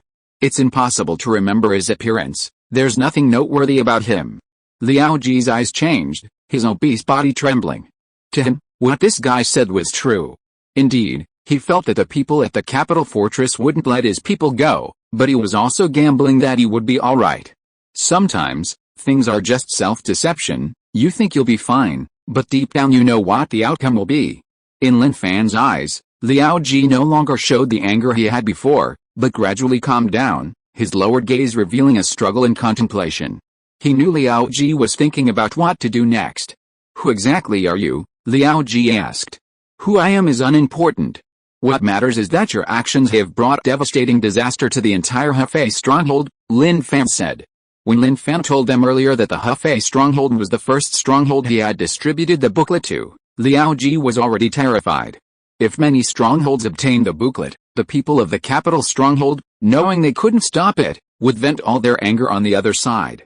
But now, to prevent the booklet's spread, the capital stronghold would definitely kill everyone from the Hefei stronghold. That was inevitable. The capital stronghold was capable of such a thing. No, absolutely not. We must take you down no matter what. Go. Take him down, Liao Ji thought for a moment, then roared angrily. He knew what the other side said made sense, but now he didn't care about that anymore. Take him down. As for what would happen next, he could only wait and see. Liao Ji looked at the people around him. What are you all standing there for? Go. Go. Seeing that they hadn't moved, Liao Ji shouted even more furiously. Stop shouting. I don't think they'll help you fight me, Lin Fan said softly. Then, under Liao Ji's incredibly gloomy gaze, he looked at the crowd. You should choose your own destiny again. The contents of the booklet will allow you to become stronger without any constraints, while staying by his side will only hasten your death. Go, take the booklet and head towards a new future. Humanity's hope for a counterattack rests in your hands. If you stay here, you will have no future. Lin Fan didn't intend to kill the group of people who had followed him. There were too few survivors in the apocalypse. There were even fewer strong ones. Keeping them alive would allow them to contribute to the fight against the alien beasts. Besides, they hadn't done anything heinous or even turned against him, so he was willing to give them a chance. Someone moved, taking a step back. It seemed like only a small step back. But that step was like being on the edge of an abyss. One step to hell, one step to heaven, and he chose heaven, not stepping down and falling into the endless abyss. What are you doing? Liao Ji noticed the man's action. What was this called again? Desertion. Cowardice before battle. In ancient times, this would have been a capital offense. The manager is right. If we wait for the people from the capital fortress to arrive, we will die. Now that we have chosen to appear, we should think of ourselves. I don't want to be fish on a chopping block, at their mercy. Fate must be in our own hands. I'm withdrawing. The world is vast, there's room for me. I won't be going back to the Hefei fortress. After saying this, he took a few steps back and looked at Lin Fan. Although I don't know who you are, I know that your act of distributing the pamphlets was right. Only when the living become stronger can there be hope for the future. Thank you, Lin Fan smiled and said, it's good that you understand. Go, find your own future. As an awakened one, you should become a pillar in this apocalypse, not cower in some corner, working for others. The man nodded, glanced at Liao Ji, then looked at the crowd, turned and left quickly, as if he would never leave if he slowed down. Damn it, Liao Ji cursed angrily. Damn it, he noticed a change in the expressions of those around him. Their resolve was wavering. He knew he couldn't let the other party continue his rambling. He had to act decisively to stabilize the situation. But before he could act, those who had initially only expressed their opinions spoke up. "Manager, what he said makes sense. Staying here is just waiting to die. Even if we capture him, it's just selling our lives for the capital fortress one last time before we die. I don't want to die so unjustly either. If I were killed by a monster on the path to becoming stronger, I would accept it. But if I'm to be eliminated by the capital fortress because we know things we shouldn't know, I won't accept it. I'm leaving the Hefei fortress." "Me too." Immediately, one after another, the survivors retreated, distancing themselves from Liao Ji. Their meaning was clear. You, Liao Ji raised his hand, pointing at them with trembling hands. Even without exercise, his fat was shaking with rage. "If you have nothing else to do, you can leave. What follows is between him and me," Lin Fan said. Having made their decision, the survivors of the stronghold didn't consider turning back. They nodded and quickly left, their departure decisive and without hesitation. Possessing the booklet, they already knew the latest methods to become stronger. There was no need for them to stay. Moreover, they knew that staying would only lead to death, so what was there to hesitate about? They left decisively, without a moment's hesitation. Speed was everything. "Damn it," Liao Ji cursed angrily, but he was powerless to stop them. A moment later, only Liao Ji and Lin Fan remained. Even though everyone else had left, Liao Ji's mindset remained unchanged. He was the manager of the Hefei stronghold, he couldn't escape. He was also gambling that once he captured Lin Fan, even if the people of the capital stronghold wanted to wipe out everyone in the stronghold, they wouldn't eliminate him. He felt he still held some importance. "Aren't you afraid of the capital barrier doing this?" Liao Ji thought this guy was a madman. Everyone feared the capital barrier, but who would have thought this guy not only wasn't afraid, but was actually deliberately defecating on its head? His behavior was practically suicidal. "You've already done it, so asking me if I'm afraid is a bit redundant. But to tell you the truth, your Hefei barrier isn't the first stop in the distribution. I've already distributed to many places. The secret of the capital barrier can't be kept," Lin Fan said. Hearing this, Liao Ji wasn't angry at all. Instead, he was secretly pleased, as if he had breathed a sigh of relief. Previously, his biggest fear was that the Hefei barrier was the first stop, and the capital barrier, knowing it was the first stop, would definitely try to destroy it. But now, with the other party saying this, he was truly relieved. After all, whether it was destroyed or not was no longer important. It wasn't like the Hefei barrier alone had received it. Thinking of this, for Liao Ji, the most important thing was to take down the other party. At this moment, Lin Fan looked up at the helicopter in the sky. The conversation had taken a while, mainly to see if he could persuade the group to leave. Clearly, it had been effective. Now only Liao Ji remained. He had no intention of continuing the conversation. At the same time, he heard a whooshing sound. Turning around, he saw Liao Ji suddenly approaching, charging forward with ferocious momentum. His massive body didn't hinder his speed. "Die!" Liao Ji opened his hand, his fleshy hand reaching for Lin Fan's head. Bang! A dull thud rang out. Ugh, ugh! Liao Ji's body froze in front of Lin Fan, his eyes sunken, as if about to bulge out. He slowly lowered his head, seeing an arm, straight as steel, strike his chest. He could clearly feel the flesh cave in. Too much time wasted. "I still need to distribute the last booklet," Lin Fan muttered to himself, slowly withdrawing his arm. But in the instant his arm retracted, a terrifying force coursed through Liao Ji's body, as if firecrackers were exploding inside him. Crackling sounds filled the air. Thump! Liao Ji's knees buckled, and he knelt on the ground, head bowed, blood trickling from the corner of his mouth. Lin Fan, having completely disengaged, walked to the helicopter's base, leaped up, grabbed the edge, flipped inside, and patted Wu Ting on the shoulder. "Let's go, alright." Chapter 150. Why do you have to fly around like that? The distribution of the pamphlets was over. In Lin Fan's view, this was the real beginning.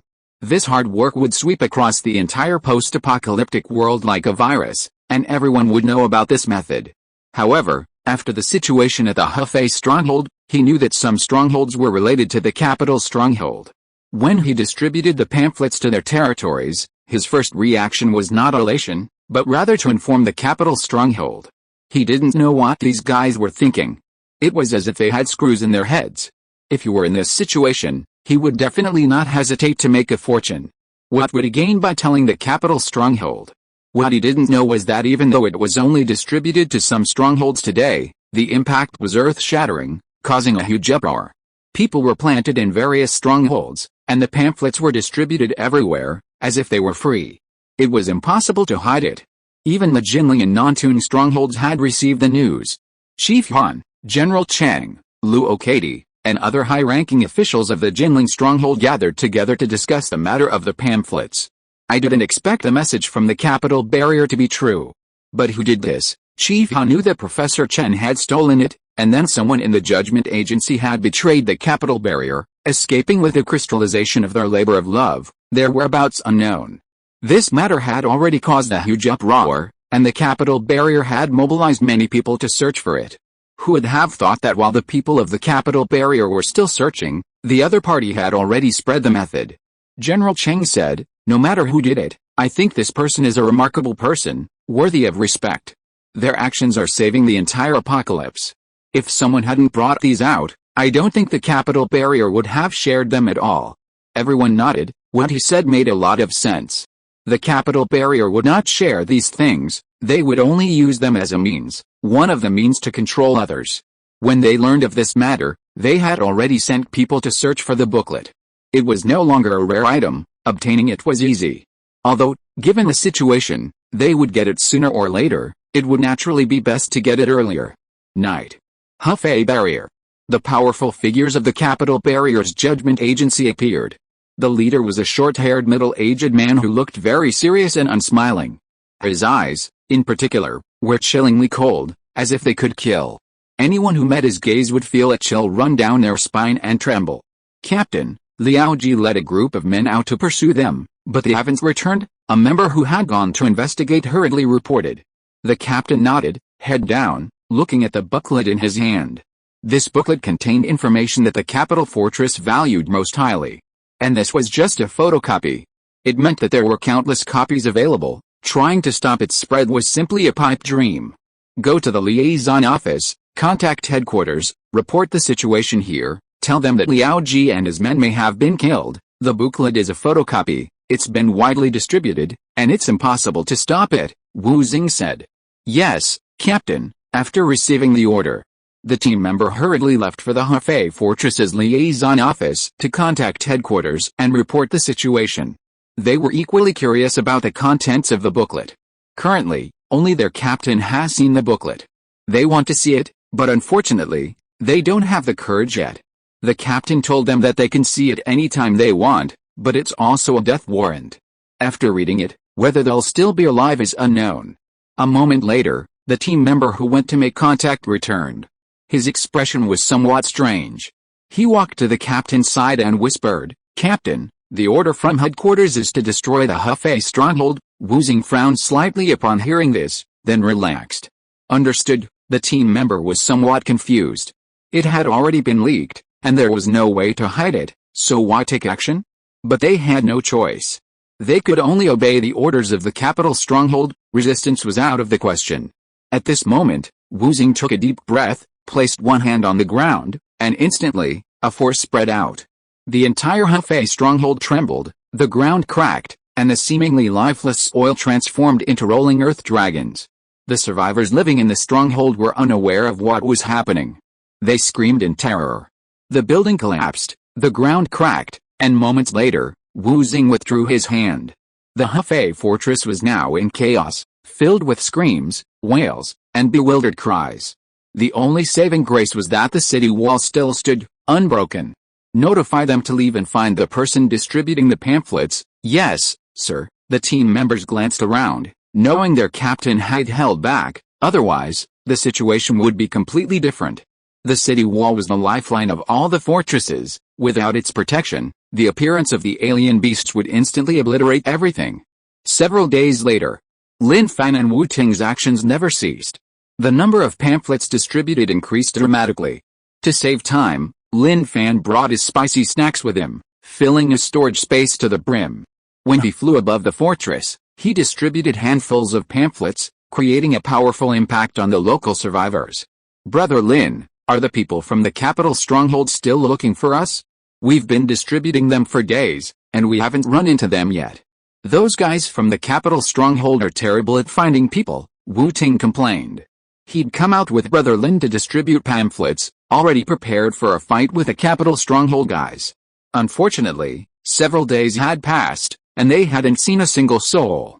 Lin Fan glanced at Wu Ting, sighing inwardly.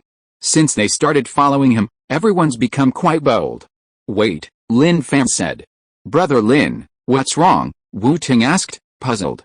He looked around. The ground was bare except for the strange beasts.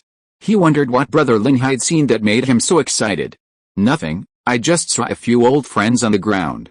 Wait a moment, I'll go say hello and be right back, Lin Fan said with a smile.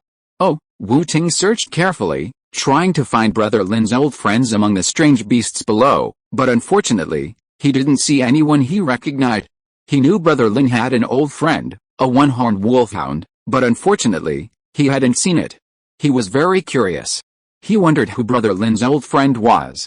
Just as he was thinking this, he heard a rumbling sound.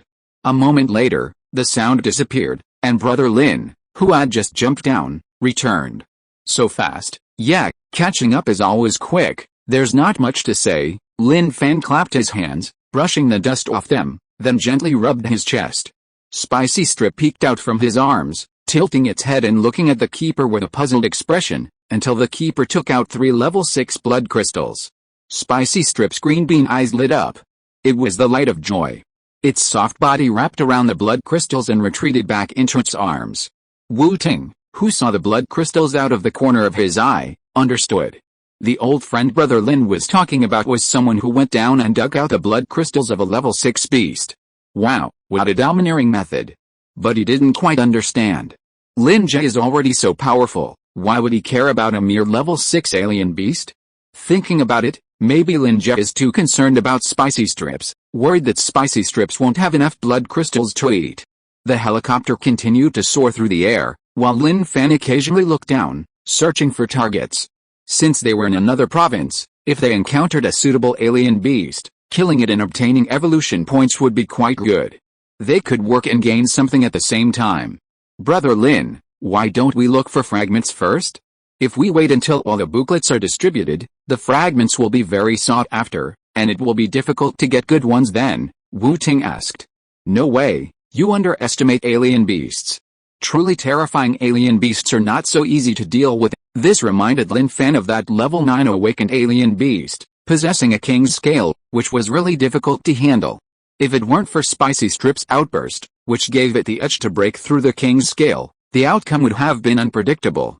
Besides, if we target the good fragments first, it's easy to attract the attention of the capital's fortress. Sometimes it's better to be cautious, Lin Fan said. Wu Ting nodded, agreeing with Lin Jie's reasoning. Of course, did he not understand this principle? He certainly did. As for why he asked, the reason was simple, he just wanted Lin Jie to show off, making Lin Jie unable to leave him, thinking of him everywhere, otherwise it would feel very awkward. They reached the top of a fortress. As before, they distributed the booklets downwards. With such a significant event, many fortresses had received some news. If it weren't for the fact that the paths between fortresses were teeming with strange beasts, they would have already rushed to the fortresses that had received the booklets. With the arrival of the helicopter, everyone looked up at the sky. The awakened were excited because with the booklets, they would know how to improve their abilities. The hunters were equally excited. They also wanted to become awakened, as their strength would increase dramatically after awakening their abilities.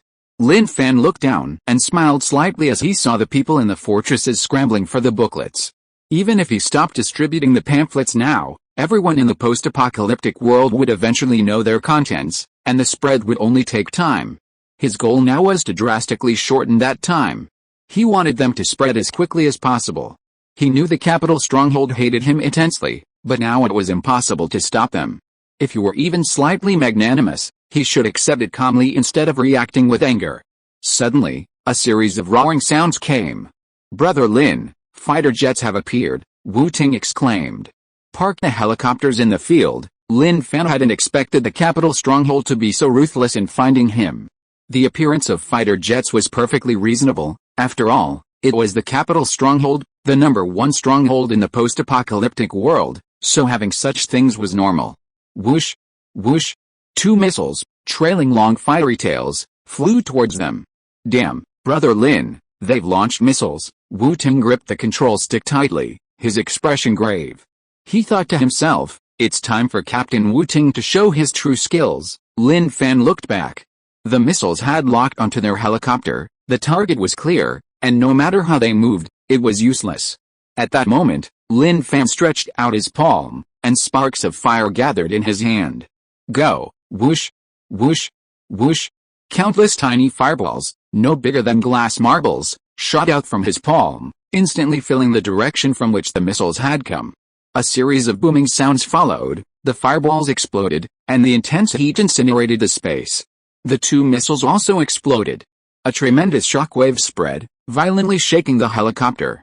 Wu-Ting stabilized the helicopter and landed on the open ground in the distance. He knew that air combat wasn't their forte, their true strength lay in land warfare. The people inside the stronghold who had just been distributing the pamphlets were stunned. Had they been attacked? The target wasn't them, but the mysterious person distributing the pamphlets. At that moment, the helicopter landed steadily. Lin Fan stepped onto the ground and looked up at the fighter jet soaring in the sky. Inside the fighter jet, the pilot reported the situation. Target spotted. Target spotted, report location, Xinjiang Fortress. The enemy has appeared at Xinjiang Fortress, hold them off at all costs. Personnel from the nearby adjudication agency are on their way, roger that. Lin Fan calmly looked up at the sky. He knew this fighter jet had to be destroyed, otherwise he and Wu-Ting would never be able to return to the fortress. Thinking this, he raised his hand, a fireball condensing in his palm, and then hurled it at the fighter jet in the sky.